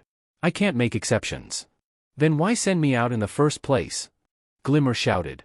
Sweat began to go down the sorcerer's face as this debrief was quickly becoming an argument. Again. I am not defenseless. You know that. That is not the point, Commander. Angela's tone was shifting as well. Then what is it? Just be a dumb smiling face? Screw that. People were in trouble, and I was there to help them. If you didn't want me to fight, then why did you send Izuku with me? He was there to make sure you didn't get into trouble. Or make sure you followed orders. Like he would stand by and just dash. Enough. Angela shouted out, wings flaring, causing the two to jump slightly. Angela took in a deep breath and regained her composure. Izuku, you are dismissed. I expect a report at the war table tomorrow morning. In the meantime, I would like a few words with the commander. Oh. Your Majesty, if would allow me t-dash. Now. Yes, Your Majesty. Izuku bowed to the queen before taking his leave. He didn't hear anything as he left the hall. It was silent all the way down the other halls too. Bao was out with a group of scouts as far as he knew, so he couldn't talk to him. With nothing better to do, he retreated to his room to pick up some papers before heading to the doors of the princess's room. He could at least fill in most of the report before Glimmer came back and before he had to head home. Izuku leaned back against the walls next to the princess's door, using a barrier as a desk to write the report as he waited. He could only imagine what was going on in the throne room. All he did know was that it wouldn't be much longer if he had to guess. With that thought, Glimmer appeared right in front of her room doors, with a very displeased look on her face. He got used to her suddenly appearing out of the blue. Izuku finished his report and slid it into a strapped binder he had. How did it go? Glimmer looked at Izuku with the same displeased look. What do you think? Not good? Glimmer grabbed hold of Izuku and teleported them both into her room. She grounded me. Grounded? Who grounds their commander? Glimmer paced back and forth detailing her argument with her mother. It went about as well as you would think. Izuku had taken a seat on one of the elevated cushions strewn throughout the room. She didn't. She grounded her daughter. Oh, because that's so much better. She groaned, teleporting to the large window, and opening it before teleporting to her loft hanging from the ceiling. Izuku sighed and stood up. Sorry. Do you regret what we did? Of course not. Izuku finished without a second thought. Even if they did disobey direct orders. He didn't regret a single part of it when it came to saving people. Glimmer teleported back down. I thought so. I don't either, but Mom still thinks I'm still the scared little girl I'm not anymore. You don't know that. We both know she just doesn't want anything bad to happen to you. There's bad happening all across Etheria, Izuku. And no matter what we do, the Horde is always one step ahead. The Greenette knew that. The Horde was only getting more aggressive as of late, and Bright Moon lacked the manpower to help those all across the world. I just wished we had that edge to give us the upper hand for once. We will find it. I just know it. They just needed that opportunity and seize it. An opportunity arose as an arrow flew through the open window and lodged itself into one of the support beams with a hearty thunk. It kind of looked like one of Bao's arrows. Both examined the bulky-looking arrow as a message unfurled from its. Hey Glimmer. I think I've got something really cool. Look out the window. Heart, Bao. A little chibi version of Bao was cutely drawn into the lower corner of the note. Glimmer walked over to the window as Izuku pulled out the arrow and examined it in more detail. Bao, what are you doing? The princess whisper yelled. Hey, Glimmer. I've got something really cool. The archer actually yelled back, brandishing his tracker pad. Clearly not getting it. Shush. I can't, I'm grounded. What? Glimmer leaned out of her window. I said I'm grounded. What? The archer yelled out again. Clearly fed up, Glimmer teleported down to where Bao was and brought him into the room. I'm grounded. Bao got that part and sheathed his bow onto his back. Oh. Sorry about that. Oh. Hey Izuku. Didn't know you were in here too. Izuku waved back, arms crossed, an easygoing smile from seeing his friend again. Why are you here, Bao? The princess murmured, pinching the bridge of her nose. Right, anyway, during my scout op, I found a pretty strange signal coming from the Whispering Woods. I think it might be some really powerful First One's tech. Bao showed the signal to the others. The first ones were some sort of precursor race that colonized Etheria thousands of years ago, disappearing without a trace, only leaving behind ruins of their civilization and powerful ancient artifacts and incredible technology that ranged from mundane to unbelievable compared to Earth's. If you could figure out how to turn them on, that is, and get into those temples that have been sealed shut for millennia. Glimmer's eyes widened in glee at the tracker pad. Do you guys know what this means? We've got our edge. If we can get to it before anyone else does and figure out what it is, we can finally show the Horde what we're made of. Glimmer gasped with delight at another idea. We can show Mom this and she'll have to see that I've got what it takes. Glimmer turned to Izuku. The sorcerer already knew what she was going to say. Glimmer, you know I can't. Glimmer stared at the greenette. It was taking all of his willpower to resist. Izuku turned away. I'm not looking. Glimmer smirked because she knew it was working. Nope. Not going with it. He could feel her pale violet eyes burn into the side of his face. We don't even know what it is exactly. She raised an eyebrow in amusement. Bao was just watching what was unfolding before him with a quizzical look to him. After what felt like eternity, Izuku finally relented. All right. Sai, how is this going to work? Glimmer grinned and began to explain her plan. It would involve the three sneaking into the Whispering Woods, getting the tech, getting back, and showing it off to Angela, who would in theory forgive the earlier argument and trust them more often. That was if they could get to it first, and with all hands on deck, it was simple enough.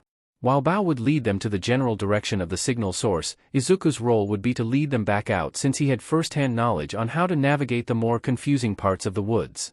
If Bao's pad couldn't function with the innate jamming field that surrounded it, it wasn't the worst plan he's heard before. Using his barriers as makeshift steps down a cliff, now that was a bad idea he wouldn't forget. If they did retrieve the artifact, it could bolster morale even if it didn't work at first. After a lengthy thought process, Izuku agreed to the plan. Just as Glimmer was about to teleport the three out, a rapid beeping noise emanated from Izuku's wrist. He had brought a watch set to Earth time so he wouldn't forget when it was time to head back, as the only indicator it was becoming night was that a second, slightly dimmer and smaller moon hung over Etheria's skies alongside a slightly darkened sky and other astral bodies minus stars. Izuku had to head back before his mom barged in on him half not there. Glimmer was disappointed at the sudden change of plans. Izuku looked out the window, then back to the princess and the archer. I have to go. And I know I can't stop you, so he was cut off from both, pulling him into a group hug. I understand. I hate it, but I understand. Glimmer comforted the sorcerer that they would be fine. Yeah, we'll be alright. Besides, I'm sure your mom is just as worried about you coming here as we are you leaving. Bao brought up. Yeah, you could say that again. Izuku decided to let slide the fact he hadn't told his mom about anything outside of Earth. Take care of each other, alright? The squad left their group hug with the other two getting ready to leave. Make sure you don't go too deep into the woods and don't stray too far from clear paths or rivers. And most importantly, Zuko will be fine. It's just a quick back and forth. Nothing we haven't done a million times now. Glimmer gave him that smile that always said, we got this. I mean, how long have we known each other? Izuku stammered and stuttered, trying to give a clear answer. Glimmer playfully punched him in the arm, then walked back to the open window. Don't worry, I'll keep an eye on her. Bao affirmed the sorcerer as he walked to Glimmer's side, hoping to give him some peace. Back in a flash. Glimmer took Bao's arm, and both vanished from sight in a flash of sparkles, leaving Izuku alone to his thoughts. Please be safe. Midoriya household. He shouldn't have left. He should have gone with them. Who knows what would happen to them in those woods? But there was that slim chance of his mom finding out, and he couldn't let her find out like that. It should be on his terms. Not something he can't control. Now here Izuku was sitting in the living room, going through everything he had to keep his mind occupied and not lingering on ifs. Ifs of coming back and finding out they got lost in the deeper parts of the woods, or a Horde scouting regiment caught them off guard, following the same signal they were. Or some of the angered creatures chased them into an open first one's rune, or Izuku. Caught off guard by the sudden call of his name, Izuku looked over his shoulder to his mother, unable to stop moving in place. He got up and quickly went to see what was wrong, making sure she wasn't hurt or in distress. She then swiftly brandished a letter in front of the sorcerer. Why your letter from U.A? It's here. His letter? Right. UA.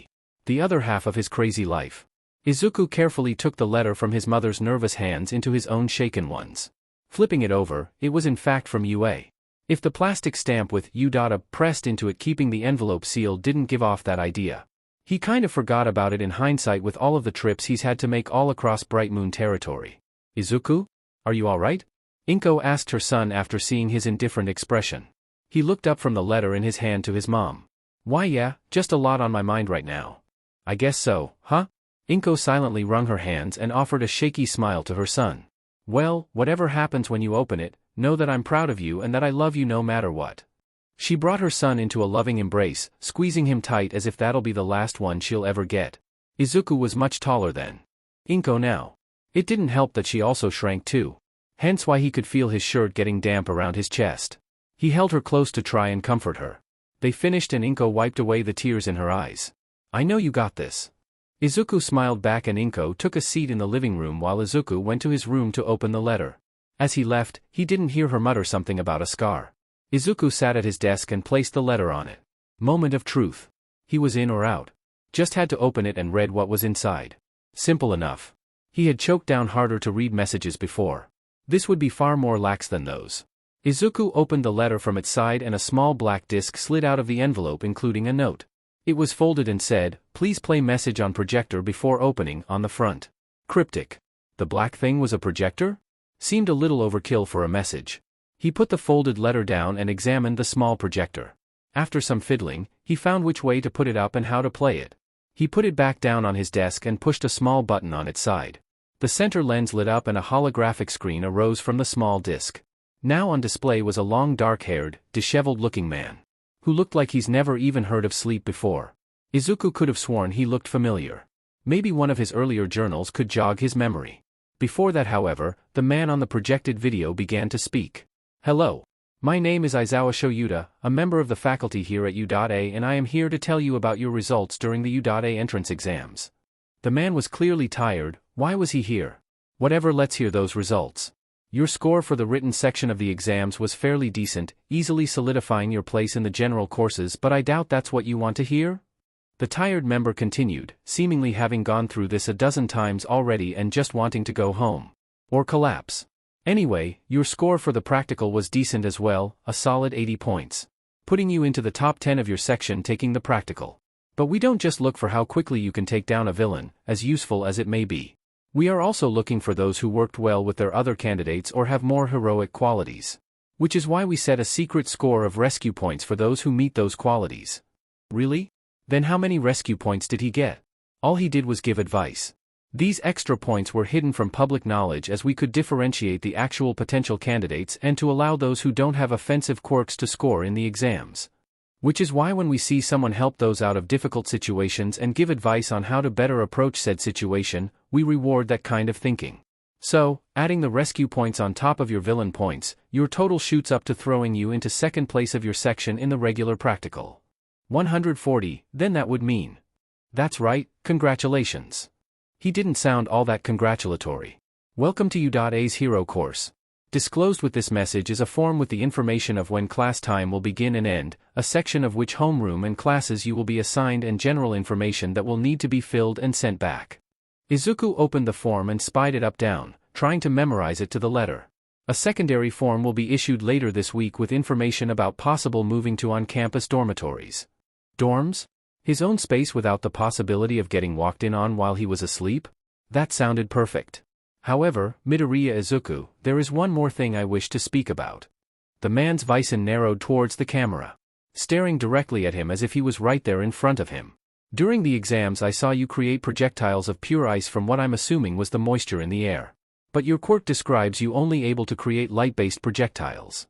Footage of him began to play doing both of his quirk's abilities in separate intervals. So, are you capable of both? Far more? Less? We'll see, but everything you're capable of should be written in exact detail in your bio. I don't take misinformation lightly. It can get people killed. But I'm going with the hunch that you failed to add this as it is not related with the majority of your quirk. Yep, just forgot. Hee. Totally not, because he didn't think he would get called out for it. In any case, I once again welcome you to U.A in Section 1A. His head turned off to the side and squinted towards what Izuku assumed was a teleprompter. I hope for you to go. I am not saying that. What? That rat, tch fine. Go beyond, plus ultra? Let's see if you got what it takes here. The projected screen blinked off. He did it. He made it. U.A in the palm of his hand. Izuku finally let go of a breath he didn't even know he was holding. He had to tell the others. Actually, Izuku wondered what they were up to now? They were probably back at the castle by now with whatever artifact they went to get. Izuku wondered what it was. Maybe he would get to see it tomorrow. Yeah, they were back safe and sound. They were just fine. Meanwhile, remind me to clobber Zuku when we get back. Oh, sure, just after we stop getting chased by the house-sized monster. Scree! Just give me the sword. A tied-up ponytailed blonde shouted out as they ran from the oversized beetle through the twisting trees of the Whispering Woods, who most definitely remembered a certain princess from years ago ruining its meal. Not happening. Keep running. The blonde groaned in frustration as the three tumbled down a cliff to a first one's rune. Come on. Glimmer helped Bao up as their prisoner helped herself and untied her bonds and ran with them to the large doors of a forlorn first one's temple. Bao and Glimmer quickly got to work to try and get the door open. It refused to budge even in the slightest. As if it was just another wall with a groove down the middle. The third, however, took a step back to look at the strange markings that were engraved into the door's frame. Why did it look so familiar? How could she understand a bunch of weird lines and shapes like it was basic writing? Ah, it won't budge. What do we do? Bao looked back to the princess, hoping for a better idea. That's it. I'm teleporting us in. Just before Glimmer could grab hold of the archer, the third said something. Eternia. And the ancient doors dragged open. Dust and debris pushed aside as the crystal doors opened completely. How did you do that? Glimmer demanded from the blonde. The same blonde was just as confused. I don't know. I just read what was on the door. Bao paused for a second. Wait, you can read it? You can't? Scree! Never mind that. Go. Glimmer shoved the other two down the dark entryway as the monster started barreling down the path to the entrance. The blonde turned back and shouted the word that opened the door. With her words, the door slammed shut with the massive insect crashing into the sealed temple. Well, better in here than out there, right guys? Bao tried to lighten the mood. Glimmer was having none of it, as she ignited an orb of sparkles that illuminated the darkened space they found themselves in. Let's just find another way out. With no better plan, the three traveled into the depths of the forgotten temple. Hey, thanks for helping out and not running away. Not sure you heard because of the giant monster beetle chasing us, but I'm Bao and that's Glimmer. I don't usually talk with my former captors, but I'm Adora, and you do know that is a princess, right? Yes, I think I do. She's super cool when you get to know her. You should see her when is dash. Shush. Glimmer shut him up. I'll tell you later. No, you won't. And you? Why didn't you just run off when you had the chance? Why help? Glimmer really needed some answers, and she didn't want a horde solider learning their only sorcerer's name. Adora tried to think of a reasonable answer with no luck. I'm just lost. Where else can I go? I'm apparently a princess now. I can't go back. I just want answers. Well, maybe Queen Angela can help. She knows almost everything when it comes to princess stuff like this. Although, she might be busy, and this could be more magic-related. We could try asking his dash. Zip it. Don't even mention him till we get back. The sooner we get back, the sooner we can get this and her back to Bright Moon. Bringing up the strange sword in her possession and supposed prisoner. And so, they continued on. Finding themselves in the heart of the ruin. Where they would later escape and help defend a bustling village named Thamor from an oncoming horde regiment. One of its number hoping to take Adora back in the process. Unfortunately for them, a legendary warrior had returned through her. Wonder what our green-haired sorcerer would think of this. The next morning, Izuku got ready for another day, first drop by Glimmer's room to see if she's back, then drop off yesterday's report in the war room. Then with whatever free time he had, practice some of the more dangerous spells the tome mentioned. Oh, maybe examine the first one's artifact they brought back. If they did, whatever it might be, it could be really interesting to go over a few times. And tell them the good news about getting into UA. If Bao was there too. Izuku wanted both to be present when he told them. It seemed to be a pretty quiet day today, actually, really quiet. If she was here, she would have came to him earlier. Izuku arrived at the princess's room doors. Just before he brought his hand to knock, he heard of a series of tearing noises and someone dropping to the floor. Izuku barged into the room, worried for his friend might have fallen out of her bed. It's happened before. Glimmer. Are you ALRI? Izuku looked to the floor to find a blonde horde soldier, holding a very ornate sword. In his friend's room. The princess's room. Both finally made eye contact with an awkward silence taking most of the time. Ah, this isn't what it looks like. Izuku readied his spells and the blonde quickly got up waving her hands in a panic. realizing she was also waving the sword around, which she quickly put behind her back. "Just hear me out for a second. Bao and Glimmer said I could be here." "They said what? Why should I trust you? If they said you could be here, then they would have let me, or the castle know." Izuku tried his best attempt at being intimidating. Okay, fair enough. But I promise you, that's what they said." 2 more questions, actually 3. That sword looked a little too first one for his liking. "How did you get in?" The guards would have informed the castle if a horde soldier had walked in with the princess. "We didn't exactly walk in. Bao snuck me in using the back way, and then they just told me to hide in here." The only people who knew that path was the 3 of them. Izuku walked into the room proper and closed the door behind him, spells still primed for any sudden moves. "Okay, if you know them, then what's my name? Surely they would have mentioned me." Izuku expected her to make something up right off the spot. What he wasn't expecting was that she told him that Bao assumingly tried too, but Glimmer kept cutting him off before he said anything. The only thing she had to guess it was is something. That did sound like something Glimmer would do. "Last question." Izuku lowered his arms and the spells faded. "Who are you and what is that sword?" The blonde let out a sigh of relief and lifted the sword to the sorcerer freely, offering it to him. "My name is Adora, and this is a sword, a very magical sword. I think." Izuku raised an eyebrow in question before carefully taking the sword and examining it. It was beautiful.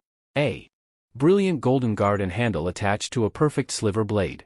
A blue stone sat firmly in the hilt with an otherworldly feeling to it. The sorcerer could just feel the power the sword radiated. "Okay, why do you have this?" Adora took in a deep breath and gave her answer. "Okay, so apparently I'm a princess called Shiare and I use that sword to transform into," said Shiare. She finished, smiling awkwardly. Izuku blinked. "Shiare? Yes?" Even she was unconvinced with her own words. "Then why didn't you just transform, like you said? I would have believed you a lot quicker." Izuku handed back the sword against his better judgment. "Funny thing that, I don't know how to exactly." Okay, now he was really confused. She said she can transform but doesn't know how? He really needed a better picture. "Alright, how about we get somewhere the guards won't hear you ruin someone's room?" "About that? I kinda need to say a certain phrase in order to transform. And sometimes it works and sometimes it doesn't." Adora grabbed a torn sheet of drapes and put it on, covering the crimson wings of the horde on her uniform's back. This was starting to sound like a quirk to him, minus the key phrase. Which apparently, she needed to say.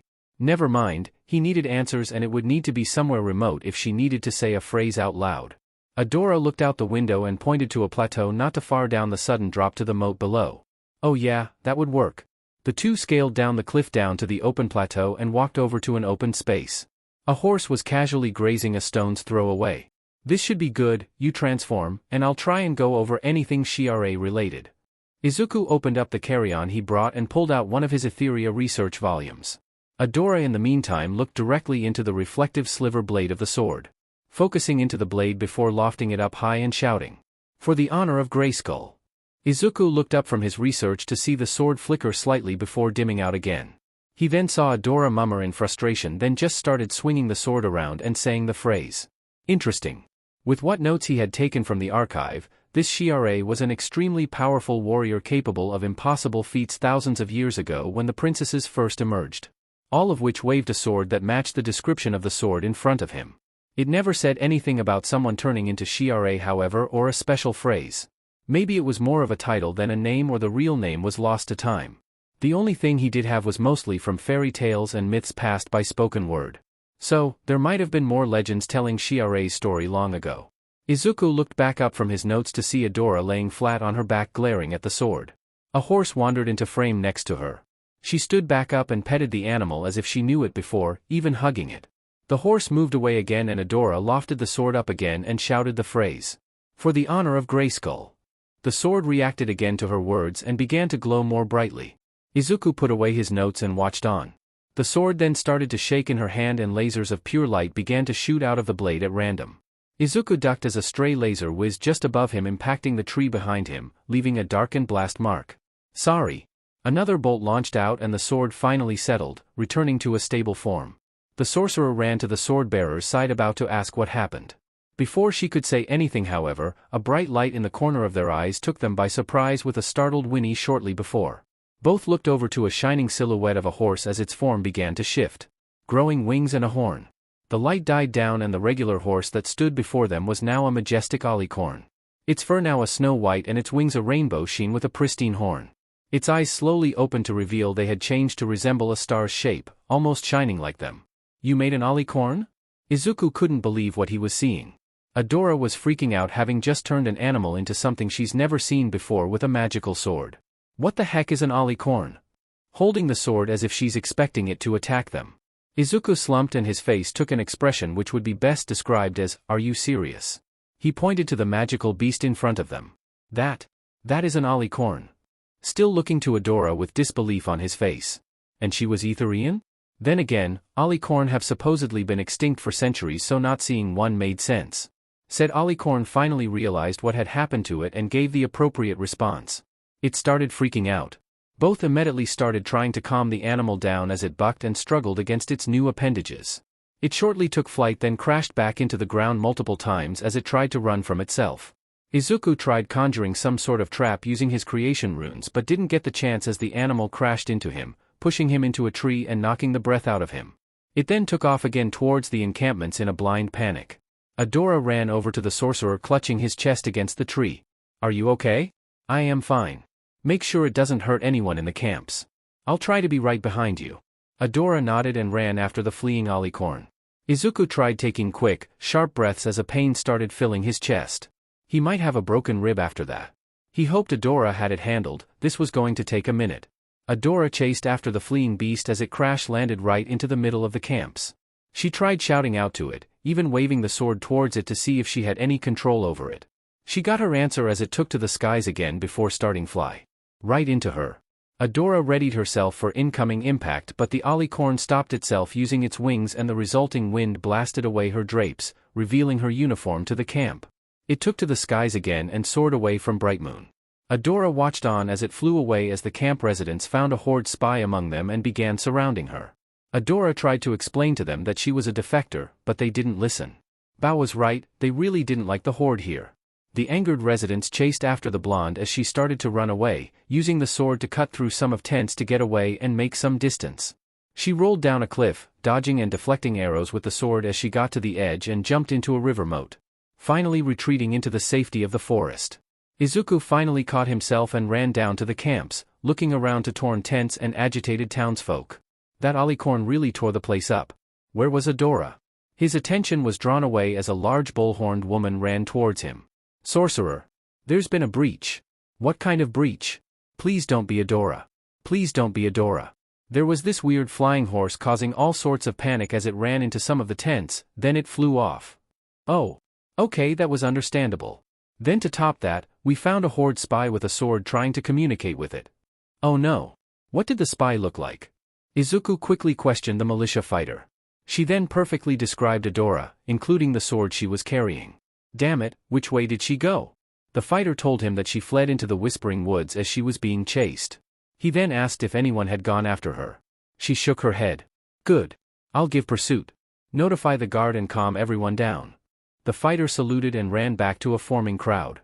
Izuku readied his blink spell around his wrist and followed the footprints and cut tents towards the woods. "Mom, trust me. You're going to love this." Glimmer was excited to show Adora to her mother. Plus, a great and powerful warrior to the rebellion in the form of Shiare? There's no way she could stay mad. She never gave the queen names, only that they found something. They were just about to round the corner before Glimmer stopped them.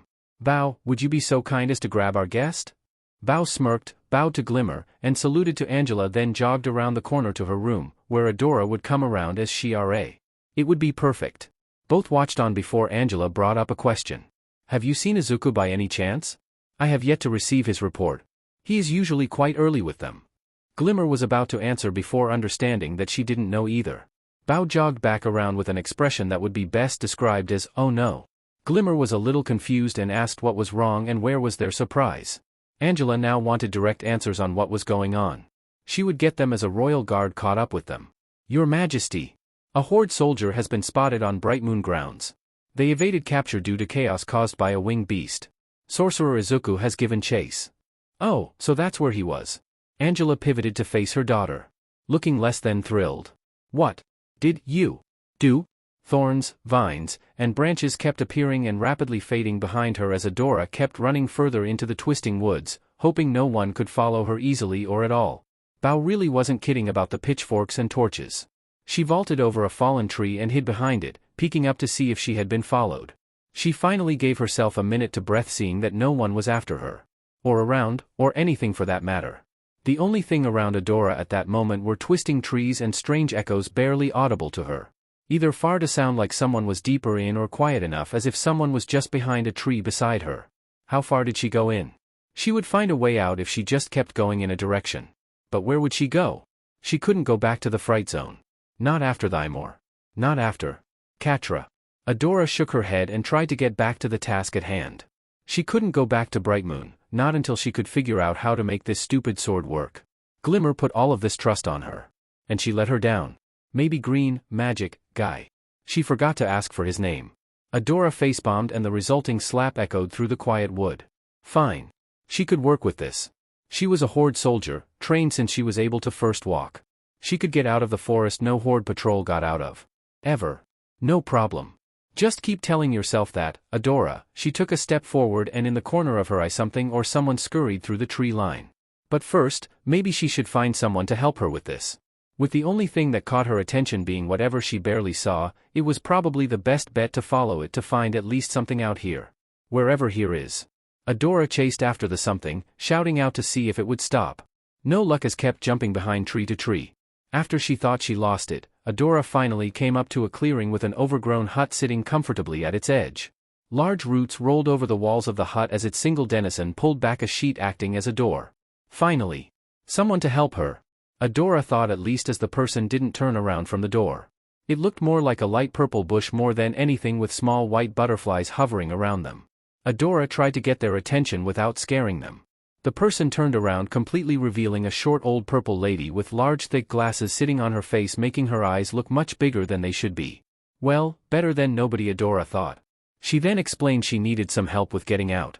But the old woman seemed disinterested. Seemingly more intrigued with the person speaking and the sword they were holding than what they had to say.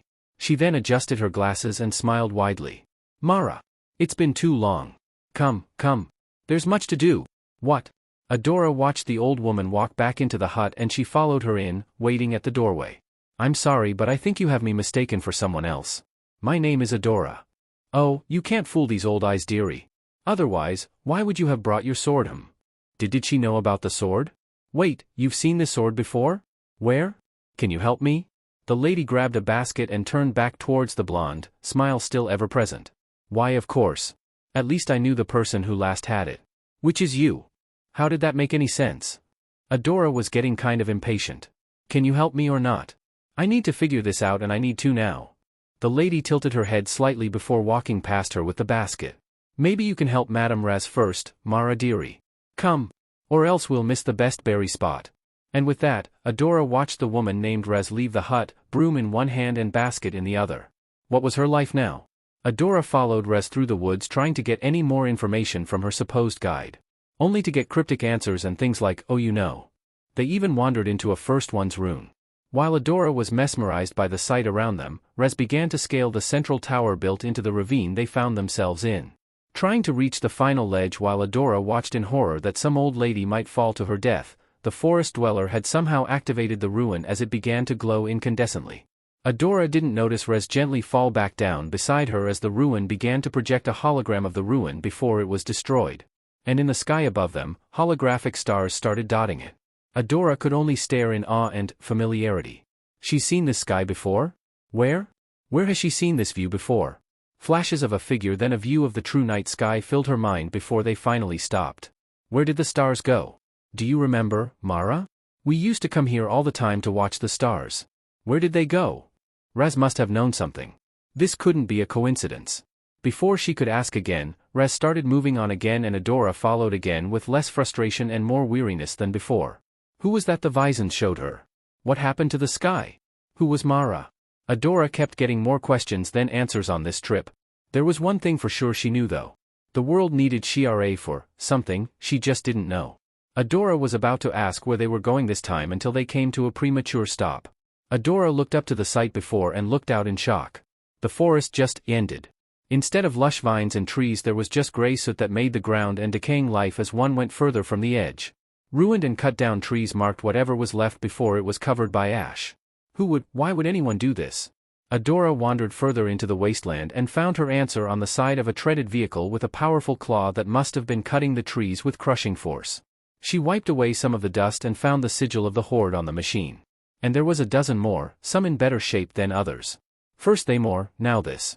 She finally saw the horrid crimes the Horde, her former home, were committing. She couldn't believe it. Raz started to speak again, after watching the loss in the blonde's pale blue eyes. It's the same old story. Wicked people destroy what they don't understand or cannot control. They can't just do this. Adora exclaimed before turning back to the wastes. Once before, the princesses would have protected us. But now, they stay in their castles and look to protect their own lands. While the Horde creeps ever closer to those who can't. Rez walked right beside the blonde and looked up to her. You're very much like my Mara, you know? Brave, loyal but afraid. I'm not afraid. Adora's brow furrowed towards the ashen wastes in front of them. Rez chuckled a little at her statement. Dearie, you asked the first old lady you found in a magical forest on what you should do. No one is going to make this easy for you. Stop waiting for someone to tell what the right thing to do is. You're a clever girl, what do you think you should do? She looked back to the woods behind her then to the wastes in front of her. What would she think she should do? I think this is wrong. A frightened whinny rang out from further into the wastes. Horsey! Adora ran to the source of the sound. She found herself at the edge looking down to a sprawling Horde camp dug in deep in a massive crater and in the middle, the alicorn currently being tied down and captured by Horde soldiers. Adora looked to the Horde flag flowing in the breeze then to the sword in her hand. She wanted to do the right thing and protect those who couldn't themselves. She gripped the handle with both of her hands, the blade pointing upwards and raised it skyward with one move. For the honor of Grayskull. How hard is it to find one girl in a magical forest that messes with your sense of direct? Oh. Right. Izuku muttered to himself as he tried to navigate the whispering woods on his own. You would think having lived in these woods for a solid week when he was young would have given him an edge or at least a pointer or two on how to navigate it perfectly. Not so, as he would still get lost at the worst of times and end up where he started at the best of times. He must have made some distance by now. Considering he no longer saw that same jagged rock he passed a few times already. It can only be a matter of time now. Izuku closed his eyes and focused for a second, trying to see if he could sense her, or at least the sword. He barely got anything however as magic freely flowed through this place, he couldn't get a clear direction. With a sigh, he continued on, hoping to find something to tell him he was going in the right direction. He kept walking until he felt the ground become softer than before. As if he was stepping in ash, Izuku looked straight ahead to the edge of the forest as broken trees and grayed skies began to take shape the closer he got to the end. Then the machines came into view. The Horde was. The rebellion needed to be notified of this if they weren't already. But one problem at a time. The woods brought him here for a reason, but for what and why? For the honor of Grayskull. That would be the reason. Izuku ran towards the source of the voice as sounds of fighting began to destroy the silence around him. At the edge to a large crater was a Horde camp and what really drew his attention was the bright glow down in the middle. He pulled out some binoculars from his satchel and crouched down to get a better view of what was happening. Someone was absolutely devastating the Horde forces down there. One swing of their very familiar sword caused the earth around it to upheave and blast the grunts back. What power! That's my girl! Izuku looked beside him in surprise as Raz was cheering. Raz? Why are you dash? No time broccoli. Shiare needs our help. Raz slid down the crater's edge, knocking down a grunt as she landed. Throwing back the sword Shiare threw at a tank. Izuku looked back to the figure and their long mane of golden hair, white golden clothes and armor and that same sword again. That's Shiare. No time for that. Izuku slid down the crater's edge and started throwing bolts at any nearby grunts, casting a barrier to act as personal shield attached to his arm. The golden warrior shouted out to the grunts to stand down and leave. A wolf-like beastkin, most likely the commander of this detachment, retreated to a depot as grunts began to pour into the main area. The alicorn from before was soaring through the skies and charging at some of the battalions, knocking them down. Izuku engaged his own small group of grunts as he rushed to who he assumed was Adora and started reading a creation rune into the dirt. The golden warrior's eyes widened to the sorcerer beside her. Thanks for being behind me. Yeah, sorry about that, I think I broke a rib before. Izuku clapped his hands together and touched the rune.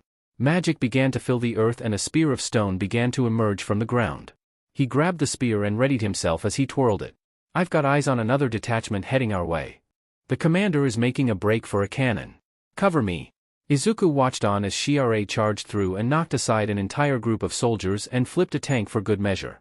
Izuku shook his head from the spectacle of power and began sowing chaos in the detachment in front of him. Thinking how Shiare might be as strong as All Might with the way he is now, the Beastkin commander started firing a volley of energy blasts from a high-powered energy cannon. Shiare deflected the rounds aimed towards her with the sword as she rushed the commander and sliced the cannon's barrel in half with a single swing. Surrender. Now. She aimed the sword right at the commander's face. The wolfman grimaced and fired the shortened barrel of the cannon right into Shiare's chest, ruining the cannon but blasting her off and onto the ground. She was down for the count and more grunts began to fill the center as they ignited energy shields and electrified maces. Izuku, Raz and the Alicorn all ran to Adora's unconscious body as they were surrounded. There were too many for him or any of them to take on, and this whole them blocking most of his spells wasn't helping. Raz cradled Adora and dug into one of her pouches with a handful of hard nuts. Razzle dazzle. Raz threw them to the ground, and they exploded into extremely bright flash. Adora arose from unconsciousness to the sight of Raz and Horsey filling her view. She slow got up as she was lying down against a rock covered in moss not too far from Raz's hut it would seem. Wait, the camp, the soldiers. The sword. Where was the, oh right beside her. She cradled her head with one hand as she stood herself up. What happened? Swift Wind here gave all of us a lift out while you were out. Raz motioned to the Alicorn beside her. Swift Wind? That is the name he chose for himself, yes. The forest dweller leaned in close to Adora's ear. Also, he really hated it when you called him Horsey. Very rude. Adora glanced over to Swiftwind who huffed and looked away. Okay. Of course, she can understand Horse too. The green sorcerer from before walked towards the gathered group. You feeling all right, Adora? He asked. Yeah, I'm okay, and thanks for the help, you, magic, guy? I forgot to tell you my name, didn't I? I just thought you would when you wanted to. The sorcerer apologized again with a slight stutter and bowed before introducing himself. My name is Izuku Midoriya. Izuku is fine. Brightmoon's resident sorcerer and advisor bodyguard to Princess Glimmer. Bodyguard? Wait, if you're Glimmer's bodyguard, then where were you when she was getting the sword? Or running from the massive beetle or they more? Izuku was stunned on much he missed in only one night. You see it's very complicated. Which I'm sure we'll explain better when we get back to Brightmoon. Yeah, they had some explaining to do, but first. Madam Rez, I have to go, and I can't thank you enough. Will I ever see you again? Oh, dearie, whenever you need me, you will find me. Rez patted the sword-bearer's shoulder and smiled before returning to her hut, muttering under breath as the blind closed behind her. Who was that weirdo? Adora took in a deep breath and let it out. She finally felt complete somewhat, that missing peace that plagued ever since she first turned into Shiare. When she first touched the sword, she wanted to stop the Horde and its atrocities all across Etheria. To stop any other innocent people from being hurt or killed. She couldn't do it alone, however. Izuku told her that if they left now, they could make it back by sundown. Adora had another idea on how to get back. Swiftwind. Would you mind giving us a lift? Please? Swiftwind shook his mane and fluttered his wings as if thinking about it. Izuku glanced between the two and what was about to happen. This isn't what I had in mind. Izuku held on tight onto Adora as she rode the mythical animal with a smile on her face, amazed that she was flying, as both of them soared to Brightmoon. Meanwhile, back in Brightmoon. This is unacceptable. Mom, you're not listening. Glimmer pleaded to her mother who was downright furious. Oh, please explain to me how you could willingly lead a Horde soldier to Brightmoon. Can you be any more selfish? Do you know how many lives you could have put at risk? Mom, please. If you just met her, you wouldn't dash. I will meet if her indeed. When Izuku gets back with her in tow, if he even gets back. You may have sent him to his death because of your mistake. The throne room was silent as both guards and other people stayed quiet, due to the Queen's fury. Glimmer stared down at the floor, doing her best not to make the situation worse by saying anything. Her face said everything for her though. Bao tried to explain his piece while comforting his friend beside him. Your Majesty, we don't know that yet. I'm sure if we just dash. Bao, I thank you for your input, but I believe you should go for now. I have long matter to discuss with my daughter. Bao gulped and Glimmer's brow furrowed, fists tightening, unable to stop herself from seeing her friend dead in a ruined ditch somewhere, chasing her chance to make things better for everyone. Your Majesty, please wait. Glimmer looked back and the rest of the throne looked to the entrance to find Izuku catching his breath, having seemingly ran up the stairs with great haste. The sorcerer dusted himself and composed himself. Queen Angela, people of Bright Moon, I would like for you to meet a long-lost warrior. Izuku stood to the side as a blinding golden light took up the entrance. The legendary Princess of Power, Shiare. The 8-foot-tall form of a golden warrior walked into Throne Hall. Gleaming gold accents accentuated a pure white uniform. A beautiful red cape flowed with power alongside the large back-length long golden hair which moved with ethereal beauty. A golden tiara with a red gem and golden bracers sat on her brow and arms respectively. The other people in the hall simply goggled and stared in awe at the golden princess before them. 2 piercing blue eyes met the queen's as she stopped before the steps of the throne. Queen Angela. She spoke. I have come to pledge myself to the rebellion. But before that, there is something you should know. Shiare closed her eyes and her glowing form diminished. Now what stood in front of Angela was a horde soldier. Glimmer took a step beside her. Mom, this is Adora, and she is the best chance we have of fighting back. Adora offered her sword to the taken-back Queen of Bright Moon. I know you shouldn't trust me, but I have seen the atrocities committed by the Horde and I want to fight and stop them before anyone else gets hurt. Angela took the sword from Adora gently and held it close. It is said that Shiare would come in our darkest hour and restore balance to Etheria. Adora. She stood straight up as the Queen said her name. Do you vow to serve the rebellion with all you have for Etheria and are willing to leave those you once called allies? Adora knelt down to emphasize her point. I do. Adora answered. Angela then looked to Glimmer. And do you vouch for her and take responsibility for actions from here on? Glimmer said yes gladly. Angela closed her eyes and readied the blade in her hands. She took it and tapped Adora's shoulders with the blade. Then rise Adora, Princess of Power. She returned the sword to Adora. Glimmer and Bao congratulated her. Welcome to Bright Moon. Before pulling her into a group hug. A quick back and forth, huh? Izuku stood there cross-armed. Looking to the 3 with a raised eyebrow and smirk. Glimmer playfully rolled her eyes. Oh, just get in here already. Izuku walked up to the group and joined in. He squirmed in pain as they squeezed. Why yep, definitely broke a rib. How did you break a rib? I'll tell you as soon as you tell me what happened last night. Glimmer stared at the sorcerer before berating him on not checking everywhere else before her room and not taking care of himself. Bao asked if he felt any sort of chest pains at all and he was equipped with medical necessities if necessary. Izuku said he was fine as his face said otherwise. Adora watched as the 3 talked about Izuku's injury like it was normal thing to do. It felt like home. It was kind of like her platoon. Like how Catra and her would talk about stuff like that all the time. Hey, Adora? Adora shook her head and returned to the moment. Do you want to come with us?